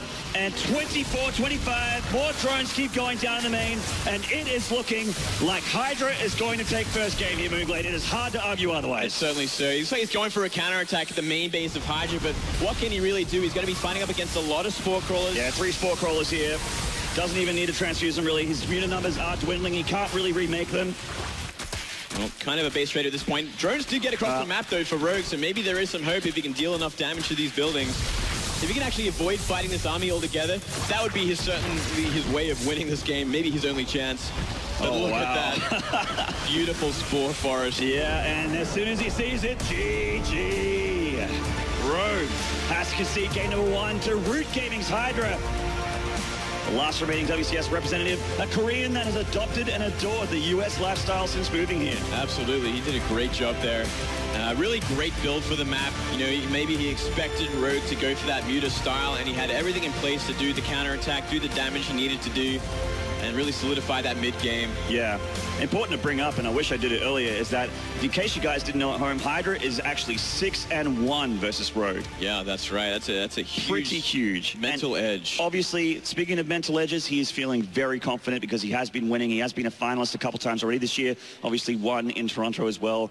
So he is feeling very confident against Rogue. He certainly has a much brighter history, I guess, than Rogue. Rogue being stuck in career life, forced to do Pro League for the entire year. That's great experience, obviously, but you know, he doesn't have that tournament experience that Hydra has. Well, Rogue actually went to a bunch of Premier tournaments, but he's actually never made it past the round of 8 in those Premier tournaments. He did well at Gfinity, but 5 times in 2015, he's been stopped dead right here at this point in the tournament where you just couldn't crack that round of 4 semi-final bracket. So I got to say, he's definitely one of the most emotional players as well. And these best of games has also been kind of his curse, even in career. Like if he loses maybe the first or second game, he can really get on tilt very, very easily. And you can see it on his face usually how bad it is, and he really reflects in his play after that. Yeah, but it is a nice face though. He is the sexy boy, as he likes to say. Beautiful face. I mean, I can't complain, but it's a sad thing. But look at this. Second map is going to be Cactus Valley. Yeah, and this one strikes me like the analyst said at the couch, a bit of a road pick here. This is a map where, you know, players like Hydra who like to do stuff a little bit crazy, a little bit aggressive, he has a little bit of room to breathe. That's right. That's absolutely right. It's certainly a lot more scarier on those bigger maps because you might not get the scout that you need with the Overlord, and then, you know, it could be some kind of all-in, some build order win coming your way, and you just don't know until it hits you. That's right. And obviously Rogue is going to look to tie the series here, give himself a bit of breathing room, and try and get his first Premier round of 4. And what a place to do it here at the BlizzCon World Finals here in Anaheim. And let's get into it in the bottom right spawn here from Root Gaming. It is Hydra! Lots of Hydra fans here. Not surprising, he's got a lovely smile and a good attitude. And in the top right spawn from Junior Green Wings, this is Rogue! God, I love that stage. It's never not been impressive. It's an amazing thing. We never really see anything like that anywhere else in the world. Yeah, there is nothing like that. Certainly not. And, I mean, look at Hydra. He's already playing to the map advantage here. And he's even scouting in the right direction, man. Yeah, this is kind of a dice roll when you do this, and by that I mean a big dice roll when you do this. The biggest dice roll. The biggest dice roll. So it's going to pay. You obviously see this as well. You drone scout as well as Overlord scout because you need to know where your opponent is immediately so that you can rally those lings in the right direction. Yeah, what a cheeky bugger, this guy. It is so cheeky, and let's see if it works out. Let's see when Rogue's going to be throwing down that pool. He's going to have to throw it down now as his next option, his next spendage. Oh, but he's on a 4-player map. He might try and go just hatch first, as you do. You'd think so, but look at that. He puts down the pool again. He did this last game as well. He is afraid of this kind of style from Hydra. And he should be. He should be. He chose the right style this time. That's right. Well, he's going to scout exactly where he is, Hydra, which is the most important thing for him to do at this point. He's pulling the drones as well. He's pulling everything at this point, completely all in. Wow. I haven't seen this in a long time, Inglade. Yeah, well, it'd be a beautiful thing if it was that hatchery first. Let's see if we can actually make it work against this 15 pool opening, though. It's going to be a lot trickier, but not impossible. And obviously, Rogue didn't drone scout or anything like that. He's just relying on the Overlord, so he is in the dark for the time being. And Hydra doesn't have enough minerals to drop any spine crawlers or anything like that, but he does still have the drone's extra DPS, which is something I can't believe I'm saying. Look at this. And in they come into the main. He's completely undetected. Hello, Rogue! And let's see what Rogue is going to do. He makes those 6 drones now. He's going to be stacking his drones out as well. 6 lings on the way, and that queen. Cancel that hatchery as well in the natural. Oh, he has to. Needs every bit of minerals he can to stymie this flow of lings and drones from Hydra. And he's going to be camping. It looks like the egg's going to try and surround those lings as they come out. Got a bit of damage on one. He's actually not doing too bad. Hydra's lings largely untouched. There's a big engagement here. So Rogue does have the drone advantage. He's got to surround. And the queen coming out's going to help a whole ton as well. Just simply not enough here, though. 2 drones remain, and that queen's going to really be the nail in the coffin here.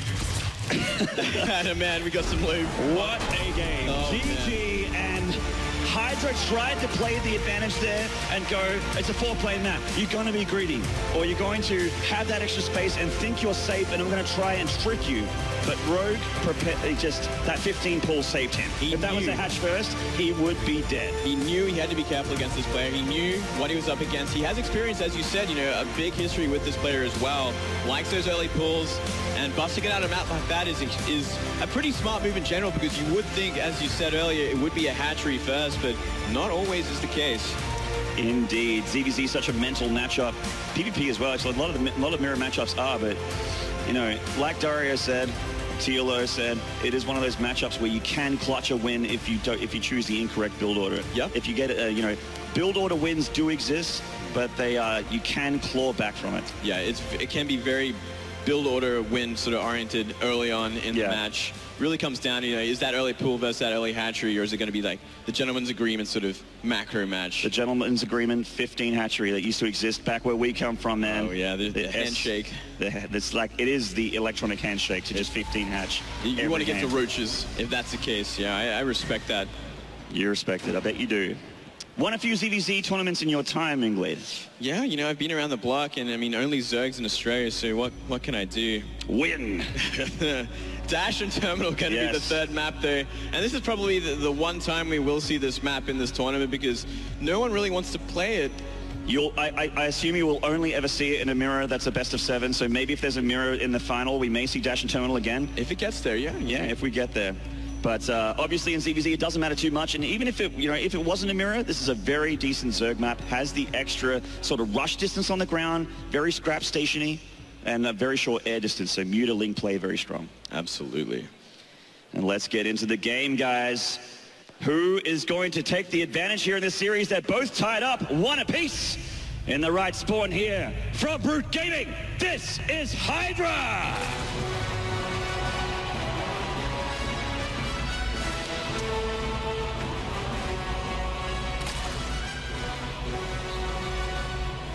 And in the top left, from Junior Greetings with a great hold from Hydra's aggression, this is Rogue! Playing a very safe game. Last game, will he do it again? He will have to, because we are already seeing a 9 pool come out from Hydra, keeping that aggression going once again. ZVZ has always been described as a knife fight. One small mistake and you are dead. Yep. And it is very fast, very aggressive, as it often is the case. Now, it's not a bad sort of mind game to play, because, after you beat a 6 pool like that last game, you're thinking to yourself, all right, he ain't going to do that again. And there's no way he's going to rush like that again. I can probably go for that 15 hatchery. But let's see if Rogue sticks to his guns. Yeah. Apparently he won't, though. He is going to go for that hatch first, so we see that drone go down to the natural. So Hydra is doing the econ version of what he did last game. Yeah, pretty much indeed. And well, and Rogue's going hatch first. Yeah, and we're going to see a gas out, it looks like it. And that means it's most likely going to be those banelings coming out as well, which is probably the hardest sort of build order win you would have against this kind of style. I think Rogue's heart may be in his socks in a few minutes here as he comes in here with his Overlord, sees that gas that is being mined by more than one drone, and sees the lings out already, and he knows that he needs to make that spawning pull now, yesterday. It's actually going to be one of the hardest fights. You can win it still, even in this kind of position. It comes down to micro more than anything else, where those banelings hit as well. So let's see what he can do, but in this kind of position, it is hard, and it's not the biggest map either. The rush distance is pretty short. Already Lings nearly made it to that natural as well. Yeah, they're almost there. It is a bit of a walk, but they made it. And they're going to either can choose to start touching up the natural hatchery or go straight for the main, and offer the choice is this, to go straight for the main. And Rogue's already here with a drone block. Yeah, we're going to try and deny those Lings. If he can actually trade out the Lings before Banelings are even on the map, it's probably the best advantage he has right now. It's such a hard place to be, though. Let's see what he can get done here. The dance begins. So Hydra probably surely going to break off 2 Lings, make some Banelings somewhere, and then keep pressuring with the ones that aren't becoming Banes. Oh, there they are. 2 Banelings now on the way, on the ramp. Going to try drone drill through and trade with these Lings. Oh, he's going to try and kill these Banelings if he can. His own Zerglings are here to try and help out, and he's already lost 5 drones here. Oh, the Banelings are going to pop. 1 gets through, gets 3 Zerglings. It's actually not a bad trade, but one Baneling did get taken out there. That's right, you know, but still, only 5 drones have gone down so far. A Queen is about to pop out as well, and more Lings on the way. Not a bad defense from Rogue. Yeah, not terrible. I mean, he is alive, which means that his defense is pretty effective. He has survived so far, and a huge blunder from Hydra in the main base. It looks like he kept his Overlord there for a little too long. Oh, no.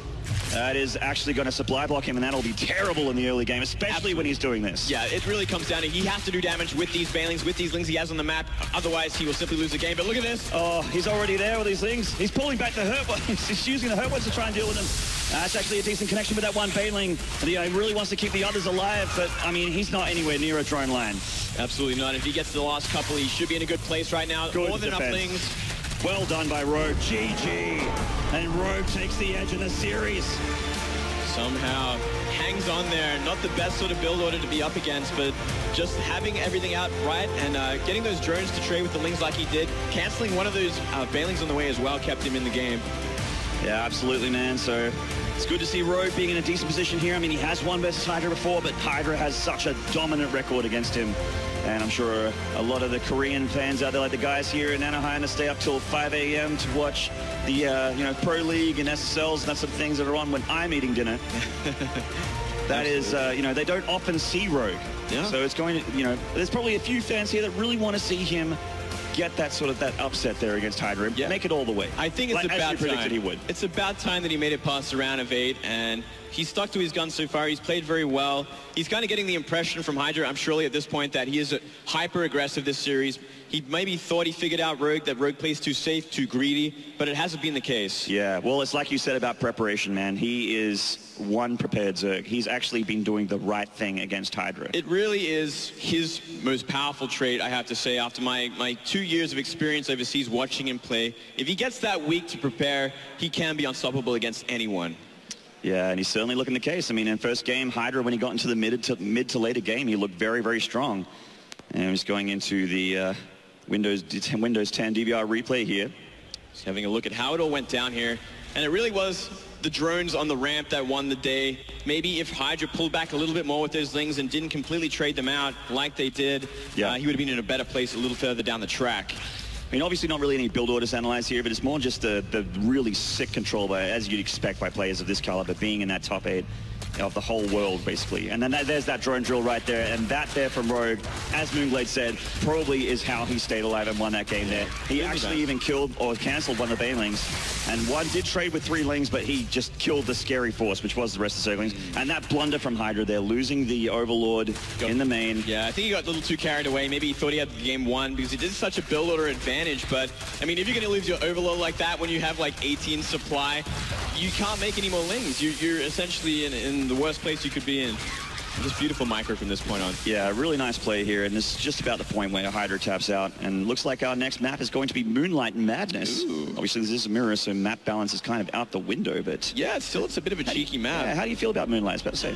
I feel like it has similar properties to Bridgehead in terms of, like, there's that backdoor rocks. You can do that sort of roach run by Muter if you want. Muter Ling will do a lot of work as well, working on a third base. Yep. So it's going to be a lot of fun. I really enjoy these kind of maps for this mirror match. Absolutely. Yeah, absolutely. I mean, Moonlight Madness actually as a turn player has been one that I actually haven't despised. And I like that the third is sort of reasonably easy to take. It's not too hard to defend, that kind of map. And I like maps where you can get a decent, you know, an easier third. Yeah, this has certainly been one of my more favorite maps of the map pool as well. A little bit trickier against Terran, I'd have to say. But, I mean, if you get those Muters out in time, you're going to have fun regardless of what race you're playing against. And you know me, I like my Mutalisks. Oh, we got a Hydra fan in the audience. We got all kinds of fans in the audience. Oh, he's a little bit sad. Perhaps Hydra can put a smile on that dial. Well, he's going to have to. I mean, he's not out of it yet. He just has to win 2 more games, and he can do it. Maybe he's got to, rewind a little bit, maybe step away from those early pulls and play, a gentleman's game, as I have to say. A gentleman's game, and you know what? The gentleman's game is the one that he won. So that's right, indeed. And Rogue's not afraid to go to that gentleman's game again. He's been trying to do it every single game so far. So obviously, Moonlight Madness features here is a 2-player map. So obviously, right off the bat, you know exactly where your opponent is. Of course, in ZVZ, as we've seen in this series many times, you can do the gentleman's agreement, go hatch first, or you can go straight for cheese. And it's easier when you know exactly where your opponent is, as obvious. To be honest, I think we're not going to see that kind of cheese anymore from Hydra. I'm actually fully expecting Hydra to go back to the Game 1 style. Yeah. Of just playing straight up, maybe dropping that pull first and getting that hatchery shortly afterwards and trying to get into the mid-game a little bit, as he looked so strong in it. He looked fantastic in it, and I mean, Rogue is not going to have any of it. He's going to be safe once again, I'm sure of it. And one thing we have seen in the past is the player that keeps getting cheesed all of a sudden turns it back around. That's right. Well, we'll have to see. Let's have a look in game number 4 here. All right, in the bottom left here. Currently down in this series. He's got to win the next 2 if he wants to win this series. It is Hydra from Root Gaming.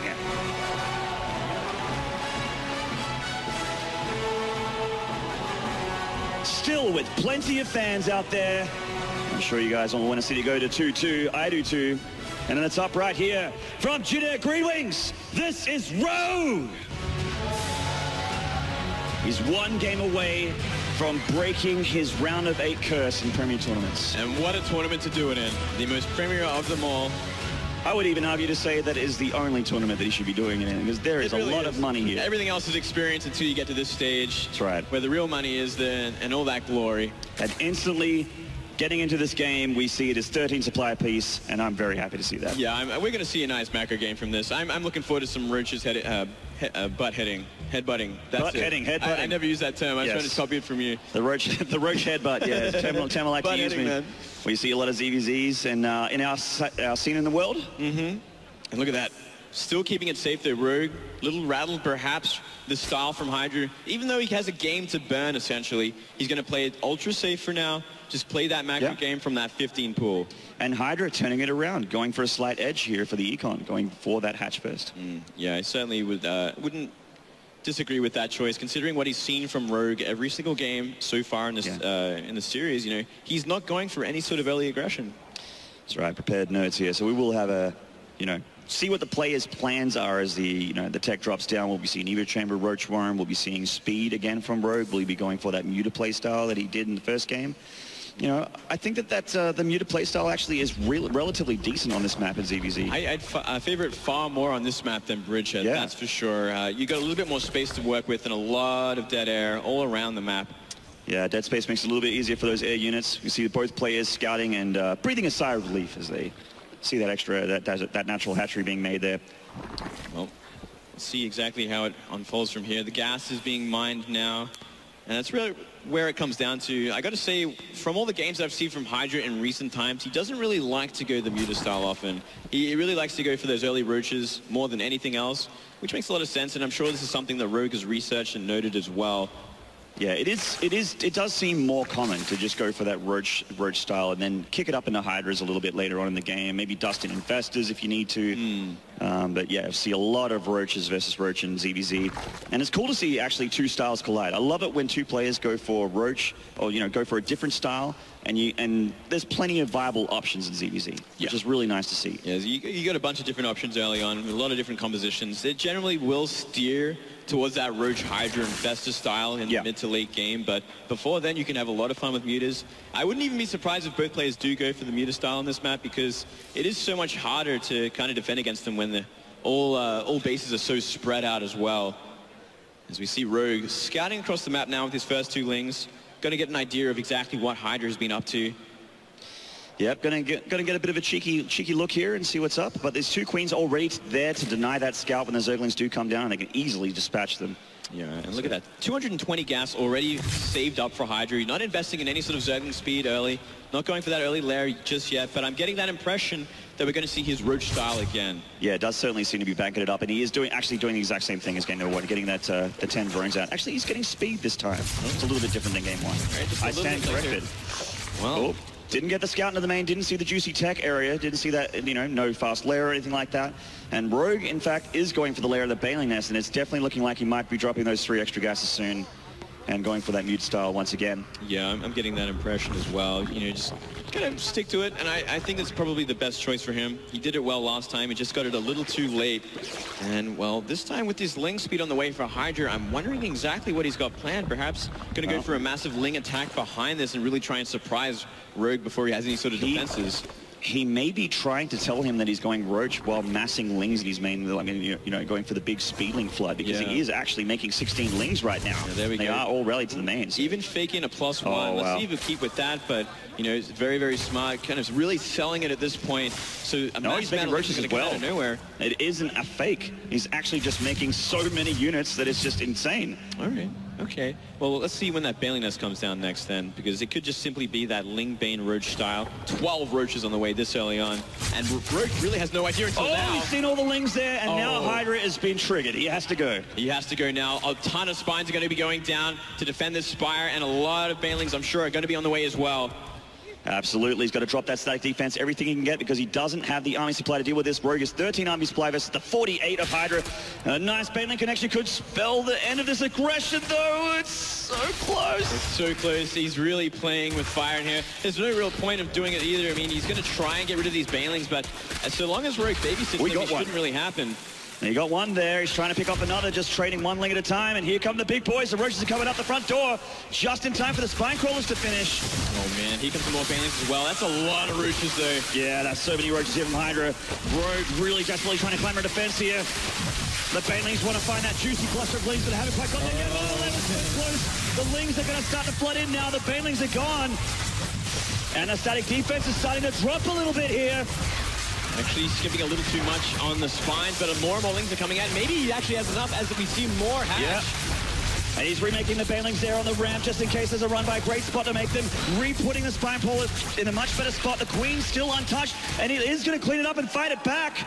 And now Rogue has a whole bunch of Zerglings, and he can make his mutas as well if he wanted. But he could actually go for any kind of counterattack if he wanted to. Yeah, he could. He could even sit there and make mutas there, which would be the best choice. He's got 700 gas right now. He's trying to solidify. Maybe even get rid of this Queen, which would help out a lot. Oh, he's 2 Banelings. Yeah, the Queen really wants those Banelings, but she does pick off one there, but has to sacrifice the greatest sacrifice she can do as a Queen. Yeah, absolutely. That was a full energy Queen as well. Yeah. Maybe a little bit of a blunder there. Here. 4 more Banes in the way as well. Oh my god. Yeah, letting a few in, not a bad choice for considering what is coming. Yeah, Hydra trying to hold the flood here. That Baneling does connect with quite a few Lings there, but he has enough to hold this counterattack here from Rogue. And Hydra's actually in the main doing a bit of damage, but great defense from both players, I have to say, on both sides. Yeah, Rogue really on point, though. He's deflected everything he had to so far, and now 8 mutas are on the way. 3 out already. Going to be taking that map control, and a very easy third base behind it, no doubt. Yeah, can start picking off Overlords as well on the way. Just more of a mineral bank and more of a lava bank that Hydra used to spend into, you know, recatching his supply. I mean, he does have a pretty nice cap at the moment. That's right. He's getting his third base. It looks like it's been finished already. So if he can get some spores up there, he will be in a good place to kind of go into a normal macro game behind it. We see some Spore Crawlers on the way now. We're just too busy kind of cleaning up the map and the Overlords, trying to take the control that way, instead of really going for any sort of damage in the economy-wise. Yeah, you can do one or the other. Generally, the Overlords die first, and it buys you a bit of time as the reactive anti-muta player. Oh my god, the Lings are just going to get in here. All right, well, this could do a lot of work as well. And the one Queen goes down, another one about to go down here as well. I mean, yeah, she's being transfused, but there is a lot of DPS from these Lings, and they might actually get all of them. Wow, this is absolutely huge damage. Losing every single Queen, that's a lot of anti-air gone. If you can get rid of the Spore Crawlers with these Lings as well, it's pretty much an open base, and the mutas can do whatever they want here. And Hydra is almost finding himself in a position where he's 30 supply down, almost half the army supply. And he is just trying to remake his Queens here as Rogue is just running past his Speedlings and killing all of his macro Queens. He's absolutely falling to bits at this point. He's even going to get the Roach Warren. If he gets the Roach Warren, especially before Roach Speed finishes, I just think that this is going to be so hard for Hydra. No. He's put all of his upgrades and his research into that Roach tech. He's just getting further and further behind, and he's just having the game. Rogue is just enjoying this at this point. He's having that muta micro sort of game where he just makes more and more mutas and just flies around killing stuff. And he's getting his third very comfortably as well. He knows that Hydra really can't run by at this point. He needs to devote all of his resources to staying alive in this game. Is Rogue going to break his round of 8 curse here? I'm getting that impression at this point, up so far, up essentially 40 supply right now. We're seeing Roaches come out, maybe trying to buy some time, deflect these Lings, more and more Queens as well, but they're just getting picked off. He's lost so many Queens. I feel like he's lost 7 or 8 Queens at this point. The Queen trying to make it back to the Sport Crawler, but the Lings do the rest, and he's going to get another Queen in the main if he right-clicks on that as well. This guy is all his. He can do whatever he wants. He gets the spawning pool, so he can't make any units. You know, there's so many things. Look how many roaches and he has more roaches at him. Hydra, GG, Rogue has done it. He's made it to the round of 4 for the first time in his Premier history here for 2015. Sexy boy, he's made it all the way. Beautiful work from Rogue, and I'm so proud of him. So happy to see him make it this far. I knew he had it in him. So much preparation done this week, and it really showed today. High five at some of those fans. Hopefully he got a few more fans tonight with some pretty sick play there. Great player. Look forward to seeing him in the semis. Rogue moves on to semifinal, and as our commentator said, finally breaks that curse of getting blocked in the round of 8 at Premier tournaments. Rogue, I mean, did that ever concern you? Were you ever concerned that, oh my gosh, am I just never going to be better than the round of 8 at these high-class tournaments? 지금까지는 이런 큰 무대에서는 항상 최고로 높이 가신 게 이제 8강까지였는데 오늘 드디어 이제 4강까지 올라가셨어요. 그런 지금까지 이제 뭐 2015년에 계속 경기를 하시면서 그런 혹시 걱정이 있으셨나요? 아, 어딜 가도 8강까지밖에 못 가나? 그런 걱정이 있으셨나요?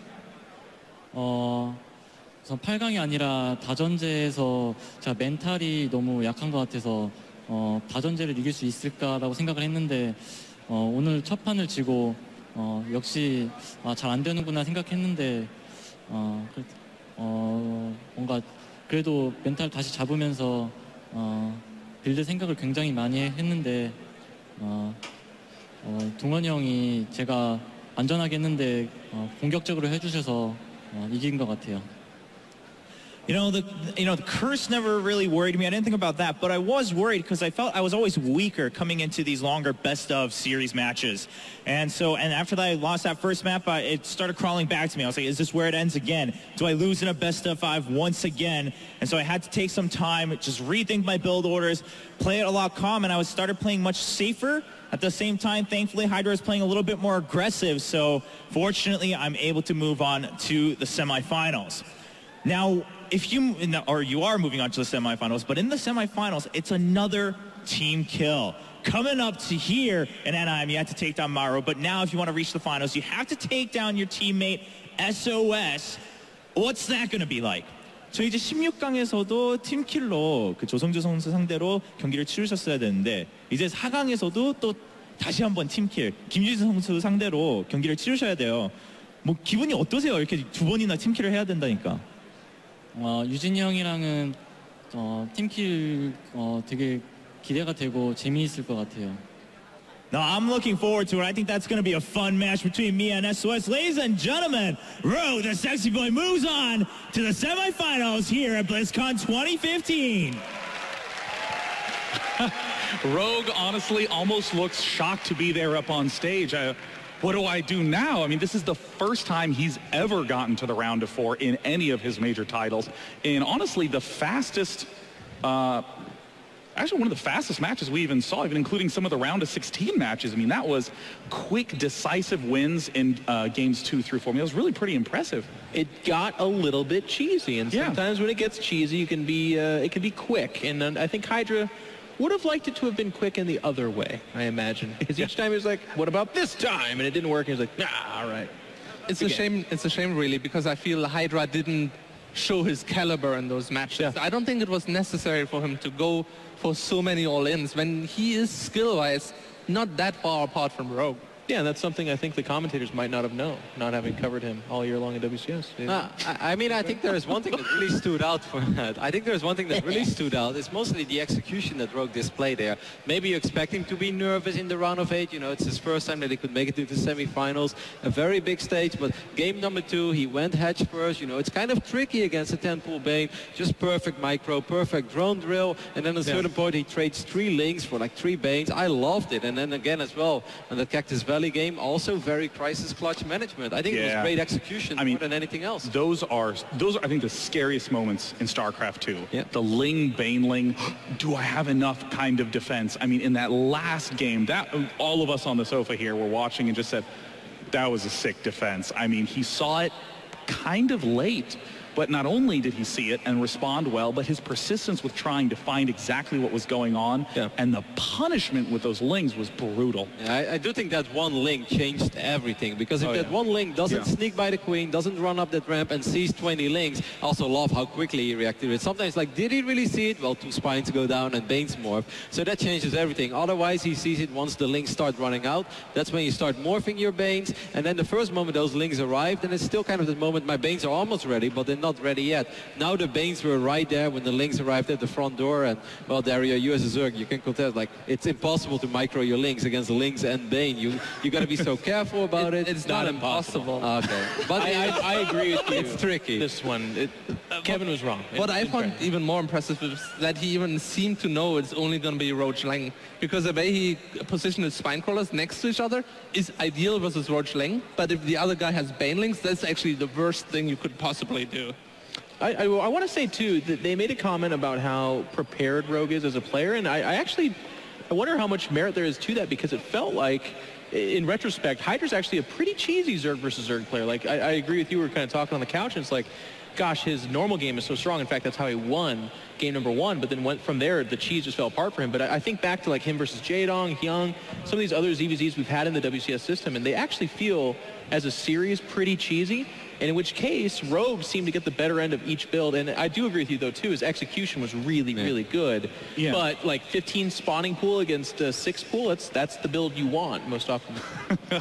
I think the thing that impresses me so much about Rogue, not only did he win that series relatively convincingly, but that was against a 6-1 deficit versus Hydra specifically, which, as we've seen in the tournament, the mental blocks that players run into have been punishing them all tournament long.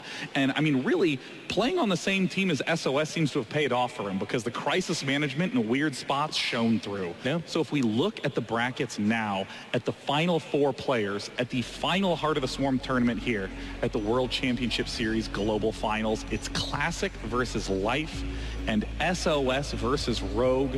I mean, we have 3 absolutely brilliant creative players and Rogue the underdog. Yes. And 2 PVZs, which is really nice. We've successfully eliminated Terran from Heart of the Swarm, which is awesome. Well, it makes sense. Going from Heart of the Swarm to Legacy of the Void, you finally completely eliminated the Terrans from StarCraft 2. So what you're saying is we need a PvP final for this tournament to then move into Legacy of the Void. Is that what you want? If that's what the people want. Now, of course, at this point, I'm just curious who you think is going to be taking the entire tournament at this point. It's rough, because I actually thought Hero was going to do it all along, but he's not among us anymore. Classic, his PVZ looked absolutely phenomenal against Bjorn in the round of 16. And we always talk about the X Factor. We still believe in life. Actually, we can take a look at the predictions. That's always fun, unless you're me and you're not doing that well. Who's last place? Well, don't worry. Listen, everybody here isn't Todd, so we're doing great. Look at that, 42%. Maybe that's what we should focus on. But really, actually, like, let's just talk about the fact that the highest percentage is 67%. Yeah. This has been a pretty wild WCS. Let's just talk about the fact that it's actually Artosis up there. Like, no, don't. No? No. Should we still let him believe that the curse is real? Listen, man, he's got so much weight on those shoulders as it is. No, he's doing really good. So is Claire's, by the way, who's actually at the top as well. Claire's, but again, who's your pick to win it all, Roddy? On the spot. I really don't know. Maybe. No, you got to pick someone. Classic. All right. Classic. Dario. Au contraire, I'm going to go with Life. Life is a good pick. I think SOS is looking red hot, but I'm going to agree with my man Kevin over here. I think it's Classic. He's been systematically ruining these people's lives right now. My first attempt at a final pick is going to be SOS. I'm going to see how I'm feeling tomorrow. Yeah. Now, here's the thing. We're going to step away to a brief break, but we are not done here on stream. We're going to be talking to Kim Fan, Senior Esports Manager at Blizzard Entertainment, to talk a little bit about WCS and what lies ahead, and of course, some Legacy of the Void Archon show matches. Stay tuned from all of us here. That concludes WCS Round of 8, Day 1. We'll see you in a short bit.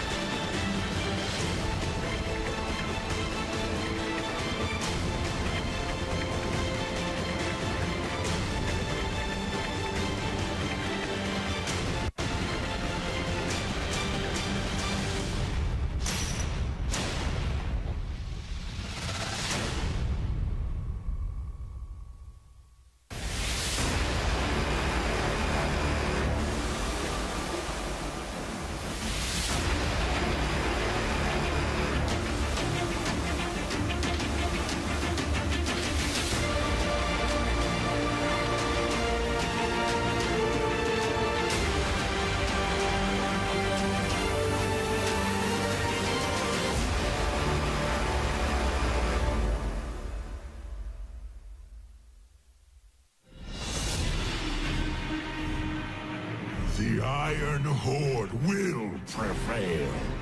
And all that stand against us will die. Storm the bottom! Rise up, Iron Horde. Bring your war chief. Their heads. This was not our destiny.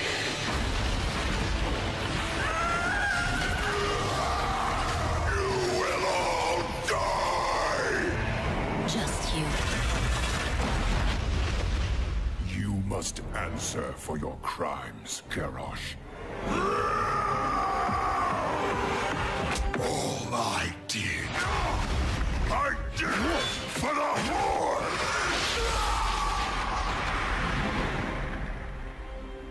You chose your own destiny. How dare you show your face here, Gundam? You men have died for nothing. There is only one choice. I will build a new Horde. I will forge an unstoppable weapon. They will defy you.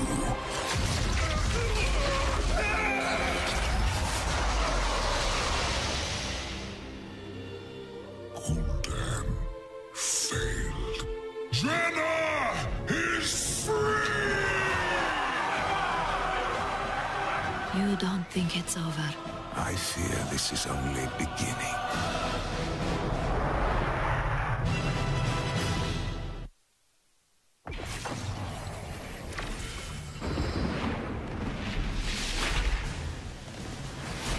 Terra Marines are the toughest frag magnets in the galaxy.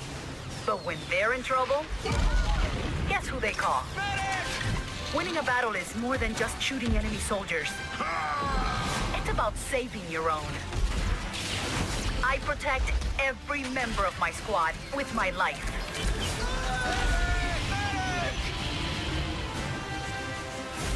Sometimes I think I'm the only thing holding them together. Who am I? I'm Lieutenant Morales. I'm your man. I'm gonna need a lot of bandages.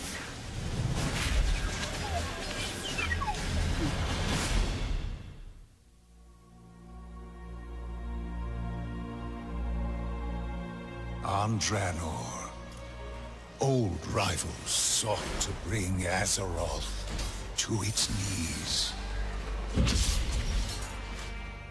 And while the Iron Tide was quelled, they were but servants of a more ancient foe that has not forgotten our defiance. The vengeance of the Burning Shadow has come.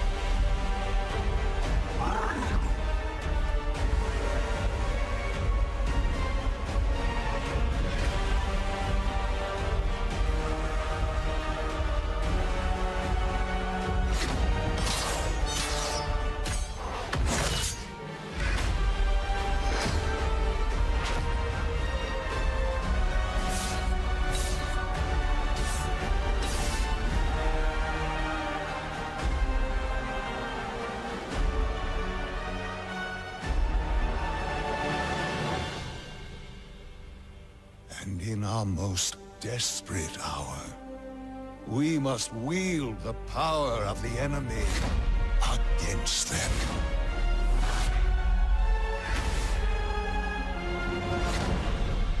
For we stand once more upon the brink of destruction.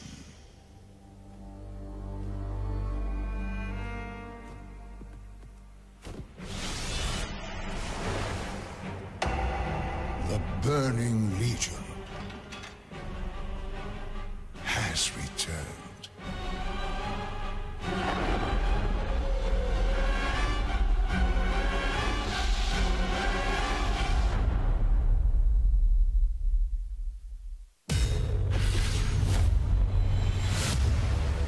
Today, we retake our homeworld, and with it, our legacy.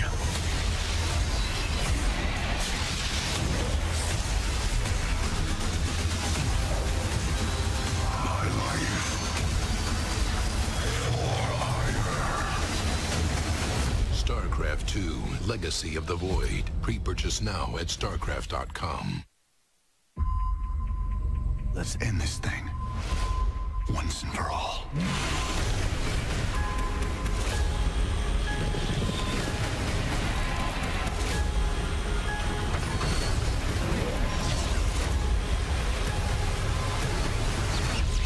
My life for hire. StarCraft 2, Legacy of the Void. Pre-purchase now at StarCraft.com.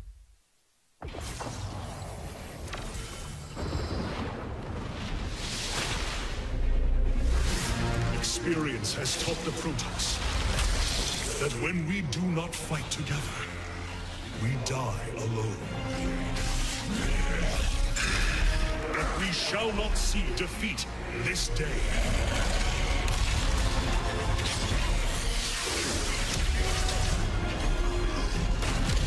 For we stand as one. Our differences will not divide us, but make us stronger. Together, we will defend the Nexus with honor and earn our glory. I am Hierarch Artanis, leader of all Protoss. And in unity, there is strength.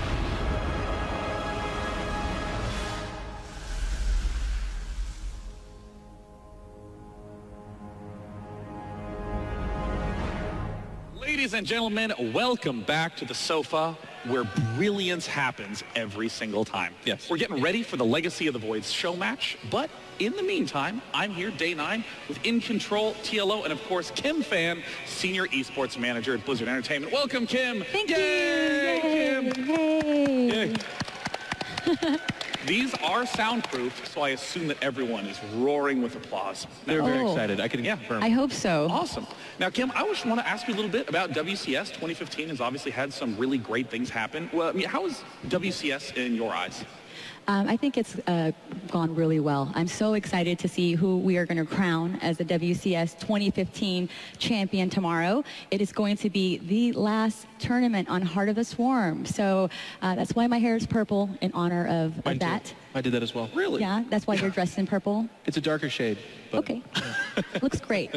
So yeah, we really can't wait to see who's going to take the crown. Very excited from the matches today. I think overall we're really happy with the changes that have been made. We were able to see some really great moments.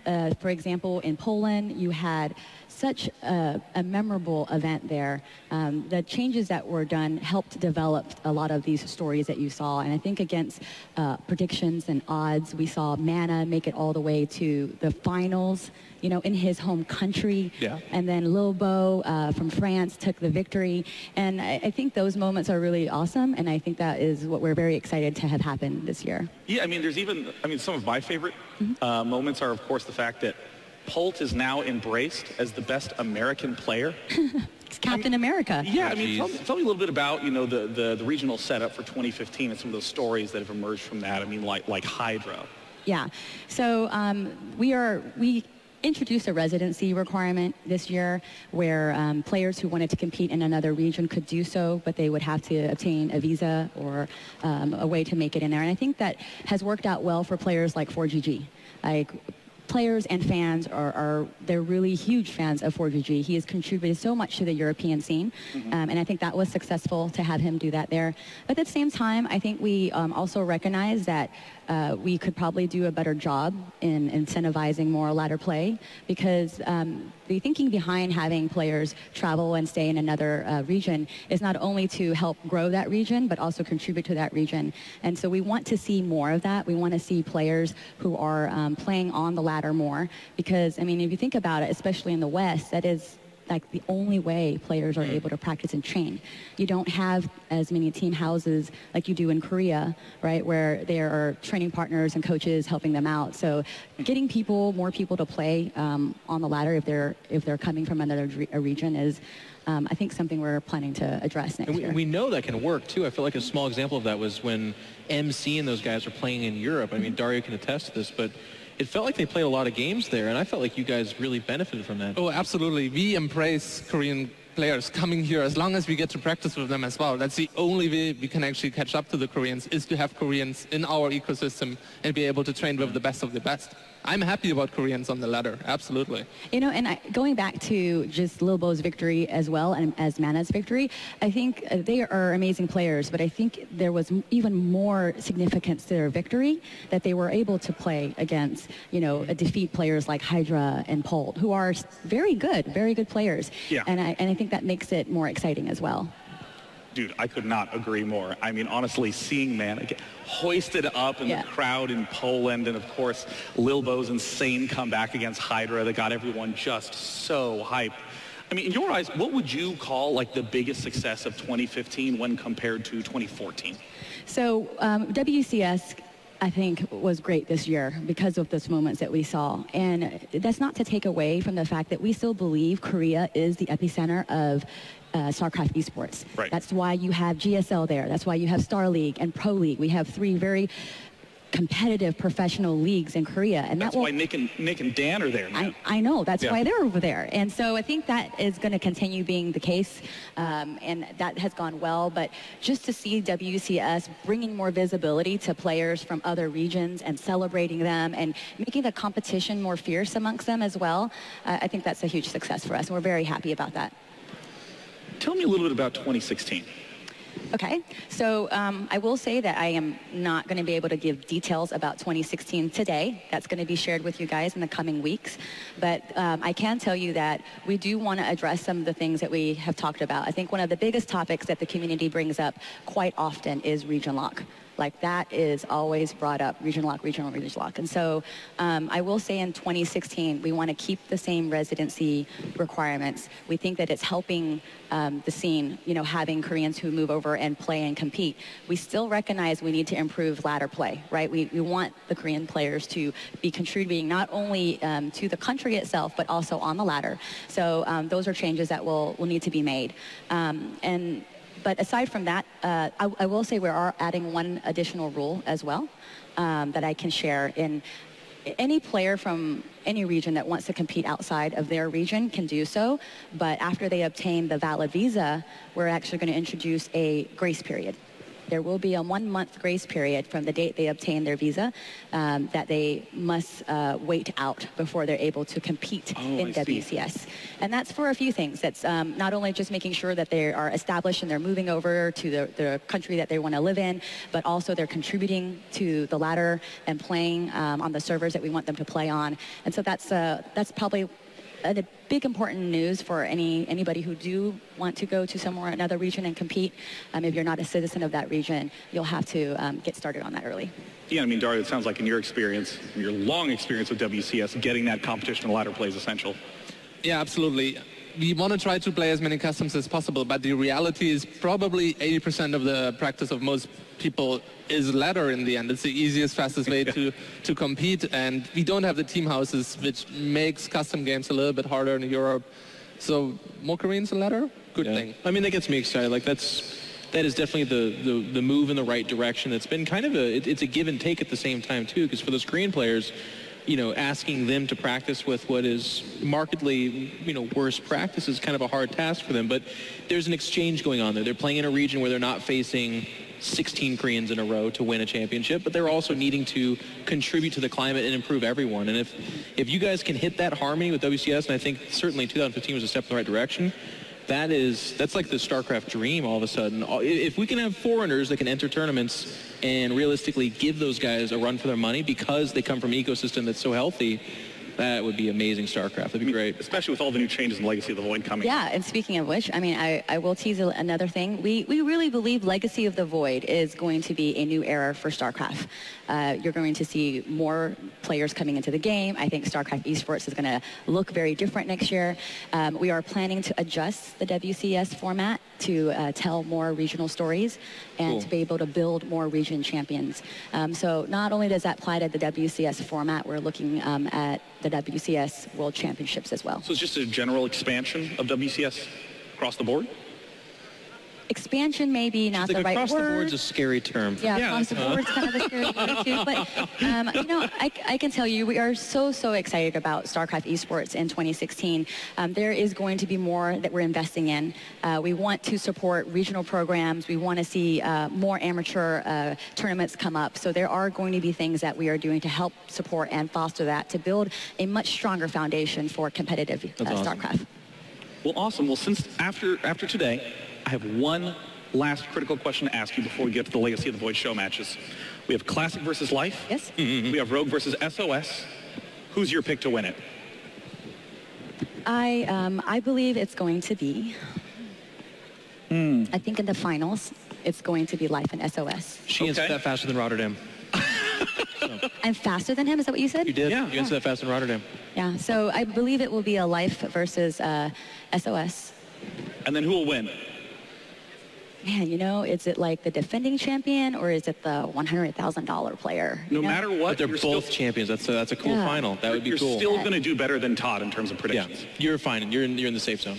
Am I winning that right now? Like, I don't know what everyone else picked. Was everyone? If you're right about the finals, you're above Todd, so yeah. Oh, okay. That would be great. If I had to pick one, gosh, that's tough. I'm a Protoss player, Legacy of the Void. You know, but Life ending HOTS as a champion. That's what I was thinking as well. Like the last Heart of the Swarm tournament and champion. I say Life. It should be. That's a good pick. Yeah, nice. I'm gonna go with Life. It's a good pick. Well, when we come back, we will be hopping straight into the Legacy of the Void show matches, where we get to see such legends as Boxer and MVP face against Nesty and Yellow, and of course, even a little TLO will appear on the stage. So stay tuned. Legacy of the Void Archon mode coming up.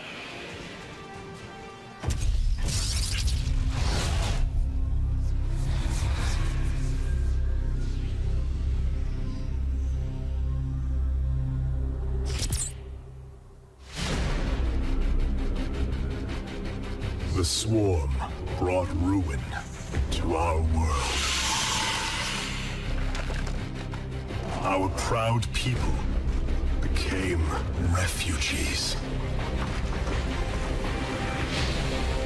And yet, they could not shatter our unity.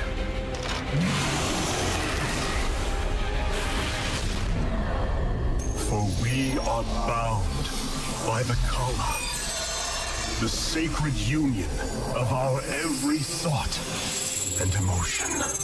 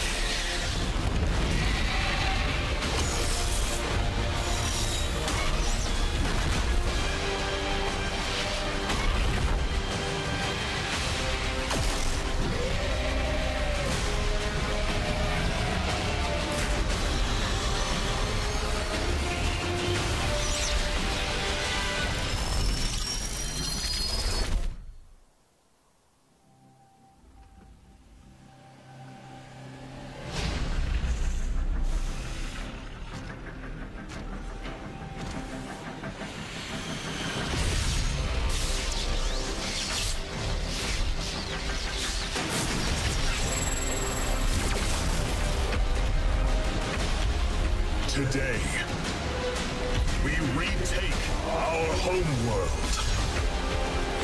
And with it, our legacy.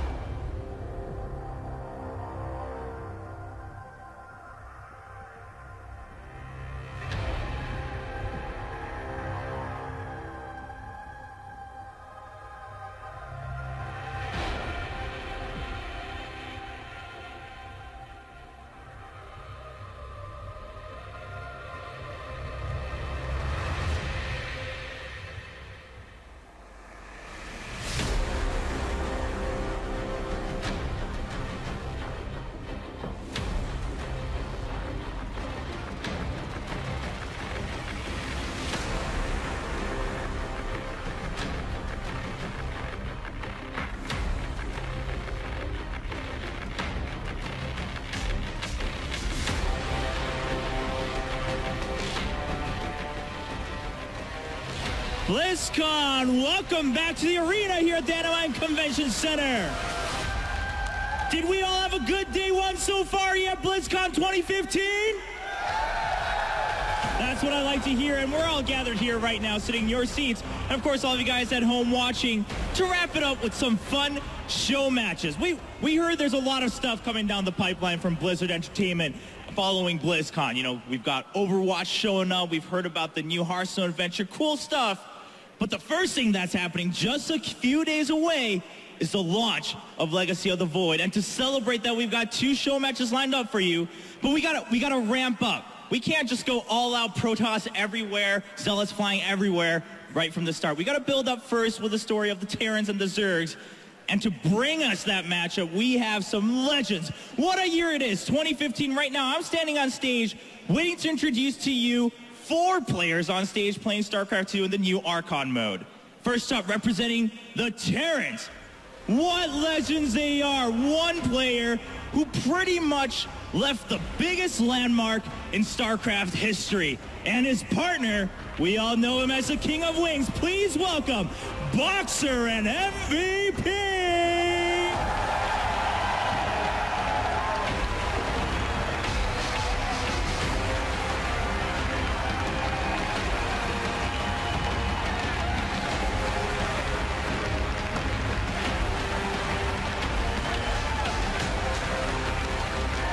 And their opponents, just as exciting, representing the Zerg race. One player, he left a pretty odd legacy of the Kong line, always taking second place. But there's only 2 teams here on this stage, so he's kind of safe for that one. And his partner, we've heard his name chanted all around the globe. Please welcome with me, Yellow and Nasty!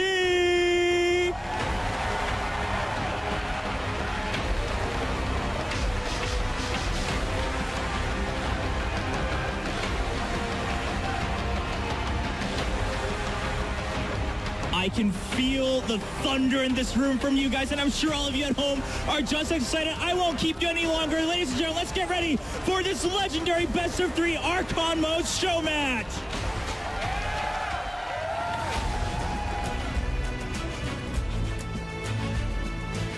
예전에 게임할 때도 제일 오고 싶었던 대회가 항상 블리즈컨이라고 얘기를 했었는데, 게이머 때는 좀 잘할 때 왔었어가지고 그렇게 소중함을 많이 못 느꼈는데, 잘 못 오다가 이렇게 오게 되니까 굉장히 뜻깊고요.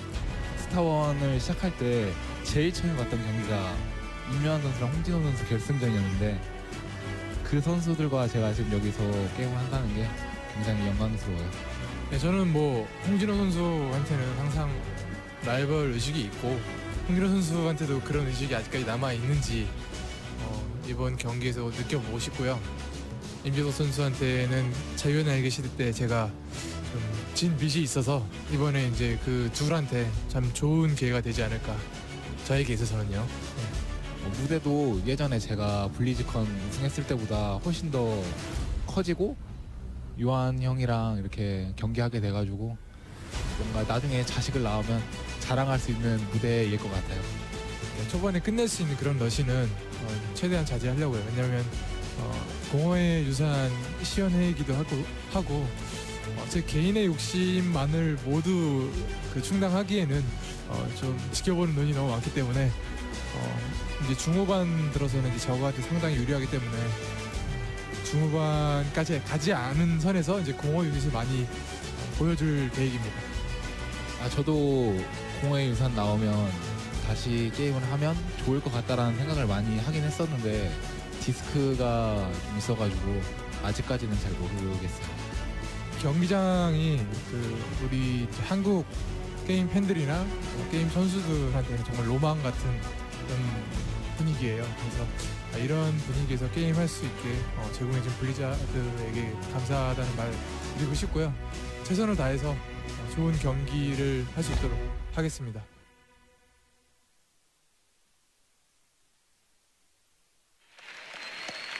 I cannot tell a lie. Typically when we're up here, we talk about the analysis and the strategies and other very smart things, but honestly, Everyone up here is a fanboy of Boxer and MVP, so it's time to fanboy out. I'm Day 9. We're joined by In Control, Apollo Nathanius, and David Kim, the senior David Kim of Blizzard Entertainment.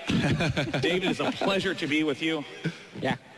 Now, before we came back to the stage here, you were telling me that you watched Boxer and Yellow back in the day. Yeah, I was in college, I think, when they were in their prime. So it's kind of cool seeing them back then and then seeing them here again today. Do you think, too, because you made Wings of Liberty so grossly imbalanced that it favored Boxer, that a little bit of his success is owed to you as well? I'm not sure about that, but... Answer honestly. I think his micro is so good as well. No, it's fine. Brewlord and Fester. Now, of course, Nate, did you watch the old Legends? When you were 3 years old, did your dad sit you on his knee? Oh, man. Someday you'll be commentating them. You know, I think back when these guys were crushing it in tournaments, especially Boxer, I think I was still in kindergarten. I mean, we didn't have access to whatever streaming platform you guys used in there. What'd you do in kindergarten? What did you study? You know, drawing was a lot of fun, I think. Nap time was a personal favorite of mine. I actually like to skip that, but you know, I got you. Yeah? Well, you did dream about Boxer and Yellow playing when you were 6 years old. Yeah, it was... Build the lie right now. You're not playing along. You know, it just came to me in a dream. You know, I just saw myself as like, yes, in 16 years, you will watch these two face off again in Legacy, the Void Archive match. And I knew 16 years ago that it would be the greatest thing ever, literally. That's awesome. Well, I ruined my sleep to watch Boxer. Like, all the old Korean pros. I still remember there was this match, there was a show match between Yellow and Boxer, where Boxer saw that there was a scouting drone coming, and Boxer lifted off his command center and moved it, and I went insane. I was like, this is the biggest mind game I've ever seen. And then he lost because he wasn't mining for like 30 seconds, like very bad. But he had the balls to pull that off. And then since then, he has been a pioneer of some of the most essential, fundamental early aggression and micro and control. The entire idea of using Marines to kill lurkers. I mean, Boxer was right there freaking people out when he first did that. I mean, my first experience with Boxer, because I never played Brood War at such a level and followed him way back when, but it was the reels and highlight videos on YouTube, which is when I first knew about Boxer, because there's so many different scenarios of, you know, the Marines running around against lurker spikes and so on, all these different types that he was able to pull off, and that was my first experience. I thought I'd share it with you in Control. Oh, no, to be honest, yeah, what I like about Boxer is that he has like this weird ambassadorial like aura about him. You know, they call him the Emperor, and he is like a leader of a legacy of a game that changed a country. And that's like really flowery language, but actually Brood War in Korea in particular really did have that kind of impact. It was on TV, these people were celebrities, and he just did such a good job of always being like really respectful, really awesome. He led people up, he took them under his wing and taught them. Like, he deserves all we kind of worship him, and he actually deserves that. He's amazing. Absolutely. And I mean, of course, David, Thank you. I mean, it will be hard to find anyone who does not believe in the legacy that Boxer created. And of course, David, someone on Reddit does. Coming out.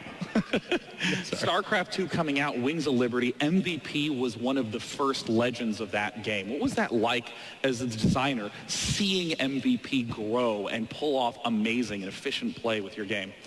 Yeah, I think MVP was the type of player that was kind of good at both bio and mech, and back then not a lot of players played mech, so in terms of that, he really stood out. And then not just that, but I think the best three players in Wings were MVP, Nesty, and MC, and it's cool seeing all three of those players here today.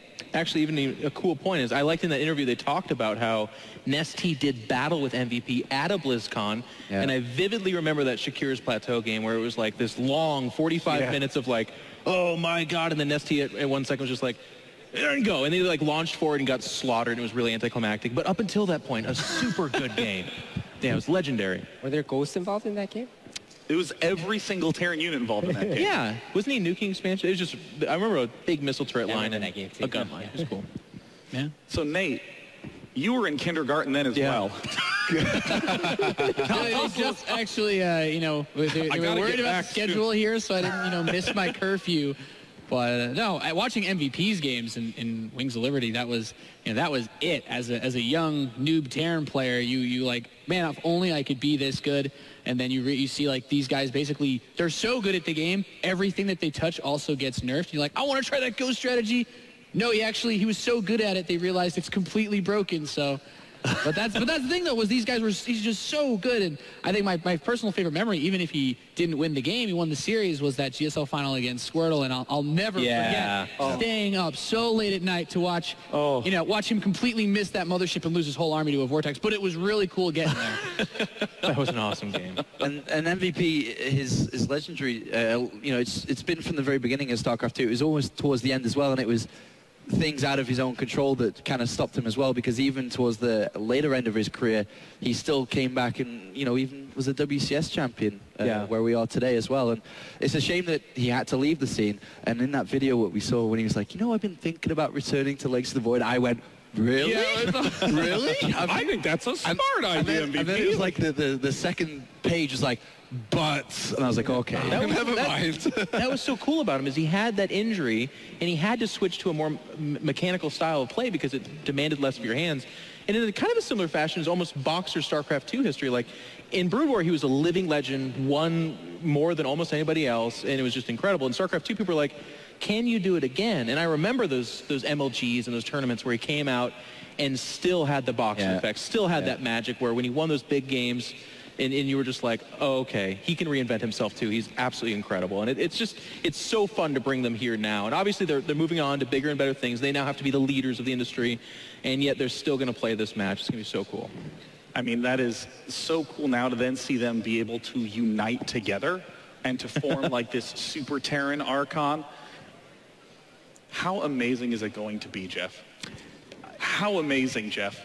I'm going to give it 98 out of 100 amazings. That's an A+. No, wait. Actually, okay, so we have Archon mode, but if you were to make it a Terran unit, what unit would you call it to join Boxer and MVP together? You've got 10 uncomfortable seconds. What about the Box VP? What would you call it? Box VP. Okay. I just thought of that just now. I got you. Yeah. I think that's a winner. Yeah. We'll see it in Legacy of the Void. What about this question then? If these two guys Archoned up and played in WCS tomorrow, could they win the whole thing? Absolutely not. Yeah. But good question. I like No, they would. Yeah, absolutely. predictions. They can do it. There it is. And that's why I'm the host. So now MVP and Boxer, of course, legends of the Terran scene. But they're going up against two Zergs that everybody knows who are equally excited about Legacy of the Void. It's Yellow and Nesty.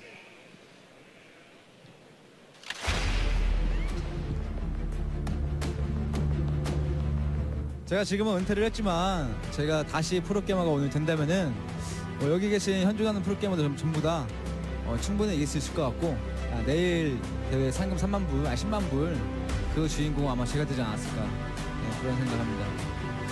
그 해외 대회 나오면은 굉장히 아직도 잊지를 못해요. 팬분들이 정말 환호를 많이 해주시고 되게 그리울 때가 많아요. 그게 일단 베타가 나와서 일주일 만에 그랜드 마스터를 찍었고 다시 한번 도전을 해볼까도 생각은 하고 있어요. 근데 아직 좀 더 게임을 해보고 그때 가서 생각을 해볼 생각입니다. 저는 콩9이 다시 한번 생성이 된다는 게 자랑스러워요. 많은 분들이 콩9이라는 게 2등을 했기 때문에 즉 우승을 못했으니까 안타깝다, 불쌍하다라고 생각하는데 사실 2등도 굉장히 잘한 거고 준우승이라는 거는 많은 프로게이머 중에서 2명까지 남은 거잖아요. 굉장히 자랑스럽게 생각하고 많은 콩9 그것도 아무나 들어올 수 없는 곳이라고 자신있게 말을 좀 하고 싶습니다. 아토시스가 뭐 반갑다고 하는데 저도 되게 반가워요. 한국에서도 예전에 선수 할 때는 계속 술도 먹고 같이 많이 만나서 어울렸기 때문에 또 이게 머나먼 미국까지 와서 다시 보니까 기쁘네요. 이번에 새로운 패치가 되면서 럴커가 새로 나왔어요.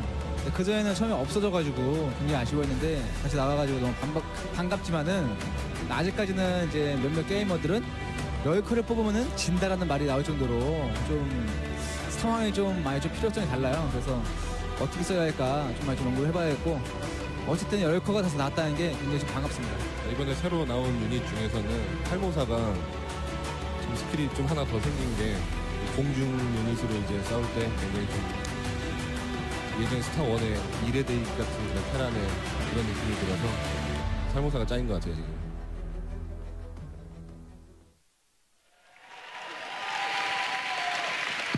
Yellow has not changed at all. I love that. The Kong line is an exclusive legacy. It's hard to be part of that club. Is anyone unfamiliar with the Kong line in the crowd? I guess it's a weird question to be like, I'm unfamiliar with it. So the Kong line, thank you. The Kong line is that Yellow got 6 second-place finishes and no firsts. And he's there like, yeah, 6 silver medals, baby. only a few of us have that. Yeah. Look at this kid getting knocked out on the round of 4. Can't join the Kong line. I mean, Yellow is another one of those players that when he wins, there's that magical effect. I mean, watching the Brood War Pro League, he would pull out some ridiculous, cheesy strategy when he was on the Air Force team. And when he won, everyone would lose their minds. I mean, even the forums over on Team Liquid would be exploding in the live report threads. I mean, it was just so magical, the legends from that era. It's really amazing. For how far back it goes, it's weird to say. Like, I watched him play 17 years ago, I said, as a 30-year-old man sitting on a couch talking to other 30 and a 12-year-old man about StarCraft. And it's just like, it's weird to say those kind of numbers. But I feel like, you're not 12, you're 18. But I feel like Yellow is like the Joker to Boxer as Batman. Like, I feel like all of my legend for Yellow is that he made some of the most incredible finals with Boxer where he lost almost every single time, but it was how he lost and what they said beforehand. Like Boxer saying, like, I'm gonna bunker rush you, and Yellow being like, try it. And then he did it 3 times in a row. Like, it's just amazing, awesome stuff. And that was the kind of stuff that, like, built the foundation for legend. And I really, you know, as amazing as Boxer is, he needed a Joker. He needed the villain to stand up to him and to we saw that personality, not just be like, oh, Boxer, you're so good, I have no chance, but instead be like, nah, bro, like, I'm gonna bop you a little bit. And of course he never did, but it was cool that he said he tried. It's funny what he said in the video as well. He's like, oh, you know, if I was still pro, I'd beat everyone tomorrow and win the 100,000 as well. I was like, and the best, not really. Nesty in the back doing this. I mean, that was awesome. David, what are the sort of games that you've seen from Yellow and the memory you have of Yellow? It's been so long, but the one I recall is Boxer did like this perfectly executed bunker rush using like really awesome control on his SCVs to block the Zerglings from coming in, and then he actually took care of everything like that. And I think that's the one that I remember the most. That was a brutal series, and I believe a semifinal match for OGN Star League, where the entire series was 30 minutes long. Because it was 3 of the best bunker rushes that you've ever seen. Yeah. I mean, that was one of the cool things about Yellow is in the same way that Boxer did all these very innovative, crazy micro tricks with Terran, Yellow said, no, Zerg gets to do that. And Protoss really struggled with that for about 4 years. Yeah. Because Boxer and Yellow were the 2 prime. And Yellow was, I like that comparison a lot. Like, Yellow was kind of one of the scrappy Zergs back in the old, you know, the crazy west of Brood War. Like, he was not the macro monster. He was not the absolute superb micro guy. He was the guy that had the heart of a fighter, would go into a best of series and just outthink and outperform you in many ways. And it was just really cool to see him do that. He too had a little bit of a kind of reemergence as well, where he fell and dipped off, and you know, you weren't really talking about Yellow. And I can't remember the specifics of it, because it was so many years ago, but there was a couple of games where he came back and did some awesome drop play. And again, it was just so unique at the time that he took a couple of maps and people were like, all right, Yellow, pretty cool.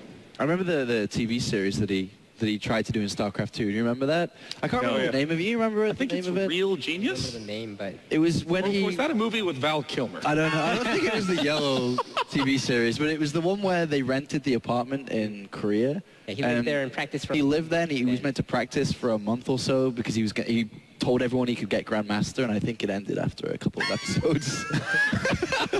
Shut down production. He totally can't do it. Very, very similar to his personality that he's shown. Yeah. What did he get to then?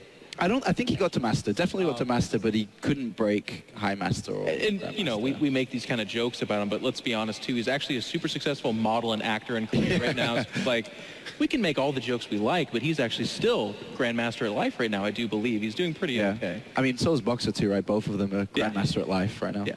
But until then, we're the one with the microphone, so whatever we say.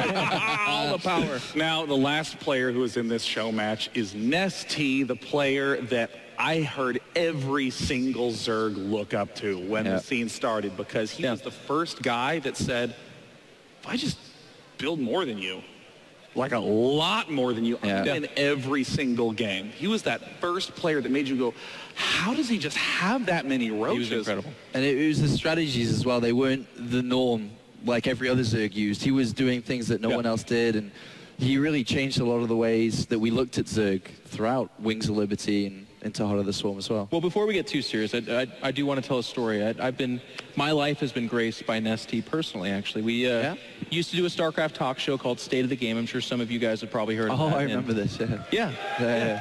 Thank you. Great show. JP McDaniels was like, let's get Nesty on here. And this is during his prime when he was winning everything. And I'm like, let's get him on. He comes on, says hi to everyone, and he looks at my webcam and says, oh yeah. He says, I've seen you. You're the Burger Man. He says that to me. What? The Burger Man? The Burger Man. Man.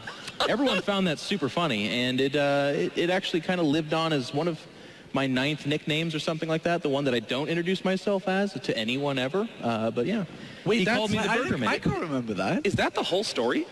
Yeah, that's the whole story. Did he just turn off? Was he just like... No, he just moved on to the next guy, but he was just like, your life is now changed forever, and then over here, hello, just a hello to you. Still life changed forever. On Reddit for like the next 6 months, people are like, oh yeah, Burger Man, there you are. And I'm like, thanks guys, actually, I'm more than that. Jeff, thank you so much for reminding me. What a generous reminder that was. Well, if I make fun of people as much as I'm going to, I got to accept it as well. That's my Nesty story. Yeah, I still remember Nick complaining to me of how many times he would hype up Nesty's opponent because, he wanted to talk about both people's potential in the match. And then Nesty would win so badly. And then people would say, Nick, why was Nick predicting the other guy? And Nick was like, trying to be a fair caster. Oh, God. They ended up calling Nesty like the creator of the universe, didn't they? Wasn't that at the end of they just started just hyping him beyond hype? They were just like, all right, he's the creator. I think one of the most excited guys in this room has to be Autosis. I mean, he was talking about it backstage a lot. Of my memories, of an ST in the early StarCraft days, I wasn't always doing this casting. I was just like most of you guys probably watching online, trying to watch all the best games, and they're actually with Nesty and Arto just the so many Banelings, man. It's like, it will forever be in my head. Yeah. So many Banelings moments. That was Nesty. So many of those times where he had so many Banelings. No, wasn't Nesty also there's so many Banelings? There was, because that game I think was on Daybreak, but there was the other moment too when he built like 1,000 Banelings to destroy a mech army. I can't remember the Terran play. Do you remember that moment though? It was like all these Thors all together. I don't remember, but as always with Nesty, it was these types of things that who would think to destroy a mech army it would be full Banelings, right, David Kim? I actually used the Liberty beta. It was kind of fun, but yeah. You guys actually, way back in Wings of Liberty, wasn't it you that did that thing where you maxed out on Banelings and killed somebody and made a YouTube video of that? Oh my gosh, you? Who was that? That was Colby. I'm pretty sure it was him. What was Colby's name? His real name's Colby, but he had an online persona that I can't remember. Oh gosh. I'm going to try. It was like, David's like, there's been so many people I've terrorized and so many babies. Yeah. Who could ever pick one game out of all of them? What does Nesty mean to you as a player, David? So Nesty, my story is a little more sad than your story. Sadder than the Burger Man? This is going to be devastating. But Nesty was always this like confident person. He's winning everything, and then he's complaining to me about balance, things like that, just for fun.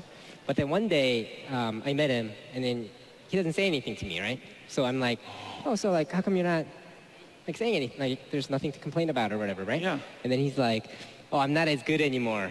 So I feel like I can't complain. So I'm like, no, don't feel like that, right? Like you can complain. He's like, foreigners complain to me all the time. It's totally not true. Anyone can be a balance whiner.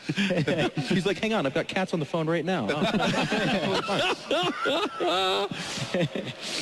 Oh, on point.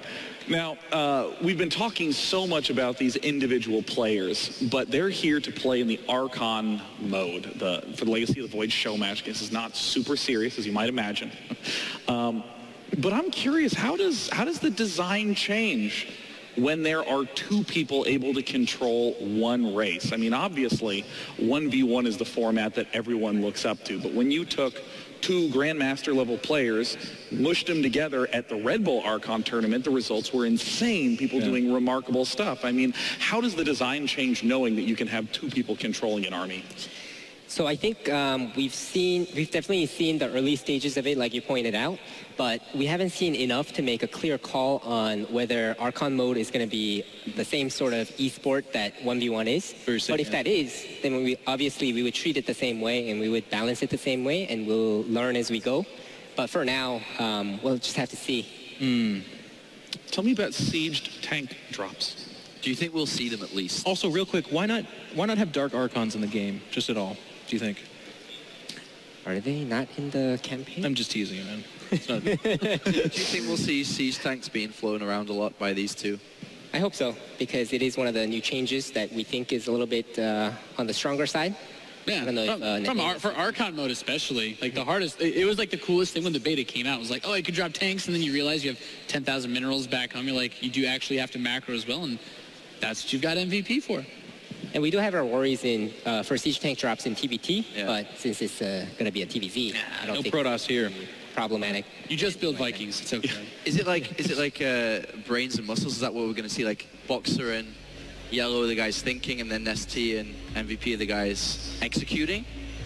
I mean, they'll have to break it up. That's what's so cool about Archon mode. Like, that's what we would think. Like, Boxer's known for his micro, but MVP's the more storied SC2 player, I suppose. So who do you give that role to? Yeah, that's what's so cool, is especially seeing the opportunity for players to have each of them controlling one of those harassing forces and the main army. I mean, that's especially what's interesting in the Zerg Archon mode matches, where it's so potent to have sharp focus on just 20 Zerglings. And if you have two of those troops moving around as well as a main force, that's really scary. Yeah, we've seen some absolutely incredible things here. What is the most insane stuff that you've seen in Legacy of the Void, like the sort of combo Archon-y stuff? I mean, the most insane as it gets, really, is I think is what the Terrans can do to each other. Some of my favorite games that I've seen have been some TVTs and Archon matches, just where you've got people trying to juggle their Vikings against the Liberators, sieging positions where tanks are, and using medevacs to move the tanks out of Liberator positions. And for TVZ, I think that's equally applicable, because you can have things like Ravagers taking shots, and you need someone that can move those units in and out. For me, it's all about the harass, because you can, while that's happening, you're going to miss like 3 other engagements happening you didn't even realize were possible. Gosh, 2001 to 2012. That is about twice as long as StarCraft 2 has existed. Publicly, I know you didn't happen the same day. I mean, it's just so cool, the lineage of StarCraft, though. Like, we got to see Boxer in StarCraft 2. We saw him in Brood War, and now we're getting some fun here in a show match, entering into Legacy of the Void with Archon mode. I actually, like, I'm really actually excited for this, because Archon mode, and Nathanius has casted a few Red Bulls with this too, it's actually really fun in pool. Like, let's be honest, none of these guys are grinding up that ladder 9,000 games or anything like that, but with them all combined, it's going to be a very skilled, awesome game. It's going to be really fun, and not just because they're all legends. And these players are almost ready to go. Our last player being introduced on the screen right there is Nest-T. I mean, the creator of the universe himself being paired with the guy who has no titles but was still really influential. Yeah, hugely influential. And it's actually kind of a cool thing too, because it's a little bit of a difference from, I'm going to get way off started real quick. In Brood War, it was all about winning the titles. Or no, in StarCraft 2, it's actually all about the titles, but in Brood War, you could actually have a legend kind of outside of that. Yellow is kind of proof of that. Yeah, I mean, especially with the Pro League structure, there's the MBC Star League, the OGN Star League, all the dual tournaments were constantly broadcast. Just a good run was huge, because we would sit and think about that for like 6 months until the next big tournament. It's gigantic. It's weird. It's different. I mean, this is...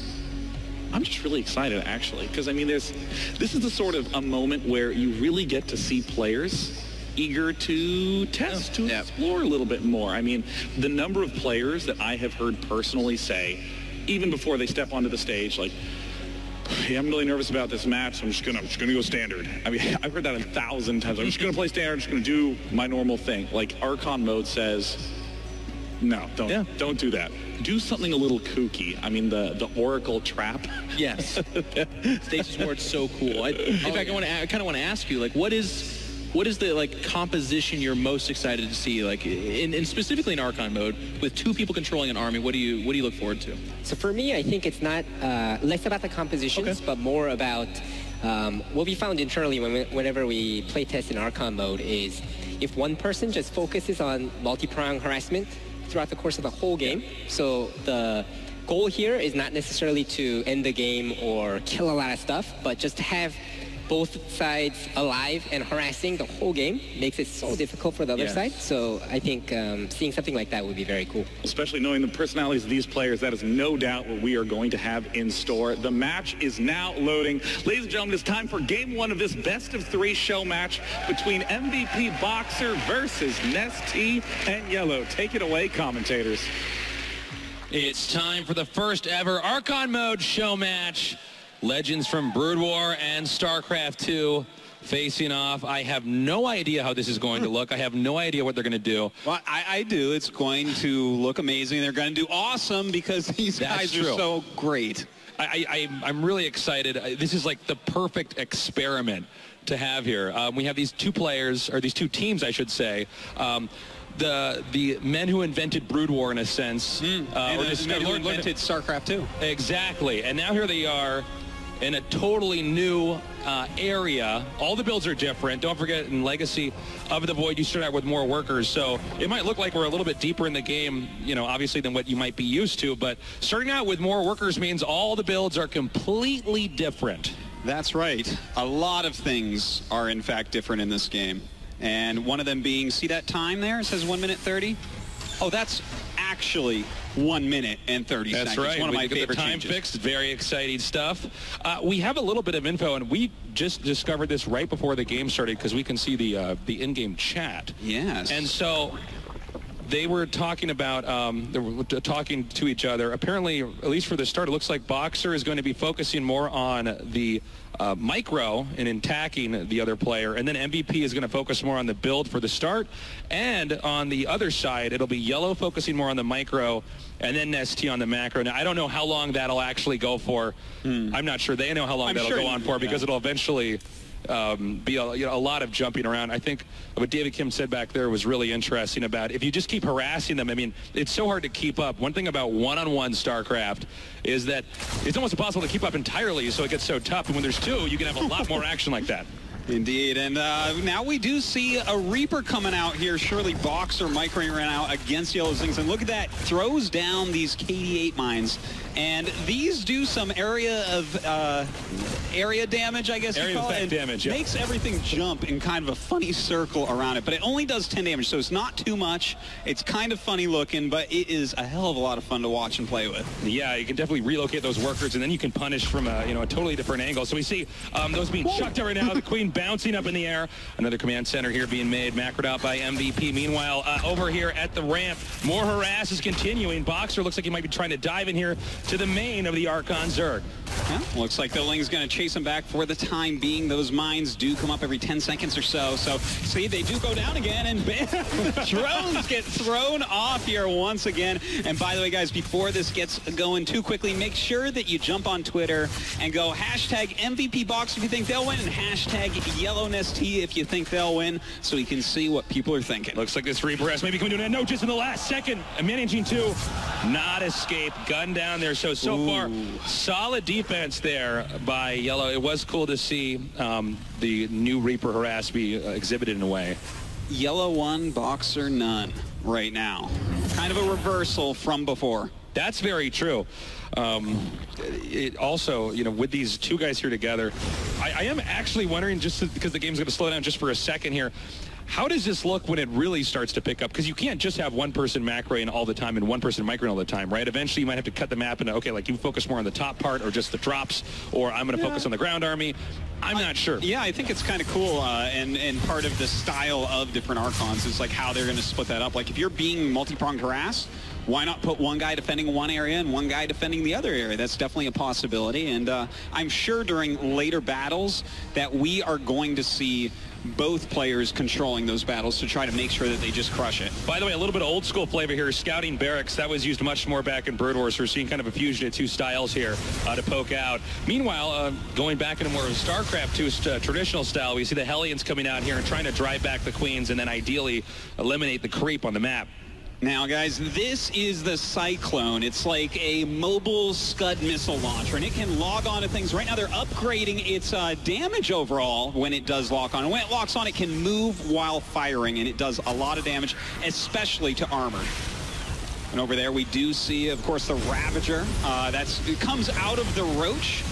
Something you can actually morph it into, kind of like a Baneling, but it doesn't die. It does shoot those things up in the air, which land and do a lot of extra splash damage. It's called Corrosive Bile, and it's definitely something you want to dodge.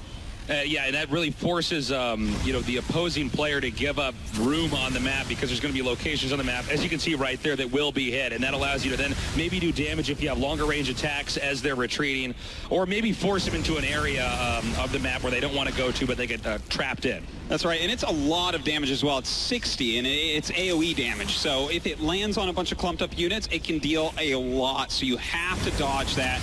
They still do a lot of damage, about 16. Shoot a little bit slower than Roaches, though, so you don't want to fight heads-on just like that. He's going to have to pull back for now. Well, he's right outside the entrance here of the Archon Zerg base. They both are, I should say, outside the entrance. And it looks like all that they could try to do right now, Yellow, just trying to blast them back as far as possible. We had an interesting mech push. I'm curious how effective this will be, not just in Archon mode, but, in the matchup in general as the game develops further. But he does have SCVs here to repair this.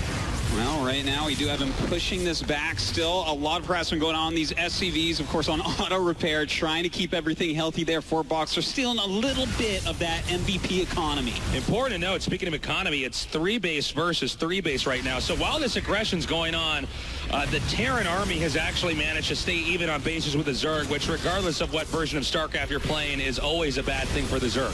Yeah, certainly it is the case. And I do notice that so much can happen in Archon mode. Look at this. We've had non-stop harassment in this game while they're still expanding all over the place. They're both over 100 SPY despite the fact they keep losing units. Yeah, it's pretty neck and neck, and take a look here. Yellow might actually loop around now. He does have some Lings on the outside. It looks like those Lings are actually going to be barreling over here towards this expansion. Indeed, they are. We're going to have to see what type of damage that they get done. Will MVP be able to deal with that? He doesn't really have a lot of units to work with because Boxer has taken them all to the front. That's absolutely right, and this is going to be a huge problem right now. As you can see, they're just taking so much damage, not much to defend here, and losing these workers is going to be a big problem. The push still continues on the entrance. It does, and we see right now Boxer does have to back up, takes a lot of damage there as MVP. It takes the Hellions away to defend against these Zerglings. And that was a great interruption there by Nesty Yellow to get that over there and slow us down. And this push is really thinned out. I'm not entirely sure these two Cyclones are going to be able to do much more damage. Yeah, I think that at this point, these two lone Cyclones not going to be able to do a whole hell of a lot. Zergling's going to be a pretty good counter to them overall. They're really better against bigger units, in lower amounts because they are so good at single target damage. So something like Zergling's going to be a great counter to this in the future. Yeah, I think you're completely right. But so far, unless he switches into those Zerglings, they're going to be able to still keep doing more damage. Again, with perfect micro, you're not going to take damage as long as the stats are proper that you can actually run and hit while they're not hitting you. So you can see really a lot of abuse being dealt out here. And look, he's using the barracks so he can still see those Roaches and he can still deal this damage and run away. And yeah, every now and then the Roaches are getting a kill, but oh man, they run too far into those Widow Mines and Yellow is just hemorrhaging these units. Again, barracks spotting not common in StarCraft 2, but much more common in Brood War actually, because it was so cheap to just have a barracks floating over there, even if it's taking damage instead of just scanning up there, and that seems to pair well with the Cyclones right here. Well, right now they are pushing for it. I'm very excited to see these Vipers come into action shortly here. I love that Boxer just wants a lot of Cyclones. This is like one of the matchups that I haven't seen him as much in, but I guess it's working out right now, dealing a lot of damage to these roaches. We were actually talking backstage. We weren't sure what the role of the Cyclone would be, but it's very exciting to see it being used here now like this. Although these roaches now pushing Terran back all the way to home here. Meanwhile, Link's harassing over here in the upper left. Taking a lot of economical damage maybe coming up here. Still, we do see the Cyclones, though, pushing back these roaches. Another expansion going up now for MVP. In the meantime, Nesty already has his 4th up. Kind of a never-ending engagement here in the center of the map. And, oh, looks like he didn't quite time that out right. He was probably trying to preempt the movement of the Cyclones and then hit them there. But not so effective. No, not quite. You see a lot of damage actually dealt on both sides there. Lots of units have gone down. Still trying to hit with corrosive fires. You got to be careful with those. Don't want to hit yourself, but does push them back for the time being. More and more mech units coming out now for MVP and Boxer. Well, we now have Vipers coming into play here, still driving him back just a little bit. How do you think these Vipers are going to fare in this situation? Well, you know, I think he's probably going to go ahead and abduct these units into his roaches and into his Ravagers, so should be able to kill those off pretty quickly. Now, we do have Hellbats coming. I don't know if you want to abduct Hellbats. I don't think I've seen it before, but I'm not thinking it's a good idea. That's usually not a thing. By the way, Zerg losing a decent amount there, but if you look at the supply overall, and that's something we haven't really highlighted here, it's 123 for Terran, 187 right now. You know, for Zerg. So watch how much he kills with those Cyclones. Doesn't seem like that would be the case, but it seems like there's always a very small number of Zerg units, but then when you actually look at the numbers of it, the game's almost stopped Zerg from making anymore. Well, when you've already created the universe, is it that hard to create 200 Zerg supply? Oh, beautiful hits there with the Widow Mines, really punishing Nesty Yellow and forcing them back. Well, right now we do have those Hellions going around the map, starting to poke all over the place. We might have these two both starting to micro a little bit if I had to guess, but you know, Boxer's a quick one. He can probably keep on top of quite a bit, and we do see now that some Liberators are going to be joining the field shortly. Also, let's point out here, the minerals are mining out very quickly, and that's another feature here in Legacy of the Void, is that you have to take expansions much, much faster. Oh, beautiful harpooning the Cyclones in there and punishing them. I don't know if MVP Boxer should be pushing this much further. And by the way, on the map in the center left, Creep has been pushed all the way to the ideal available Terran expansion. So Terran unable to get there. MVP Boxer going to have to fix that. Very cute Creep spread there, sneaking its way around. But in Heart of the Swarm, the Creep stays a lot longer. Here it recedes twice as quickly. So when you clean it up, not as much of a big deal. Now, we do see these two Liberators have come into play. These are an anti-air flying unit, which does splash damage. So they're very good against clump units like Mutalisks. And then they can also go into defender mode here, which does high single target damage. See these circles? They can hit everything in there, and you want to stay away with that. Yeah, away from that. They deal so much damage. Very tough for Zerg to deal with in that situation. Hard to get in there, and if you overextend, you're obviously going to be punished. And as you can see, you can begin to leapfrog forward and slowly push into the Zerg's territory. By the way, it looks like Terran in this game wants to push into the Zerg's heart and take out the main base versus trying to go crushing expansions. That can always turn into a game of whack-a-mole. Indeed it can. And right now we do have Ultralisk popping out. Chitinous plating is almost done, and that is different in Legacy of the Void, guys. It gives them +4 armor, which is a lot more than +2. It is, the Ultras are way better in Legacy of the Void. But at the same time, you got to think, you know, the Cyclones would be quite good against Ultras in this situation since they can kite endlessly. Well, especially since they get that plus damage versus armor, they're going to just destroy Ultralisk so quickly. Really what I feel like is missing here from Yellow and Nesty is a bunch of speedlings to help surround these Cyclones and knock them out. I think you're completely right, Artosis. I think you got to remember that, you know, as great as these new units are and the new abilities that come even with some of the older units or new features in them, you have to combo that with more of the basic tier 1 units. I mean, Ultralisks are just not going to be good. They're never good unless there's Zerglings there to pair with. Indeed the case. A couple Zerglings do pop out, but it looks like right now we do have this natural hatchery being taken out. It was almost mined out, by the way, because the mineral patches are slightly different. Can't get into that right this second because we do have a counterattack here. Not a very scary one, though. 3 roaches and 2 ultras. It's pretty minimal. Also, it looks like Terran may or may not go into the main or may just go for the other expansions here. If Terran does go to the main, all this tech is going to be destroyed. We're already seeing the beginnings of that. Yeah, those Liberators entering defend mode. You can't run through there. Look at that, how quickly they deal that damage in defender mode. It is absolutely crazy. Those shots have 85 damage apiece. So they will fry anything that runs underneath them. Yeah, it's definitely a moment where you're not allowed to make a mistake there. They are glued in where they are, though. When they go in defender mode, they cannot move around. So something like Corrosive Bile, very easy to clean them up with. You just have to hit them with about 3. Well, at this point in time, at least all production coming from the main can't really get out of this ramp. You know, it's going to be tough, especially if, you know, our Terran players are one Terran team. MVP Boxer keeps reinforcing this area, but there's almost not much left here. Yeah. Oh, I spoke too soon, actually. There's plenty over there. So he can still keep pushing up into the main if he wants. Well, in the meantime, Hellbat's kind of cleaning up this bottom right. There's another Zerg base down in the bottom left, though, and things are not really looking that good, I would say, for Yellow and ST here. You know, a fragmented Zerg is not a healthy Zerg, and the fact that there's no circulation between a bunch of the bases that ST and Yellow have here means that MVP Boxer could keep choking off different areas, keep quarantining different spots on the map, and then punishing accordingly. Right now we do have the Infestors coming down, trying to help this out. At least they're hitting some of these bases. Really the top 3 bases in the top left here for Terran is mined out as well. So if they can get rid of that bottom mining base, then suddenly the economies are somewhat even. But right now the supply way in MVP Boxer's favor. Well, let's also note something here. Not only is this expansion in trouble and the bottom left, but also center left. I believe that's been lifted off. If we get a... Yeah, so they've actually, excuse me, it's very different casting in Archon mode. They've actually relocated that command center here. But this may become somewhat, not of a base race, but them trying to stamp out each other's expansions. Yeah, it's kind of a base trade. It's like this weird rotational base trade that we're watching right now. Things going wrong all over the place. And this is something that's kind of funny as well for... you know, Archon mode is if you get into one of these low economy situations where you're trading bases, suddenly you have 2 people basically just microing the whole time and trying to use their brains together. What do we do in this really weird situation? Yeah, this is going to be tricky, especially when you consider all the new units and the fact that they're both having to multitask different things and communicate with each other at the same time. Well, right now it looks like this base will be going down as well. This is going to leave just that bottom middle one. He is making some mutas to go there, but Cyclones, of course, can hit air, so should be able to clean those up pretty easily.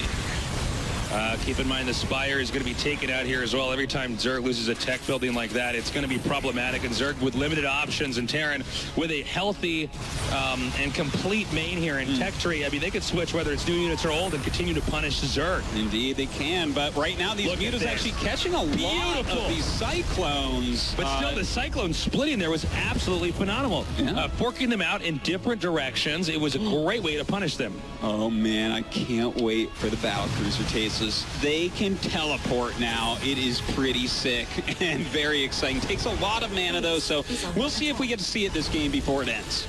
Yeah, we'll have to find out if ST and Yellow do play it out to the bitter end. I mean, to be frank, there's not a lot of expansions here for Terran. So, and also, as far as minerals go, it's not like they have a lot in the bank. So, you know, a few mistakes or miscontrol or miscommunication here by MVP Boxer, and maybe, you know, they can pull a miracle out here.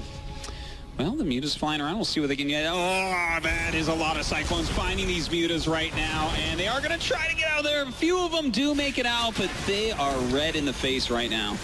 Yeah, they got beaten up pretty badly back there. We see the battlecruisers now coming out over here, moving across the map. Zerg's down to what? A completely like ghost town base, if you want to call it that. And then at the bottom right here, the bare bones of an expansion with no real, nothing there really to defend it. Yeah, it's pretty rough. It looks like it should be cleaned up pretty quickly. And GG is called. GG. All right. Really interesting stuff.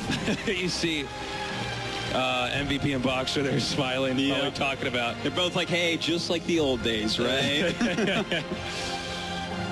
Well, that was quite a fun little match to start off. You know, I would say really the problem that was there, because for a little bit, Yellow and Nestea together got way more supply, but eventually got picked apart, and I think that a lot of that has to do with not countering that new Cyclone unit that well. It might also be supply balancing. I mean, there was a period where Terran was on, what was it, like 110 supply? And, for quite a while. Zerg was, I think, at like 185 or something like that. But it's, you know, people can, you know, joke about, you know, how on earth did that happen? But when you don't know how to balance in economically, the new units, the prices of them, how to keep that war engine going. That can be tough. Of course, that Zergling counterattack kind of really bringing them back into it a little bit. We see here, now these are the exact units that Cyclones are going to be pretty good against. You know, he's trying to showcase some of these new Ravagers, and there you go. That type of link flank is what you want. But with those Hellbats come up, of course, as we all know very, very well, Hellbats do destroy Zerglings. Yeah, and that's why they're going to combo well with those Cyclones there. And I think maybe a little bit too heavy with Roaches here. It baited in there. That was pretty brutal. Yeah. Roaches, I think, definitely not the answer to Cyclones, at least as far as we can tell in this current state of the game. Certainly. And, you know, while Ravagers can be very, very good here against Liberators, there are a few missed shots, maybe not targeting it down as quickly as it needed to be, running too many of these units through with high health, which the Liberator just absolutely destroys. Yeah, and that really goes to show you, you know, Zerg has to deal with that. You can't just allow them to get you into that position, because otherwise Terran can really isolate and quarantine different parts of the map, and there's not a lot you can do. No, certainly not. I hope you guys are enjoying this Legends show match. Yeah, you better be. I mean, that is the creator of the universe, the original Kong, the Emperor of Terran, and the King of Wings up there. I mean, you can't get a much better match than that. We are going to be going on to our second match shortly. If you're just now joining us here for StarCraft 2 Legacy of the Void at BlizzCon, this is the Archon show match with the Legends. One for Terran from StarCraft Brood War, and then one from StarCraft 2 for Terran, and then Brood War Zerg Legend, Brood War, or StarCraft 2 Legend. And it's going to be really interesting as we go into Game 2 to see how they develop and see what strategies they're going to use. It's not just about how much they understand of the game and how they micro and use the new units. It's also how they communicate.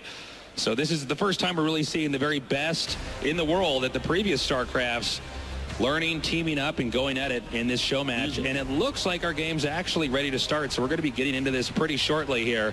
Artosis, do you think our Zerg players can come back? Yeah, I absolutely think that they can. If they just chatted about that a little bit, like, okay, it seems like maybe Speedlings a little bit more. If they go for Cyclones, and, you know, of course, if they're going for Hellbats, you're going to want to go back in that Roach and that Ravager.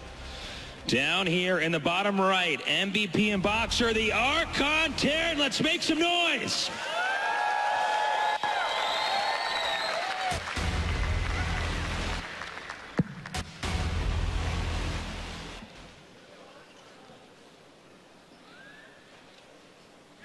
And, okay, here we go. Over here in the upper right, Nesty in yellow. Let's give it up for the Archon Zerg.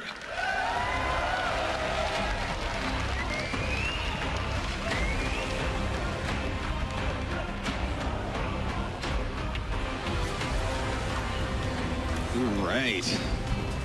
So, Artosis, you and I grew up watching Yellow and Boxer. Indeed. Back when we lived in different parts of the States. Before we even met in person, studying them and learning from them. And then when we started careers as casters in StarCraft 2, we got to see Nesty and MVP discover, you know, how Wings of Liberty was going to operate and teach all of us. So this is a real treat to be down here and have these two great teams paired up in a game that, I mean, you, I, nobody watching, even these two guys here don't fully understand, but that's what's so fun about it, is that we get to learn and see the beginnings of that. Yeah, just to put this in perspective, guys, this is not an exaggeration at all. Boxer and Yellow made all of the foundations of Terran and Zerg in StarCraft 1. MVP and Nesty made those foundations in StarCraft 2. So to watch them, you know, try to test out being the early champions of those games, try to test out Legacy of the Void, which I sometimes refer to as StarCraft 3 because it's so different from Heart of the Swarm. I mean, that is a treat indeed. These are some of the smartest, best players when a game is young. You know, what's interesting about this, too, is we don't normally see, when you meet a lot of StarCraft players, you and I can agree with this, we didn't play a lot of team games growing up, right? We wanted to play by ourselves and have it rest on ourselves. So this is going to be interesting for them, see them interact. And already, by the way, here with the Reaper Rasp, great control there. by Boxer coming in there now. Reapers, straight up, that is a buff to the Reaper, that mine. So it is going to be a little bit harder in Legacy of the Void to keep your stuff alive against Reapers, which is a good thing because normally at our top pro games we see no drones killed every time. It also seems like, the Reaper can actually shove back the Queen to allow the Reaper to escape again and come back in, which is pretty important because occasionally Reapers get zoned into a corner and then picked down. Yeah, and it's based on where the mine explodes, it's very predictable where the units will go from it. It always works in the same exact way if they're right next to it. I can't wait until we see someone with like 10 Reapers move a Queen into the middle of the map. It's going to be hard, but someone's going to do it. Yeah, it could happen, and I will watch that GIF every day. Looks like the Reapers might be trapped here. Going up onto the high ground. Got to be careful. Looks like these Lings are going to close in. Will the last one get away? And it does. All right, well, and it tries to get away again, and it does. And it tries to get away. It does not. Pretty crazy. And that's the kind of micro you can see when one player's back at home doing all the production, the other one's out doing all the controlling. Well, right now we do have some Hellions out on the map as well. Definitely not the same unit as the Vulture, but something that Boxer definitely can use to some great extents. Get some damage done on that drone line perhaps coming up. Let's also keep in mind with the positions here, well, hold that thought. I was going to say maybe we'll see a different build here, but now we see double engineering base. So that tells us we should have a very different approach here from our Terran players, focusing much more on bio. Well, I tell you, that's really what Boxer's bread and butter is. This guy is like the original Marine King, okay? He is the one who learned how to micro Marines and get the most out of them in StarCraft 1. So to watch him use that here again, that's going to be awesome. But hold up, this is pretty crazy. We got a Nidus network coming up here. That's right. The Nidus worm has been changed as well. When it is hatching in your enemy's base, or I guess wherever you really want to put it, yeah, sure, it can't be targeted. So no matter what, it will finish. And they have to make the choice. Do they kill what's coming out, or they try to target it down? And this can be a big threat, especially if you're one of these Terrans that are turtling, because initially it was so easy to just stop a Nidus from coming into your main if you were just being vigilant. But now it's going to be much tougher, and that might change the whole way that Terrans have to turtle. They may be forced to engage a little bit more. Well, right now we do have that Nidus worm going. Oh, that's a cute location, too. That's just out of the way of everything, close enough that it could be a total disaster here for MVP Boxer. Yeah, they have no idea, and there you go. They know now. They're not sure exactly where it is, though, and looks like you're going to start popping out these Queens, lay down some creep tumors, get that creep spreading. Of course, creep spreads quicker in Legacy of the Void, just like it goes away quicker, so definitely something to keep in mind here. Well, it looks like Nesty Yellow should be able to actually isolate MVP Boxer here from that third base for sure, but with the Ravagers coming in here, he can actually start poking into the expansion. There's really not a lot that I think Terran can really do at this point in time, at least if they're teching into bio. It's almost like they get to function like siege tanks the Ravagers do. Well, he definitely killed that SCV dead, but has to go home right now to defend against these Hellions. Doesn't want to lose a whole bunch of drones. And in the meantime, those Queens taking a lot of damage. Someone does grab them and moves them back. In the meantime, these Hellions will get cleaned up, but that is a lot of creep at the front of MVP Boxer's base. And that and the Hellions can't really do any more damage. They've been cleaned up, so all you have to do now is relocate. And is he? Okay, no, he's just transferring those drones. I thought he might be doing something crazy, sending them through and doing some kind of a spine crawler push with us. But no, he's going to go ahead and then push these back out of the Nidus and actually just start assaulting the bunker. And this is a real problem. You look at the amount of damage this does. The bunker can't do anything. Yeah, indeed. And, Corrosive Bile actually has a very quick cooldown of 7 seconds, so you're going to be able to use a lot of that. And even if SCVs are repairing, of course, you can target where those SCVs are standing. That's something we've seen pros trying nowadays during these Roach Ravager buffs. But in the meantime, we do have these Marines coming out, picking off that Nidus Worm and nothing's around, and will clean up this creep as well. Nicely done here. We have scans going down on the creep, and I think that was a smart move there. Good communication by Nesty Yellow to deem that strategy not working anymore. Good pullback for sure. Yeah, because if there was any disagreement there, that would have just completely fallen apart. Now they're not giving up, but I believe MVP Boxer with the combined instinct, aware of that coming there, nicely timed out, gets that. Meanwhile, an attack over here at the the top center. A lot of damage being done here to that third base location. All those drones being cleaned up. The hatchery looks like it may be going down as well. Roaches and Ravagers coming in to try to push them back, but it looks like it could be too late. Just in the nick of time. The hatchery's taken out. Now making a beeline over here to the second base. Keep in mind, Zerg, no matter what version of StarCraft you're playing, a Zerg on 2 base against a Terran on 2 base is never a good sign for the Zerg unless the Zerg intends to win in like the next 2 minutes. No, it certainly is not. And, you know, this is very Boxer-esque, right? He flies in, kills Hatchery right before you stop him, flies out, hits somewhere else again, trying to wrestle over the place. Ooh, nice move there by the Ravager, using that Corrosive Bile, taking out some units there as well as a medevac. All right, Stimming coming up here now. And looks like the medevacs are just going to go ahead and loop back up and hide up into the main. And this is a really cool technique here. If you could time that out right, which unfortunately wasn't done by Nesty Yellow, you could definitely hit units that are trying to chase you. Yeah, it's actually such a cool ability. It has so much, like it zones a lot, it does a lot of damage if you use it just right, you know, which is very hard. I think it's a high skill cap spell to cast, but it definitely can have a lot of impact on the game. And the drop again coming over here. I think one problem the Zerg team might be facing, that's Nesty Yellow, is that you know, the Ravagers, even though they're very strong, you can't split them up. It's not like a bunch of Lings, right? So yeah. Terran can really outrun the Zerg most of the time in this situation, with especially with boosted medevacs. Yeah, they can, and we see another drop going off here into that main base. Another small change that I should mention to you guys is the Marauder now has a double shot, which is just like a slight nerf. It means that basically like armor is a little bit better against it because it'll reduce 1 more damage per shot. Yeah, that actually adds up, especially when you get to the higher levels. By the way, that hatchery not going down. Yeah, good save MVP there. Boxer deciding, you know what, it might have been a little bit tougher to calculate due to the new changes in the game, but better safe than sorry. Picks back up and relocates. As long as Zerg is staying busy, Terran can focus on getting you know, the third base up and running healthy and then economizing that further. That's right. Well, I'm looking forward to seeing what is Yellow ST going to try next to kind of get out of this situation. I love the fact that they're adding in Corruptors right now to go with the Roach Ravager. It's a very powerful composition at the moment, or it was in the beta that was just stopped and prepped for the launch. But they also have a new ability, the Corruptors. They actually have something called Caustic Spray, which deals a lot of damage, but has a very long cooldown, and it works on your opponent's building. So they definitely can become harassment units if they're kind of being worthless paperweights at the moment, which is a nice change. And now an attack up here over the center. Now Zerg's going to have to hold on to this base. He might want to get his army back over together here. So far, solid defense there by the Ravagers. Really nicely done, taking that out. Definitely an overextension there by MVP Boxer. And dude, that's one thing, especially if you're in Archon mode and you have 2 Terran players controlling 1 Terran. When do you stop harassing? When do you keep going forward? Because everybody is a little bit different. Some people are overly aggressive, but they make it work. Some people are more conservative.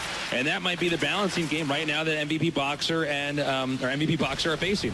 Well, we do see the Caustic Spray coming out now from these Corruptors, and it is pretty cool to see indeed. It does only 7 damage per second for 4.3 seconds, and then goes up immediately to 35 damage per second. So you have a little bit of time to react to it, and if you don't, it is going to wreck everything. Yeah, that's going to be a problem right now. It looks like MVP Boxer a little bit preoccupied trying to get this harass working, and there's not a lot they're able to do with the Corruptors coming in there. Also, important to note, Zerg at a fairly healthy supply lead right now, 161 to 141. Not much mobility here for Terran, and possibly not any more starports if they're not careful. Yeah, definitely could be the case. We're going to go ahead and see those Corruptors fly away for the time being. Definitely has to be careful to keep cleaning up medevacs. Doesn't want to take any more damage there. But right now, the 4 bases of MVP Boxer is really overshadowing what Yellow and ST have at those 3 bases. They're going to need to get some more economy going. Yeah, I think you're right. It's getting a little bit scrappy here. Again, bases in Legacy of the Void mine out much faster because you start out with more workers. So you have to stay on the expansion game. I know in Heart of the Swarm, we got pretty comfortable seeing players occasionally park on 3 bases for a pretty long amount of time, but that's not the case here in this game. Yeah, definitely not. You have to expand so quickly in Legacy of the Void. It's really a very fast, high-paced game. And, a lot of harassment has been the norm of what we've seen when pro players have been trying this game out so far. But as of right now, we see a lot of Lings and Banes being made. Some battle cruisers as well. Would love to see some of those tactical jumps from them. Nice decision to back out there by the Corruptors for Nestea and Yellow. Looks like we also have a small attack possibly coming up here. Yep. Up here in the top center, as well as a drop over here. Let's see if Nestea Yellow can split their multitasking and defend them both. Well, right now, stimming into this fourth base area. That is such an important base for Yellow. Nestea not able to get it up. In the meantime, they do run over here with another drop. We have those Corruptors coming back, so it shouldn't do too much damage. Looks like they're handling it just fine, and this is what's really interesting, is if you can just balance out who's doing what in this game, you could almost play, I guess you can get closer to that perfect game, right? Especially when it goes for defense or offense here, but very cool to see that, Nestea Yellow doing a pretty good job of putting it together. That being said, MVP Boxer are just doing a fantastic job of consuming the map. I don't know if that's more MVP or more Boxer, but if you just look at the bottom of the screen, despite all battles, if there are that many more bases being acquired by Terran and Zerg can't contest it, Zerg is going to lose. Yeah, it becomes very, very tough indeed, but they have some good upgrades coming. They have a decent amount of units on the map, and the supplies are pretty close for the time being, so maybe they can get something done here, but those battle cruisers that are being made are going to be pretty scary as long as the Corruptors don't snipe them. Yeah, that will be an issue. Over here, once again, Terran just doing great, keeping that upper left quadrant of the map.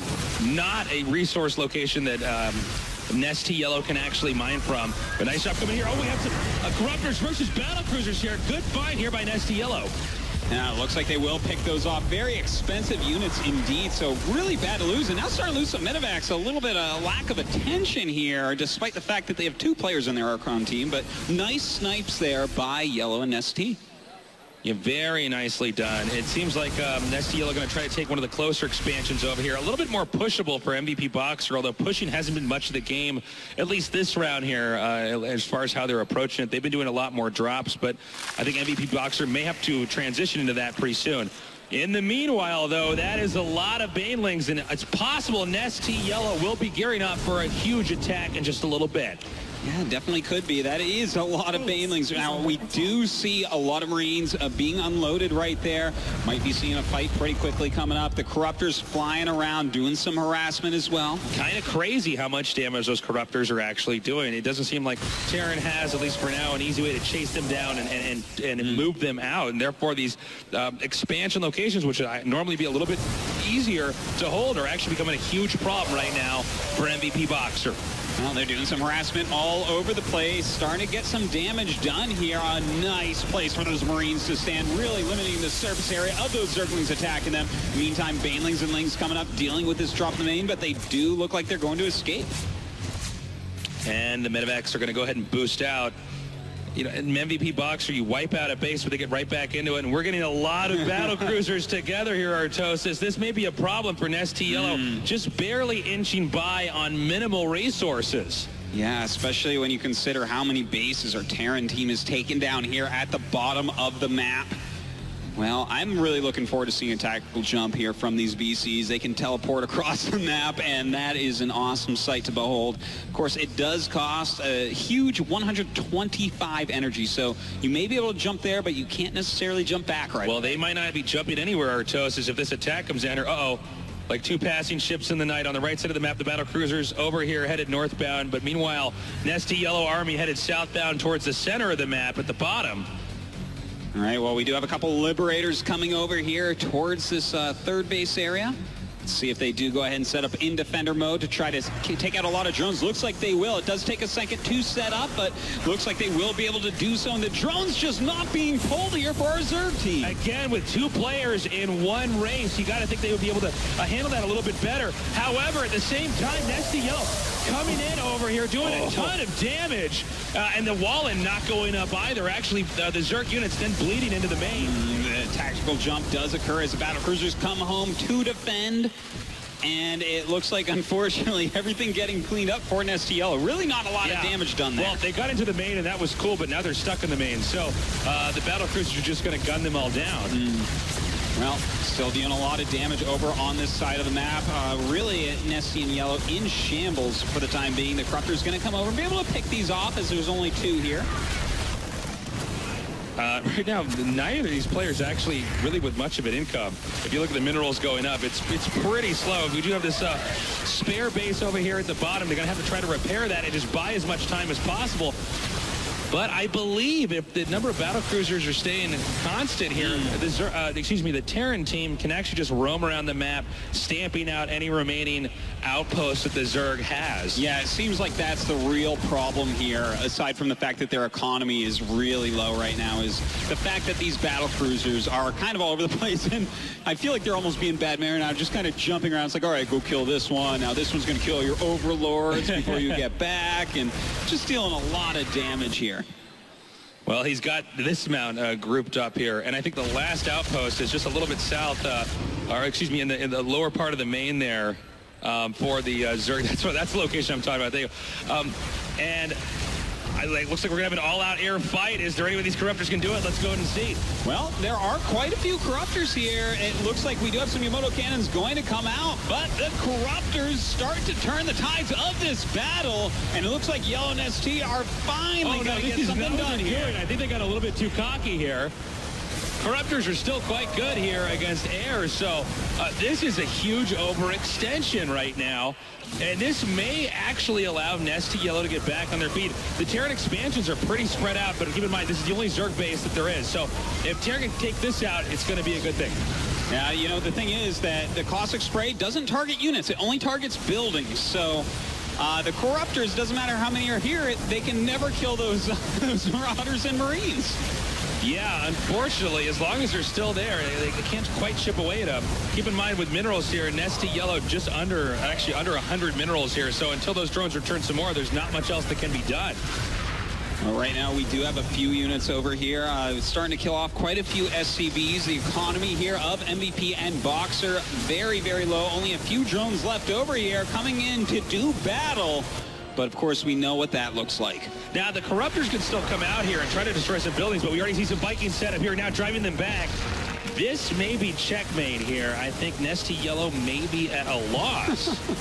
Yeah, I mean, there's no way for them to really deal with these few units. There's a few units popping out here and there, a couple Zerglings, and that's it. GG. GG. Looks like MVP Boxer will go to 2-0. Nicely done. Interesting to see when you have the very best of the best teaming up in a 2-on-2 in a game that they grew up in, playing in a more traditional 1-on-1. How do they balance out who's attacking where, who's macroing, especially when you get to these chaotic moments where everything seems to be breaking down. How do you divvy up your tasks so you can see all these guys good friends? That was a lot of fun, Artosis. Yeah, it really was. I love the big smiles on MVPs and Boxers' faces here. Once again, being the champions that we always knew they were. It's also interesting to see how this is going to go into competitive mode, as this is the first time we've seen pro gamers actually playing this like it is. Chobra, how are our players doing? Well, I imagine Boxer and MVP pretty happy, you know, picking up the trophy as usual whenever they played against their opponents. But I want to ask, we saw a sneak peek in the chat before the game started. You guys were joking, and Boxer was like, yeah, I'm definitely going to take care of the micro. How fun was it just focusing on the micro? Like, did it just seem infinitely easier? 저희가 이제 게임 시작 전에 로비 채팅을 보니까 임요한 선수께서 이제 그냥 컨트롤은 내가 맡아서 하겠다 그런 말씀하셨더라고요. 진짜 그냥 컨트롤만 하셨더니 경기가 훨씬 더 쉽던가요? 일단 그 MVP 정종현 선수가 그 살림을 맡아서 해주니까 저는 이제 컨트롤, 제 장기인 이제 컨트롤에만 집중할 수 있었고 이 집중감 모드가 그래서 그런지 저한테 맞고 되게 재밌네요. Yeah, I mean, with MVP taking care of all the macro, I could just focus on my strengths with the micro. I think that's why Archon mode's perfect fit for me, man. I can just take care of everything that I'm perfect at, and it's going to be a lot of fun winning those games. Once again, congratulations, of course. What's it like to see all these fans? I mean, you heard the roaring thunder when all you guys stepped onto the stage. 그리고 저희 이제 경기 시작 전에 여기 있는 캘리포니아 팬분들이 너무나 큰 환호를 해주셨어요. 그런 그 환경을 봤을 때 기분이 어떠셨나요? 제가 그 직업을 전향한으로 되게 그 힘들었어요. 되게 어려운 그런 직업이라서 되게 힘들었는데 이제 이렇게 NOM 와서 캘리포니아 이제 팬들, 게임 팬들한테 좋은 에너지를 받고 가니까 앞으로 이제 제 일도 되게 잘 될 것 같고 그 군단의 심장에 이은 이제 공허의 유산에서도 좀 플레이를 해볼 그런 생각까지 들더라고요. Yeah, you know, to be honest, I've been having a bit of a struggle, a bit of a rough time kind of transferring over my life chapters, but hearing this crowd here in Anaheim, California, I think I'm going to take all the good energy back when I fly back to Korea. And to be honest, playing Archon mode, it makes me wonder how fun it'd be to play in Legacy of the Void. Give it up for Boxer, ladies and gentlemen. And of course, his teammate, MVP, no stranger to the StarCraft 2 fans. But what's it like to win on such a bigger BlizzCon stage? I mean, you talked about it in your interview. 정재현 선수, 잠깐 자리 바꿔주실 수 있으시면 그 인터뷰에서도 말씀하셨지만 이 무대도 훨씬 더 커지고 모든 게 이 블리츠컨에 대해서 커졌잖아요. 이 무대에서 경기를 치르고 승리를 하시니까 기분이 어떠세요? 오랜만에 이렇게 많은 팬분들 앞에서 게임해서 굉장히 좋았고요. 게다가 또 이기니까 환호도 많이 해주셔가지고 되게 예전에 여기서 우승했을 때가 떠올랐어요. Yeah, thank you so much to all the fans here. I mean, to have a chance to play on this stage right now, this beautiful stage, it's amazing. And to hear you guys cheering for me after we won, it's like kind of reliving a memory and just remembering how awesome you all are. Give it up for all of you guys together. And of course, for Boxer and MVP who just won the Legends Archon show match. But we do have to hear from our other team too. Oh, they're MVP. Now, we got to give Nesty and Yellow a chance to speak to. We haven't spoken to them yet. Yellow, in the interview, you said, if I played in WCS right now, I would take home the $100,000. Does that mean Nesty just wasn't doing his job? 저희 인터뷰에서 홍진호 선수께서 만약 내일 WCS 결승에서 경기를 치른다면 내가 10만 불 그 상금을 다 가져갈 수 있겠다. 그런 자신감을 보여주셨어요. 그러면 오늘 경기에서 임재덕 선수는 별로 그렇게 받쳐주시질 못하셨나 봐요. 아니요, 제덕이는 충분히 잘했고요. 다만 근데 이번에 그 공고가 나왔는데 저 같은 경우는 굉장히 좀 그 가난하고 헝그리한 그런 스타일을 지향하는데 이번에는 일꾼이 12마리로 시작하더라고요. 그래서 굉장히 좀 저랑 좀 다른 느낌을 받았고 좀 제가 적응을 좀 해야 될 것 같습니다. No. Nesty did fine, but if you remember my play style, I like to kind of play the scrappy, like poor Zerg who's just barely scraping by minerals. And then I look at Legacy of Void. We start with 12 workers. We're so rich, like didn't know what to do with those minerals. I had no idea what was going on in the game. I probably need to brush up my game a little bit in Legacy of Void. Ladies and gentlemen, Yellow, give it up for him. Coming out all the way to BlizzCon 2015, showing us this awesome match. And let's talk to Nesty. I mean, he's no stranger to a crowd like this. Of course he has fans here in Anaheim, California. Nesty, you talked about, we don't know if you'll have plans yet or not, but at least you got a chance to kind of feel out what the crowd is like about Legacy of Void. How was it playing that match, even though it was a 2-0 sweep? 저희 임재덕 선수께서 잠깐 자리 바꿔주실 수 있으시면 아직 계획은 없지만 정말 공허의 유산을 해보니까 다시 정말 선수 활동을 하고 싶을 정도로 재밌다 그런 말씀 해주셨는데 오늘 그래도 이런 시연 경기를 해보셨을 때 기분이 어떠셨어요? 일단 뭐 소감은 여기 블리자드 측에 또 이런 이벤트 자리를 마련해 주셔서 일단 감사하다는 말씀 드리고 싶고요. 경기를 하면서 이번 이벤트 매치를 정말 준비를 많이 했었거든요. 약간 호흡이 안 맞아서 조금 아쉽긴 한데 신 유닛들이 많이 나오니까 이것저것 할 재밌는 분들이 많아서 다시 한번 도전해보고 싶은 욕심이 생기네요. Yeah, well, first of all, huge shout out to Blizzard, of course, for bringing us out here, giving us a chance to play on this stage. And it was a lot of fun. We actually prepared a lot towards this show match. I think our cooperation was a little off, so we ended up losing. But the new units are a lot of fun, and experimenting with them and being able to see how they match up in these matches does make me interested in seeing if maybe there's a chance I return in Legacy of the Void. Ladies and gentlemen, once again, that was Nesty. Give it up for all 4 legends for coming out here to Anaheim, California to grace us with these beautiful matches. Even though Boxer MVP did get the best of Nesty and Yellow, I gotta say, that was surprisingly, I guess, micro-full is the word that I'm looking for. Those games were action right from like minute 4 or so. David, do they normally play out that intense and that low econ by the end of the game? Yeah, I think the Archon matches that we've seen throughout the beta were more close to this, where there's constant action throughout the course of the whole game. And we kind of hope that in 1v1 Legacy of the Void, we see a similar sort of thing also. What about the low econ arc where it starts and everyone's real wealthy and then everyone's broke? At like 18 minutes, there's like no money in the game anymore. If the harassment has been going well, right? But there are also situations where econ damage hasn't really been taken too much, and if both players can expand well, then there's a lot of macro battles too, right? So. I just like that StarCraft can span such a large period of time and some things really just don't change. Like Boxer beats Yellow and MVP beats NST. And we could do the same show match in 10 years with StarCraft 3. We'll bring them back out. They're in their mid-40s. Yellow will say something awesome, and then we'll lose to Boxer. In StarCraft 6, oh no, that Zerg has the same number of bases as that Terran. Dangerous, Jeff. I'm interested to see the big differences. Obviously, there's going to be a skill difference between this one and the next match, but you've seen pro players play, you've watched tournaments in Arcon mode. What are some of the differences you're expecting to see compared to these guys when we see the professionals in a minute? I guess like the counters and the micro and engagements will be a lot better. We saw Huck and MC play their amazing series at Red Bull. That's why they're here playing here today.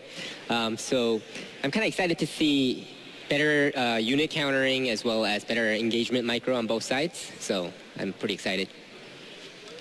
It's going to be really fun too, and actually I was almost going to say all four, but I'm not sure what MC is doing. But I do know that the other three have been focusing on Legacy of the Void for a while now. Yeah. And not just Archon mode, but just Legacy of the Void. Yeah, I was going to say, I'm pretty sure MC's been playing quite a bit, at least up until, and honestly, the Red Bull tournament wasn't super long ago, because I know that MC and Huck, because they qualified for that so early on, they practiced a lot together. They're very familiar playing with each other.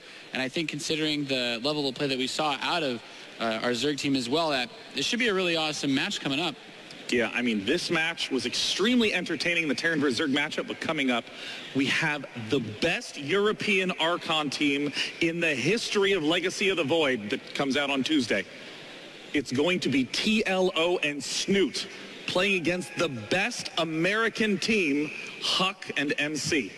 Stay tuned, that show match is coming up right after this.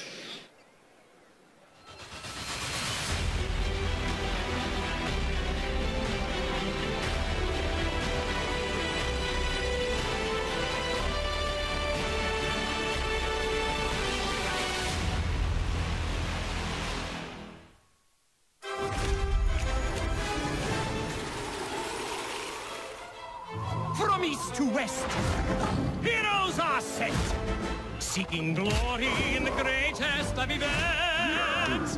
There are knights on noble steeds, those who will bring them to their knees. There are monsters to test their mettle at every turn.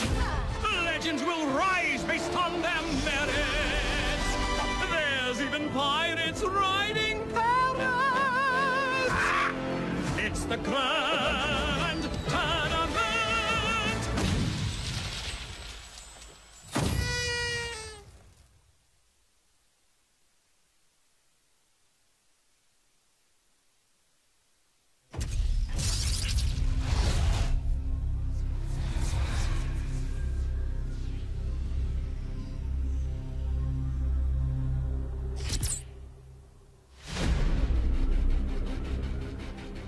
The swarm brought ruin to our world.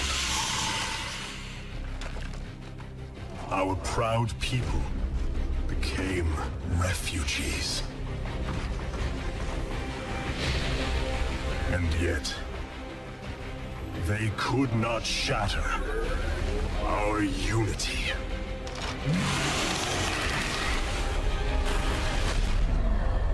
For we are bound by the Kala, the sacred union of our every thought and emotion.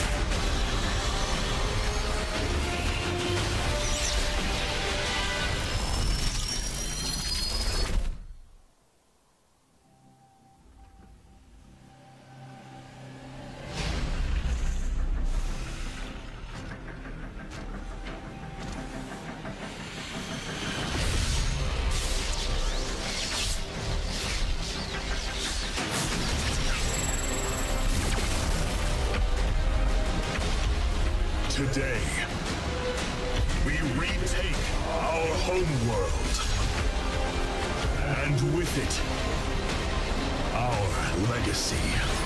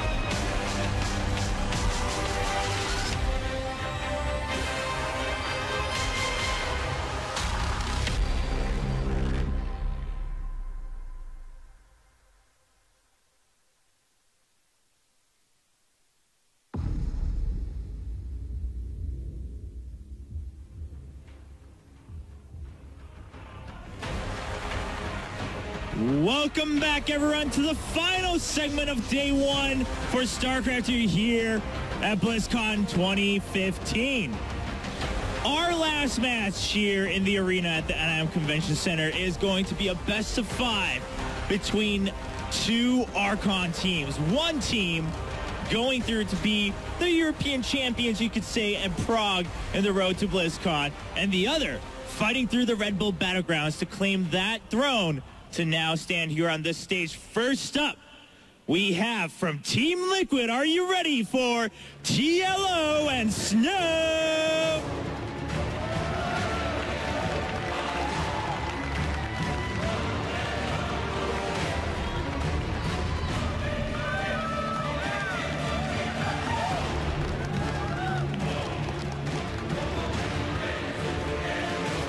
And their opponents, man, this team is just exploding with character. Please give it up for Huck and MC.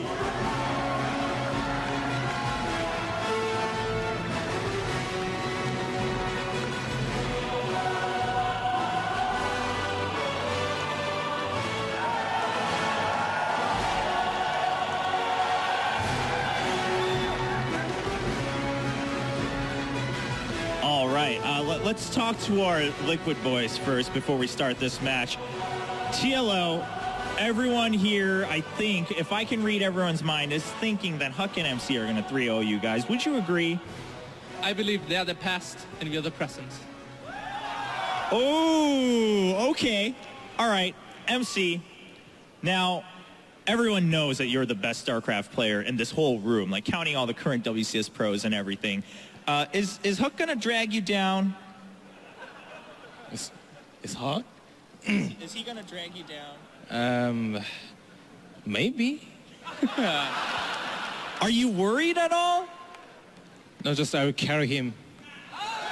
Oh yeah, MC's back is big enough to carry Huck. Ladies and gentlemen, get ready for this best of 5 Archon show match.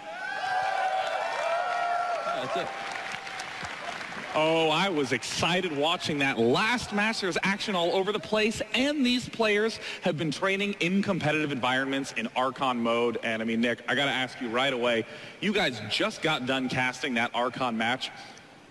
It seemed very, very intense compared to most typical games. Yeah, it was really interesting casting, seeing an Archon mode game because, you know, we grew up spending all this time playing this game one-on-one, but it must be so difficult to juggle the tasks, especially for those players, as good as they are, having that background of just having to do everything in StarCraft. But it was a lot of fun to cast, a lot of fun to watch. Yeah, it's super different. And to get acclimated for this, I actually, you know, most people drive the car by themselves, but lately I've been having someone take... Sometimes I'm on the bottom pushing the pedals with my hands. Yeah, the controls driving, you know. That's he's saying stop, go, stop, go. It's not easy. So. It's super hard to coordinate. Like, I kind of be like, no, don't accelerate right now. I'm taking a left. But I did it, and it got me ready for Archon mode. I was really excited. The times that I've actually had shared control are in team games, you know, or I'll have a friend who's, you know, not an experienced player. He's like, look, just control my stuff if you want to. And that is really hard to decide when to, like, oh, no, retreat. And they're trying to go forward and you're trying to go back, but I'm clicking faster than he is, so they're just kind of stuttering backwards. I mean, it's little things like that where so much of your skill is pre-programmed. You react to things and you try to adjust those reactions, less so of like, oh, hey, I'm going to retreat these things so we don't die in about the next second. Oops. It's kind of funny because it was interesting at the start seeing how the two teams, there was symbiosis between each player, but it was also funny because when it was falling apart at the end, you really saw some odd micro there because then who is in control of what? How do we divvy up the task? Yeah, well, I mean, they did say what they were doing, right? So it was supposedly like yellow on the micro and I don't know if it stayed like that, though, man. Well, while I saw the micro falling, the thing is you focus on things like the micro, but I did see Nesty get super supply capped for a long time, so I just couldn't bring myself to say it at the time. You noticed that as well? So much. I just want him back. The denial while you're watching. Want him back. I was having a good time until I saw that as well. I just killed my immersion. They're not really Archons. Now, the thing about Huck and MC is that they both like doing cutesy harassment in their general one-on-one games. And who's macroing for them? I don't think either of them macro. I think it all goes to hell, but that's okay because the sort of attacks that you saw them do in the Red Bull Battlegrounds tournaments were brutal. Adept, Oracle, combo, micro, hitting both places at once. There's so many units that when you look at them, they're very high-intensity, single-focus activities. Okay, let's double that up. And that's really what they've been exploiting so much. And of course, you see MC. I think something to point out here, too, is that we only knew about them, who's at least supposed to divvy up micro and macro early on, because we saw that in the chat. I don't know if these guys are even going to operate in the same way. So yeah, I don't think so. I mean, they practice a lot together, so they probably will have a plan. Like, for instance, the first 4 gates, MC takes care of those. The second 4, you know, Huck takes care of those. I was just going to say, wow. Yeah. There's a whole class of Archon jokes we haven't even explored. No, yeah, that's right. We need more time on this couch. That's what this is about. This is the brainstorming session for that. So this is like an old ventrilo group I used to be. Sit here. The jokes were a little bit more mean. You know, it was very exciting seeing MVP and Nesty kind of be like, oh, maybe I'll come back to being a pro gamer in in Legacy of the Void. And then that kind of gets me excited for this match as well, because I mean, do you guys think TLO will come back to being a pro gamer? Oh, so on point. They say wine gets better with age, but I also say you're getting funnier with age too, man. Ladies and gentlemen, the match number 1 is underway. A 2-on-2 Archon mode PvZ. G'day guys, welcome back, and we are pretty excited for this Archon, Nathaniel. And also casting with you for the first time, I'm very excited about that as well. It's fun, Maynard. Glad to have you here all the way from Australia, man. I hope you had a great time here at BlizzCon, and Maynard's been doing such a good job, guys. We're getting ready to go into this Legacy of the Void show match. I've had such a good time casting these two players, basically going and tearing it up. You know, every tournament I showed up in Archon mode, these guys won the Red Bull tournament, and I know they're coming into this thinking that despite whatever weird format we may have, they are going to win this too. It is Huck and MC.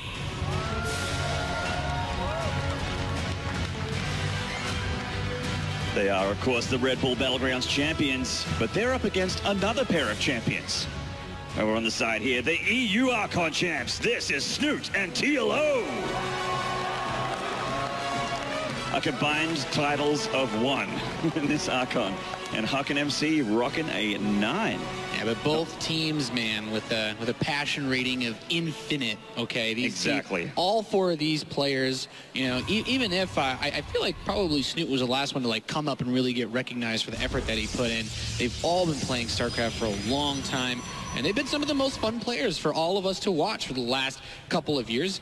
And it's cool that we finally get to see our favorite players working together and busting out interesting strategies. Any of you that tuned into the Red Bull Battlegrounds tournaments more than certainly saw MC and Huck utilize pretty much phenomenal distribution of the aggressive tactics. You know, one of these guys hitting with the Warp Prism, the other one always making sure that there's a side attack. It's not even just about one macroing and one microing. It's like controlling multiple prongs of harass at the same time. Literally you have to be one being. You have to be one Archon. That is the whole idea behind this mode. And see both these players, the build's not really super figured out in Legacy of the Void yet. So both players are going to be freestyling a little bit tonight. I'm not sure if you sort of got the vibe from the couch, but this is just going to be a little bit of fun. We're going to have a good time with this. So if there's one thing that I know MC and Huck like to do, the boys on the couch mentioned it. Any of you who have watched either of these guys play in the last few years know gateway aggression. These guys love to get in your face as early as possible. This little cheeky adept is one of those units, man. It can throw a shadow in front of itself. The shadow moves very fast, and after a set amount of time, it will teleport to wherever that shadow is. You can cancel the shadow, but it's a tricky situation. You know, do you follow the shadow because it could kill it could teleport there and kill your workers, or do you stick with the adept and try to kill it before it can teleport away? One of the many extra micro changes coming into all the units here in Legacy of the Void for adding that, you know, a bit more of a skill ceiling and a bit more of creativity, opening the ceiling up there for players like TLO especially. I know, I mean, very, very creative with their builds back in the day and his whole career, really. Yeah, and already seen a little bit of that adept harass. Of course, you know, it's a pretty beefy unit. It can take quite a few shots from these queens, and this is where it gets tricky, right? That queen wants to chase it, but that queen was pulled out of position, so they could teleport to it, but you don't want to always commit that unit, since now that the second adept is here, 2 adepts, 1 shot a drone. You have a lot more impact on your initial volleys. Yeah, looking like they're following this up with the Stargate. Now, in Legacy Void, this is almost always going to be an Oracle. And you can actually even bait here. Force a queen to come back. The Zerg has to worry about, is he going to teleport? Is he not going to teleport? He needs to be in 2 places at once. I mean, this may be a bait. Yeah, well, the thing is, that's one of the best parts, though. That shadow can be canceled, so you can throw it up into your opponent's base, see everything that they're doing, and then just cancel it. You know, as Terran players can kind of wall off, but Protoss and Zerg, it's really hard not to be scouted. And the other cool thing about the Oracle that hopefully we'll see in this match is, unlike in Heart of the Swarm, if your opponent has a defensive structure set up to stop an Oracle or has units in position, it can still be a very effective harassment and scouting tool due to its new stasis ward. It can plant an invisible stasis pretty much anywhere, and as soon as something steps into that trap, it triggers an area of effect, lockdown basically. The units can't be attacked. Very similar, if you guys are familiar with stasis ability that the Arbiter had in StarCraft Brood War. Yeah, like a stasis mine, I think is basically what it is. Hides in the ground and, yeah, locks you down. Means you can't be damaged while you stasis, but obviously you are blocking any kind of path. You can make things tricky for a micro player, and you know, they can just spring the trap when they unfreeze and take them all down. And then, of course, the Oracle is still great at doing what it does already, which is killing still an Oracle. Stuff. Yeah, it is still an Oracle. This unit's always been pretty good. It's gotten 4 drones here. It's a little bit of damage on that Oracle, nothing really terrible. Doesn't want to go too deep into any more mineral lines there with that half-hull damage. You know what I like, though? The thing about Archon mode is strategies like this, even though you usually say, okay, you got to focus on macro once this stuff doesn't do as much damage, you do have that option of one of these guys. Huck could be bringing this big gateway push. You know, he loves his 8-gate strategies. He sure does. And MC, he loves his Oracles. You know, everybody wins. Everybody gets to play StarCraft the way they want. Assuming they win the game, everybody wins. Big adept warp in here, timing it very nicely with Oracle harass. They can actually straight up engage a queen here, and they will. Yeah, well, the thing is, those adepts actually 2-shot the Zergling, so the focus has been put onto these queens. 12 roaches are on the way, but look at this. The adepts are going to come in. They're going to try to take down these queens, getting rid of the anti-air here. The Oracles show up to give the assist off the transfuse, and the roaches, they're coming out just a little bit too slow to handle this. There's that teleport into the main base. That's right. They decided to commit to the teleport this time. They're ready for that switch if things get dicey, and it's looking like the roaches are closing in. And only 4 drone kills so far, and this is a lot of adepts, and adepts aren't the cheapest unit in the whole world, but they are quite tanky. And it looks like TLO and Snoot are kind of all over this a little bit, starting to shut this down. Yeah, really trying to keep those adepts alive as long as you can, but, you know, roaches are an effective way to handle them. The follow-up coming out of MC Huck is going to be the Immortals. They're going to get a Void Ray with that, too. Sentries aren't as strong as they used to be against Zerg since Ravagers, Corrosive Bile. You guys saw how much damage it did against MVP and Boxer, but it can also shatter force fields. You finally have an answer as Zerg to those mass Sentry plays. Absolutely, and with the robotics bay going down, we may see that Fancy Pants Disruptor as well, which is a unit that that's discussed very hotly there. And there's the Ravagers going down. As Nathan mentioned, these can break force fields, and all those sentries all of a sudden aren't so powerful anymore. Yeah, there's supposed to an overcharge being cast. It now activates on pylons, but look at this. These roaches actually get force fielded into those activated photon overcharge pylons, dealing quite a bit of damage. Oh my God. Well, Ravager's having a hard time hitting the Oracles, man. I don't think so, mate. That's a tough target to hit there.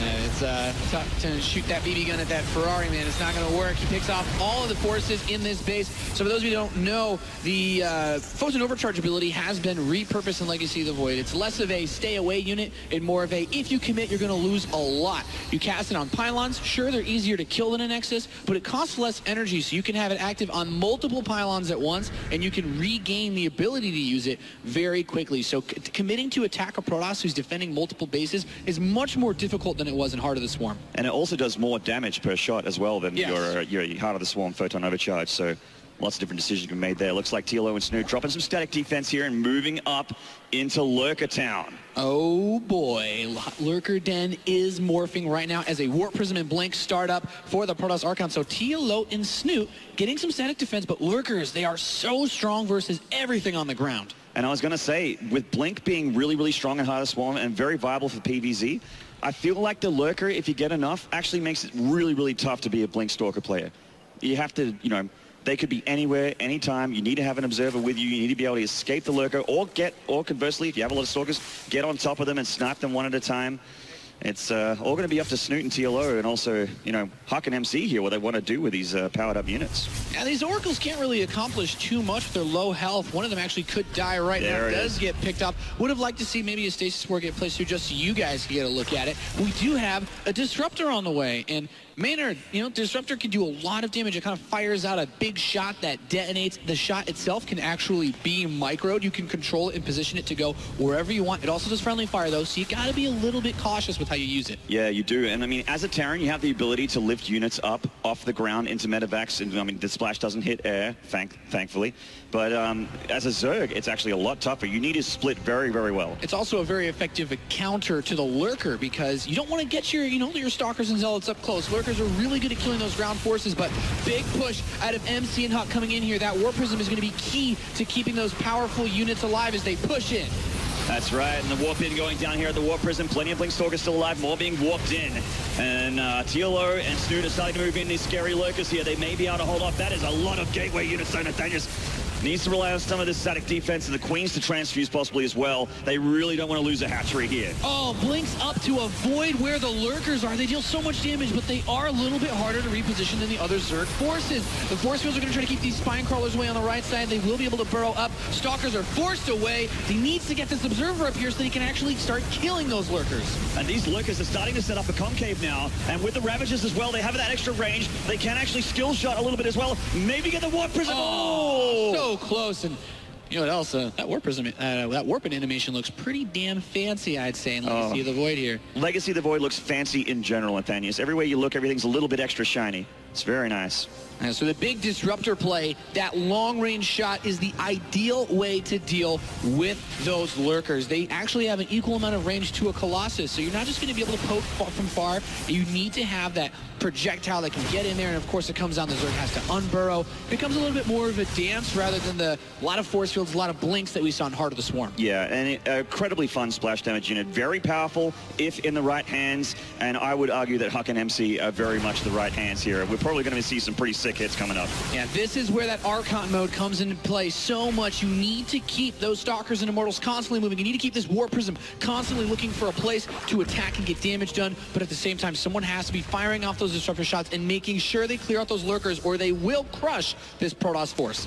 Oh, one Disruptor going to be picked up immediately by Roaches there. Nice pickoff, but there's that first Disruptor volley. They're trying to use the Observer to find where the Lurkers are and then just siege it from that ramp there. They bring the Stalkers down here. They will take a lot of damage. They decide to have enough to play forward, and they're actually picking off some static defense and a couple Lurkers here. Not a bad decision from Huck MC Archon. Yeah, they're pushing in through that static defense. The Roaches, however, are going for a big counterattack. Disruptor actually finishes at home, needs to fire off a volley to defend that position. A few Roaches at this Protoss. You sail at their front door. And more drones are starting to fall here, and the probes as well. Damage on both fronts. The action of they were very right about Boxer MVP, that Legends show match. It is just action all the time. So much damage being done. And really, this hasn't been a dull moment yet in this game. Yeah, it's crucial right now. MC and Huck are going to push through and crush everything. If they do not find a way to force it in, Lurker can use that flash, the corrosive violence. But those Disruptors are killing everything. So much momentum for our Protoss team right now. And they are almost 100 supply up, Nathanius, and it is looking like there's going to be a tap out very, very shortly here as they take down this hatchery, bringing us back to 2. Double GG.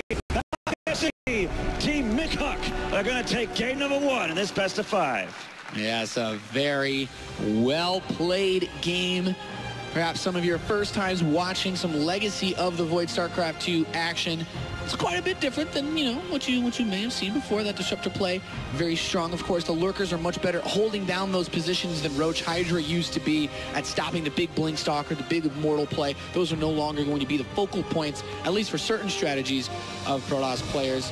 And, in this situation, it's fun, it's interesting. And I'm very excited to see what happens in the next game, because I've heard our format makes things a little bit weird, Maynard. Yeah, stuff's going to get crazy, Nathanius. So the winner actually loses their Archon partner. They pick their Archon partner, they get to sit there, but I mean, that sounds unfair, but the winner actually has to choose the loser's race for the next match. That's right. And that's going to make things interesting. Obviously, we've got a couple of Zerg pros here and a couple of Protoss pros, but something tells me they're not going to be playing Zerg and Protoss forever in this best of 5. So we potentially have the opportunity now to watch maybe MC 1v2 TLO and Snoot, but maybe playing as Zerg or playing as Terran perhaps, just trying to put them away and keep it so that you can actually win that 1v2, which will still be pretty difficult. Huck, as usual, doing nothing. Huck looking like he's going to maybe ask Twitter what they think about which race TLO. Yeah, he's probably dropping a poll right now. He's like, who should play in the 1v2, me or MC? I think he might be disappointed with the results of that poll. Yeah, it definitely looks like MC's still warming up. He had his hand on the mouse and keyboard, and that's usually a good sign that he's going to be the guy that plays here. Yeah, so very interested to see, we'll immediately get some feedback then, I guess, on how exactly the difference plays out. Won't be quite so easy to control all those armies, to have that Warp Prism scooting around, and of course firing those disruptor shots while blinking stalkers. Not quite as easy when you don't have 4 hands, Maynard. Yeah, quite right. So we're going to see a lot of multi-carry, and there's a lot of extra micro on these units in Legacy of Void. It is it's a game that is going to have a very high skill ceiling. Well, you won't even be able to see that skill ceiling, but we've got the Windows 10 DVR roll, the replay coming in here, seeing a little bit of that action. We see this super, super powerful Adept push with the Oracles as well. But that said, as powerful, TLO did a really great job minimizing the damage here. Like, they lost, I think, 6 or 7 drones, but honestly, that's 6 or 7 Adepts. That's a lot of resources chucked in here. I mean, it's a damaging push, and I really feel like this kind of shows Legacy of the Void is going to be all about that harass. This is not meant to be something that's going to be game-ending, but those drone kills here and there, forcing that larva, instead of rebuilding those drones, you're building more and more roaches, and that's what's going to allow you, as we can very clearly see, for them to just snowball up. And of course, little moves like this, man, those 2 pylons firing away, that's right. Quite fierce. And they really wanted those Ravagers to be up there to break those force fields. Maybe the Roaches could have been able to escape there, but obviously they got picked off by the Oracles there. A very tough target to Hill with that Corrosive Vial. Another great force field there from Huck MC. And this is pretty much the death push here from Huck and MC. They found this nice little corridor where they could take the choke. And yeah, Snoot and TLO got those Ravagers, the Lurkers with a really nice concave. But it was just too much Protoss on the dance floor. I mean, they got pushed back a little bit too far, it looks like. Because if they're just a little bit further forward, that Stalker blink up into that bottom left base, don't work anywhere near as well, right? So it's tough, but everything was just brilliant position. Huck and MC recognized the opportunity, they pounced on it, and they won because of it. So that's right. You can actually see it in a couple of volleys if you're looking at Stalkers on the left. The Lurkers do insane damage to gateway units. It's actually just a few volleys to be able to kill them. Yeah, there's certainly a very scary force to have to deal with in StarCraft 2 Legacy of the Void. Very excited to see the Lurker play, as it's probably one of the most game-changing types of things, aside from the big spine type play in Heart of the Swarm. You didn't really see too much of that Zerg Turtle once the Swarm list, of course, got changed. Yeah. So you see, actually in the lobby we have Huck and MP at Archon, because there is actually no 1v Archon mode. It is, so he's actually, in case you guys think they're cheating, you can see he's just sitting there chilling. Just checking Twitter. Relax. Currently discussing how this matchup is going to be played. It seems that they actually want TLO and Snoot, even if it's going to be a 1v2, they want them to play as Terran. They think, of course they want them to play the most difficult race, in my opinion, so that they are not going to be able to quite as easily work together to defeat MC. Yeah. He just left. He's done. And chair might as well have been empty last game, right? MC said he was going to carry him. Yeah, well, he still gets to play Protoss, and tell you what, MC's won a few tournaments his time playing as that race, and seemed pretty at ease using the Legacy of the Void tools to get it done as well. So, Snoot and TLO, let's see how their TVP is. Yeah, it would be interesting to talk about those Terran tools as well. Yeah. The whole range of StarCraft 2 Legacy of the Void. We've had a TVZ, we just had a PVZ, and now we'll get some PVT. That's right. Completing the circle main match are also pretty good. Don't know if we'll end up seeing that in this series, but assuming that MC isn't actually a god and loses the 1v2, which I think most people would say, having watched Archon mode, I would be really surprised if MC actually won a 1v2. we could see things flip back on the other way, and there's any matchup is possible. Once you get the flow of Archon mode, you definitely become a much more powerful, I guess, 1v1 partner. Like you are much more powerful than a 1v1 pro if you guys get together and you really synergize. And you know, even though this is a show match, it's a little bit silly. They have been practicing. But in the bottom left here, playing as Terran this time, the Team Liquid EU Archon guards. This is Snoot and TLO. They have been put in this position after losing the first map to their Protoss opponent. This is just one man, one desire to win an Archon match of StarCraft 2. Give it up for MC! The question that every Terran player, Maynard, has always asked, is Protoss actually good enough to beat two Terran players at once? Terran. He should be poked on that. That's right. I remember that season 1 GS. He was the reason I played Terran. I 6-racked every game in Bronze League. It was amazing. Oh, the good old 6-racks Reaper. Those were the days. Yeah, there you go. TLO, quite a creative player. Let's see what he has in store for us here for Terran now in StarCraft 2 Legacy Way. There have been some pretty fun things that we've seen in the Battlegrounds tournament. I think one of the most famous games that there actually were, I think BCQXC popped a map off of Huck and MC, I believe, with a rush. It's just a very quick factory. So anything is possible in this game. They have a lot of options. Banshees are actually good against Protoss now, in my opinion. You can go for the fast Cyclone. It looks like they're going to drop a reactor on the factory.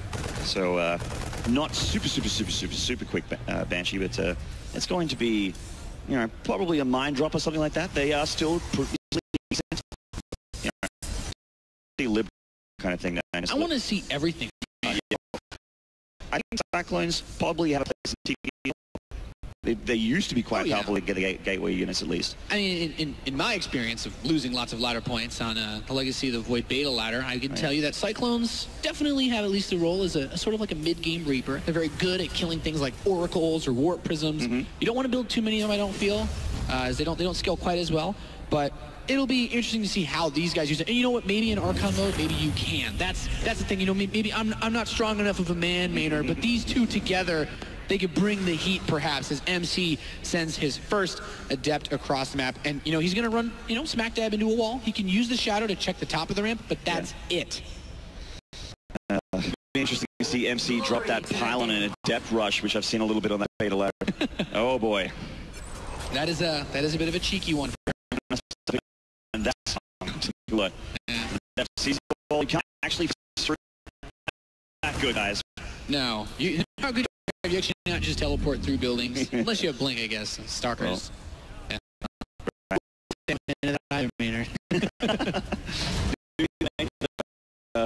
Mine drop. This is actually a disappointingly vanilla strategy here. Yeah, but it's also brilliant at the same time because your opponent is one man, and you've got 4 hands, right? He's fighting for some sort of medieval creature that can just attack from so many places at once. MC will actually put the true test of his abilities, because as long as TLO or Snoot just micros this drop forever, you can dodge these little pylon attacks. You know, that's the thing. It's not quite as much of a brawl for defense anymore. And look how much damage those pylon shots did. Huck just having a little bit of a look. Looks like he's munching on a chocolate bar back there and just taking it easy. But this, they do have to evacuate. Well, MC has to evacuate this mineral line just to get rid of that mine. And I got to say, for one guy, MC's doing a really good job so far. Yeah, Tank Liberator follow-up. By the way, in case any of you guys are wondering, we are still running our polling. You can still tweet to vote who you think will win this overall best of 5 StarCraft 2 Legacy of the Void Archon mode show match. And I'm very curious. You guys think that MC actually could win this 1v2? I'd be super impressed. I would be impressed, but also not shocked. MC is... He is that good, yeah. But he also just walked right into the Liberator death field. Yeah. Oh, look at that. That's actually really good. Using that Warp Prism. Oh, yeah, that's sick. And Warp Prism actually has like a 7 drop range as well. It's not just directly under the Warp Prism anymore. That's tank drop. Oh, yeah, some tank drop strats. But MC is using some sort of... Okay, so 2 of the Stalkers actually finally do get picked up. There's the button overcharge defensively, but it's not in range of anything. It's not that good anymore. It has to be all the way back there on that pylon. You need units to defend. defend, but TLO and Snoop are pushing the natural expansion, getting closer to that liberation zone. The motion core does go down, no more overcharge for you. And it looks like that is going to get cleaned up, but they've done a bit of damage here. Yeah, stay outside of that liberation zone. The siege tank does finally die. I love liberation zone. I'm stealing right now. That's a shout out for it. It's all good. Absolutely. So another Warp Prism is going to come out. I think the Warp Prism was a phenomenal touch. In case you guys are not aware, StarCraft 2 Legacy of the Void, the Warp Prism has a much larger area around it where it can pick units up from. They do not have to be directly under the Warp Prism. They can be, they can be next door. Pick up your neighbor now, basically, with your Warp Prisms. Yeah, absolutely. And that makes things like Disruptor drops and the Death drops very, very scary in this matchup. Oh, Liberator's getting caught out. A little position here. One gets picked up for free. Minjul coming up the ramp here. Oh, steps into the liberation zone, though. Can he do it? The Immortal Focus fires down the siege tanks. It's an automatic shields proc, and he actually cleans up. Is MC going to be able to win a 1v2 against Team Liquid? MC too good. Minjul forces a 2-0 here. He just 1v2 TLN. So yes, they were playing Terran. That's a big nerf to them. But and Huck just casually continues to look at that grin. You see that side grin on Huck's face there? Yeah, that does. Yeah, that's well, MC's backpack is certainly a safe place to ride in, Maynard. As he wins the win, he's like, man, I thought you were going to win that one a little faster. And she's like, yeah, sorry, didn't have you there to build that, build those gateways for me. So they're actually one map away from this show match. I actually think they broke the rules because the way that this was designed, it was totally set up to go to map 5. Yeah. With the 1v2 thing, but MC's actually just like, no, I'd rather just win this and just go do something else. I'm glad Snoot's chuckling. He's just like, oh man, I lost, but it's fun, whatever. Yeah, this I think a lot of people on the Team Liquid Live report thread and the forums as well are going to be having some fun things to say about the European scene after this match. MC is good enough to take on the world, it seems, guys. Yeah, like with this format, like Nathaniel said, it's meant to go to Game 5, but I thought it was. We didn't account for MC being a literal god. Yeah, that's the issue here. He is actually too good at StarCraft. Yeah. I think it would have been easy maybe if we had Huck play the 1v2. Arguably. Arguably. So I'm excited to see what the matchup ends up being if we still do something weird with who's playing what, because scripts off the table now. Oh, yeah. They actually could just win this next map, and I guess this could be it. I'm literally just like, script's gone.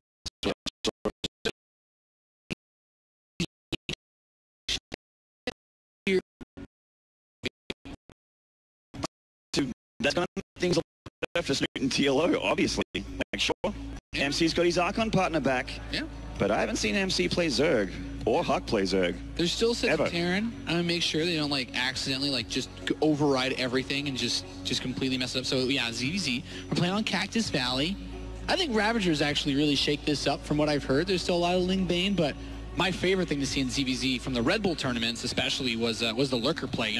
It really ends that mass roach on roach thing if you can get there, because Lurkers are just so good against those big clumps of roaches. It's not just roach headbutt anymore or roach hydra headbutt. You can actually add it. You can do roach hydra, sure, but you have to account for the fact, like you said, the Lurker exists and the Ravager has that extra one range as well. Ravagers are just so good too because of that splash damage. It really gives you something other than the larva mechanic to rely on when you're trying to get an advantage over your opponent. That's right. And we are in game, guys. Game number 3 here. In the bottom right. They're down 2 maps, but can they win the next 3 games? Do you believe? This is the EU Archon, Snoot and TLO.